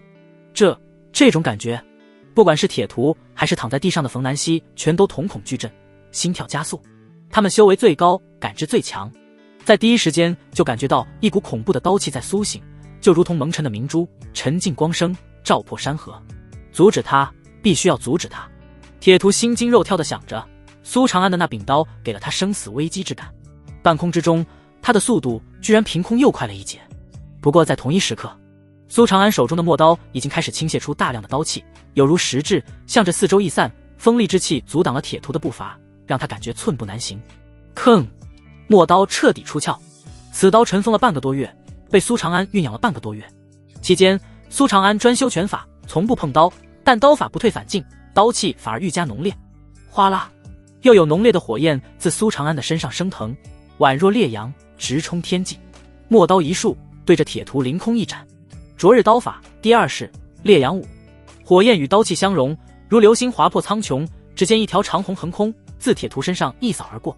铁图周身的火属性和金属性直接溃散，身子在空中炸开，如同烟花一般血洒长空。随后仅有部分残肢四散着坠落在地。短暂的寂静之后，是惊天动地的欢呼。不管是权贵小姐还是普通女子，看着苏长安的眼神全都饱含春水。赢！赢了，一刀，真的只用了一刀。哈哈，得救了，我们得救了，苏大人威武！哇啊，苏大人太帅了，我要让我爹娘去提亲。黑煞军的那群杀手则是乱成了一团，无法接受。怎么可能？铁图大人可是双属性武者啊，为什么死得这么快？说好的拖住一会儿的呢？女人我还没玩到啊！跑跑啊！他们四散奔逃，苏长安都懒得追，只是站在塔顶，如同打靶子一般，一刀接着一刀的挥出，刀气在虚空窜射，精准的落到每一位杀手身上。几个呼吸的时间，20几个杀手便全都安详离世，一切尘埃落定。在场的所有人看向苏长安的眼神都充满了敬畏，如看战神。周大志等神武卫的人更是激动的大叫着与有荣焉。随后苏长安陪着顾景书连忙将冯南希从人坑里拖了出来。顾景书担忧地问道：冯伯伯，你没事吧？我很有事。冯南希黑着老脸，这小子明明如此厉害，还让老夫帮他挡刀，我性感的头发和胡须都被烧没了，没法见人了。冯老你算好的了，看看我们仨都被打成了猪头了，一口好牙直接没了。三位院长彼此搀扶着走来，说话漏风，口齿都不清了。苏长安自知理亏，拱了拱手道：四位前辈，对不住了，是晚辈一时大意了。冯南希摆了摆手道：罢了罢了，逗你玩的，你去追杀叛逆并没有错，真正有问题的是武威，值守期间居然睡大觉，被人乘虚而入，死了活该。方师拍了拍苏长安的肩膀，大赞道：苏总其年纪轻轻，不仅身怀绝世武道，还有一身好文采，文武双全，真是我大楚之幸啊。李师想到刚刚那群书生贪生怕死的表现，感慨万千的叹声道：我大楚若能再多几个你这种好郎，何愁不兴啊。接下来由苏长安坐镇，很快就安抚好人心，指挥着手下疏散百姓。最后护送顾景书回家的重任也当仁不让地落在了他的肩头。夜凉如水，明亮的圆月高悬天际，洒下光辉，为街道上的那对年轻的男女照亮前行的道路。苏长安双手插兜，慢悠悠地走着，顾景书微微落后一点，低着头，居然如小孩子般刻意去踩着苏长安的影子轻快地行走。他时不时偷瞄苏长安一眼，既欢喜又羞涩。一路上两人沉默无言，气氛反而安稳和谐。周围则是疯狂逃窜的人群，惊慌的叫声，燃烧的火焰以及断壁残垣。顾景书的容貌与气质都太过引人瞩目，总有四处流窜的黑煞军如韭菜一般，一波接着一波凑过来，然后苏长安只是略微出手便秒杀所有。顾景书安全感爆棚，他忍不住希望这条路能永远的走下去。苏大哥，映雪姐姐过得还好吗？顾景书关心地问道。苏长安回答道：之前嘛可能不是太好，但现在过得很好。也是，他有了苏大哥，过得当然会很幸福。顾景书点了点头，内心居然有些羡慕起白映雪来，人家已经成了一对了。苏长安好奇道：你俩认识？顾景书叹了口气道：在以前我们是很要好的朋友，只是那件事之后，注定我们不能有所往来了。首辅之女若是与谋逆罪臣之女有所交集，会分分钟受到弹劾，那你可知道1个月前太子为什么要针对映雪？苏长安随口问道，原本并没有指望从顾景书那里得到答案，然而顾景书的反应却出乎他的意料。只见他咬着唇，美眸中露出纠结之色，神色犹豫。片刻后，犹豫变成了坚定，红唇轻启道：苏大哥，以我的推测，针对映雪姐姐是太子个人的意思。为什么这么说？苏长安眉头一挑，追问道。顾景书是当今首辅之女，而且有机敏聪慧的属性，对朝堂的局势可比苏长安懂得多。映雪姐姐的身份其实非常敏感特殊，她爹虽然身死，但是她爹曾经的部下有不少可还在，有些甚至依旧掌握着兵权。除此之外，还有些部下因为愤怒而落草为寇，在江湖中已然闯成了赫赫有名的一方势力。顾景书悠悠开口，道出了苏长安未曾想到的秘辛，又接着道：白映雪看似留在教坊司中，实则属于人质，一旦她有事，他爹曾经的部下很可能会发起兵变，造成大乱。苏长安眼眸一亮，豁然开朗。当今圣上若是想要大楚安定，确实不可能向白映雪出手。只是太子这么做的目的是什么？兵变对他有什么好处？莫不是想篡位？国家乱了，他才有机会上位。苏长安虽然没有说出最后2个字，但顾景书也能猜到，而且还对着苏长安轻轻点了点头。可是太子为什么要篡位？这么等不及吗？苏大哥，在大楚有一个最大的禁忌，没有人敢提起。顾景书显然也是豁出去了，被爱情冲昏了头脑，说出了一个惊天秘闻。70年前，前太子密谋造反，被刺毒而死；160年前，前太子发动兵变，被凌迟处死。顾景书的话让苏长安的瞳孔骤然一缩，心跳加速。连续2任太子都因为造反而死，现在已经是第3任太子了，却依旧想要造反，这也太劲爆了，把造反搞成了一种潮流啊！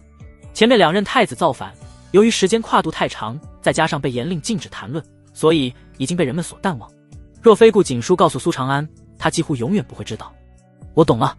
苏长安的眼中金光一闪，已然想通了太子们造反的原因。喃喃道：当今圣上追求长生，活得太久了，甚至不知道什么时候会死，太子们当然会等不及了。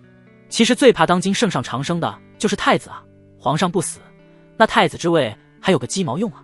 怪不得当今太子排行老6，当今圣上还活着的子嗣也并不多，原来其他的孩子已经全都被他们的爹给熬死了。多谢顾姑娘告诉我这么重要的信息。苏长安郑重地拱手致谢，人家姑娘可是冒着杀头的大罪说出这禁忌的，这份心意太重。消息也是真的重要，顾景书幽怨地看了苏长安一眼，悠悠道：顾姑娘，苏大哥还这么见外吗？苏长安身为花丛老手，自然秒懂了顾景书的意思，而且当即就顺着杆子往上爬，主动地握住顾景书软弱无骨的小手。景书，你的情谊小生无以为报，唯有以身相许了。我顾景书挣脱了几下，都没能挣脱开苏长安魔爪，内心又羞又急。我只是觉得你对朝堂之事一无所知，怕你吃亏而已。你赶紧撒手，这样成何体统？景书，我还有一些事想要请教。苏长安装作没听到撒手2个字，一边品味着美妙的小手，一边自顾自地继续问了一些有关朝堂的话题。就这样，顾景书也逐渐放弃了挣扎，任由苏长安牵着手，2人一问一答，缓慢地走着。不知不觉，手扶府邸已经近在咫尺。府邸门口正有一道苍老的身影在焦急地徘徊。顾景书看到那身影，小手当即如同小蛇一般，灵活地从苏长安手里滑走，面色微红，又忐忑又紧张。景书，你可算回来了，没事吧？苍老的身影急奔而来，关心地询问。他一身蓝色居家儒袍，腰间束一条白玉带，面庞清癯，眉宇间带着几分书卷气，须发半黑半白，每一根都打理得一丝不苟，看起来并不严厉。爹，我没事，多亏了有苏大哥救我，女儿这才安然无恙。顾景书首先就是让苏长安在首府面前露脸，首府一点架子也没有，感激的行礼道：多谢苏公子的救女之恩，不知怎么称呼。晚辈苏长安，神武卫总旗。苏长安回礼道：苏长安。首府的眉头不着痕迹的一皱。苏长安身负才华之名，又是武道天才，而且长期留于教坊司，获得无数女人青睐，可见他的泡妞手段也不赖。自己的女儿跟他走了一路，和白蝶有什么区别？首府不由得看了一眼自己的女儿，心又是一个咯噔，揪了起来。却见顾景书面露红晕，眉宇间雀跃欢喜，双眸绽放，显然是思春了的症状。完了，文武双全，再懂点泡妞手段，对女人来说简直是王炸。首府大人内心苦涩，自己都已经让女儿要尽量远离苏长安了，却还是没能起到作用。他倒不是因为在乎苏长安的身份地位，而是单纯的不想让顾景书步入险境。毕竟苏长安得罪了黑煞军，又得罪了太子，处境可并不妙。首府不由得没好气道：冯南希那老家伙呢？冯伯伯为了救我受了点伤，准备等伤好了再出来。顾景书回答：实际上冯南希是想等自己的毛重新长齐了再出来见人。这时首府府邸里又走出了一人，看到苏长安后微微一喜，急切道：苏长安，你来得正好，有一个紧急任务需要交给你，承风大人请吩咐。苏长安面色一凝，拱手行礼，此人正是魏成功身边的副手程风，亲自坐镇，负责保护首府府邸。程风道：此次黑煞军是有备而来，他们早就摸清了京城所有的防御布局，配合城内的奸细里应外合，目的是行刺陛下。现在他们刺杀失败，正在四下逃散，东门防御薄弱，急缺人手，你立刻去支援。属下领命。苏长安的内心微震，黑煞军真有够疯狂的，目的居然是要刺杀当今圣上，怪不得搞出这么大的动作。而与黑煞军勾结之人也呼之欲出，绝对是当今太子。太子出卖京城的布防情报，让皇城司的内应放任黑煞军从密道潜入京城，然后刺杀圣上，好让自己上位。疯子，真他妈是疯子！黑煞军臭名昭著，做的恶行令人发指。太子为了上位，居然跟他们绑定的这么深，就算真的成功篡位，大楚国只怕也要完了。至于百姓的死活，那更是一丁点儿也没有考虑过啊！苏长安吐出一口浊气，真切地感受到这个世道人命如草，上位者随便一个念头就能倒一大片。程风补充道：还有黑煞军少主莫云飞也是往东门逃去了，最关键的是他还从皇宫宝库盗走了地心子火。莫云飞还盗走了地心子火？苏长安瞳孔一缩，忍不住心跳加速。没想到莫云飞不仅没跑，还一直藏在京城之中，不声不响地干出了这么大的事。地心子火可是一种火属性灵物啊！实话实说，苏长安还不切实际地打过他的主意啊。相传此火焰诞生于地心，温度奇高且没有上限，只要能量足够，可以焚尽天下万物。唯有在大地震之时，才有可能从地心出现，从而被捕获。大楚国这个也是侥幸得来的，就算不能称为镇国之宝，但也能称得上珍贵无比的传承宝物。在神武卫中就有一项福利，可以消耗5枚丁级功勋，近距离接触紫星的火1个时辰，参悟火属性奥秘，有助于突破4品。若非苏长安悟性惊人，修成了火焰刀，估计便会选择上面那条路突破4品。地心子火功效非凡，有助于培养出4品武者。程峰面色凝重，沉声道：所以谁能追回地心子火，绝对是大功一件。事不宜迟，属下这就去东门。苏长安拱了拱手，当即准备动身。顾景书眼中充满了担忧，连忙出声道：苏大哥，你一定要小心啊。我会的，放心。苏长安摆了摆手，脚步一踏地面，身影如风，潇洒的离开。顾景书的眼睛一眨不眨地盯着苏长安的背影，踮起脚尖，伸长着雪白的脖颈，如同望夫石一般，久久不能回神。首府大人看着自家女儿痴痴的模样，表情不爽，老脸都揪成了一团，只能无奈地叹了一口气。京城的东南西北各有一道大门，平时南北2门是不开放的，唯有东西2门正常通行，4门全都由皇城司负责守卫。京城大乱，4扇大门理应全部封死。但当苏长安赶到东门时，却发现大门敞开着，现场已经一片狼藉，尸横遍野。附近的房屋变成了断壁残垣，就连以坚不可摧著称的城墙都被轰出了数道坑洞与裂痕。至少有5品甚至6品武者在这里激战过。苏长安暗暗心惊地想着，现场只剩下寥寥10几个守卫，还象征性地守着城门，其他的全都是伤兵。拦住他们！站住！不要跑！突然，一阵激烈的交战声从另一侧传来，10几名神武卫的人正在追赶着3名杀手，2名总旗，3名小旗，其他的都是力士。而这3名杀手则都是炼气境后期，也不知道吞噬了多少人的血液，周身血气冲天，一身实力和气势已然达到了炼气境的顶峰。在10几名神武卫的围攻下，他们还游刃有余，如果不是一心想要撤退，只怕这10几名神武卫武者根本不是他们的对手。其中1名小旗还是苏长安的熟人林雄，他蹙着眉头，自知自己等人根本奈何不了对方，正一筹莫展。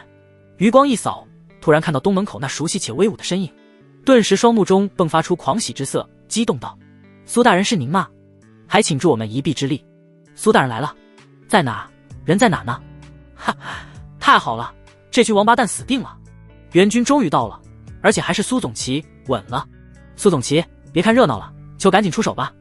10几名神武卫当即精神振奋，大大的松了一口气，兴奋地开口。面对这3名杀手，他们的压力很大，看似在拖着对方，实则处于下风，稍有不慎就会有同僚被杀死。就连那2位总旗也全都期待地看向苏长安。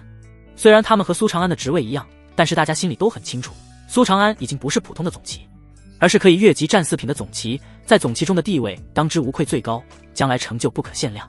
苏总旗，不会是那位苏长安吧？他们的援军来了，撤，速撤！3名杀手见这些神武卫如此激动，顿时猜到来了一位了不得的大人物，当机立断，直接施展出压箱底的手段逃走。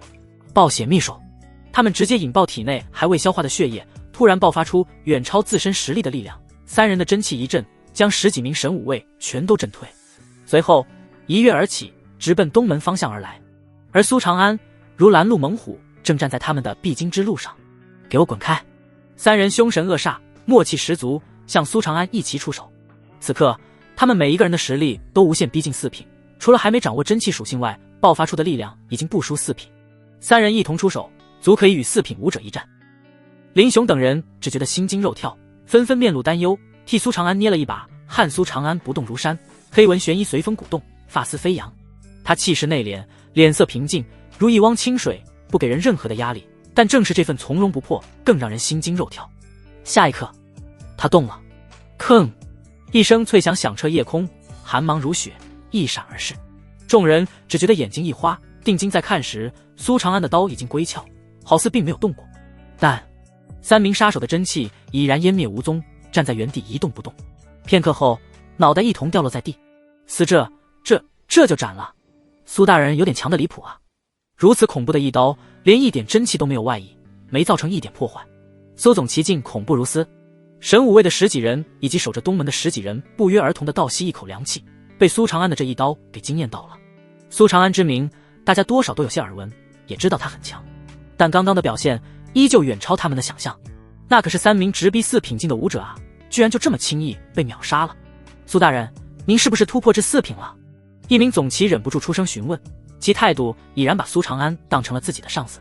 苏长安点点头，侥幸突破。苏大人这就4品了，怪不得。妈呀，这种天赋我等真是望尘莫及啊！众人露出恍然之色，既羡慕又震惊。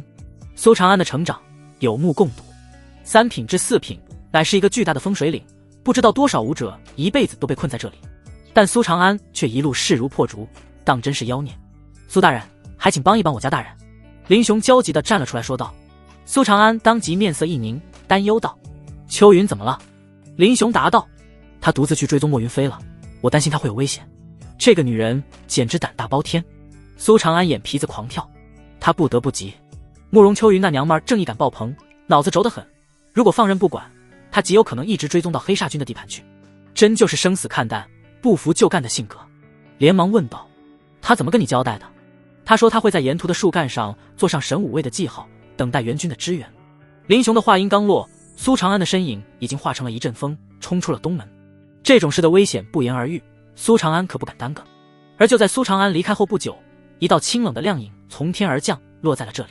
所有人都是一惊，连忙行礼道：属下拜见安平公主殿下。你们可知道莫云往哪里逃了？洛水仙淡淡的询问。当即林雄把刚刚的话又说了一遍。洛水仙点了点头，便直接飞出了东门。林雄等人面面相觑，弱弱的讨论起来：这公主殿下怎么亲自出马了？这样以身犯险好吗？此时高频武者都互相牵制着，应该问题不大。我觉得公主殿下是想要报仇吧？也对，听闻上次公主殿下被抓，差点遭到莫云飞的毒手。不止如此，一名资历很深的总旗睿智地分析道：公主殿下更多的是为了地心子火而来。顿了顿，他解释道：地心子火可以助人悟出火属性真气，而安平公主恰好还没有悟出火属性，现在地心子火被盗走，大大的影响了她的修炼进度，能不着急吗？原来如此。其他人俱是恍然的点了点头。出了东门是一个很宽敞的官道，官道两侧是茂密的树林，偶尔有一些小村落或者几户人家坐落。苏长安循着慕容秋云留下的记号，一路马不停蹄将轻功施展到极限，在树林中穿梭。他眼神微闪，趁此机会梳理着当前的局势。这次黑煞军的行动应该是早就计划好了的，所以莫云飞才会留在京城等着浑水摸鱼。而除了盗取地心子火外，他们应该还有别的目的。毕竟相比于如此恐怖的行动，有着7品8品的武者出手而言，地心子火只能算是个小玩意儿，不可能作为一个重要目标。那黑煞军的目的究竟是什么？难道真的仅仅只是为了刺杀圣上？应该不至于吧，那也太亏了。毕竟刺杀的成功率显然不会高。算了，反正也与我无关。我现在的当务之急是追上莫云飞，最好能近距离看一看传说中的灵物是个什么样。同一时间，京城的远郊之地，这里乃是一处山谷，密林丛生，布满了奇花异草，地处隐蔽。嗖嗖嗖，3道身影簇拥着一名脸色阴郁、长相邪异的少年落于地面。这少年正是苏长安的老熟人莫云飞。守护在他身边的3道身影则全都披着灰袍，戴着灰帽，帽檐很长，将脸颊完全隐藏，如同3只老鼠不敢见人，全身上下都被遮掩得严严实实。这3人乃是3胞胎，是莫云飞培养出来的死士，被赐名莫大、莫二和莫三。莫大，赶紧把东西拿出来给我看看。莫云飞双目放光，迫不及待地开口：遵命。莫大点点头，当即从怀里掏出一个如冰晶般的白玉盒，缓缓打开。其内一枚紫色的火焰如同火种一般静静地跳动着，它像种子一般渺小，时不时周围有紫火环绕闪现，如海市蜃楼般美轮美奂。正是地心紫火的火种，但凡给它吸收一点力量，火种便会迅速变大，化为焚尽万物的火焰，灼烧四方。真美啊，有了这个灵物，我就能很快悟出火属性真气，踏足4品。莫云飞哈哈一笑，激动的呢喃。莫大跟着兴奋道：少主，此火完全可以作为战略性神器啊！只要咱们把地心紫火带回去，必然会有很多炼气境后期的武者上门来求，想要借助此火感悟火属性真气，届时咱们就能广纳人心，飞快地拓展势力了。不错，而且得到地心紫火乃是大功一件，皇上肯定会奖赏少主。你的那些兄弟拿什么跟您争？莫二也是说道。莫云飞越听越开心，想到美好的前景，笑得合不拢嘴。少主，莫三默默地凑上前诉说着什么，但是声音却越来越小。远处的一棵大树之上，在浓密的树叶遮挡之中，慕容秋云如同一条美女蛇一般，趴着身子，双腿盘绕在树枝上，双手抓着枝头，妖娆的身段尽显。他侧耳倾听，努力想要听清楚莫三在说什么。然而就是这么一个分神的功夫，他突然发现莫大和莫二消失不见了。慕容秋云眼皮子狂跳，汗毛突然根根倒竖，紧照顿生。他察觉到不妙，但已经有些迟了。小美人儿，要不要再凑近点听听？阴恻恻的声音从左侧传来，伴随着莫大的一掌破空之声，向着慕容秋云袭杀而来。慕容秋云娇斥一声，连忙拍出一掌迎击，随后蓝色的真气瞬间包裹住全身，身形急速暴退。不过他刚转身，就见莫二立在不远处的那棵树上，气机锁定在他身上，挡住了他的去路。我道是谁？原来是你这个女人！莫云飞见到慕容秋云，眼中顿时爆发出金光，肆无忌惮地打量着，意味深长。慕容秋云眉头一皱，很讨厌莫云飞看自己的眼神，冷冷道：你认识我？当然，你是苏长安的女人慕容秋云。莫云飞舔了舔嘴唇，戏谑地大笑道：下手轻一点，一定要活捉他，我要给苏长安戴一顶大大的绿帽。苏长安一而再再而三地坏了他的好事，让他怨恨不已。所以潜伏在京城期间，他一直关注着苏长安的动向，可惜一直没能找到下杀手的机会。慕容秋云自然也进入了他的视线。无耻！慕容秋云秀眉一蹙，脚下青彩树枝便如风一般闪掠而过。他只是轴弹不傻，既然被发现了，便准备逃走。他之所以敢追踪，便是仰仗于自己轻功身法不错，身形灵动和迅猛。只见他踩着漫天飞舞的落叶，如履平地，身姿仿若游龙，在乘风而行。天真！莫大冷冷一笑，猛地一挥手，一道道金色的真气激射而出，附着在漫天落叶之上。在金属性的加持下，这些落叶化为最锋利的暗器，从四面八方激射向慕容秋云。同时，莫二也是身子高高跃起，他的身法居然丝毫不比慕容秋云慢。手腕一抖，握住一柄细软的秋水长剑，凌空一划，一道蓝色的月牙真气便以肉眼难捕捉的速度向着慕容秋云斩去。和慕容秋云一样，他也是水属性。这一剑威势极盛，迎着慕容秋云正面而来，金色的落叶则是铺天盖地，从后方封锁住慕容秋云所有的死角顷刻间，一个完美杀局已经形成。慕容秋云深吸一口气，面色凝重，青丝飞扬，腰间的长剑出鞘，疾风剑舞，长剑如风，舞出无数的剑影，将慕容秋云包裹，以攻代守。当当当，金色的落叶被剑尖一点，便纷纷坠落。至于那道锋刃，则是与慕容秋云的剑舞碰撞，伴随着一声轰鸣，慕容秋云的身子向后一跃，落在一棵树的顶端。莫大和莫二则是一前一后，同样站在树上，将他包围。慕容秋云脸色微沉，知道今天只怕是凶多吉少了，援军8成不会这么快来。不要浪费时间了，速速拿下，本少主还等着享用啊！莫云飞也怕夜长梦多，急切地开口催促。嗖！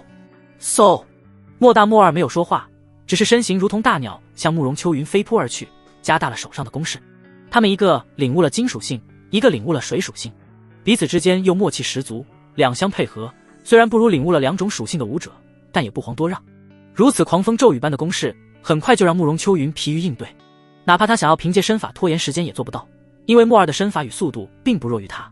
乱披风剑法，莫二突然狂吼一声，挥剑如乱砍，毫无章法的一刀接着一刀的对慕容秋云劈砍，出手迅猛，剑影重重，宛若狂风暴雨。金刚指法。就在慕容秋云专心应对乱披风剑法时，剑影之中突然窜射出一根金色的手指。原来是莫大借助莫二的掩护，以迅雷不及掩耳之势施展出指法。金刚指混在剑影之中，让人防不胜防。慕容秋云没能反应过来，就被一指点在心口。噗！慕容秋云如遭重击，娇躯撞在一棵树上，喷出一口鲜血。结，中了我的金刚指法，心脉已经被封锁，你就是待宰的羔羊了。莫大怪笑连连。莫二则对莫云飞行礼道：恭请少主享用。哈哈，干得不错。莫云飞负手而立，一步一步地向着慕容秋云走来。慕容秋云想要挣扎，但身体只是轻轻一动，便有无尽的疼痛席卷而来。金刚指力霸道无比，不止封锁了心脉，连他全身的经脉都被摧残，动弹不得。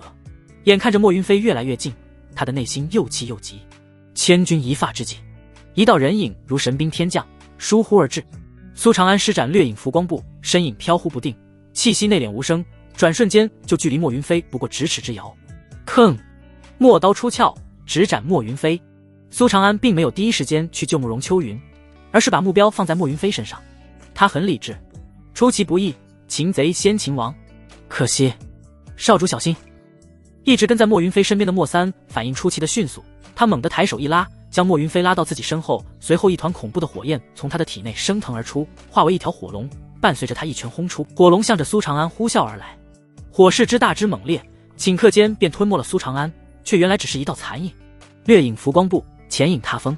苏长安已然绕过了莫三，挥舞墨刀，划破长空，直斩莫云飞的面门。莫云飞瞪大了眼睛，眼睁睁地看着墨刀袭来，被吓得全身僵硬，居然动不了了。哼！莫三冷哼一声，一手抵在莫云飞的肩头，飞快运转真气。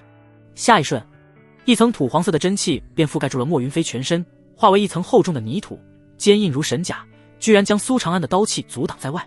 苏长安眉头一挑，想不到排行老3的莫三实力居然是最强的，领悟了2种属性，怪不得与莫云飞形影不离。他眼神一闪，也没有让自己白来，猛地伸手一把夺过那个白玉盒，接着身形一晃，退回到慕容秋云的身前。长安，太好了！慕容秋云看着苏长安的背影，这才安心的松了一口气。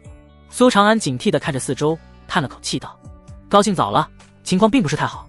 莫大、莫二、莫三已经成三角之势，将他与慕容秋云包围。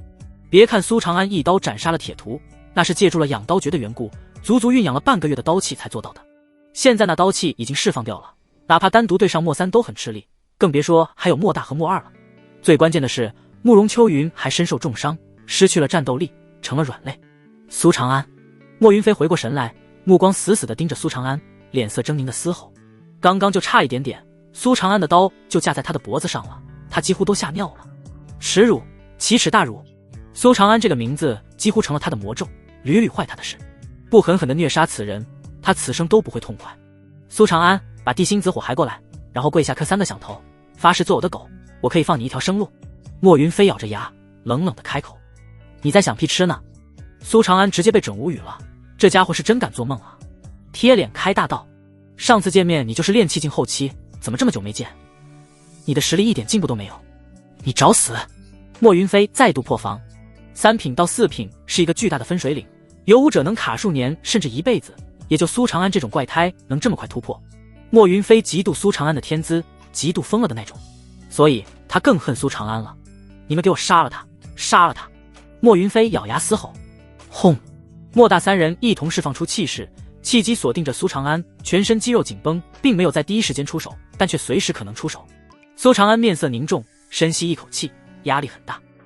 这3人之所以不出手，就是故意在增加苏长安的心理压力，就如猛虎盯着兔子，加剧兔子内心的不安与焦躁。一旦苏长安忍不住率先出手，那他就会露出破绽，必输无疑。就在苏长安竭力思索破局之法时，一道熟悉的亮影从远处飘飞而来，落在不远处的树上。平淡清冷的话语从他的嘴里传出，看来本宫来得还算及时。落水仙。莫云飞的瞳孔一缩，又惊又怒的开口。苏长安则是长松了一口气，笑着道：及时，太及时了，公主殿下简直是我的救星。是吗？可我居然不知道你已经突破4品了，故意瞒着我，是准备找机会翻身做主人吗？落水仙一眼就看穿了苏长安的小心思，戏谑的开口。苏长安摸了摸鼻子，嗨，我只是还没来得及告诉公主殿下这个好消息而已。我能突破，其实也是公主殿下辛勤耕耘的功劳。听懂了苏长安的暗示，落水仙的脸颊不由得一红，狠狠瞪了他一眼，随后身子一跃，与苏长安并肩站在了一起。公主殿下，其实我觉得你刚刚的最佳做法，应该是去挟持莫云飞。苏长安感觉落水仙的行为有些傻，不由得悠悠开口。莫三都不在莫云飞身边了，落水仙的机会可比自己大多了。本宫需要用那种卑鄙手段吗？落水仙属于死鸭子嘴硬派，脸色不变，一副镇定自若的模样，实则内心也有些后悔了。哼了哼道：就他们3个还不足为虑。见苏长安和落水仙无视自己，一副打情骂俏的样子，莫云飞更是气得脸都要歪了，当即道：莫三，直接使用吞血秘术。莫三的瞳孔剧烈收缩，忍不住道：少主，我觉得还没必要吧。你懂个屁，你以为你很强吗？莫云飞声音冰冷，充满杀意的咬牙道：立刻按照我说的去做。俗话说，最了解你的往往是你的敌人。莫云飞正是知道苏长安的战力，才准备直接使出压箱底的力量。苏长安在3品时就能战胜4品，如今踏入4品，战力无法预估，再加上洛水仙这位当朝公主，天之娇女，手段层出不穷。真的打起来，他怕莫三人会连吞血秘术都来不及施展。莫云飞很聪明，选择了最稳妥的方法。遵命，少主。莫大三人一同回复，随后就见莫大和莫二直接飞到莫三的身边。在苏长安和洛水仙震惊的目光中，莫大居然张开嘴，一口咬在了莫二的脖子上。咕嘟咕嘟，莫二的血液被莫三迅速的吸收，仅仅是几个呼吸的时间，莫二的身体就开始干瘪下去。反观莫三，则是周身气血冲霄，无比恐怖的气势开始从他的身上弥漫而出。阻止他！苏长安和洛水仙根本不需要商量，知道不能就此放任下去，两人几乎在同一时间出手。苏长安的手中墨刀一舞，刀气与火焰相融，化为惊艳一斩，横扫而出。洛水仙则是指尖在长剑上一抹，让剑身金光璀璨，随后锋利的金属性毫无保留地挥出，金色的剑芒与火焰刀气威势何其恐怖，直奔莫三。然而莫三却一动不动，只是轻轻的一抬手，一层厚重的土墙瞬间拔地而起，化为护盾，将剑芒和刀气轻易地挡了下来。不对劲，他的真气暴涨了数倍。苏长安眉头一皱，接着面露惊容，凝重道：他吞噬了莫二，居然直接获得了莫二的一身实力。就这短短的一会儿，莫二已经完全被吸干了。莫三的身上开始有湛蓝色的水属性真气出现，加上他原本的火属性和土属性，他已然拥有了3种属性。然而这还没有结束，他又把头转向了莫大，一口咬了下去。莫大则是金属性，一旦吸食成功，那莫三拥有的就会是4种属性。苏长安的身子微微后退，已然将慕容秋云扛在了身上，做好了跑路的准备。紧张地吞了吞口水道：公主殿下，你刚刚真的该去劫持莫云飞的，现在说这些还有什么意义？跑啊！洛水仙的话音刚落，两人便一同施展轻身功法，急速地撤退。莫三并不着急追击，而是继续专心地吸食着莫大。哈哈哈，你们跑不了的！莫云飞得意的大笑，嘶吼道：莫大3人一卵同胞，共同修炼吞血秘术，可以将所有修为全部转嫁给一个人。我故意让他们领悟不同的5行属性，就是为了以后能直接集5行属性于一人身上。但为了对付你们，我提前让他们融合了。嗡嗡嗡，血光染红了整片树林。莫三的气势太狂暴了，引得虚空震荡，周身疯狂闪烁出金土火水4种属性异象。苏长安感受到身后的压力，不由得心惊肉跳。体内每增加1种属性，可不是1+1这么简单，真气的总量和质量都会出现极大的增幅，每多1种威力便会暴增1次。其次，属性之间彼此融合，爆发的威力也会发生质变。莫云飞眼神凶厉，冷笑的下令：去吧，活捉他们，我要让他们生不如死，后悔来到这个世界。轰！莫三猛地一跺脚，大地直接被震出一个深坑，身子如炮弹般弹射而起，眨眼消失。苏长安和洛水仙全都身怀绝世身法，宛若2道流光在虚空中穿梭。然而莫三的速度更是快得惊人，4种属性的真气加持，再加上他同样擅长轻功，就仿佛是一个人形追踪炮弹，飞速地拉近他和苏长安之间的距离。轰轰轰！莫三显然还没有完全适应暴涨的实力，所以真气外泄，所过之处虚空炸裂，动静非常的大，给人的压力自然也是巨大。听着身后的动静，苏长安的心都提了起来，他能感觉到莫三已经很近了，恐怖的气机奔涌而来，锁定了自己等人。你先走。却在这时，洛水仙居然止住了脚步，反向转身奔着莫三而去。他的周身金色的真气浩浩荡荡地涌出，宛如一轮大日，放射着夺目的金光，同时还不是很明显的湛蓝色水属性真气也浮现而出。苍云剑击！洛水仙长裙飘飘，飘逸的发丝随风狂舞，宛如神女降世，一剑挥砍而出，金色与蓝色真气交织，化为他的最强一击，窜射向莫三。雕虫小技！挥袍之下，莫三低沉的声音传出，冷漠不屑。他翻手一掌，4种属性在掌心交织，随后直接拍出。这一掌摧枯拉朽，将洛水仙的攻击瓦解，并且留有余波轰向洛水仙。苏长安赶紧挥出一道刀气，将余波斩灭，接着拉住洛水仙，玩命的狂奔。他无语至极道：还敢回头？你在想什么？反正逃不掉，我就想试试4种属性武者有多强。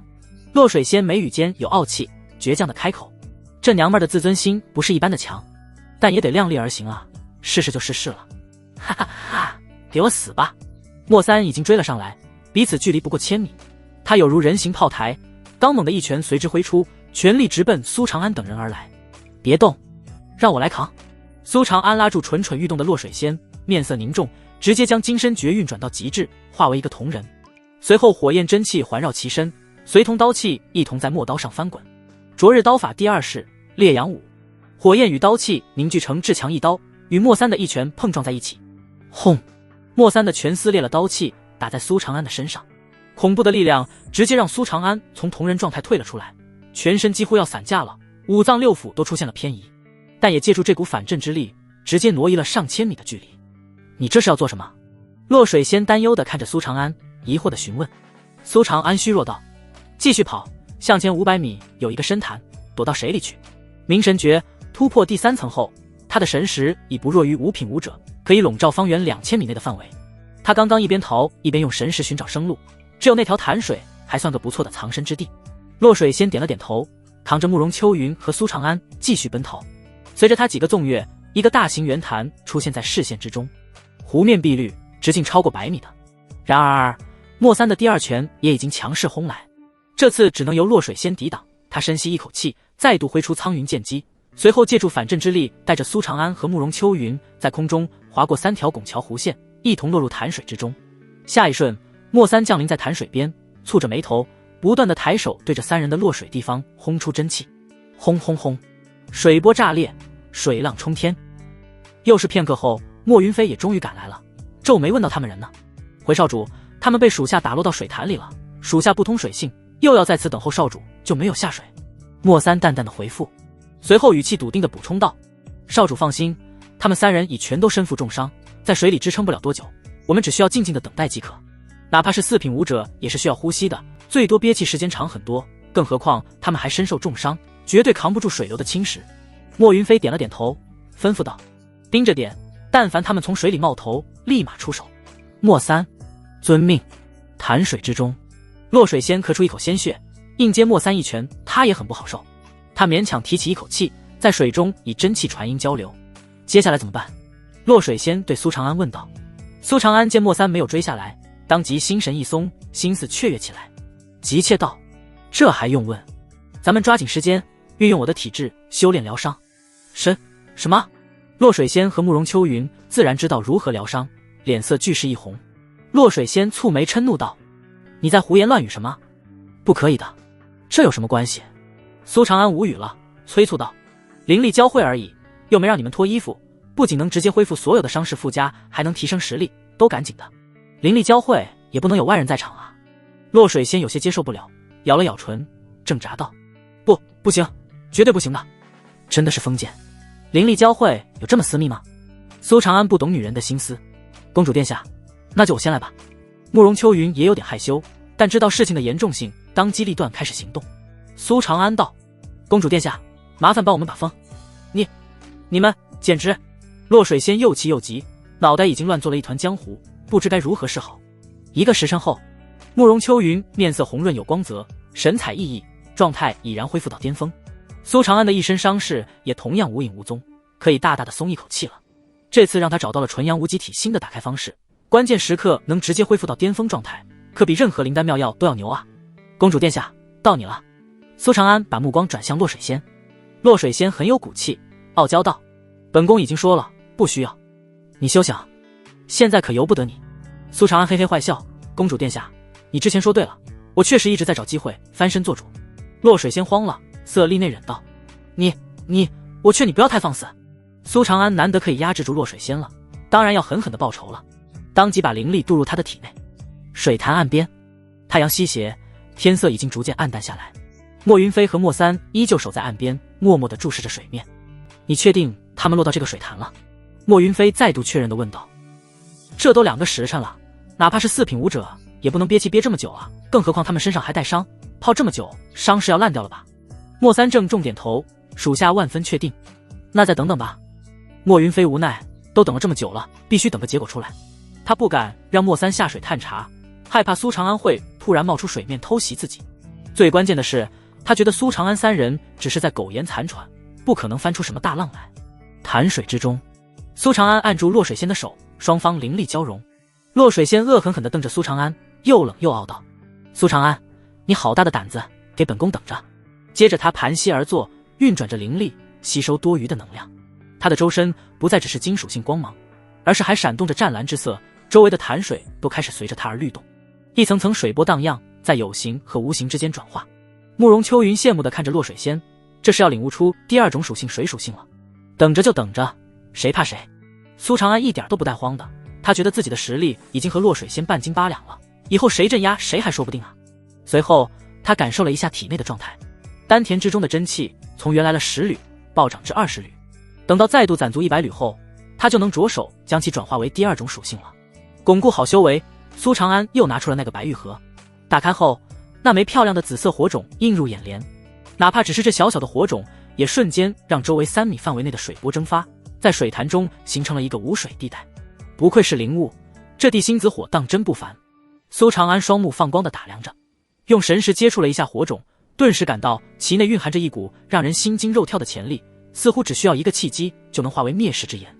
混沌夺天功需要吞噬金木水火土5种五行灵物，若是自己能把这地心子火吞噬，那施展出的火焰威力绝对能提升数倍。他在心中暗暗评估了一下战力，当即把心一横，做出了决定，凝声道：秋云，你帮我护法，我要吞了这地心子火。虽然他们都恢复到了巅峰状态，甚至洛水仙还领悟出了第二种属性，但依旧不是莫三的对手，唯有自己在吞了这地心子火，与洛水仙联手，才有一战之力。吞地心子火。慕容秋云吓了一跳，连忙劝道：长安，这火可吞不得，灵物都蕴含狂暴的能量，曾经也有人想过吞噬，但无一例外都爆体而亡了。放心吧，我的功法特殊，足以炼化它。苏长安给了慕容秋云一个坚定的眼神，随后盘膝而坐。等调整好状态后，他张嘴一吸，便在慕容秋云心惊肉跳的注视下，将地心子火吞入了嘴里。刹那间，原本平静的火种好似感应到什么一般，立刻变得狂暴起来，恐怖的高温豁然升腾。此火一旦吞入腹中，也就代表着没有回头路可走了。苏长安心智坚定，人狠话不多，毫不犹豫地将火种咽了下去。霎时间，他的身体因为疼痛而剧烈地抽搐起来，火种所过之处，喉咙、食道、胸口、腹部，无一不是感受到前所未有的灼烧之痛，完全就是吃火的感觉，好似整个身体都要烧起来了。痛，钻心的痛。苏长安屏气凝神，忍着疼痛，强行按照混沌夺天功的行功路线开始运转真气，终于险之又险的让地心子火落在了自己丹田之中。然而这仅仅是第一步。呼呼呼，地心子火在丹田里翻腾，从外面看去都能看到有紫色的火焰从苏长安的腹中亮起，灼烧着他的皮肤。仅仅是片刻功夫，他的肚子已经变成了焦黑。金身诀自发的运转，将苏长安变成铜人，同时心脏中的真气火焰也主动运转起来，将地心子火包裹，两种火焰相互搏斗，彼此吞噬。虽然地心子火比真气火焰要强，但有着苏长安做后盾，真气火焰可以源源不断的产生，以量去消磨地心子火。苏长安咬着牙关，将混沌夺天功运转到极致，真气之火有如飞蛾扑火般不停地涌向地心子火，被地心子火烧为虚无后，又有新的真气火焰跟上，一波又一波，两种火焰疯狂缠斗。哪怕是有着金身诀护体，苏长安的皮肤血肉都已被烧得焦黑蜕皮，有些地方深可见骨。此时洛水仙也终于掌握了第二种属性，从修炼状态苏醒过来，看到苏长安这种状态，当即大惊失色道：他怎么成这样了？他把地心子火吞了下去，说是要炼化。慕容秋云已经六神无主了，眼泪在眼眶里打转，心疼不已，后悔自己刚刚怎么没有阻止苏长安炼化地心子火。他真的是疯了。洛水仙瞪大了眼睛，突然想起来苏长安曾经问过自己关于吞噬灵物的问题，原来在那时他就已经有了吞噬灵物的想法了。看着苏长安被烧得惨不忍睹的身体，甚至有几缕地心子火火焰从他体内窜出，宛若置身于烈火中的铁块，在阡陌百炼。饶是如此，苏长安依旧一声不吭。洛水仙不由得有些动容，脸色复杂的惊叹道：没想到他平时没个正形，居然能有这等心性，有着此等道心，何愁武道之路不通？只是这可是天地灵物地心子火啊，光靠着一腔热血可没用。他真把自己当成浴火重生的凤凰吗？慕容秋云又急又担忧，颤声道：公主殿下，有没有什么办法可以帮一帮长安？有，当然有。洛水仙有些难以启齿，撇了撇嘴道：你们刚刚进行灵力交汇，不就是最佳的疗伤途径吗？啊，对，还是公主殿下聪明。慕容秋云恍然大悟，当即激动的就要开始行动。苏长安的体内已经一团乱麻，血肉经脉、五脏六腑全都被烧毁得不轻。正在咬牙硬抗之际，他突然感觉到慕容秋云的灵力渡入自己的体内，双方的灵力交融，结合纯阳无极体化为最精纯的能量。痛感被压制，更兼具疗伤奇效，被灼烧的伤势飞速的愈合起来。就这样，一边被烧毁，一边又飞快痊愈，苏长安的压力陡然大降。渐渐的，在真气火焰的不懈努力下，地心紫火也终于开始有了被炼化的迹象。火红的真气火焰中开始有一缕缕紫色火焰浮现，这些紫色火焰在真气火焰的带动下，也流入了苏长安的心脏之中，化为苏长安自身的力量。1个时辰后，丹田中的那枚火种已经完全消失，取而代之的是，苏长安的心脏内已经全都转化成了地心紫火。而在炼化成功的那一刻，地心紫火中的能量反哺苏长安，无数的灵气在他体内炸开，丹田中的真气数量开始急剧增加，21缕、22缕、23缕，一直到60缕才停下。呼！苏长安欣喜地睁开眼睛，瞳孔之中金芒四电，有一团紫色之火一闪而逝。秋云，辛苦你了。他伸手温柔地理顺慕容秋云额前凌乱的头发。慕容秋云摇了摇头，你没事就好。苏长安又转头看向洛水仙，由衷道：公主殿下，你简直就是天才，这方法我都没想到，你却能张口就来，了不起。炼化灵物的凶险程度远超苏长安的预料，好在洛水仙提供的办法堪称是神之一计，起到了关键性的作用。哼！洛水仙冷哼一声，并不觉得苏长安在夸他，甚至想撇清关系。太羞耻了！感受着体内暴涨的实力，苏长安自信心爆棚，他眼中寒光一闪，意气风发道：好了，接下来是我们出去找回场子的时候了。他掌握有刀气，修炼了金身诀，还有着地心紫火增幅，虽然只掌握了一种火属性真气，但自觉可以与3种属性5者一战，此战不会再败了。洛水仙点点头，同样跃跃欲试。她乃天之娇女，皇亲贵胄，掌握强大的武技，虽然只有2种属性，但跃一级而战也不是问题。莫三的一身实力是靠着歪门邪道得来的，2人联手绝对能镇压莫三。秋云，等等你就躲在水里观战即可，不要被波及。苏长安嘱咐道。慕容秋云知道现在不是逞能的时候，郑重道：我知道。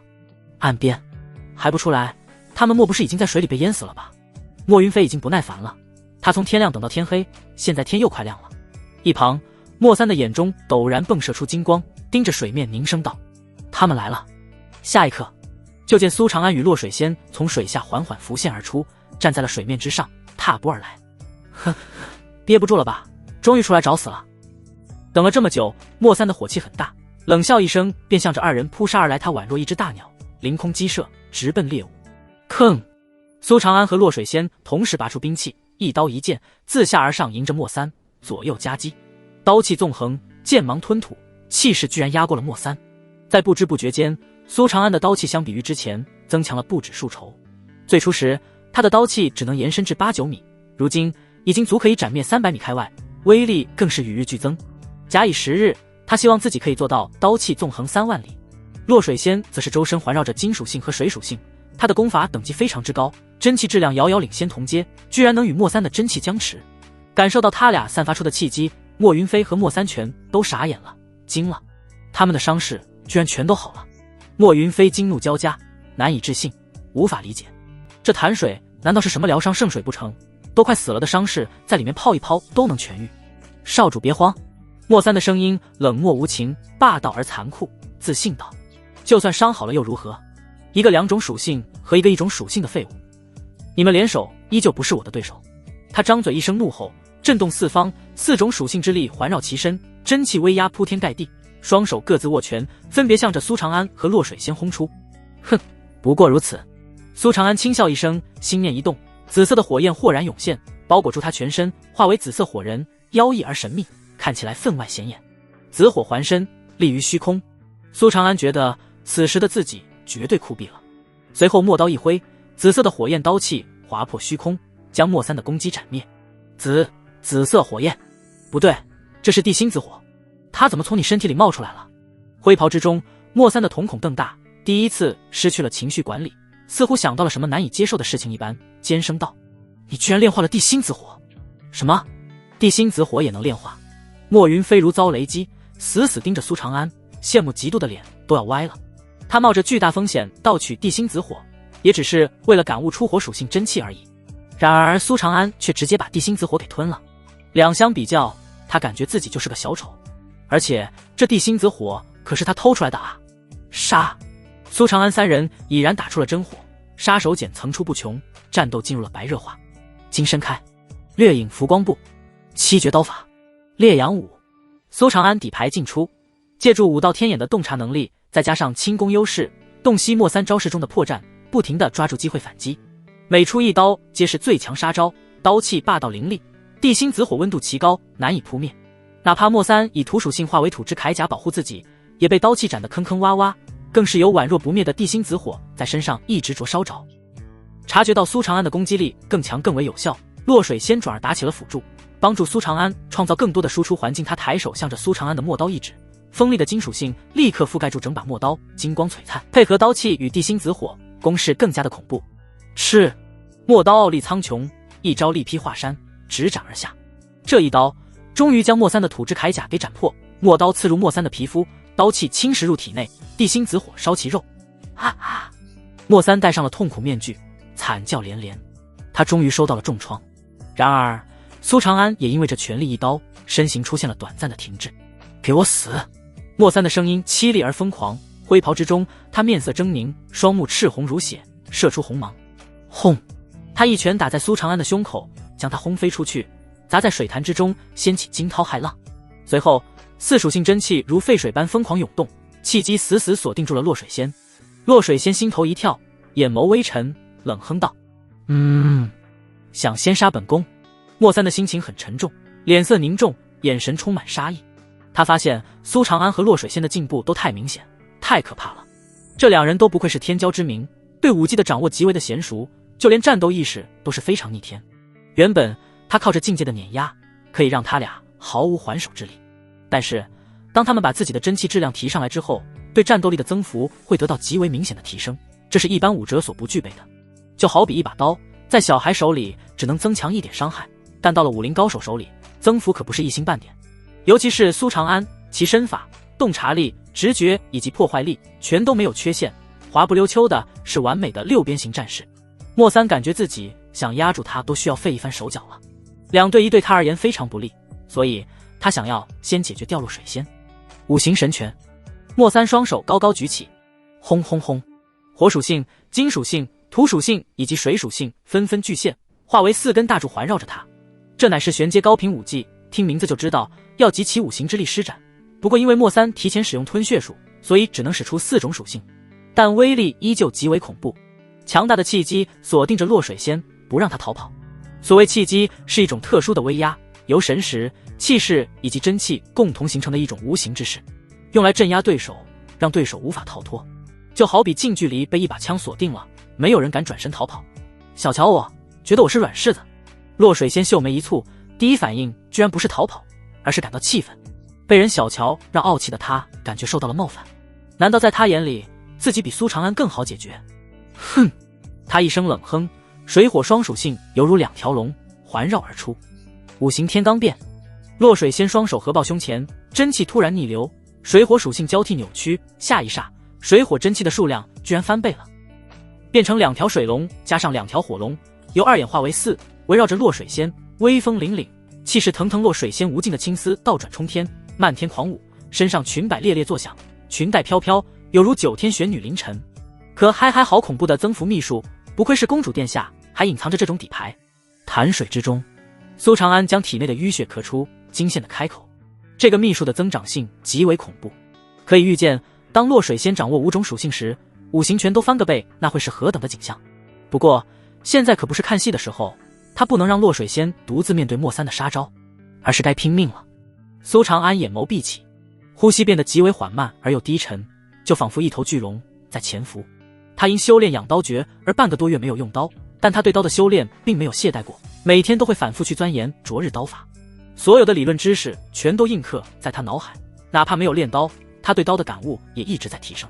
此刻他全身的细胞仿佛感觉到主人的意志一般，开始变得雀跃起来，他的大脑高速运转，心跳加速。是时候该施展出灼日刀法的最后一式了，哪怕1次都没有用过，但他觉得自己一定可以成功施展出来。轰！紫色火焰笼罩其身，让他化为紫色火人。嗡嗡嗡！陌刀清明，替主人高歌。哗啦！地心紫火的霸道加上刀气的狂暴，直接震退眼前所见的一切潭水。只见潭水被割裂开来了，露出一条真空长廊，显露出其内的苏长安。而两侧的潭水则像是两束水状高墙，无法越过雷池半步。伴随着苏长安一刀挥出，一道紫色的月牙刀芒冲天而起，几乎让苍穹失色。灼日神斩，苍云剑击。苏长安和洛水仙同一时间甩出了自己的最强杀招，攻向莫三。我是不可能输给你们的。莫三面露疯狂，将4种属性之力凝聚于双手，5行神拳轰击而出。轰！恐怖的力量相碰，在虚空中炸开，余波滚滚，碾碎无数山石树木。洛水仙的娇躯如遭重击，从空中飞快地斜着坠落而下。慕容秋云连忙冲出，将他接住。苏长安也是受到了巨大反震，气血翻涌，再度喷出一口鲜血。唯有莫三还立于虚空之上。哈哈，是我们赢了！莫云飞激动的大笑，提着的心终于放下了，嘶吼道：“莫三，给我去杀了他们，速度！”然而莫三一动不动，充耳不闻。下一刻，他的身躯突然一颤，身体如同被一个十字贯穿，碎裂成了4块，血洒苍穹。横着的伤口是苏长安砍的，竖着的伤口是洛水仙斩的。这……莫云飞的笑容消失了，前一刻还激动的心直接死了，大张着嘴巴，惊恐到已经说不出话来。他想要逃跑，身体却因为恐惧连动都动不了，只能绝望地瞪着眼睛，看着苏长安3人踏着水面一步一步地朝自己走来，扑通。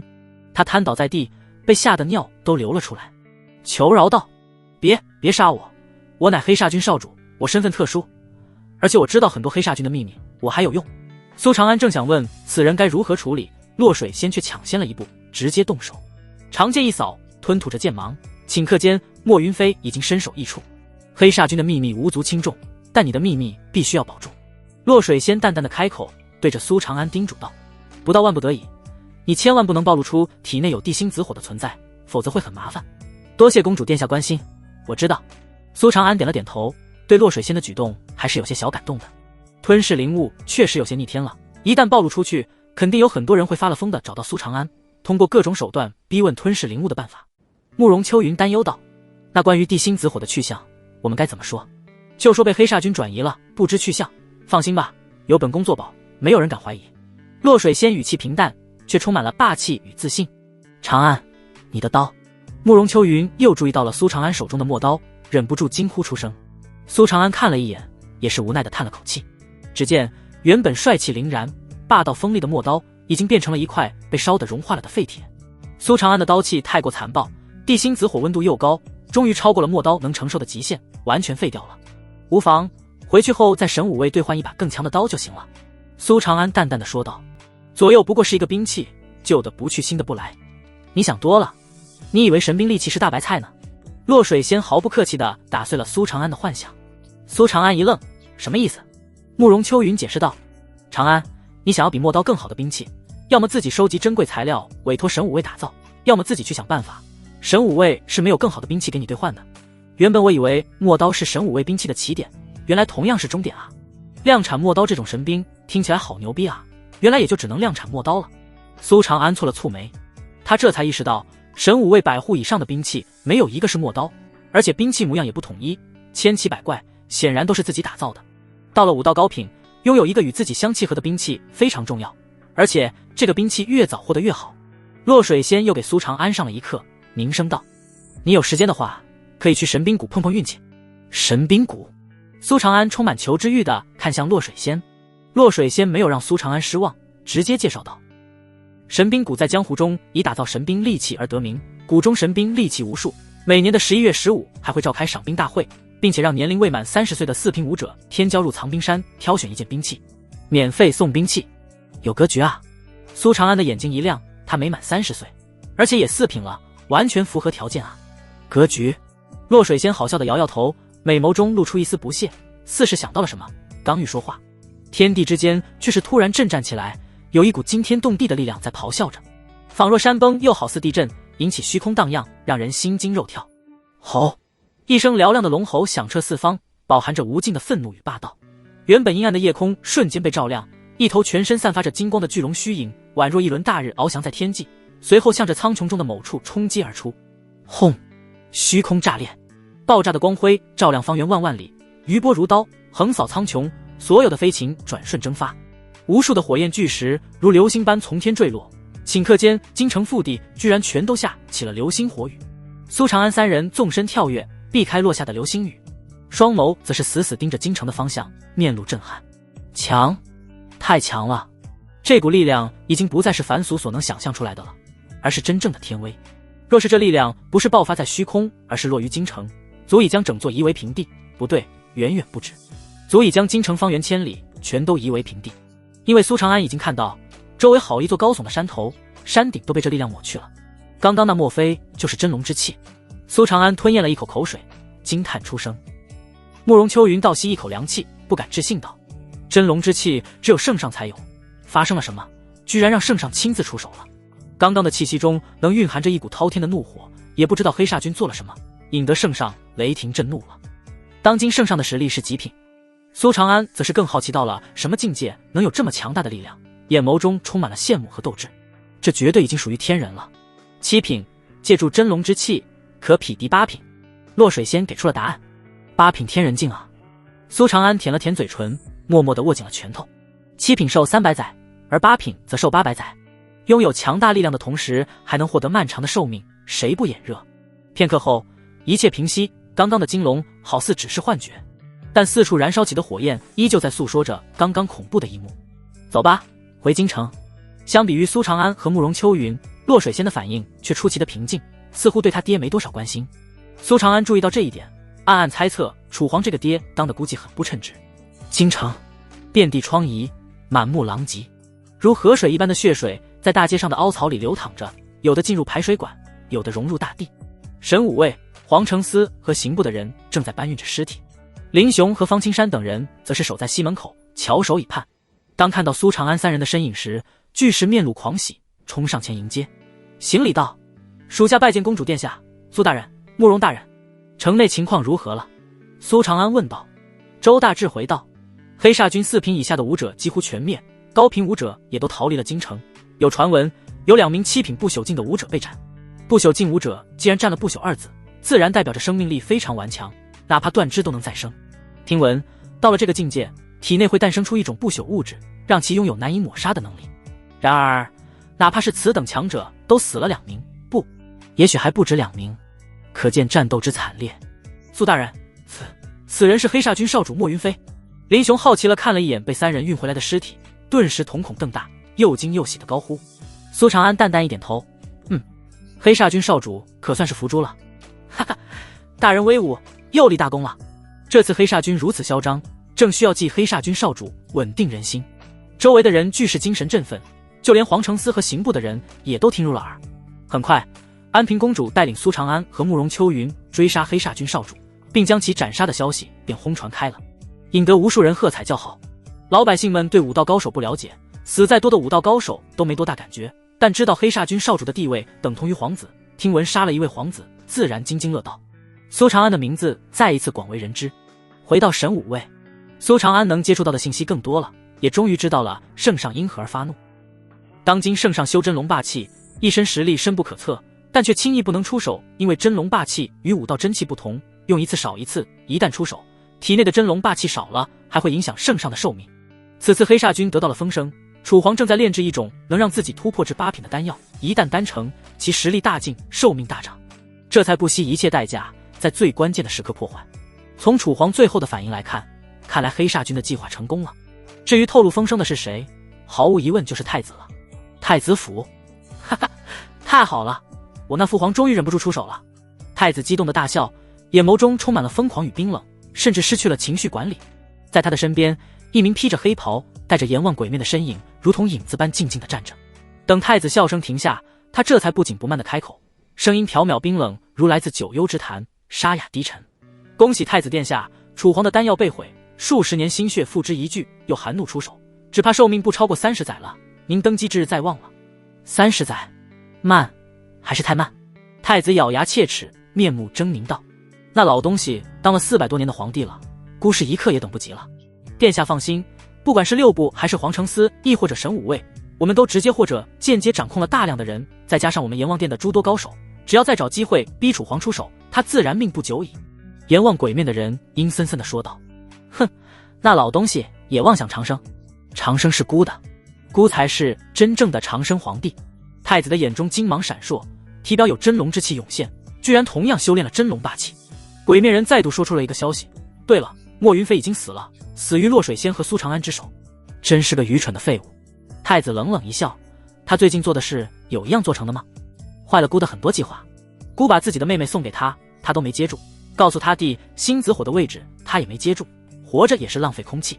莫云飞无足轻重，但苏长安此人屡坏大事，就连工部侍郎这枚重要的棋子都因其而落马。属下觉得有必要将其剔除了。鬼面人饱含杀意的提议。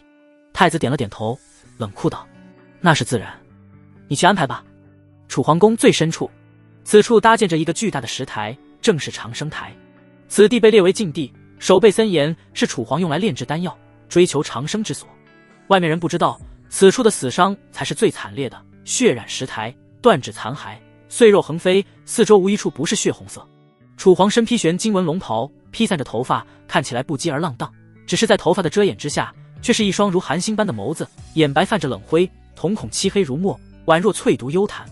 他鼻梁高挺，有如刀削，眉宇间压迫感十足，尽显威严霸道。他遣散了所有人，只留自己站在这布满鲜血的世界，没有人看到他脸上的愤怒已经消失无踪，嘴角反而勾起一丝诡异的笑容。原来所谓的愤怒只是他的伪装。长生台中，一名穿着黑色炼丹袍的老者缓缓走出，笑着拱手道：此战陨落7品武者3名，6品武者8名，其他武者数百人，百姓上万。生灵丹已10成其8，恭喜圣上，长生可期矣。哼，我那愚蠢的儿子搞的动作还是太小了，死的人还是太少了。楚皇冷冷一笑，脸上是冰冷无情，杀意冲霄，让人望而生畏。若是有建筑大师细细钻研这个长生台以及京城布局，便会发现那些死者的血液渗透的表流入下水道，最终汇入的地方便是这长生台。长生台的周围，那些布满血液碎肉的墙壁上，血液碎肉正在以肉眼可见的速度被吸食。神武卫千户所有很多空着的宅子，是专为将来的千户准备的。其中一处偏僻静谧的宅子内，魏成功踏步而入，对着紧闭的房门客气地拱手道：这次多谢叶千户仗义出手，才能迅速地平定京城之乱，只此一次，下不为例。房间之内传来一声清脆好听但慵懒散漫的女声。魏成功叹了口气，无奈道：叶千户，我需要离开京城一段时间，这里恐怕还要劳烦你操心了。不干不干，当初不是说好了我只是挂个名而已吗？女生急了，连连推脱。我……魏成功刚一张口，一股血液便从嘴里流淌而出。你受伤了？女生一惊，随后更加震惊道：这是真龙之气，疯了！他的最后那一击，居然连你也囊括在其中了。难怪你要离开京城。魏成功知道对方的软肋，继续劝说道：叶千户，很快就是11月15了，你若愿意接手，就能带队去参加赏兵大会。这次我们神武卫可是出了一个极佳的苗子，你完全可以执行那个计划。极佳的苗子？那个领悟了刀气的小子吗？女生沉默了片刻，最后像是下定了某种决心道：行，我答应你了，不过若是神武卫被我搞得一团糟，可别怪我。京城的一切逐渐重新步入正轨，除了大街上多了很多痛苦的百姓以及挂满白绫的房子外，和以前并无太大的不同。1个星期后，挂的白绫被陆续撤掉了，哭泣声也少了。时间不语，只是无情地抹平过往。神武卫案卷堂，苏长安一如既往地找到小薇结算功勋。守卫文昌阁得丁级功勋，单独击杀4品武者2人，联手斩杀4品武者3人，又让黑煞军少主莫云飞伏诛。还有，小薇算得很仔细，生怕给苏长安少算了，最后总结道：一共是丙级功勋4枚，丁级功勋5枚。苏大哥，你真的是越来越厉害了。莫云飞实力不强，却非常值钱，功勋堪比4品双属性武者，让苏长安血赚了一波。其实若是追回地心紫火，绝对可以算是一个乙级功勋，但是和地心紫火本身的价值比起来，乙级功勋算个屁啊！苏长安笑着道：小薇，帮我参谋选一套拳法和刀法，再帮我换一把陌刀，剩下的功勋我想都兑换成这些药材。养刀诀虽然威力强大，却需要时间去酝酿，所以苏长安还要有一个与之相符的杀招。陌刀虽然不经用，但有总比没有强。昨日刀法的进阶刀法名为焚天一刀斩，是玄阶上品武技，此武技只有一招，精髓是重意不重形。修炼时，苏大哥可以尝试使用养刀诀的养刀之法，将真气延伸为刀的经脉，模仿人刀合一，应该会有奇效。拳法的话，我推荐玄阶中品武技玄金龙爪手，这个拳法蕴含金属性变化，练武只为玄金，对苏大哥感悟金属性有益。小薇根本不用过多思考，脱口而出：行，我记下了。苏长安当即就定了下来，有一个武学军师就是省事。随后，小薇又把墨刀以及药材都装好了，递给苏长安。他张了张嘴，欲言又止。怎么了？苏长安早就看出来这小姑娘心事重重，没有平时的活泼劲儿。小薇沮丧道：“苏大哥，我马上就要走了。”去哪？苏长安一愣。小薇，药王谷。苏长安心中了然，从名字他暗暗猜测，此次去药王谷估计和治疗小薇的体质有关。离别是为了下次更好的相遇，别难过，得空的话我会去找你。小薇展颜欢笑道：“苏大哥不愧是有名的才子，我喜欢跟你说话，就因为你说话好听。准备什么时候走？”苏长安问道。小薇：“5天后吧。怎么了？”苏长安笑着道：“到时候我来送你，给你准备礼物。”真的？我很期待。小薇的眼睛亮若星辰。从按卷堂出来，苏长安便立马来到了武技阁，把焚天一刀斩和玄金龙爪手给找了出来。回到家里，他并没有急着修炼，而是安静地坐着。修武也需要合理规划，不能盲目。他微微闭目，盘点着自身的实力，做到知己。他所习的功法有3种：金身诀为炼体功法，修至第3层；明神诀为修炼神识之法，同样为第3层；混沌夺天功为修炼真气之法。所修拳法有2：黄阶下品的大力拳和黄阶高品的大力金刚拳，已全都大成。所习刀法有3：养刀诀、黄阶高品7绝刀法，以及玄阶下品火焰刀，已全都大成。除此之外，他还有纯阳无极体、5道天眼、刀气以及地心紫火傍身。毫无疑问，火焰和刀气是他的最强攻击，短时间内提升有限，而防御方面则有些跟不上了。他决定先把重心偏向于金身诀的修炼，一旦金身诀突破到第4层，苏长安推测，哪怕和莫三单挑，他都能战而胜之。立下了修炼目标，苏长安立刻着手准备起来。银鸡丹所需的材料已经全都齐了，2枚妖丹来自紫藤树妖和妖猿，药材则是刚从神武卫兑换的。苏长安喊来2名力士帮自己站岗，便开始炼制起来。随着他抬手一引，地心紫火透体而出，均匀地分布在丹炉周围。他有着3层明神诀，神识远超同阶，再加上入危急控火，炼丹完全就是手拿把掐。转眼1个时辰过去，第1炉银鸡丹便炼好了，1炉3枚。苏长安对这个产量还比较满意。一份药材理论上可产出5枚丹药，但由于中途会产生损耗，所以出丹率很难保证是5枚。丹药品级越高，出丹率越少，甚至会颗粒无收。苏长安的出丹率已经足以羡慕死别的炼丹师。休息了1炷香的时间后，他乘胜追击，再继续炼制。第2炉比第1炉的花费的时间更短，而且出丹率更高，达到了4枚。炼好了丹药，苏长安给站岗的2名力士一人赏赐了1枚义气丹，就让他俩感恩戴德的离开了。随后，苏长安张嘴吞下1枚银鸡丹，运转起金身诀修炼起来。他的身体变成了亮铜色，而随着银鸡丹开始起作用，皮肤开始化为银色。从外面看去，苏长安皮肤颜色一直在铜色与银色之间反复变化，非常的神异。修炼之中，时间过得飞快，不知不觉2个时辰过去，苏长安才将第1枚银鸡丹炼化，肉身也有了明显的增强。他睁开眼，发现天色已经黑了下来，而旁边则多出来了一道白衣出尘的倩影。洛水仙目光复杂地看着苏长安，忍不住惊叹道：“你的炼体功法当真神异，一旦突破，只怕4品武者都难伤到你了。”越是与苏长安相处，他就越发感觉这个男人深不可测。男女做那种事就能提高实力，已经足够离谱了，但是这个男人所拥有的能力远远不止那一种。他的天赋当属天骄，悟性更是出众，修炼功法也是神异无双，就好似一片汪洋，神秘且博大精深。哪怕洛水仙自诩天之娇女，也不得不承认苏长安比自己更有潜力。苏长安阴阳怪气道：“公主殿下何时变得这么有礼貌了？难得今夜没对我霸王硬上弓啊！”洛水先瞪了苏长安一眼，故作平静的冷哼道：“你的实力，本宫已经没办法在短时内镇压了。你我打斗势必会造成很大的动静，引来其他人，所以我可以答应你，不绑着你了，和谐灵力交汇。”苏长安的心中暗爽不已，哈哈，以前总是骑在自己身上的公主殿下终于服软了。不行，我不答应。苏长安连连摇头：“你曾经一直对我用强，对我造成了很严重的心理阴影，我不能跟你共同灵力了。你不要得了便宜还卖乖。”洛水仙气急，脸庞通红，胸脯快速起伏。自己乃是堂堂的公主，无数人心中的女神，每晚来找苏长安，这样已经很荒谬了。她居然还爱搭不理，太气人了。送上门的美人都不要，你还是不是男人？他冷冷一笑，开始使用激将法。然而对苏长安并没有什么卵用。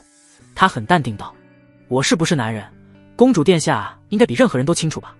洛水先咬了咬牙，傲娇地扬了扬脖子道：“你究竟想怎么样？我告诉你，再逼我可就真走了，让你以后再也得不到。”哇，好大的威胁啊！苏长安在心中偷乐，不过也不敢玩得太过火了，而是一本正经道：“公主殿下，灵力教会我的损失很大的，又劳又累，属下要点辛苦费不过分吧？你还想要本宫付钱？”洛水先惊了个呆，又羞又恼，谈钱多俗啊！我想要五行天罡变。苏长安终于说出了自己的目的，这个可以短时间内增幅实力的秘术太关键了，堪称保命神技。上次见到洛水先施展后，他便心痒难耐，一直想要修炼。哼，原来你打的是这个算盘。洛水先冷哼一声，狠狠地剐了一眼苏长安，显然有些不服气，自己的灵力都沾上他的气息了，还要倒贴秘术，世界上哪有这么美的事？真以为自己很稀罕跟他灵力交融吗？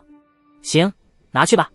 洛水先一挥手，将五行天罡变重重地砸在了苏长安的怀里。苏长安当即美滋滋地收下，乐呵呵道：“多谢公主殿下，接下来咱们进屋吧，让属下为公主殿下效犬马之劳。”洛水仙脸颊微红，内心还是有些害羞的，毕竟这是两人第一次和谐修炼，要面对面，掌对掌，没啥经验。是啊，两人一同进屋，随后关上了房门。屋外，一道红色的妖娆身影眨巴着大眼睛，看了一出好戏，差点憋不住笑出声，内心暗道：小仙仙啊小仙仙，想不到你居然有倒贴求人的一天。随后他微微扭头，目光移向院墙的一个角落，其内金光一闪，只见那处角落里居然隐藏着一道人影，他几乎与黑暗融为一体，无声无息，隐匿功夫堪称一绝。他瞪大了眼睛，脑袋瓜子嗡嗡的，显然被震惊了，有些不敢相信自己所看到的一切。他本是奉命来刺杀苏长安的，万万没想到居然看到了如此离大谱的一幕。安平公主殿下主动来求灵力交汇，而且还愿意支付嫖资，此人究竟有什么异于常人的长处，竟能让骄傲的安平公主如此？此事太过劲爆，他眼神微闪，走到房门口，准备一探究竟。喂，非礼勿视懂吗？一道声音仿若惊雷，突然在他的耳边炸响，让他头皮发麻，全身的汗毛根根倒竖。他想要暴退，却发现自己被一股恐怖的气机锁定，好似深陷泥潭，动弹不得。淮阳公主。待看清楚了那道红色身影，杀手瞳孔骤然一缩，又惊又恐。4品五行进巅峰，绝对是五行进巅峰，五行属性大圆满了。淮阳公主对外展示的实力一直都只有4品3属性，却原来已经是五行大圆满了。她颤声道：不知淮阳公主在此所谓何事？我在排队啊。淮阳妖媚的一笑：排队？哼，等小仙仙结束之后就轮到我喽。这杀手的脑子差点炸开，三观颠覆，劲爆，太劲爆了！苏长安何能有如此艳福，让两位公主居然排起了队？杀手的心神瞬间失守了。是，剑影一闪，长剑自他的胸口贯穿，霸道的真气瞬间湮灭他的所有生机。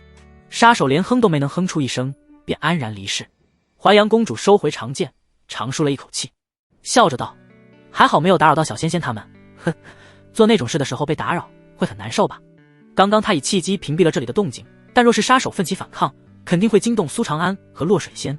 好在此人心态不佳，一个失神就被秒杀了。接着他顺着门缝轻车熟路地偷窥起来。1个时辰后，洛水仙不敢去看苏长安的眼睛，穿戴整齐后便急匆匆地离开了。苏长安则是好似6月天吃冰棍，从头爽到了脚，一扫之前被欺压的郁闷，征服欲爆表，内心振奋不已。原来安平公主也有温柔的一面吗？我苏长安从今往后站起来了，以后再没有女人能对我用强。嗖，猛地一条红色的匹链如蟒蛇般从门外窜射而来。苏长安心头一惊，这招式怎么如此熟悉？可惜我已经不再是当初的我了。他在内心冷冷一笑，迅速地伸手抓向放在床边的陌刀。然而第2条红色匹链横空而来，速度更是快若闪电，直接卷住陌刀拉出门外，让苏长安扑了个空。随后一股无比强大的气机有如洪水猛兽般从外面扑面而来，化为山岳，镇压在苏长安的肩头。给我破！苏长安一声厉笑，当机立断施展出了全力，全身化为亮铜色，神识与气势相合，竭力抵挡着对方的气机。但饶是如此，他依旧感到呼吸困难，寸步难行。对方的威压比莫三还要强，而且要强很多，也就比百夫长萧山君弱了一点。靠了，这又是哪一号人物来找我的麻烦？苏长安知道不能坐以待毙，脚步猛地向前一踏，身体向着一个方向爆射而出，前引踏风，大力金刚拳，金刚怒目。武道天眼之下，他早就看穿了对方所处的方位，狠狠的一拳轰击而出，火焰真气随着拳头呼啸而出，遮掩了一大片的视线。随后苏长安一踩虚空，身形如风般难以捕捉，果断转身向着院墙外飞去。他可不会傻到和这种高手硬拼，声东击西，直接跑就对了。然而下一刻他就傻眼了，因为那道刚刚还在院中的身影宛若瞬移一般，猛然出现在了自己的前面。随后他抬手一挥，嗖嗖嗖，无数红色的匹链从他的背后窜射而出，把苏长安捆了个严严实实，只剩个脑袋还留在外面。小郎君，你可真机智，差点就让你跑了。那身影缓缓飞到苏长安的面前，伸出纤纤玉手勾起他的下巴，笑道。苏长安倒吸一口凉气，不是因为害怕，而是因为面前的这个女人太美了，也太妖了。她一身红色流光长裙，一双勾人桃花眼，搭配眉心一点朱砂梅花印，烈焰般的红唇微扬，勾勒出勾魂夺魄的笑容。零距离看这张脸，但凡是个男人都会倒吸一口凉气，心跳加速。苏长安露出一个友善的笑容，弱弱道：不知道美女姐姐找在下做什么，在下什么都愿意，大可不必如此的。你刚刚才睡了我的妹妹，你说我来找你做什么？淮阳公主戏谑地看着苏长安，露出不怀好意的笑，一双玉手还在他的身上游走乱摸，让苏长安心猿意马。妹妹，你莫非是淮阳公主？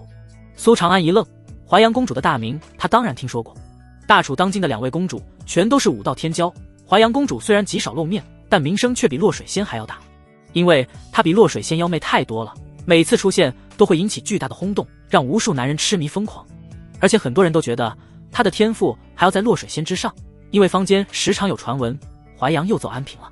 事实证明，淮阳公主确实比安平公主强多了。与此同时，神女路也是一震，有了反应。洛清仙，处子之身，4品武器境，武道资质上等，颜值极等，媚骨天成，综合评定，获国籍，可收录。哼，正是本宫。洛清仙点了点头，声音温柔又好听，问道：小郎君，你觉得我妹妹和我谁更美？你们的每个有千秋，你妹妹淡如水仙，清冷高雅，只可远观而不可亵玩，你炽烈如玫瑰，一举一动都散发着魅力，让人沉沦。苏长安前世谈了那么多人的女朋友，可不是白谈的，回答这种问题信手拈来。果然，洛清仙立刻眉开眼笑，小郎君不愧是大才子，连骗人的鬼话都是一套一套的，真好听。不知道公主殿下怎样才能放过在下？苏长安忐忑地询问。睡公主属于皇家丑闻，妥妥的死罪，最关键的是她还打不过洛清仙，只能指望对方高抬贵手。洛清仙美眸妩媚地与苏长安对视，平静道：简单，我要你助我修行。助他修行？难道？苏长安心头狂跳，惊喜来得有些突然，试探地问道：公主殿下，你的意思莫非是要与我真气交汇？不错。洛清仙露出意味深长的笑意，眼神充满威胁道：但是姐姐我可不能让你白得便宜，若是不能让我突破至5品，我就阉了你。苏长安无语道：公主殿下，这就有点强人所难了，一次不行，那就多努力几次嘛。哥哥了，我不管，反正小郎君你等等可要好好努力，莫要让我失望啊。洛清仙娇媚地笑着，接着伸手一挥，红色的匹链一晃，又把苏长安的眼睛给遮住了。苏长安差点骂娘，我他妈真的服了，我才刚刚把男人的尊严给找回来啊。洛清仙看着无法动弹的苏长安，脸颊微红，接着盘膝坐在他的身侧，真气一转，渡入他的体内，双方真气交融，借助纯阳无极体的作用，共同修炼真气。1个半时辰后，神女录再度翻开了一页，其上映出了一位妖娆魅惑的女子，成功收录女子洛清仙，综合评定获国籍，奖励真武法眼。又是眼睛类能力。苏长安愣了一下，连忙看向介绍。真武法眼，看穿真气术法的运行轨迹，洞察其本质与结构，看破虚妄，不受幻境所惑，识别阵法尽致之机。这眼睛牛啊！白映雪评级是中上等，奖励的是武道天眼。洛清仙评级是获国籍，奖励的真武法眼明显比武道天眼更胜一筹。武道天眼提高的是洞察力，可以看穿对手的动作和身形，看破武技中的精髓与破绽，能加快武技练成的速度。而真武法眼看透的却是本质。真武法眼已经不再局限于动作，而是看透那说不清道不明的真气，直达本质。武道天眼看穿动作，真武法眼看透真气的运转，两者配合，我岂不是可以瞬间学会对手的武技？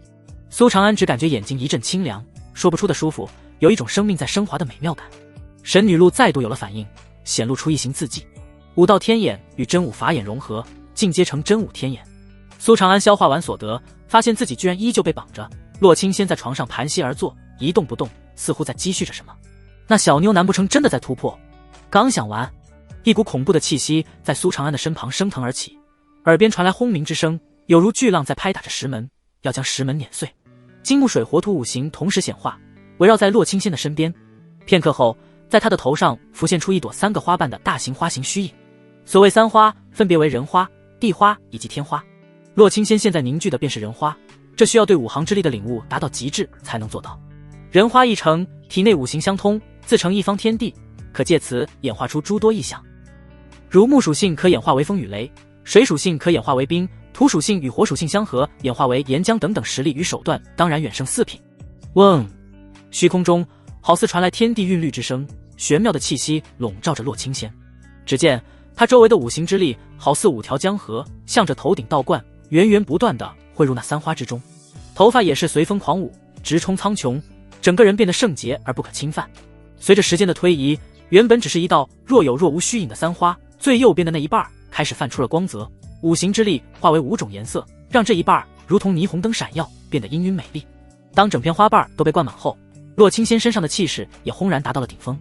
他豁然睁开眼，瞳孔中居然闪烁着五行变化之道，时而电闪雷鸣，时而风雨交加，时而又冰封千里。当一切异象消失，洛清仙嘴角勾出明媚的笑容，在苏长安嘴唇上亲了一口，道：“小郎君，你可真棒，以后姐姐再来找你。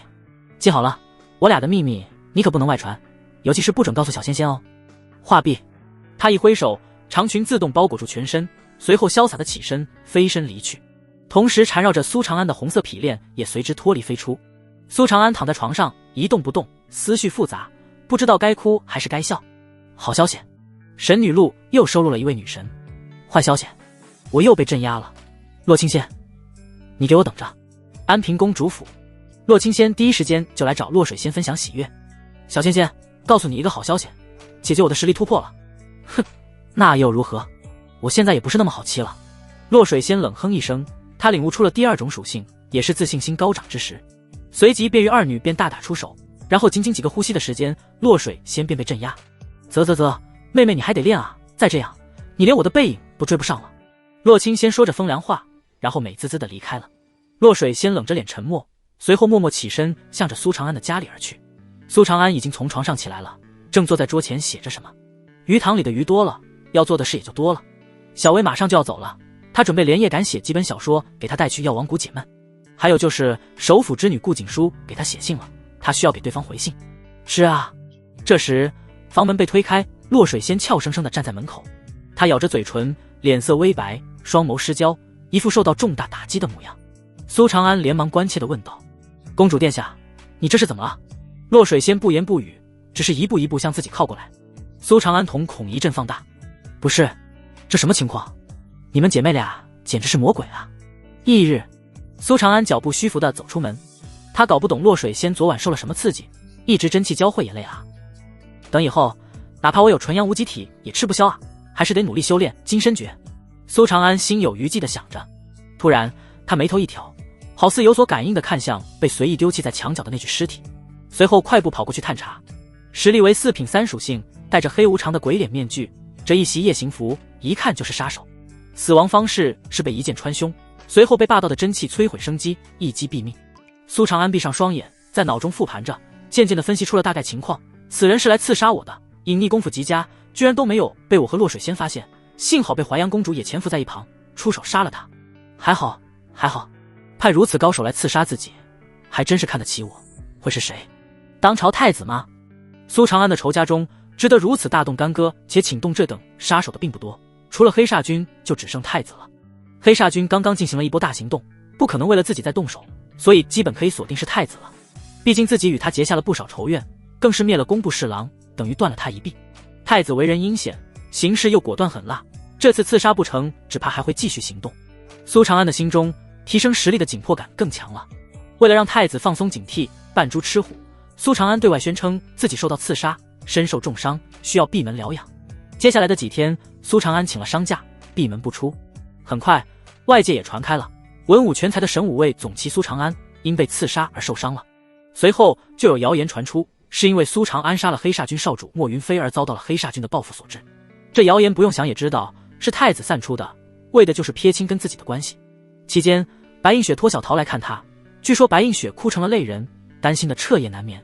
顾景书的书信更是一封接着一封的寄来，表达相思和担忧之情，信纸上还留有泪痕，显然也哭过。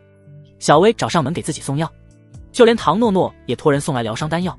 听说因为他到了突破4品的关键时候，他师父不放他出来，还闹起了小脾气。对于这些红颜知己，苏长安深感愧疚，但为了演戏演全套，并没有告诉他们真相，只是回信好言好语的安慰。至于慕容秋云、洛水仙和洛清仙，则是唯三知道内幕的人。慕容秋云是跑来想通过一同修炼帮苏长安疗伤，这才知道了真相。洛水仙和洛清仙则是从头到尾都知道，而且隐隐猜到了苏长安的打算。养伤期间，苏长安的实力在稳步提升，除了晚上要与洛水仙姐妹一同修炼外，白天偶尔和慕容秋云修炼外，他还坚持修炼着金身诀。4天的时间过去，银鸡丹炼化了4枚，虽还未突破金身诀第4层，但苏长安的力量增强了，身体防御力提高了很多。这天到了小薇前往药王谷的日子，神武卫大营门口，苏长安再度出现在大家的视野，他面色苍白，脚步虚浮，看起来有些有气无力。苏大哥，你感觉怎么样？有没有按时吃药？小薇双目顿时一红，离别加上心疼苏长安，几乎要当场哭出来了。苏长安笑着道：放心，我没事，好多了已经。小薇立马转头看向身旁的魏成功道：爹，你快帮我看看。魏成功当即抓住苏长安的手，一股真气渡了过去，随后脸色就变得古怪起来。靠了，这小子受伤个屁，简直不要太健康了。他也是人老成精，猜到苏长安这么做估计另有目的，并没有当场拆穿，只是狠狠地瞪了苏长安一眼，害他女儿白白担心这么多天，你真该死啊！爹，你爹。苏长安愣愣地看着魏成功和小薇，好半晌才回过神来。我爹身份特殊，仇家很多，为了保护我，便让我随的母姓。小薇点了点头，随后盯着魏成功道：苏大哥怎么样？魏成功装模作样地蹙了蹙眉头，伤势不轻，需要再休养一段时间。苏大哥，你一定要好好休养，注意按时吃药。小薇一听，直接哭了出来，嘴里不停地叮嘱着苏长安。这一幕扎得魏成功的心生疼生疼的，恨不得直接拆穿了苏长安。女儿啊，那混小子的伤是假的，你爹我才是真受伤了啊！别哭别哭，这伤又不是恢复不了。苏长安连忙帮小薇擦去泪水，随后把写好的小说递过去，那送你的礼物，画本，这么多。小薇不敢相信的捂住了自己的嘴巴，又惊又喜。苏长安笑着道：全是我托我那好哥们一鸣写的，包你喜欢。这礼物我喜欢，非常喜欢。小薇把画本紧紧地抱在怀里，水汪汪的眼睛看着苏长安，连连点头。聪慧如他已经猜到了，苏长安便是作者本人。最后在魏成功的催促下，小薇这才依依不舍地与苏长安告别，登上了马车离开。苏长安，我走之后，职务会由叶红月、叶千户暂代，我已经向他推荐了你参加1个月后的神兵阁赏兵大会，这次的赏兵大会意义非凡，记得好好表现。走之前，魏成功还留下了这么一句话：神兵阁赏兵大会。苏长安不由得一愣，他原本就想着要去神兵阁搞一把好刀的，想不到神武卫居然要组团前往，能值得魏千户特意提一嘴。这次赏兵大会究竟有什么特别？也不知道新来的千户是个什么人。他也没有多想，正准备转身回家，却突然感觉自己被一股不善的气机锁定。哒哒哒，一阵厚重的脚步声朝着自己踏来。苏长安听令，命你明日正午5时3刻担任督斩官，于西区菜市口督斩前任工部侍郎郭思达。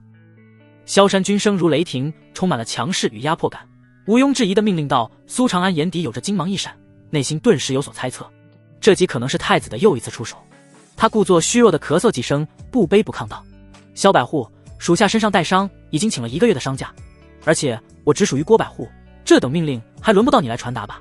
魏千户刚走，郭明也外出做任务了，现在由我暂管，你能走能说话，督斩官都做不了吗？难道想要抗命不成？萧山君冷着脸呵斥，同时一股威压涌向苏长安，充满了侵略性。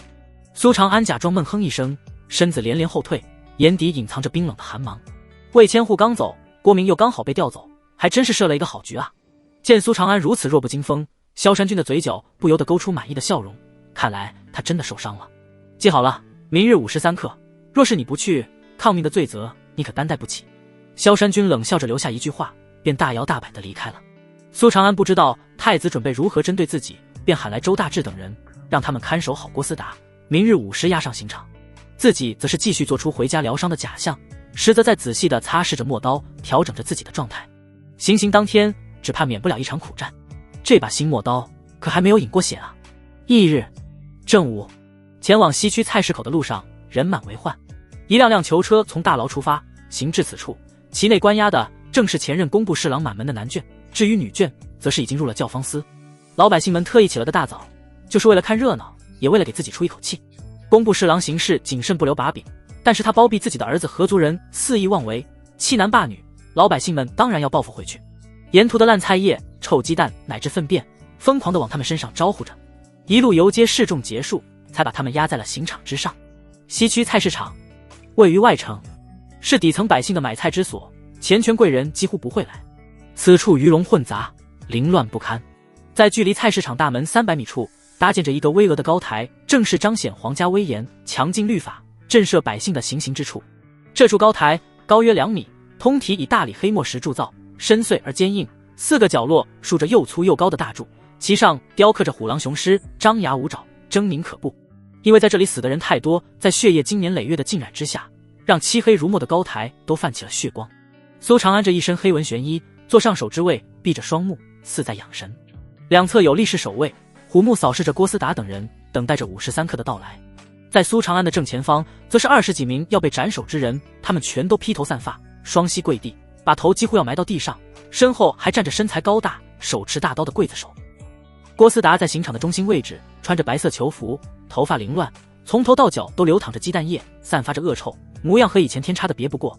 他应该知道一些内幕，目光炯炯地盯着苏长安，神色莫名，嘴角露出冷笑。台下汇聚着数千名百姓，仰头观摩，由方青山等人负责维持秩序。有不少人手里握着馒头，谋划着等人头落下，就立刻以馒头沾血，带回家给孩子吃，将来小孩也能当上工部侍郎。时间1分1秒的过去，当午时3刻一到，苏长安便准时睁开了眼睛。时辰已到，行刑！苏长安声音威严，同时向地上扔下了一枚斩首令牌。然而，他的话音刚刚落下，人群中突然爆发出好几声厉笑。苏长安，拿命来！杀了苏长安，替少主报仇！狗官，今天就是你的死期！黑煞军办事，都给我滚！混在人群中的杀手齐刷刷行动，把黑煞军的口号喊得无比响亮，场面瞬间混乱。弟兄们拔刀，跟俺干他们！铁牛一马当先，高大的身躯拨开人群，朝着杀手冲去。已然率领着神武卫与杀手战成了一团。苏长安坐在座位上没动，知道属于自己的战场还没有来。他冷眼旁观，洞若观火。别看这群人把黑煞军的口号喊得响亮，实则只是为了掩人耳目。他敢肯定，这群杀手就是太子的人。嗖！突然，一道身影腾空而起，飞跃至高台正中央，眼眸如刀，杀机迸发，以气机死死锁定在苏长安的身上。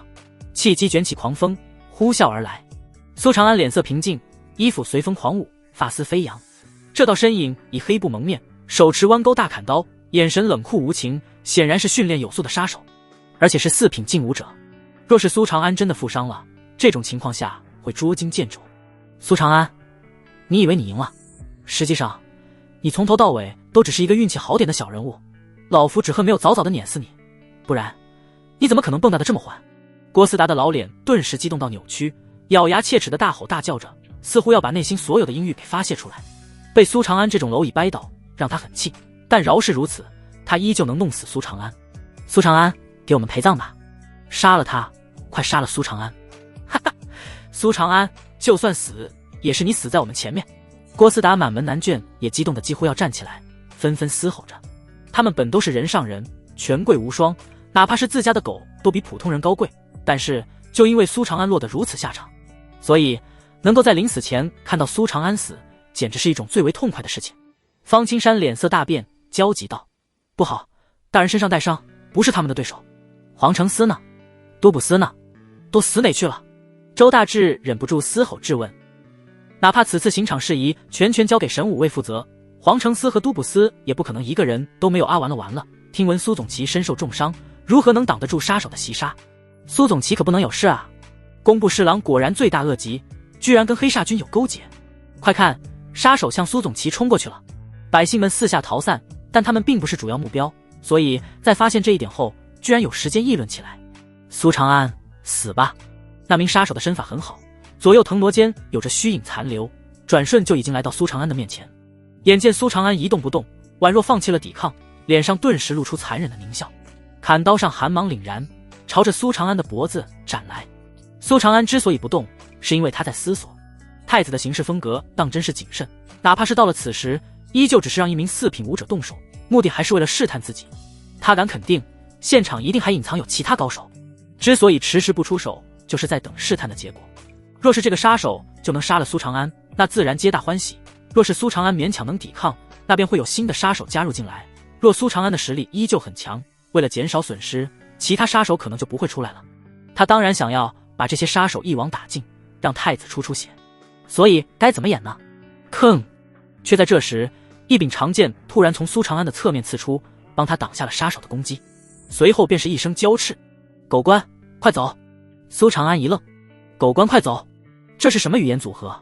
出手的是一位容貌明媚的少女，她这一身粗布劲装，外罩玄色短披风，腰间系着红布腰带，并挂着皮质剑囊，搭配一双鹿皮快靴，眉眼生的干练英气，剑眉斜飞入鬓，眼尾微微上挑，小麦色的皮肤显露着习武之人的健康光泽，碎发飞扬，透着几分不羁与洒脱。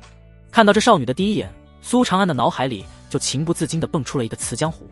在神武大陆待了这么久，苏长安很少出京城，与江湖之中的门派也从未有过接触。事实上，受到前世记忆的影响，他对江湖还是有几分向往的。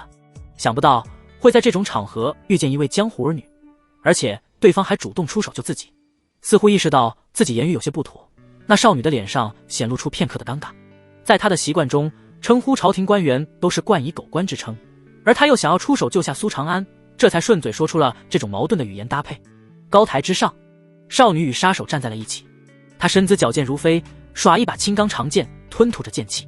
没错，正是剑气，与苏长安的刀气有异曲同工之妙。他和杀手同为领悟了一种属性，但靠着剑气加成，自然将杀手完全压制。下一刻，苏长安脑中的神女路微微一震，有了反应。安妙可，处子之身，四品武器境，武道资质上等，颜值极等，赤子剑心，综合评定霍国籍，可收录。苏长安的心微微一跳，又惊又喜。霍国籍，又见霍国籍，此女居然有着赤子剑心的特性，怪不得能领悟剑气，也难怪能被评为霍国籍。他发现，随着自己实力和地位的变强，遇见顶级美女的概率开始变得很高，已经开始排队等着自己收了。也对，世界上的美女可一点也不少，普通人之所以觉得少，是因为他们压根就接触不到，只要地位够高，那身边就全都是顶级女神。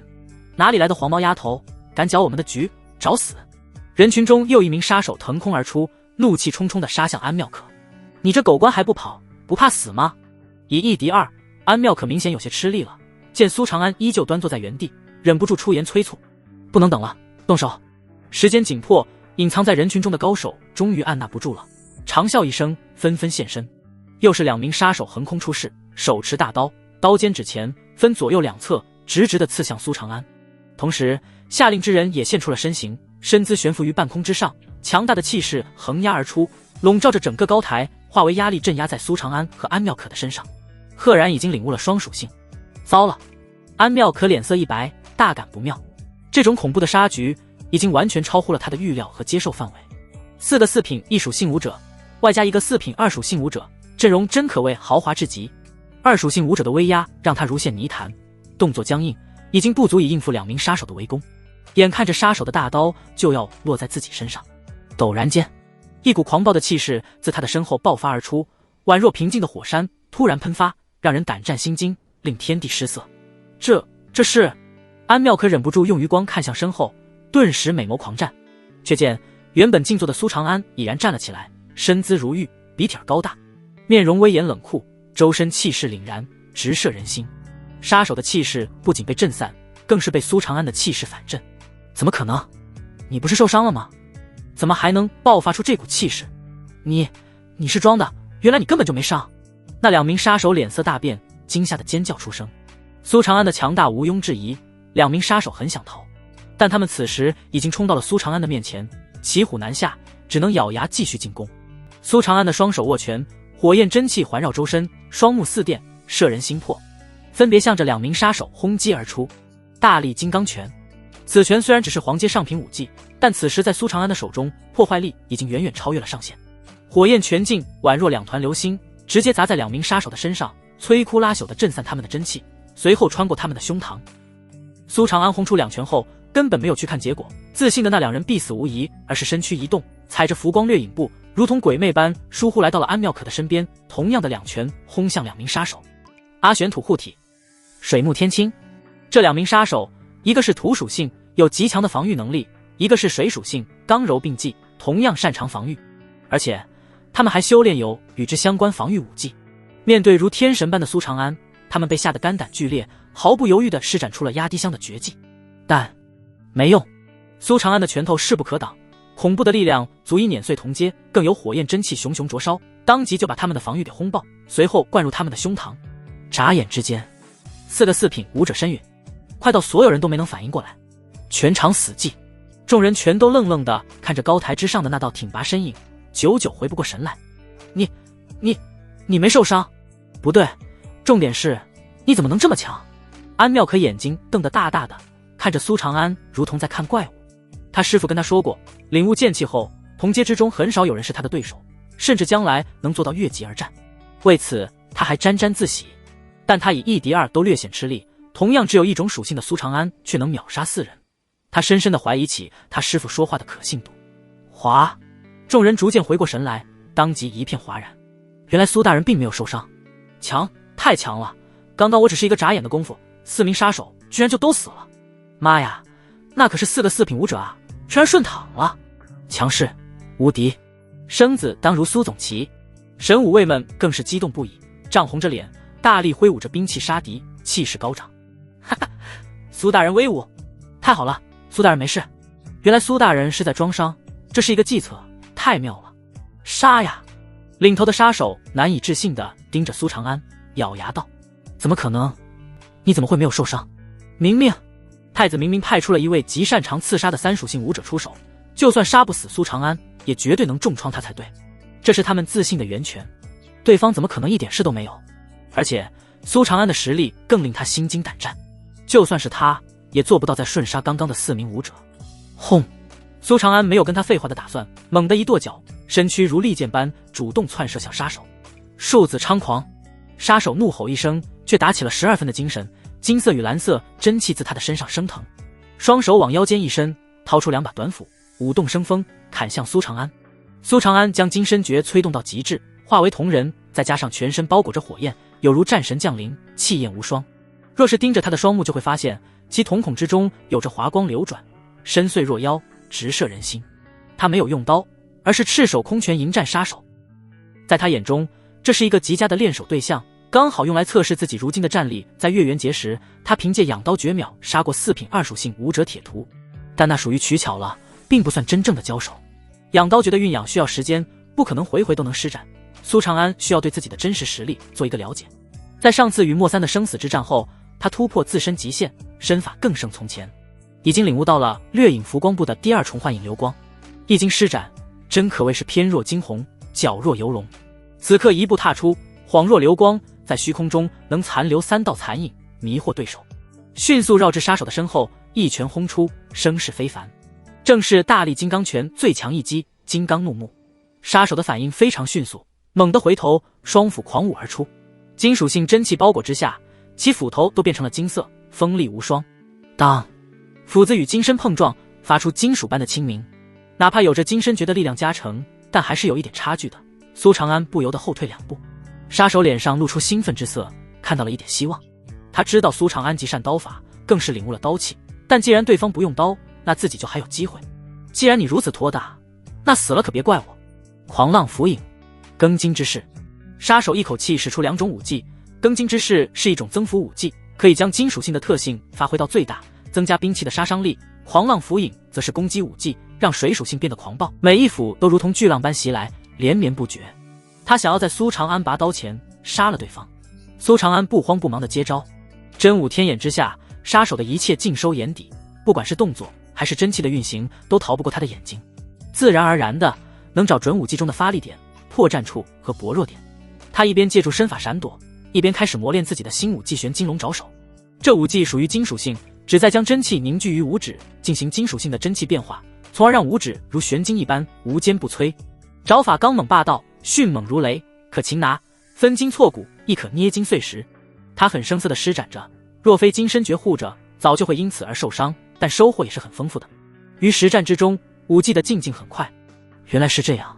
苏长安还发现了真武天眼的一个非常牛逼的能力，他通过观察杀手的真气运转规律，居然对金属性和水属性变化有了感悟。尤其是金属性方面，他的玄金龙爪手恰好也是金属性，进度飞速提高。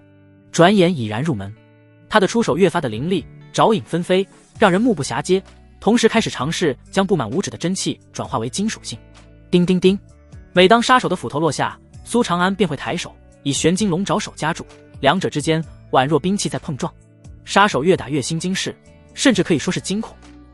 他发现自己好似活在苏长安的影子里，每一步都被对方洞彻，不管做什么努力都奈何不了对方，而苏长安却在飞速的成长。明明前一刻还很生疏的武技，现在已然让自己束手无策了。你在拿我练手？他终于猜到了苏长安的意图，又惊又惧的惊叫出声，同时也感到一阵阵憋屈与愤怒。你找死！开天霹雳！他知道继续下去自己迟早落败，所以施展出最强一击搏一搏生死。金属性与水属性交融，化为漫天的金光与水幕，一双大斧撕裂长空，就好似被巨浪推动而来，声势浩大。这一击至少也是玄阶中品武技，这怎么挡得住？安妙可狂咽口水，瞪大了眼睛，震撼地看着这场高端对决。领悟了双属性真气质量比单属性真气质量至少强了5倍，苏长安能打得不落下风已经非常不可思议了。但现在对方施展出玄阶中品的武技，释放杀招，直接以力压人，怎么挡？苏长安给出了答案，他把手放在了陌刀的刀柄上，这一刻他的气势变了，宛若生化为了一把刀，凌厉到了极致，几乎能破开苍穹。这是刀气，他居然还领悟了刀气。安妙可嘴巴张成了 O 型，既是震惊又是气馁，掌握剑气的优越感荡然无存。他简直大开眼界，朝廷之中的高手这么妖孽的吗？未免比江湖中的那些天骄强太多了吧。吭，陌刀出鞘，浓郁的刀气铺天盖地，卷起狂风，让那风都带起了锋锐气息。现场所有人无不是倒吸一口凉气，本能的后退，感到皮肤生疼。此刀虽只酝酿了5天，但斩你绰绰有余了。苏长安举刀，神色淡定而从容，好好的给我练手，还能多活一段时间，何必赶着投胎？话毕，他挥刀而出，是刀气瞬间斩灭杀手的真气，随后自他的脖子处划过。苏长安收刀归鞘，缓缓落地，身上一尘不染，衣角随风轻扬，淡定自若。与他一同掉落的还有杀手的尸体和头颅。赢了，太强了！苏总旗威武，不可思议！单属性越级而战，杀了双属性武者，这有什么？你可知苏总旗在3品时就能战胜4品？苏总旗才是当之无愧的天骄。百姓们激动地议论着，看到这场大戏足够让他们吹一辈子了。而苏长安的名号也在不知不觉间早就响彻了京城。郭思达完全傻了，他家族的那群人更是面如死灰，无法接受眼前的事实。怎么可能？怎么会这样？这居然是你布下的局！郭思达不甘地看着苏长安，苦涩地开口。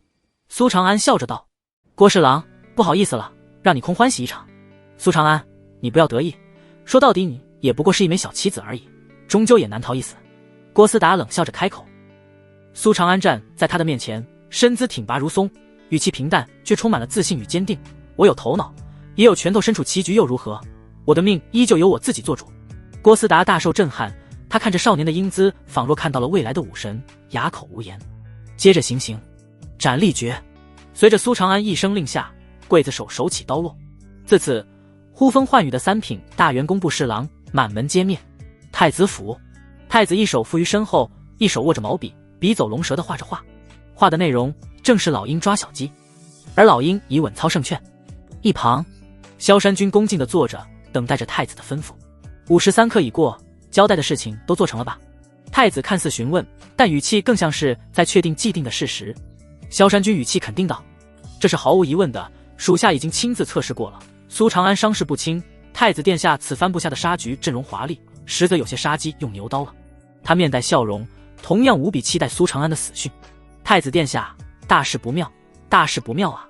此时，一阵焦急的脚步声传来，一名手下单膝跪地，语气急促道：苏长安的伤势原来只是装的。他突然抱起，我们的人全灭了。咯嘣！太子眼眸一沉，手一用力，毛笔便断成了2截，杂乱的浓墨把画上老鹰涂抹得如同小丑。他闭上眼睛，用沉默来压制内心浓郁的怒火。4品武者已经迈入了高手行列，一下子损失4个，就算是他都感到心疼。不对，算上之前派出去的那个3属性武者，足足损失了5个。太子的脸都不由得抽搐起来。萧山君惊地站起了身，脸上的笑容消失，畏惧地看了一眼太子，生怕自己受到迁怒，当即阴沉地表态道：苏长安此子居然如此老谋深算，简直就是卑鄙小人。太子殿下放心，属下早就想弄死他了，下次保证万无一失。刑场上的混乱平息了，工部侍郎也伏诛。周大志等人把杀手们的尸体聚在一起，发现每一个身上都有明显的黑煞军的标志，其他再无所得。这是意料之中的事。太子行事严谨，不可能犯低级错误，落人口舌。所有的锅毫无悬念的都扣在了黑煞军的头上。苏长安转头看向安妙可，拱手道：多谢这位女侠的仗义出手。不用客气，路见不平拔刀相助，黑煞军罪行累累，工部侍郎欺压百姓，我才不会放任他们劫刑场。安妙可摆了摆手，眉宇间有些雀跃，嘴角微微上斜。他的表现完全就是那种初出茅庐的新人，藏不住情绪，有份行侠仗义之心，却没多少心机。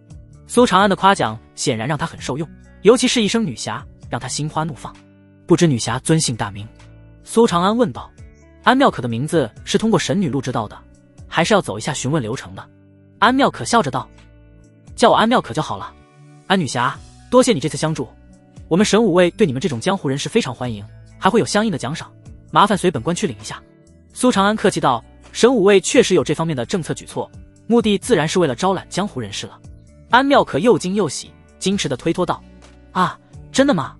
还是算了吧，我不需要。咕咕咕。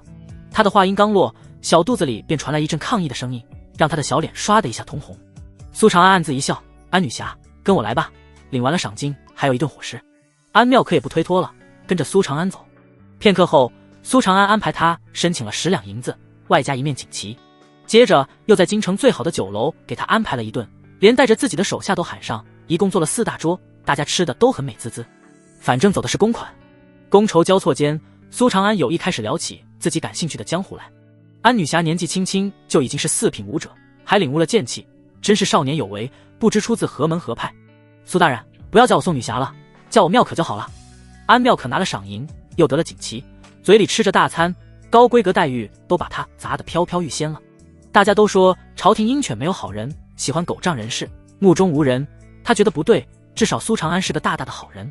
我出自剑湖宗，以前的超一流门派，现在虽然沦为了2流，但以后我要让他重回超一流。安妙可自豪且自信地说道。江湖之中的宗门等级从高到低分为圣地、超一流、1流、2流、3流与不入流。门内连4品武者都没有的为不入流，有4品武者坐镇的为3流，5品武者坐镇为2流，以此类推，超一流便需要宗门内有着7品不朽劲武者的存在。在大楚的江湖中，圣地有3，超一流宗门有9，其余宗门不计其数，形成了3圣9超的领头格局。除此之外，还有一个特殊的存在魔门。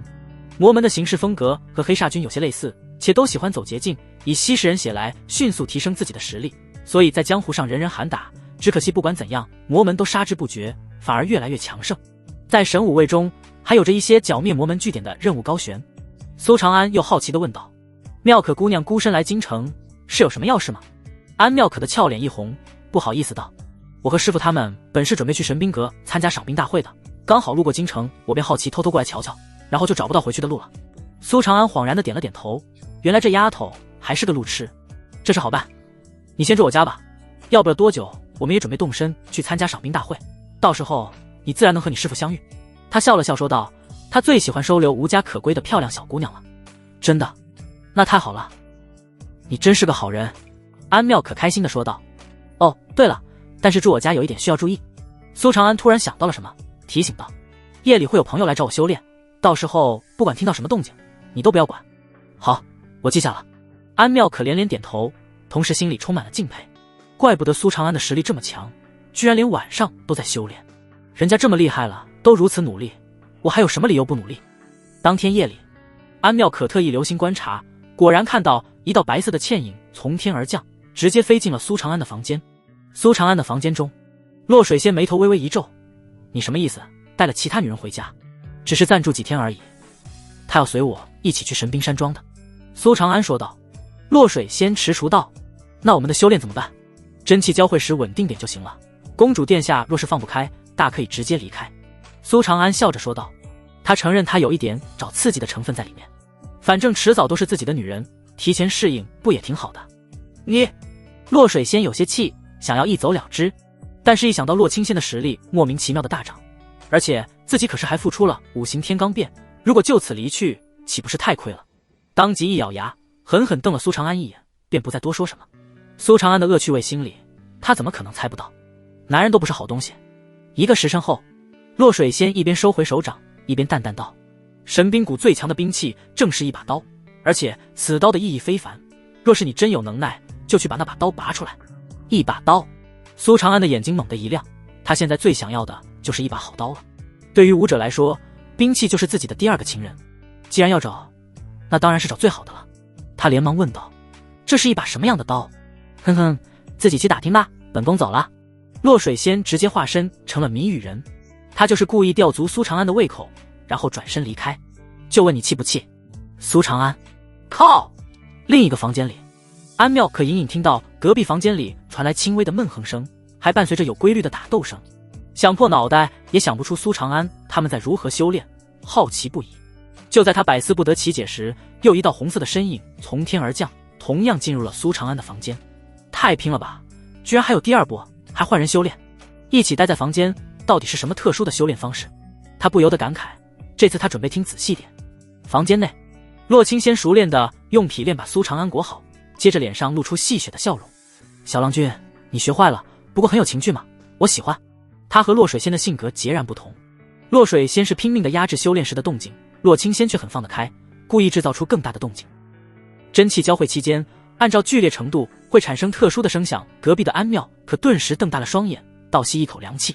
他虽然纯白的像一张白纸，但又不傻，内心已经猜到了苏长安是在做什么，顿时感到心跳加速，呼吸急促，整张脸都如同火烧。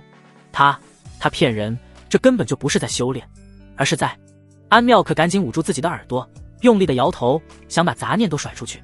师父果然说的没错，朝廷中人没有几个是好人，本来还以为他是例外，想不到胡乱与人真气交汇，那2个女子也是，明明长得那般美艳高贵，居然……他气冲冲地想着，但是那声音却如同潘多拉魔盒，一旦听了就有些难以放下。安妙可忍不住松了松手，又聆听了起来。1个时辰后，修炼结束，夜重新恢复了宁静。安妙可居然睡了一个前所未有的好觉。翌日，安妙可精神饱满的起床，却如同做了坏事一般，不敢去看苏长安的眼睛。正好早餐做好了，一起吃吧。苏长安把做好的早饭端了出来，样式很简单，2个鸡蛋灌饼，1小锅白米粥，2碟咸菜，卖相很不错，光看起来就让人充满了食欲。安妙可学着苏长安的样子，加了一点咸菜放在粥上，然后喝了一口，顿时幸福地闭上了眼睛。哇，好好吃！咸菜腌制的恰到好处，与白粥一冷一热，一咸一淡，完美的交融，带给味蕾极致的享受。再尝尝这个。苏长安笑着把鸡蛋灌饼递到他的面前，咔嚓，安妙可咬了一口，酥脆的薄饼直接裂开，但其中的蛋心却是软嫩的，满嘴油香与饼香，同时还有鸡蛋的口感，同样让安妙可回味无穷。一口咸菜，一口粥，再来一口鸡蛋灌饼，幸福原来如此简单。你好厉害，连做的饭都这么好吃。安妙可由衷地说道。一经对比，他感觉自己就像个废物，明明自己把一整天的时间用来练武了，武道比不过人家也就算了，人家却还能练就一身好厨艺。不对啊，此人本身还是个大色魔，一色就色好几个时辰，哪还有时间和精力练武？为什么他还能这么强？安妙可很困惑。苏长安问道。妙可，听闻神兵谷的最强兵器是一把刀，是不是真的？对，此刀名为天阙。安妙可点头，继续介绍道。传闻100年前神兵谷谷主收集天下一铁及其5行神矿，立志要打造出一把最强之刀，但是足足耗时了3个月零3天，谷主就因为力竭而死，而此刀却只成了一半。就在大家都以为这把刀不可能铸成时，突然风雷大作，一道道天雷从天而降，劈在此刀身上，居然完成了最后的锻造，所以此刀才被取名为天阙，意为由上天打造而成。这么离奇？苏长安半信半疑，他觉得此事的经过有被后人加工的嫌疑，但是毋庸置疑，此刀一定是非常强的。感受到苏长安火热的心情，安妙可自然猜到了他在想什么，当即道：想要得到这把刀几乎不可能。为什么？苏长安一愣，安妙可悠悠道：神兵谷中有一座藏兵山，其内放置着成千上万个兵器，有的是出自神兵谷的铸造师之手，有的是江湖中赫赫有名的兵器。这些兵器的摆放非常混乱，首先你都找不到天阙刀在哪里。藏兵山苏长安是知道的，赏兵大会的最大噱头就是让未满30岁的武者进入藏兵山挑选一件兵器。如此看来，想要找到合适的兵器还需要一定的缘分。安妙可继续道：第二，藏兵山中的兵器都不是普通的兵器，有着自身的傲气，有很多还蕴含有前任主人们的煞气以及霸气，乃至剑气刀气，无形之中汇聚成了一股特殊的气机，若无法得到兵器的认可，是带不走的。苏长安点了点头，这一点倒是不难，他有信心征服任何神兵。安妙可顿了顿，脸色古怪，又说出了一条：最关键的是，就算你找到了天阙刀，也得到了此刀的认可，依旧带不走它。几个意思？苏长安傻眼了。30年前就有一位超级天才拔出了天阙，然而却被神兵谷的人给挡下了，以天阙刀是神兵谷的镇谷之兵为由，不让其带走。安妙可无奈地开口：这件事算是神兵谷的丑闻，知道的并不多，神兵谷当然不会允许外传。而当初他的师傅恰好就在现场亲眼见证，他这才能知道。就算是他也觉得神兵谷做的不地道。卧槽，输不起了还玩赖。苏长安长见识了，神兵谷设下的重重限制就已经很难了，但饶是如此，人家最后还赖皮，怎么玩？这套路怎么有点眼熟？前世很多商家吸流量是不是就这么吸的？看来神兵谷所谓的送兵器其实只是个博眼球的噱头，他压根就没想过将神兵利器白送人，而只是为了打响自己的名号。看似免费挑选兵器，但能选中好兵器的概率才多大？苏长安蹙了蹙眉，这么搞的话，自己还怎么获得天阙刀？安妙可安慰道：其实神兵谷的好刀有很多，不一定非要选择天阙，走一步看一步吧。苏长安点了点头，他也是心胸豁达的性格，实在不行就退而求次好了，大不了等实力变强了，再去神兵谷把天阙直接抢来，不为别的，就为了出口气。接下来，苏长安与安妙可开始切磋论武，他们一个领悟了刀气，一个领悟了剑气，对刀剑都有各自的感悟，彼此交流，收获颇丰。苏大哥，你的刀气为什么这么强？安妙可求知若渴。他的剑气超过100米距离就会减弱，而苏长安的刀气却能直达800米，而且极为磅礴浩大。刀气和真气的本质是一样的，只不过真气可以去吸纳，而刀气只能靠感悟，看不见摸不着。苏长安笑着教导道：用心去体会，用意去观测，没事多挥刀，争取每一次挥刀都能有不同的感悟。武道一途，深不可测，看似一模一样的招式，威力都可能天差地别。苏长安感悟的越深，也就越觉得自己懂得越少。以前自己看到的是一面湖，如今看到的却是一面海。安妙可似懂非懂的点点头。苏长安继续道：我发现你的几处出招并不对。啊，怎么会？安妙可第一反应是不信，他使用的是剑法，苏长安精通的是刀法，他居然说自己剑法不对。然而随着苏长安的指正，他猛然惊觉，对方说的居然都是对的。这一招的发力点在后不在前，下一招你可以增加真气的输出试试。苏长安有着真武天眼，把安妙可的招式看得一清二楚，就连其中的破绽都能找到，指点起来自然毫不费力。只不过他说着说着就开始上手了，一手握住安妙可的柔仪，一手搂住她的蛮腰，教她正确的剑招动作。我安妙可的小脸红得几乎要冒烟了，雪白的脖子缩着，好几次欲言又止。她心乱得很，一直在反复默念苏长安是各色魔，一夜遇二女，不应该让他碰自己。但是当看到苏长安那毫无杂念的眼神时，又觉得自己是以小人之心夺君子之腹了。人家只是在专心教导自己，肯定不是为了占便宜。不知不觉一个上午的时间过去，安妙可受益匪浅，对苏长安的印象刚有所改观，就见到又一位女子过来找苏长安了。苏长安笑着道：秋云，你也来修炼了？慕容秋云伸手环住苏长安的手臂，随后一同进入了房间当中。不是，你们现在还是白天啊？安妙可人都傻了，嘴里嘀咕着，瞪大着眼睛，眼睁睁地看着，鼓了鼓嘴巴，感觉有些不舒服。明明前一刻还握着我的手教我剑法，下一刻就和另一个女人回房间了，大坏蛋。片刻后，他就开始听到从房间里传来的一阵阵声音。我不听。安妙可捂住自己的耳朵，连连摇头，但是隔一会儿又忍不住松开手听一会儿，然后再度捂上。1个时辰后，苏长安和慕容秋云走出房间，发现安妙可已经钻回了自己房间，把头狠狠地埋在了被窝里。慕容秋云没好气地白了苏长安一眼：“你太过分了，也不避讳人家小姑娘。”苏长安厚着脸皮道：“他的师门把他保护得太好了，这样不行，我这属于给他免费补课了。”“呸，我看你是看上人家小姑娘了吧？”慕容秋云哼了哼，有点小吃醋，但并不介意，转而聊起了任务的事情。上次从赌使获得名单中有很多官员欠了鸿运赌坊的钱，他一直在暗自调查此事，已经隐隐有了些眉目。慕容秋云凝声道：“上次我以包庇犯人为由，将名单中的一名皇城司守卫抓了。从他口中得知，官职在6品以上的鸿运赌坊的幕后之人，还会定期邀请参加一个聚会。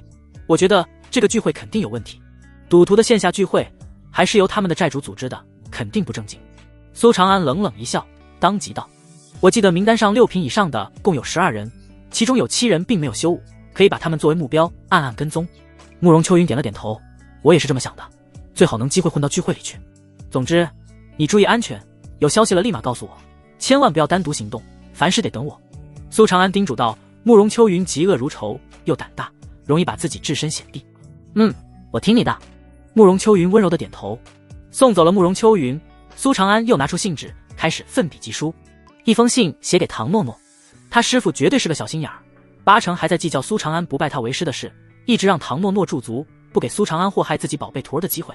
一封是写给顾景书，这丫头成天处在深闺之中，估计是无聊，有时候一天能给苏长安寄来2封书信，以为相思之苦。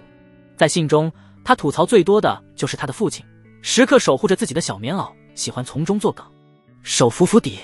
顾景书气冲冲走出了闺房，找到了他爹对峙。“爹，古语有云，君子不窥人私，论语言，非礼勿视，非礼勿听，非礼勿言，非礼勿动。你扣下女儿的书信，实非君子所为。你这丫头，我可都是为你好，全京城谁不知道苏长安花心？你堂堂首府之女，还要与人争宠，成何体统？”首府被气得吹胡子瞪眼，教这丫头学问，最后被用到自己头上了。顾景书气鼓鼓道：“爹，你思想龌龊，女儿与苏总旗是君子之交，只是书信往来有什么错？”“放屁！我思想龌龊？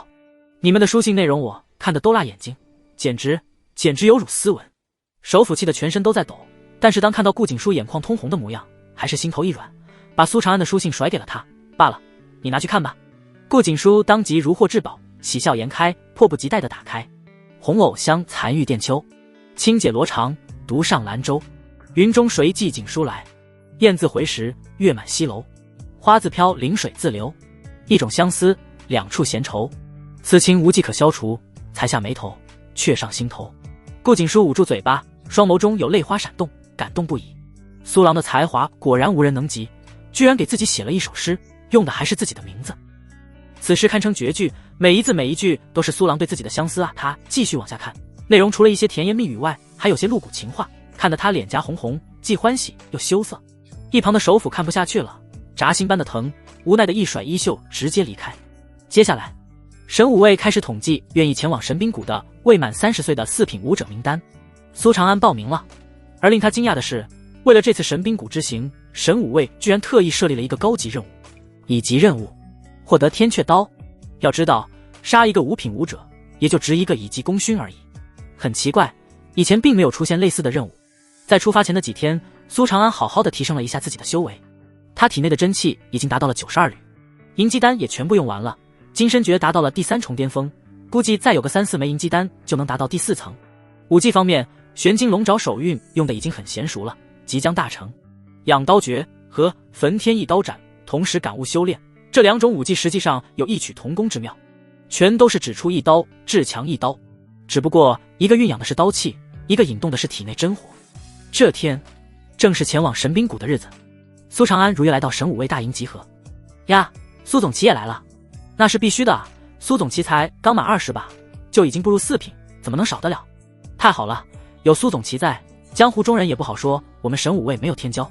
对，这次也让江湖中人见识一下我们神武卫的少年天骄。苏总旗，别来无恙啊！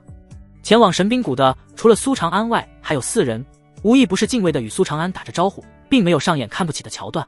苏长安在3品已经能战4品，前不久还斩了一位双属性武者，实力当任最强，在场没有一个人敢不服的。哪怕是在场唯一的一名双属性武者，也同样主动上前称呼一声苏大人。此人名为李大嘴，身形有些肥大，人如其名，嘴巴也很大。不仅没有架子，对苏长安还非常的殷勤。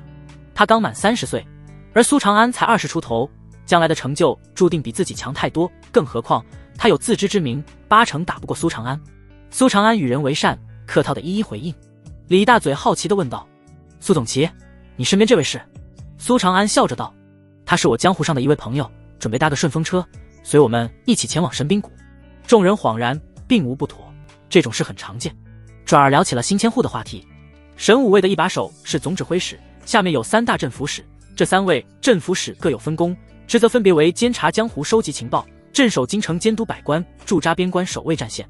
5年前12金牌案爆发，负责边关的镇抚使申玉由京城的镇抚使前往替职，而京城这边便暂由未成功千户代理，不知道什么原因，至今也没有新的镇抚使诞生。镇抚使之下便是千户，共设有9个名额，但有空缺，原本大家以为只有5人，如今魏千户莫名离开，居然换成了一个大家从未听过的千户顶替，大家都感到离奇。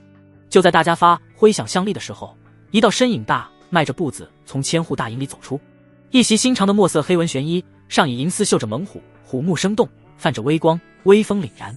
上半张脸带被玄铁面具覆住，仅露出一双明亮深邃的眸子，眼神锋锐，让人不敢与之对视。鼻梁高挺，显得英气十足，红唇轻抿，透着拒人于千里之外的疏离。黑纹玄衣，银丝猛虎，正是千户制服。神武卫大营顿时鸦雀无声，所有人的目光都聚焦在这道身影上，内心惊讶不已。飘逸的长发，威龙的胸部，这特征太明显了。新千户居然是女人。我叫叶红月，是你们的新上司，你们按照以往的安排做事即可。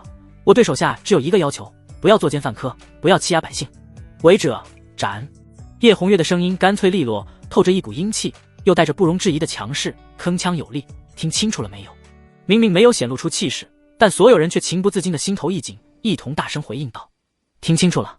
苏长安更是心情激荡，因为神女路有了反应，而且反应巨大，狂震起来。叶红月，处子之身，7品不朽境，武道资质上等，颜值极等，超强悟性，武道意志坚定，综合评定天仙级，可收录。居然是天仙级，前所未见啊！这种级别的女子，若是能收录，那获得奖励只怕难以想象。不过苏长安也只能幻想一下了，他距离此女还太遥远了。似乎是感应到什么，叶红月猛地扭头，双目如刀，好似直接射入了苏长安的眼睛里。苏长安差点心跳停止，连忙收敛心神。靠，这女人这么敏锐吗？难不成会读心术？叶红月走到他们这边站定，手拿着名册淡淡道：点到名的往前走一步。李大嘴，苏长安，胡夏，单一刀，月群。他记下了众人的模样和姓名，目光最终落在苏长安身上，道：听闻你领悟了刀气，施展出来给我看看。苏长安无奈，只能拱了拱手道：叶大人，属下修炼了养刀诀的缘故，一般情况下不会拔刀，所以还请见谅。废物，不拔刀就不能施展刀气了吗？叶红月大失所望，兴致缺缺道：魏成功还说你是个好苗子，原来只是个循规蹈矩的草包，算了，启程吧。苏长安眉头一皱，还是第一次被人如此看清，忍不住辩驳道：叶大人此话何意？既然是刀气，自然需要刀。叶红月的嘴角勾起一丝冷傲的弧度，淡漠道：你真想知道，若一辈子不敢拔刀，可别怪我。属下愿意领教。苏长安当然不可能被吓退，他有自己的傲骨。那你看好了。叶红月话音刚落，抬手一指向着苏长安的额头指来。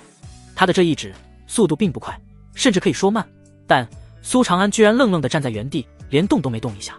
在他眼中，好似有万千刀引朝着自己斩来，或刺，或斩，或劈，躲不了，根本躲不了。一股绝望笼罩在心头。等他回过神来时，叶红月冰凉的指尖已经点在了自己的额头上。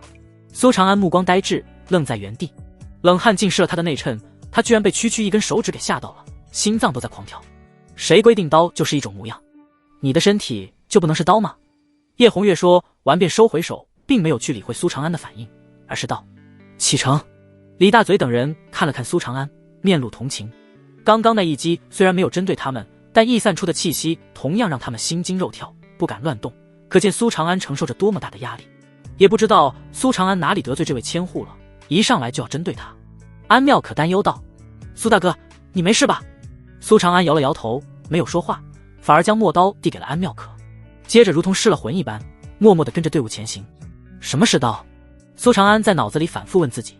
安妙可只是伸出了一根手指，却演变出了无数种刀法变化，刀气更是笼罩住苏长安全身，让他连拔刀的勇气都没有。无刀胜有刀，这一指足以让任何一个刀客崩溃。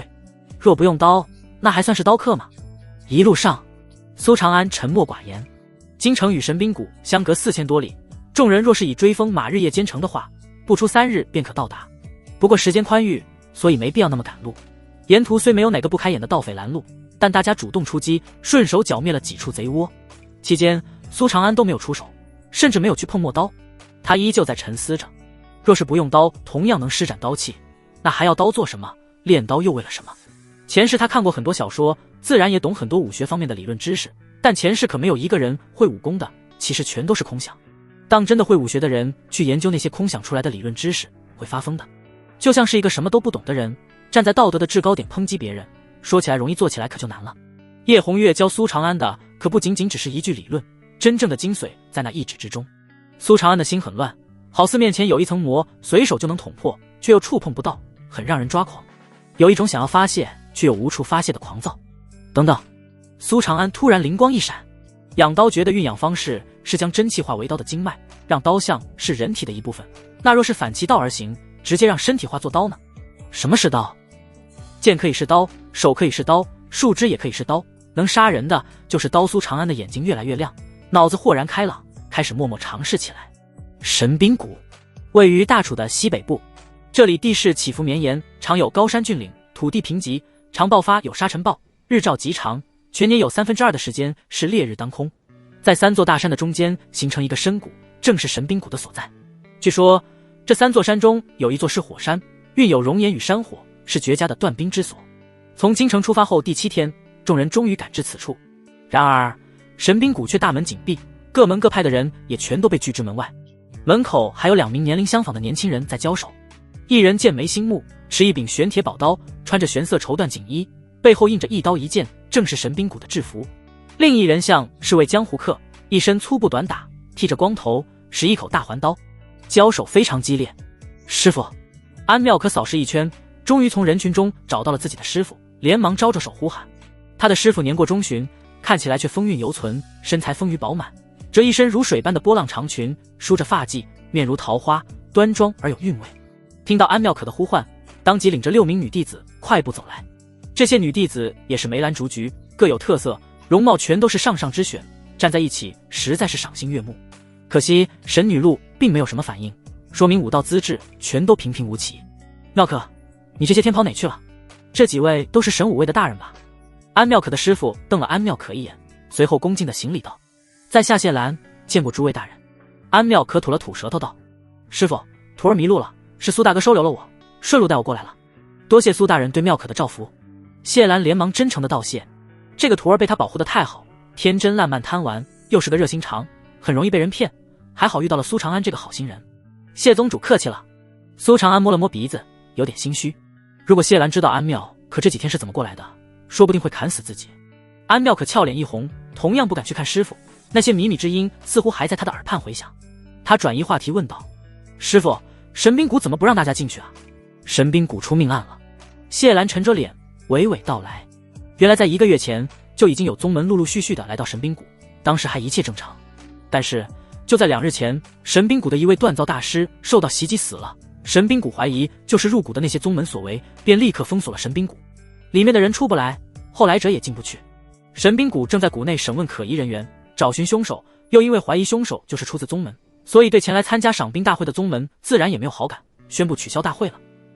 神兵谷的锻造大师含金量非常高，可以理解成长老级别，除了谷主外，一共只有5位大师，全都是资历很深的老头，所以这件事确实非同小可，也难怪神兵谷会大动干戈。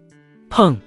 此时那2名交手的年轻人已经分出了胜负，江湖客被一脚踢翻在地，手中的刀都断成了2截，而神兵谷的年轻人则站在大门口的石狮子上，居高临下，锐气逼人。看客们则是惊呼连连。3种属性真气，此子居然拥有3种属性，他真的不满30岁吗？神兵谷居然偷偷培养出了一位盖世天骄。是啊，这年轻人以前可从未听说过，这已经是第5个人败于他手了。神兵谷的兵器有能者才能居之，大家都是同龄人，若是连我都打不过，就不要妄想入谷取兵器了，从哪来滚回哪里去吧。神兵谷的那名年轻人虎目一扫，不屑地冷笑。此话无疑引起了众怒。神兵谷因擅长锻造兵器而得名，但此时却靠着武力将各门各派的人阻挡在外，年轻一辈居然无人能出其右，传扬出去他们还有何脸面？叶红月秀目一竖，也不知道为什么非常的气愤，指着苏长安等人骂道：你看看你们多废，我堂堂大楚神武卫，现在连个门都进不去，丢人！除了苏长安外，另外4人全都羞愧地低下了头。这里也就李大嘴掌握了2种属性真气，其他人都只有1种，显然都不是那个年轻人的对手。但是这并不能代表神武卫不如江湖。事实上，年轻的高手神武卫一直比不过江湖，但是比起真正的老牌高手，神武卫却远超江湖。这是因为神武卫采用的是放养制，不会因为你天赋高而有特别的待遇，所有人全都以功勋说话。哪怕你天赋卓越，但没有努力赚取功勋，依旧没有人会关注。但宗门却不同，会着重培养，甚至倾尽全宗资源去培养天赋高的弟子，让他年纪轻轻就拥有很强的修为。但当把时间拉长，会发现前者培养出的高手要更多更强。莫远桥，我宋生谷前来讨教。这时，宗门的队伍中走出了一位青年，此人面如冠玉，一袭白衫，手持一把湛蓝色的宝剑，出场的姿势很帅。同时，周围响起的惊呼也配得上他的出场。是宋生谷，他终于要亲自动手了。太好了，他可是江湖天骄榜第47名，这波稳了。莫远桥一个寂寂无名的小辈，态度却还那般嚣张，等等看他如何得意。宋生谷也领悟了3种真气属性，完全不输莫远桥。各大宗门的人精神顿时一振，颇为振奋。只要打败了莫远桥，那神兵谷就得放行，他们就能进入神兵谷了。而且这么多宗门被区区一个神兵谷的年轻弟子阻挡在门外，传出去多不好听。天骄榜，苏长安则是眉头一挑，露出好奇之色，随口道：不知道有没有女神榜。安妙可默默看了他一眼，不由得撇了撇嘴，心道苏大哥真是色到骨子里去了，每天都惦记着女人。女神榜当然有，称为江湖美人榜。李大嘴嘿嘿一笑，看起来懂得很多。此榜只收录大楚江湖年龄未满35岁的前20名美女，从容貌和习武天赋综合评定，不一定准确，但能上榜的绝对是国色天香的大美人。天骄榜收录的则是年龄在35岁以下的江湖名声前50名的少年才俊，除此之外还有绝世榜，收录的是当今盛名的高阶武者。苏长安对天骄榜和绝世榜没多大兴趣，江湖美人榜才是他的重点关注对象。此榜单不就是为他的神女路量身打造的吗？若是都能收录，那自己还不得原地起飞。只是女人如果多了，也不知道自己顶不顶得住。纯阳无极体加上金身诀，应该不至于被榨干吧？他心头一动，好奇道：妙可，江湖美人榜上有你吗？没有。安妙可有些尴尬，接着很有志气道：等我闯入江湖，肯定就会有。苏长安笑着道：我相信你，如果连你都不能上榜，那这榜单就不可信。安妙可顿时脸颊红扑扑的，心头雀跃欢喜，内心感觉很微妙，只觉得苏长安说话真中听。轰！说话间，宋生谷和莫远桥已经交手了10余招，两人渐入佳境，出手越来越凌厉。宋远桥的真气冲霄而起，火属性、金属性和土属性真气环绕其身，手中的长剑如风四壁，挥舞之间真气四溢，如同刀刃，将周围破坏的千疮百孔。莫远桥手持玄铁宝刀，刀身直接宽厚，闪烁着墨黑色的光晕，火属性、金属性以及水属性的真气涌动，与莫生谷的真气对撞，将方圆500米都化为了真气乱流。4品以下的武者进入，很可能会被乱流绞杀。一刀一剑碰撞，快而猛，诡异而刁钻，刀光剑影，看得人目不暇接。苏长安凝眸望着，以真武天眼观战，将两人的一招一式尽收眼底，不仅在学习他们的战斗技巧，更是观摩着真气属性的演化过程，为自己将来突破做准备。突然，宋生谷的气势大涨，纵身跃至高空，长剑束于身前。他的身体微微一荡，围绕着莫远桥在空中多次挪移，每一次移动便会留下一道清晰的残影，最终在半空中凝聚出了7道身影。这些身影或是举剑，或是横剑，或是刺剑，一起锁定在中间的莫远桥身上。3种属性真气彼此融合，如同蛟龙化为绞杀风暴，将莫远桥死死地缠绕在中间，3色真气激荡，无比壮观。出现了是宋少侠的7杀剑，这可是玄阶高频武技，他正是靠着这个武技跻身入天骄榜的。这7杀剑的7道残影其实是7道杀招，从7个方向刺向目标的7处死穴，再配合真气风暴的束缚，让对手根本躲不开。还好这次有天骄榜的少年才俊来了，否则还真要让莫远桥给装到了。各大宗门中不少人都露出了欣慰的笑容，激动地议论开了。太厉害了，这种剑法已经不仅仅是剑法，还融入了身法，对真气的质量和使用要求也非常高。安妙可也忍不住惊叹出声，他使用的正是剑法，所以对剑技更感兴趣，对七杀剑的威名自然也早已听说，一直心驰神往。想不到今天就见到了此剑法的玄妙，更觉强大。七杀剑是不错，但是他依旧要败了。苏长安面色凝重，双眸中金光熠熠，淡淡的开口。他能看见莫远桥的体内有一股不输于宋生谷的力量在积蓄，不仅如此，更是有一股锐利至极的气息在酝酿。这股气息苏长安无比的熟悉，正是刀气。不可能，莫远桥凭什么打败宋少侠？这可是玄阶高频武技，同龄中有几个人会？安妙可的一位师姐应该是宋生谷的粉丝，当即忍不住出言反驳。张师姐，苏大哥这么说，一定是看出了什么。安妙可虽然也感到难以置信，但他清楚苏长安的实力，知道对方不会无的放矢。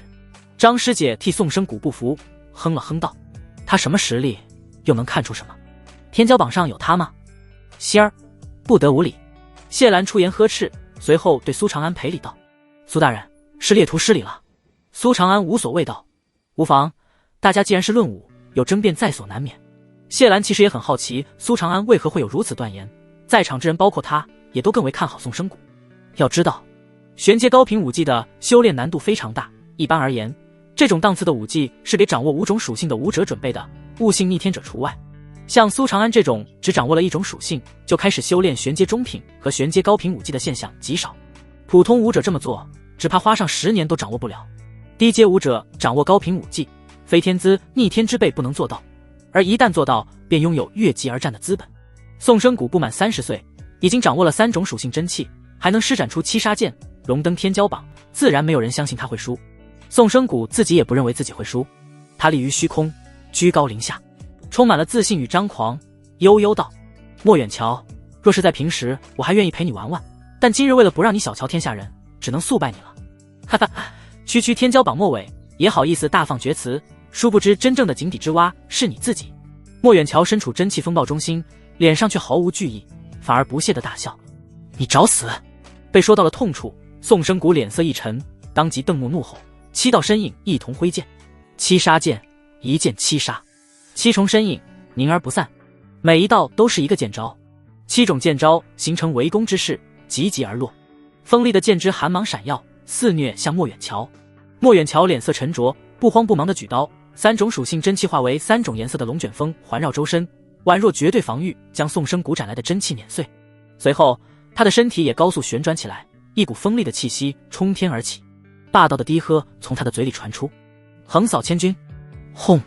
一股圆形刀气以他为中心横扫而出，所过之处真气瞬间被斩灭，更是有余波直接穿透宋生谷的7道身影，7种剑招统统烟消云散。宋生谷的真身则是倒飞而出，倒在地上，嘴巴不停地喷血。什么？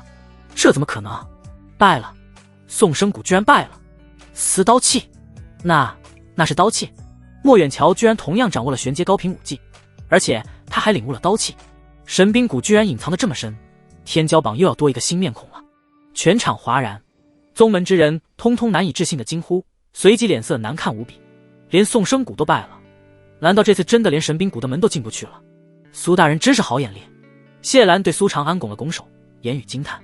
不到最后一刻，连他都分辨不出谁胜谁负，但苏长安却已然能笃定地说出来，这绝不是靠运气。安妙可的师姐自然也哑口无言。还有谁？莫远桥持刀而立，淡漠的眸子扫视众人，嘴角勾起一分得意。各大宗派面面相觑，无一人敢应答。排在天骄榜前列的武者，大多数都已经超过了30岁，自不会来此。而未满30岁的少年天骄也大多有宗门提供资源，不需要来神兵谷取兵器，所以能拿得出手的少年高手已经没有了。沉默之时，一道身影却缓缓地走出了人群。他一身黑纹玄衣，腰间配着一把墨色长刀，身子笔挺有力，脸上洋溢着少年人的英姿，气质却不怒自威。正是苏长安。安妙可一愣，随后吃惊道：苏大哥，你不会想去吧？想练练手。苏长安头也不回，只是随意地摆了摆手，继续往前走。练手？他把莫远桥当什么？那位张师姐忍不住问道。妙可，他到底是什么修为？安妙可，4品，单属性。单属性，他也赶上？张师姐瞪大了眼睛，这也太胡闹了。谢兰也微微蹙眉，露出担忧之色。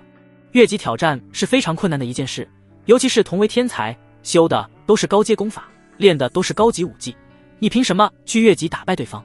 更何况苏长安差的可是足足2种属性。李大嘴等人也是惊了，不过相比于其他人，他们对苏长安多了份信心。苏大人要上了，不愧是苏大人，光是这份勇气就无人能比。苏大人以单属性斩杀过好几名双属性武者，现在已经把目标放在3属性武者身上了。这若是能赢，我们神武卫都能在江湖扬名了。苏总旗可还没拜过，他不会打无准备的仗的。叶红月的美眸盯着苏长安，似乎感觉到什么，眸光如水微微闪烁，露出诧异之色。咦，快看，又有人要出手了，快让我看看是哪位好汉。苏长安特立独行，当即就成了全场的焦点。江湖门派中人俱是一愣，当看清后便炸开了锅。那身制服是朝廷英官家的制服吧？没错，此人正是一位神武卫。朝廷中人也准备下场了吗？厉威，只是朝廷中的天才向来都不如我们江湖，也不知此人如何。此人如此年轻，怎么可能是莫远桥的对手？我猜朝廷是想要以势压人，强行进入神兵谷。有道理，莫远桥也以为苏长安过来是想要通过打招呼进入神兵谷的，当即冷淡道：朝廷中人也没有特权，只要想入神兵谷就得先过我这一关。武者傲慢，桀骜不驯，江湖自治，宗门林立，混乱不堪。懂礼节的还会卖朝廷一点薄面，不懂礼节的一点面子也不会给。神武卫有监察江湖之责，在江湖之中被戏称为朝廷鹰犬，可见并不受人待见。大家给面子会尊称一声大人，不给面子会直呼走狗。苏长安面色平静，淡淡道：你误会了，你先恢复体力吧，等恢复了巅峰我再与你一战。哦，你居然要挑战我？莫远桥一愣，接着点了点头，自负道：算你有些胆识与魄力，还给我时间恢复，等等我不会让你输得太难看。苏长安没有说话，趁着这段时间他盘膝而坐，同样在调整自己的状态。叶红月的那一指其实一直萦绕在他的心头。苏长安看起来已经恢复了正常，实则心中好似一直被某种东西堵着，让他感到压抑，压抑后随之而来的便是狂暴，不吐不快。什么是刀？自己的手是刀，拳头是刀，身体也能是刀，只有握着刀才能施展刀气。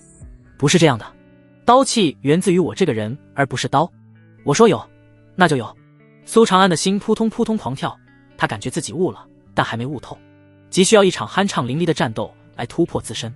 苏长安深吸一口气，压下躁动不安的内心，将玄金龙爪手和焚天一刀斩掏出来，摊放在自己面前，开始临时抱佛脚。这一举动让现场所有人纷纷面露疑惑，他在干什么？怎么掏出了2本武技？几个意思？不会在临时学习吧？我刚刚打听到了，此人名为苏长安，在京城非常出名，但实力却只有4品单属性。只有单属性，他凭什么上场？朝廷中人都是如此，不知道天高地厚吗？哈哈，有点搞笑了。一炷香的时间后，莫远桥已经调息结束，他站起身，蹙眉看向苏长安，冷冷道：战前看武技可没有作用，我不会因为你是朝廷中人而留守，奉劝你现在离去还来得及，我可不需要你留守，战吧。苏长安也缓缓起身，将武技重新在怀里收好，双眸凝视莫远桥，全身肌肉紧绷，战意沸腾。唰，莫远桥瞬间出刀，显然他并没有把苏长安放在眼里，有着速战速决的想法。这一刀看似随意，实则早已蓄势待发，凌厉而霸道，划出一道狭长的刀气横扫而来，刀气横贯虚空，速度极快，光是这一刀就足以秒杀普通的4品单属性武者。苏长安站在原地一动不动，刀气自他身上扫荡而过，身影却古怪的一扭，伴随着刀气一同消散，正是掠影浮光步。所有人全都是眼眸微凝，内心吃惊，好高明的身法，至少也是玄阶中品，怪不得此子敢挑战莫远桥，原来是想仰仗身法，只不过想法未免也太过天真了。是，苏长安身形诡异难测，在出现时已经在莫远桥的身后，五指成爪，如同铁钳一般直抓向莫远桥的后颈。莫远桥的脸上闪过一丝轻蔑，他的身法虽然不如苏长安，但也只是有点难打中而已。苏长安想要借此伤到他，简直是痴人说梦。他手中的玄铁大刀在虚空中划过一道残影，反身斩向苏长安。当，苏长安捏五指成冰，全身银光爆闪，火焰真气护体而出，再有着金身诀的加成，又加上玄金龙爪手本身的硬度，五指之力不弱于神兵，与玄铁大刀交织碰撞，居然发出兵器碰撞之音。当然，苏长安并不是傻傻的直接与刀刃相碰，而是在大刀砍下之际，以五爪之力捏住刀背或者刀身，不让大刀落下。这种做法对别人来说可能不可思议，但苏长安有着真武天眼，可洞彻一切，自然轻而易举。当当当，一时间两人打得难解难分，只看得刀影重重，爪影翻飞，宛若兵器碰撞的声音不绝于耳。怎么可能？那小子居然真的顶住了，有点东西，赤手空拳却能正面接下莫远桥的刀法。此子的天赋未免也太过可怕了，不仅会玄阶中品的身法，而且他的爪法也不弱于玄阶中品，就连那炼体功法品阶也绝对不低。能掌握这么多武技，悟性定然逆天。人的精力是有限的，普通人学习一样高级武技已经很难了，苏长安却掌握了不止一个，那又如何？他只有单属性，真气的治愈量都比不过莫远桥，况且莫远桥还有刀气，刀气之力已经逐渐要破开苏长安的防御了，他落败是迟早的事。众人无不是点头，表示认同这个说法。境界的差距很难弥补，苏长安能撑到这一步已经非常不可思议了。莫远桥光是耗兜能把苏长安耗死。不对，你们看，苏长安的腰间挂着一把刀，他难不成还擅长刀法？有人发现了盲点，当即惊呼出声：不会吧？不可能，他挂刀估计只是为了装样子，刀法定然比不过拳法。对，少年人总要带个兵器装一装的。有道理，若是还会刀法，那就太妖孽了。安妙可的师傅也忍不住问道：妙可，苏大人会刀法吗？会，当然会，而且很强，非常强，展出的刀气不弱于莫远桥。安妙可立刻回答。谢兰微微抽了一口凉气，无法置信，仅仅20岁，4品境，玄阶中品身法，玄阶中品爪法，炼体功法，还领悟有刀气，打娘胎里修炼也做不到这种地步吧？会不会太夸张了？真的有人能做到这种地步吗？张师姐捂住了自己的嘴巴，看着苏长安，为自己之前的无知言论而感到羞愧。谢兰疑惑道：既然如此，他为什么不拔刀？安妙可摇了摇头，同样不解。他忍不住看了一眼叶红月，想起了出发前的那一幕。苏大哥不会真的被这个人给吓得，从此以后连刀都不敢拔了吧？快看，苏长安受伤了！我就说，他果然要输了。他的炼体功法能撑到现在已经不容易了，终于要被破了。很多人已经发现，苏长安的那双手已经是伤痕累累，败了又如何？你们别忘了，他才20出头啊！突然有人说出了这么一句话，瞬间让无数武者不由得沉默下来。是啊，莫远桥已经年近30，而苏长安呢，才20出头啊，中间相差了近10年啊！现在苏长安都能做到这一步，那如果再给他10年的时间发育，将会达到什么地步？莫远桥会被吊打无疑了。此战苏长安虽败也尤胜。战场之中，莫远桥冷面寒霜，动了真怒。他自诩天才，居然迟迟拿不下只掌握了一种属性的苏长安，他居然有被人越级挑战的一天。他自然也注意到了陌刀，低沉道：你难不成还会用刀？会一点。如果是以前，苏长安不会这么说，但被叶红月教训后，他发现自己真的只会一点，懂得越多，越感到自己渺小。莫远桥傲然道：拔刀吧，让我看看。还不到时候。苏长安摇头：你真是找死！莫远桥怒不可遏，眯着眼怒吼出声，3重属性真气宛如真龙爆发，朝着苏长安碾来。玄铁大刀之上的刀气也随之暴涨，于虚空中都凝聚出了一柄大刀虚影，直斩苏长安。当当当，苏长安依旧在用双手应接，虽然他的龙爪手能夹住刀，但逸散的刀气却依旧会落在手上，导致他的2只手已经皮开肉绽，一道道刀气刺穿他的皮肤和血肉，深可见骨。然而苏长安好似感觉不到疼一般，依旧如此，任由刀气落在自己身上。他双眸中流露出疯狂之色，居然在体验刀气加深的感觉。刀气是源自于己身的，而非因为刀。现在我的双手就是刀，刀气在哪里？给我出来！他在内心嘶吼，双手疯狂的挥舞，使出的依旧是玄金龙爪手，但却又有所区别，多了一分凌厉与锋锐。他渐渐地开始找到了感觉，双眸开始闪烁出金芒，福至心灵地想到：对了，我以双手为刀，当然要施展刀法，将七绝刀法和灼日刀法融入玄金龙爪手中，以手带刀，还不拔刀。接下来的这一刀，你这双手可接不住。莫远桥眼神凌厉，语气低沉，将手中的刀举过头顶。霎时间，刀气冲霄，还要胜过之前。围观的众人全都是神色一凝，死死盯着场中。安妙可和神武卫的众人更是为苏长安捏了一把汗。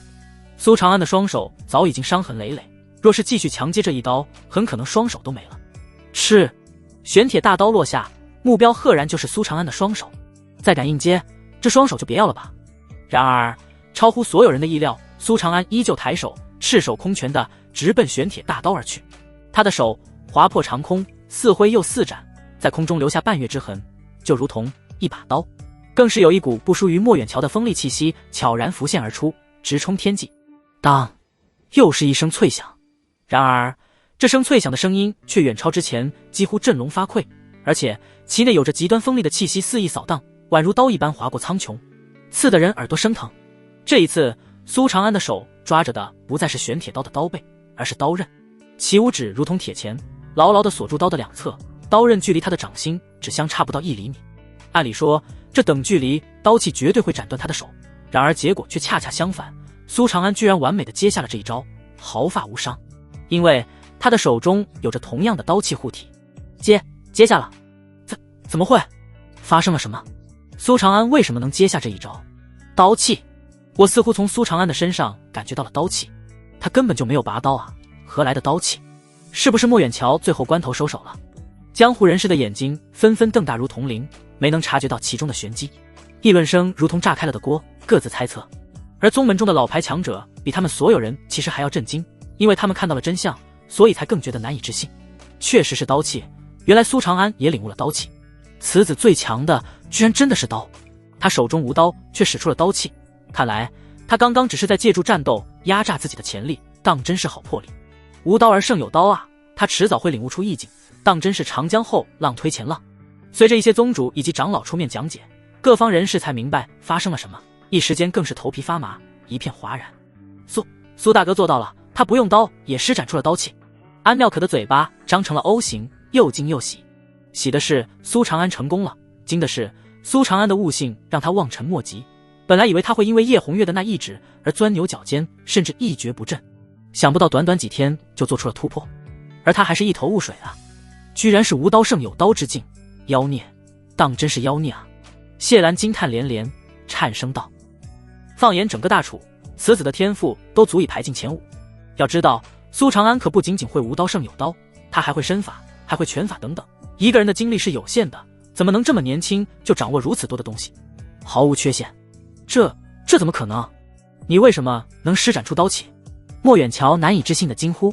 他作为亲身经历之人，感受自然最深，而且他使用的就是刀，此时的反应与苏长安当初如出一辙，怀疑人生。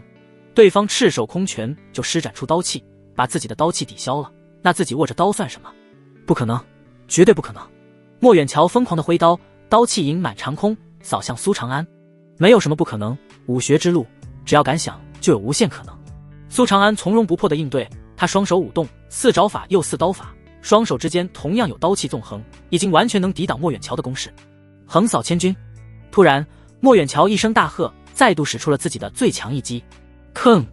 也就在同一时间，苏长安的陌刀终于出鞘，刀光闪耀，晃动着众人的眼睛。所谓的无刀胜有刀，并不是胜过的意思，而是近乎的意思。手中有刀，肯定是要比没有刀更强的。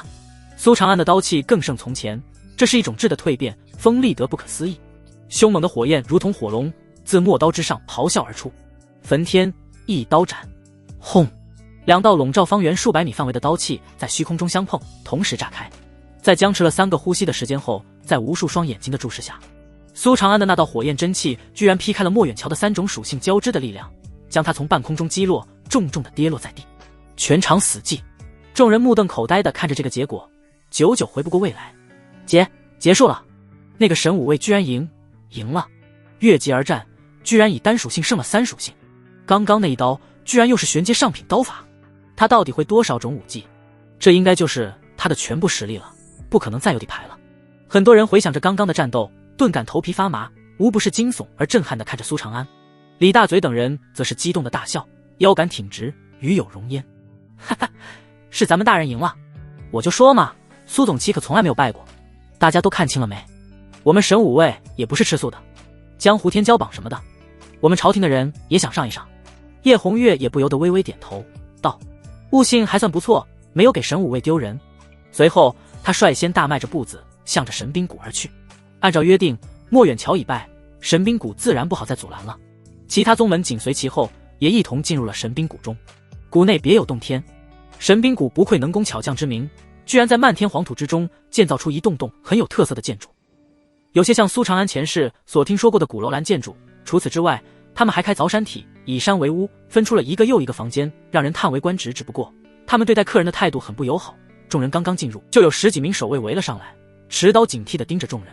有宗门之人讥讽道：“神兵谷的待客之道，真是让人大开眼界啊！诸位，还请见谅，我谷的炼器大师铁大师莫名身死，我们必须要让凶手正法，这么做也是不得已而为之。”一名留着山羊胡须、管事模样打扮的中年人款步走来，看似客气，实则拒人于千里之外，笑着道：“发生这样的事，赏兵大会只能取消了，抱歉让你们白跑一趟。大家愿意继续做客的，可以在谷内喝杯热茶，不愿意的还请自行离开。”“不行，我们不远万里赶过来，说取消就取消，你当我们是闲得慌吗？”叶红月非常强势，语气不容置疑。管事蹙眉道：“这位大人想怎么样？”他见叶红月穿的是官服，这才有所回应。换成江湖中人，他理都不会理。虽然很多江湖中人会暗骂神武卫，但敢直接顶撞的还真不多。叶红月，凶手你们抓你们的，赏兵大会照常进行。管事冷声道：“大人说笑了，赏兵大会是我们召开的，难不成我神兵谷还做不了主了？你们确实做不了主，你可知道戏耍朝廷的后果？”这一刻，苏长安真真切切地从叶红月的身上看到了神武卫的霸道与强势。江湖再大，也没有朝廷大。我说什么就是什么。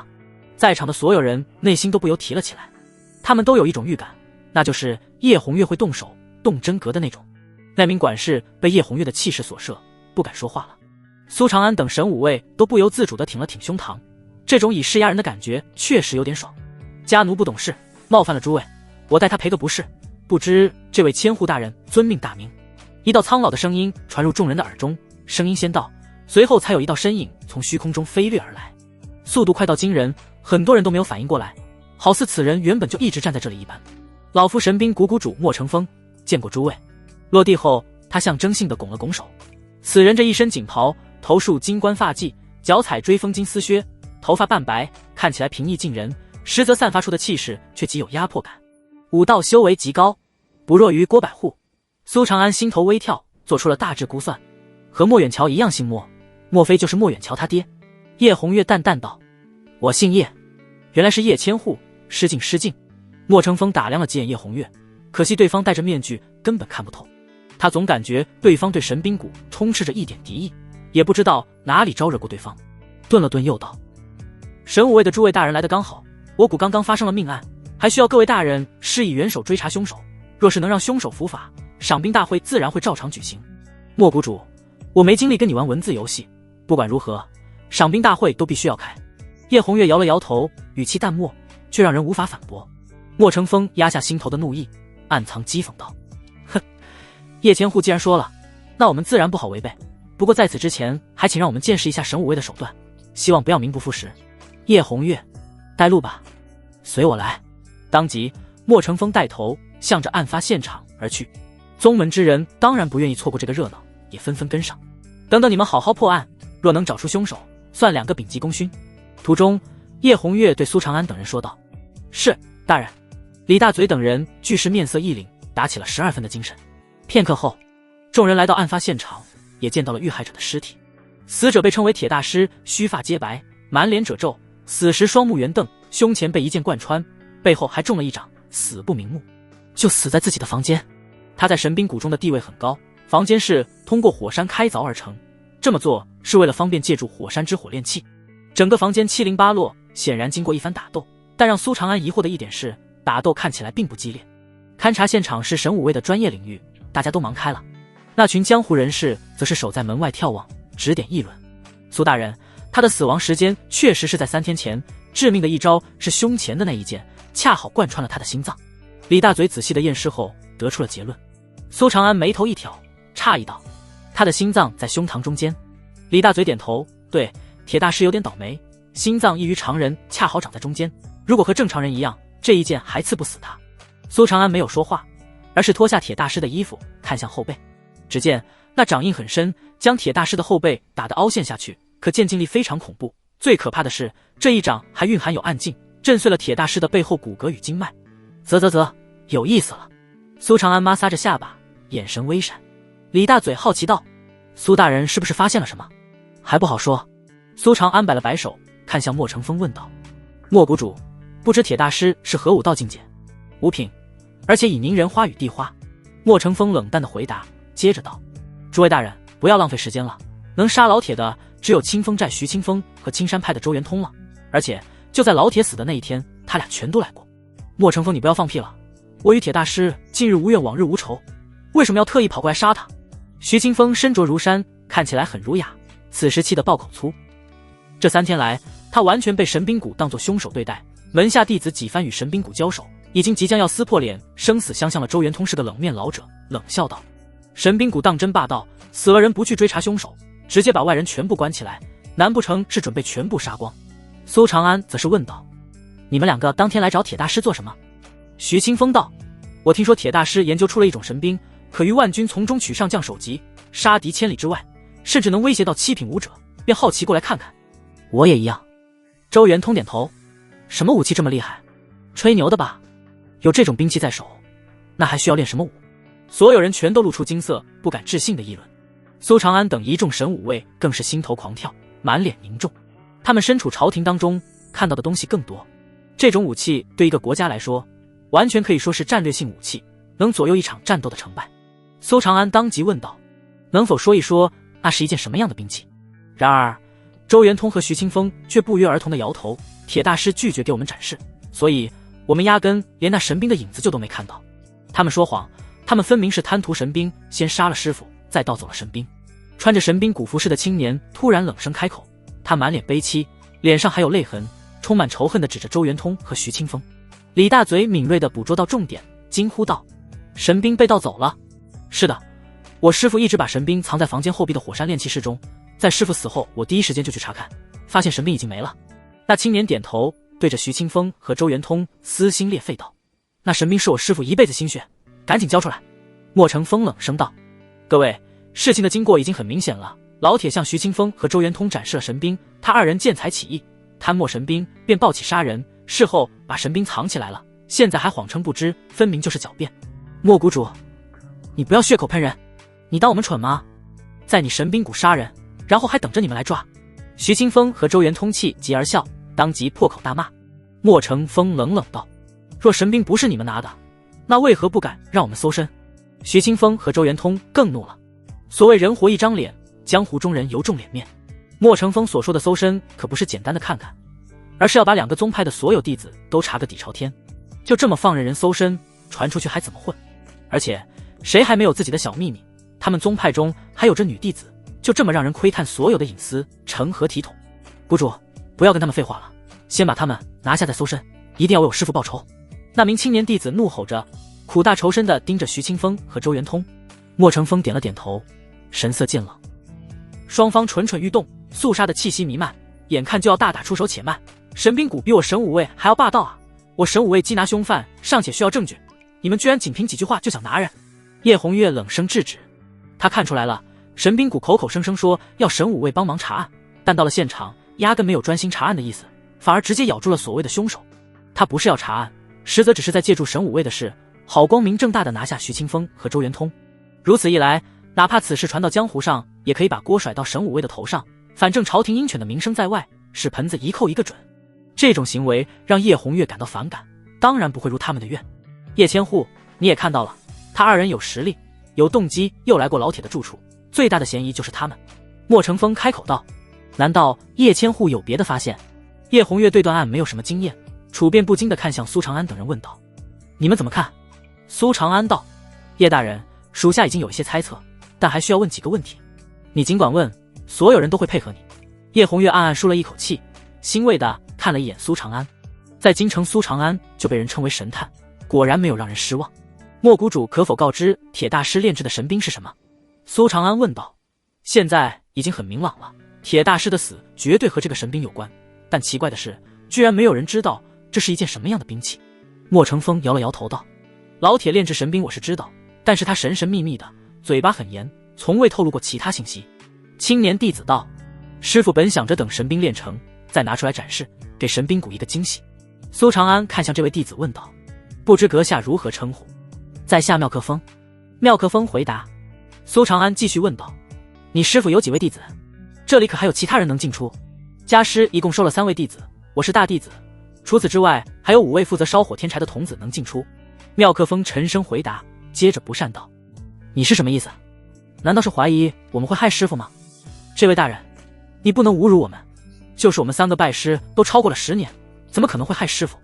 另外2位弟子当即冷着脸大叫：“不要激动，我只是例行询问而已。”苏长安笑了笑，继续问道：“最后一个问题，那件神兵是什么？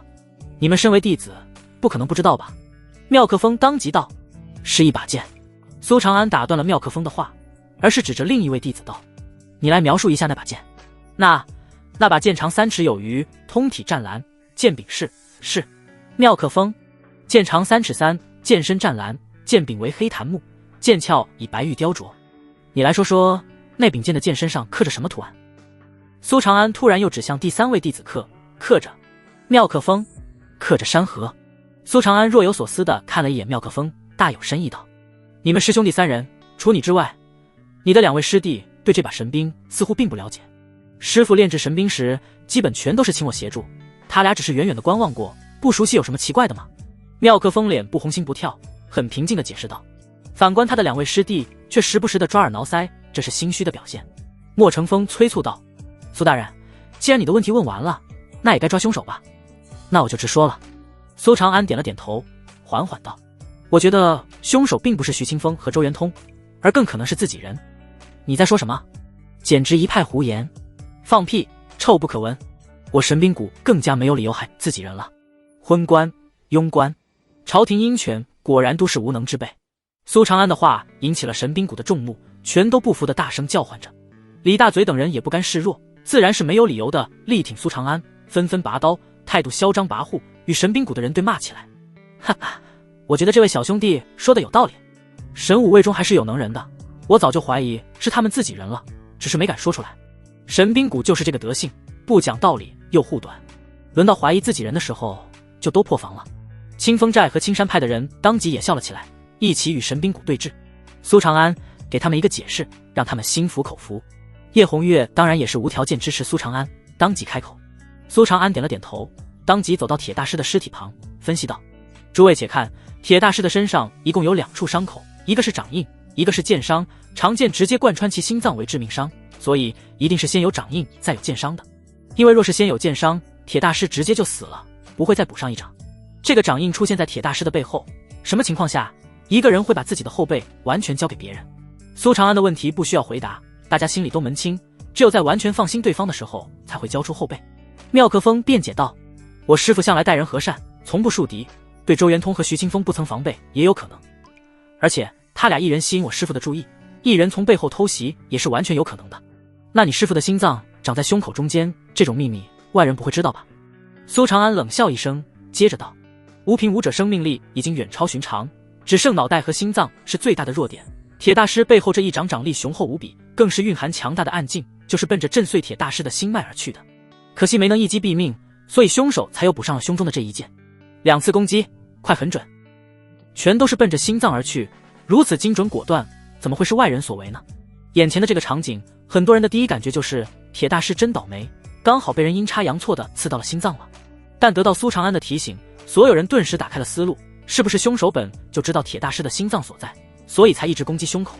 还真是，凶手2次攻击分明都是针对心脏的。原来如此，五品武者已经很难杀死了，唯有心脏最脆弱。知道铁大师心脏在胸口正中的，大概率只有他的弟子了。这个神武卫的大人好毒的眼力，居然一眼就看出了这么多东西。这年轻人有点东西，不仅武道超凡，破案也这么厉害，朝廷出人才了。无数的江湖人士纷纷议论，露出恍然之色，一半是对苏长安佩服，还有一半则是落井下石，暗暗讽刺神兵谷。因为神兵谷这次的做法太霸道了，让很多江湖人心中不爽，闹了半天，原来杀人的是家贼，大家当然全都是幸灾乐祸起来。妙可，你结识的这位大人可不得了，将来的成就不可限量，你要好好跟他保持好关系，知道吗？谢兰满脸惊叹，当即说道：以苏长安的天赋和能力，将来至少也是为千户，位高权重，能有幸和这种少年才俊做朋友，已经是一种好运了。安妙可偷偷地撇了撇嘴，心中叫苦道：师父，你还让我和他搞好关系，你可知道这家伙就是个色魔，我纯洁的心灵都被他污染了。不过除了色色以外，他的所有方面确实都很厉害。大人，身为神武卫就可以信口开河吗？妙可风当即怒吼，双目赤红，一副准备和苏长安拼命的模样，悲愤道：师父对我们3位弟子，包括5位童子，全都恩重如山。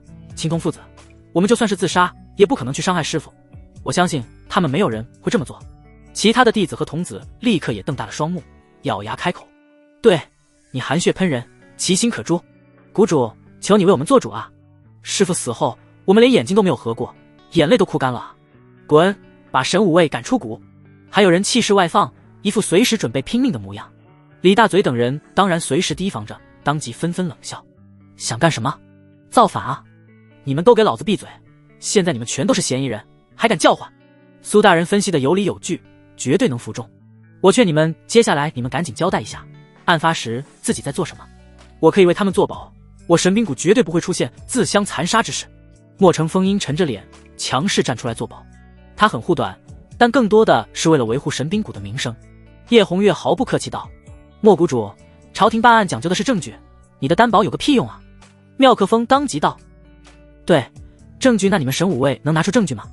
当即神兵谷的其他弟子也开始附和，就是刚刚的一切都只是你们的猜测，证据在哪里？证据我当然有。苏长安开口，再度让全场所有人心头震动，投来不可思议的目光。真的假的？真这么厉害？凶手有这么好找吗？